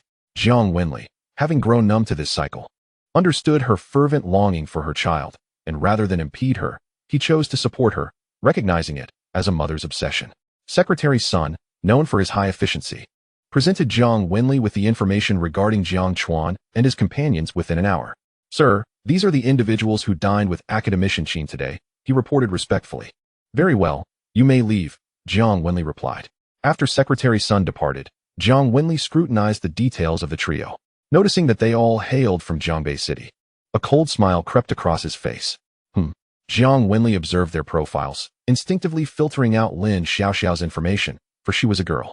He meticulously examined Jiang Chuan and Su Jia's details, ultimately dismissing Su Jia's information as well.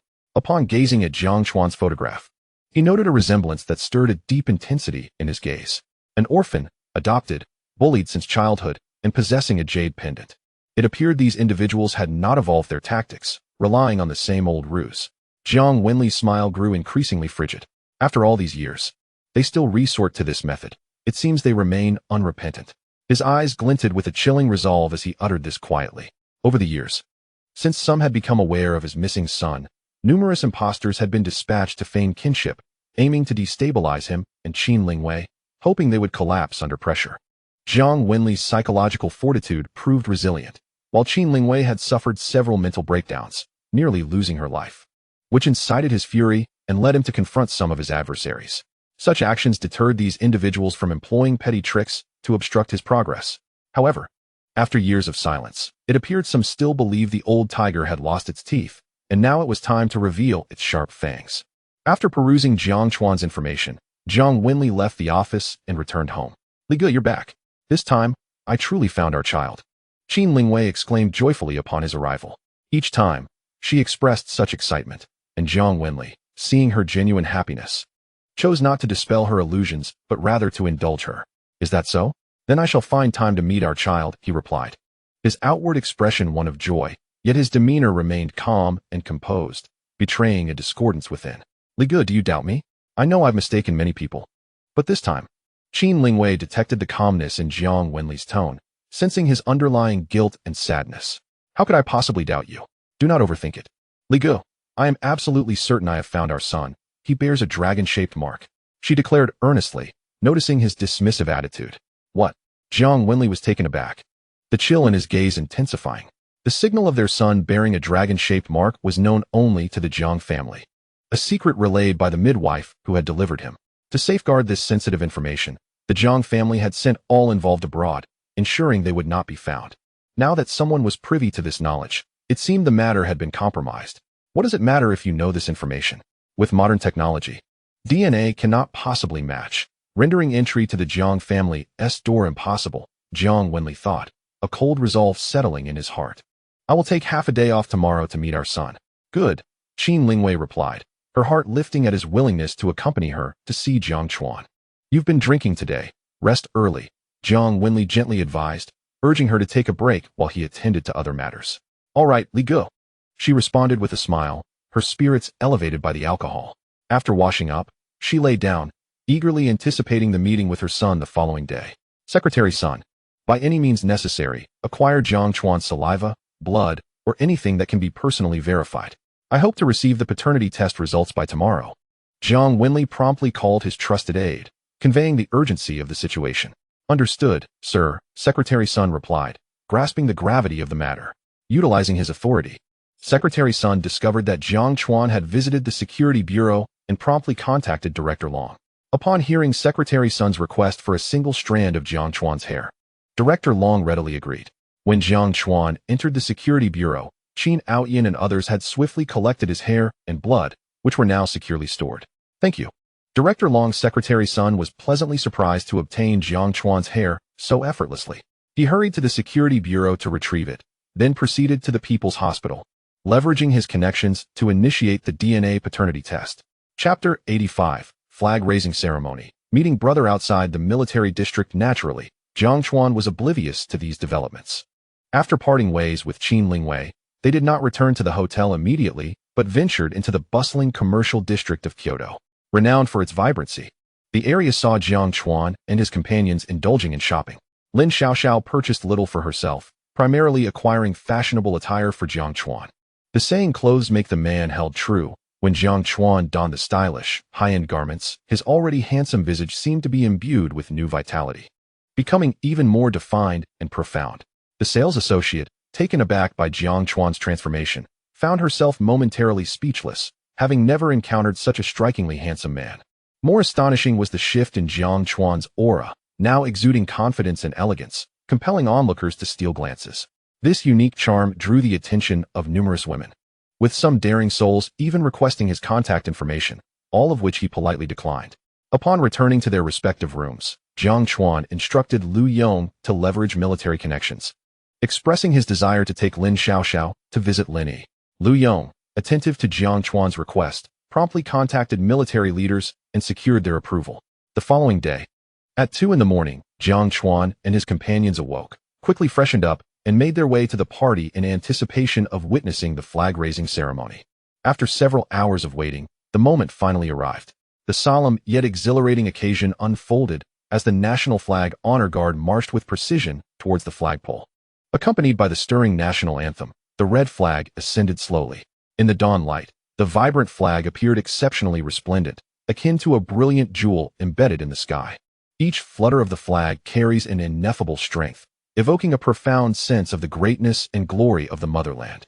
The three individuals stand solemnly, their gazes fixed upon the crimson banner, unwavering. In this moment, their hearts brim with love and reverence for their nation. This is not merely a flag. It embodies the spirit of the nation, representing the blood and sacrifices of countless revolutionary martyrs. As the red flag ascends steadily, a surge of pride and joy floods their hearts, for they are fortunate to reside in this magnificent country, witnessing its prosperity and flourishing. When the five-starred red flag reaches the pinnacle of the pole, the entire square erupts in fervent applause and exuberant cheers. People wave their small flags, expressing their heartfelt blessings for the homeland. At this moment, the sun rises from the east, casting golden rays upon the flag, making it shimmer brilliantly. Old Jiang, I am utterly exhausted. I shall not accompany you to meet the elder brother. Please convey my regards to him, Su Jia remarked. Yawning as he spoke to Jiang Chuan after the flag-raising ceremony concluded, his earlier excitement significantly diminished, fatigue washing over him. All right, Jiang Chuan chuckled upon hearing this, calling out to Lin Xiaoxiao, and together they made their way to the capital military district.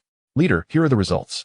Secretary Sun received a call from the hospital and hurried there to deliver the results to Jiang Wenli. Thank you for your hard work, Xiao Sunday. I shall grant you a day's leave. Take this time to rest well, Jiang Wenli said, gazing at the sealed paternity test report. Thank you, leader. Secretary Sun expressed his gratitude, departing without disturbing Jiang Wenli further. Jiang Wenli, holding the sealed report, maintained a serene demeanor, betraying no emotion as he slowly opened it. What is this? He scrutinized the report, confirming their father-son relationship, with a probability exceeding 99. 99, is he truly my son? Jiang Wenli pondered, his expression still placid, revealing no signs of joy or sorrow. He promptly called Secretary Sun. This matter is not known to anyone else, correct? Is there a possibility for the hospital to alter the results? As Jiang Wenli's confidant, Secretary Sun immediately understood the gravity of the inquiry and responded, rest assured, leader. No one else is aware of this, and the report was conducted exclusively by our trusted personnel. There is no possibility of altering the results. I see. Please take care of yourself, Jiang Wenli gently replied, his mind swirling with thoughts as he contemplated the paternity report. If the report is accurate, and the results are true, it signifies that Jiang Chuan is indeed his son. After 25 years of searching, he has finally found his lost son. Jiang Wenli remained unperturbed. He resolved to meet Jiang Chuan in person, ideally obtaining a sample of his hair or blood to oversee the paternity test, ensuring the final verdict. Should it be confirmed that Jiang Chuan is his son, he will undoubtedly welcome him back into the Jiang family. If not, Jiang Wenli would show no mercy. Over the years, he had encountered numerous individuals claiming to be his son, some of whom had even tampered with paternity test results, nearly deceiving him on several occasions. Thankfully, his cautious nature had prevented these imposters from infiltrating the Jiang family, leading to his current vigilance. Jiang Wenli composed himself and proceeded to work. Qin Lingwei had quickly left home to head to the Chinese Academy of Sciences. Jiang Chuan and Lin Xiaoxiao arrived at the capital military district, their eyes drawn to a tall young man standing outside the military compound. He possessed a striking physique, his muscular contours radiating boundless strength. His face, chiseled and resolute, bore a keen gaze akin to that of a hawk, exuding determination and decisiveness. His hair was neatly cropped and stood upright, enhancing his spirited demeanor. Clad in a form-fitting green camouflage uniform, he seemed to merge seamlessly with his surroundings. Standing tall and straight like a pine tree, he emanated an aura of stability and reliability from a distance. His body was as unyielding as steel, as if nothing could shake his resolve. "Elder brother," Lin Xiaoxiao exclaimed, recognizing the young man despite his matured appearance. His features had remained largely unchanged, and she called out in excitement. Upon hearing his name, Lin Yi turned his gaze towards Jiang Chuan and Lin Xiaoxiao, his expression transforming from confusion to exhilaration. "Is that you, the second brother? And little sister? It has been 5 years. You both have changed remarkably." Lin Yi recognized them and rushed towards them, his excitement palpable as he carefully scrutinized their appearances.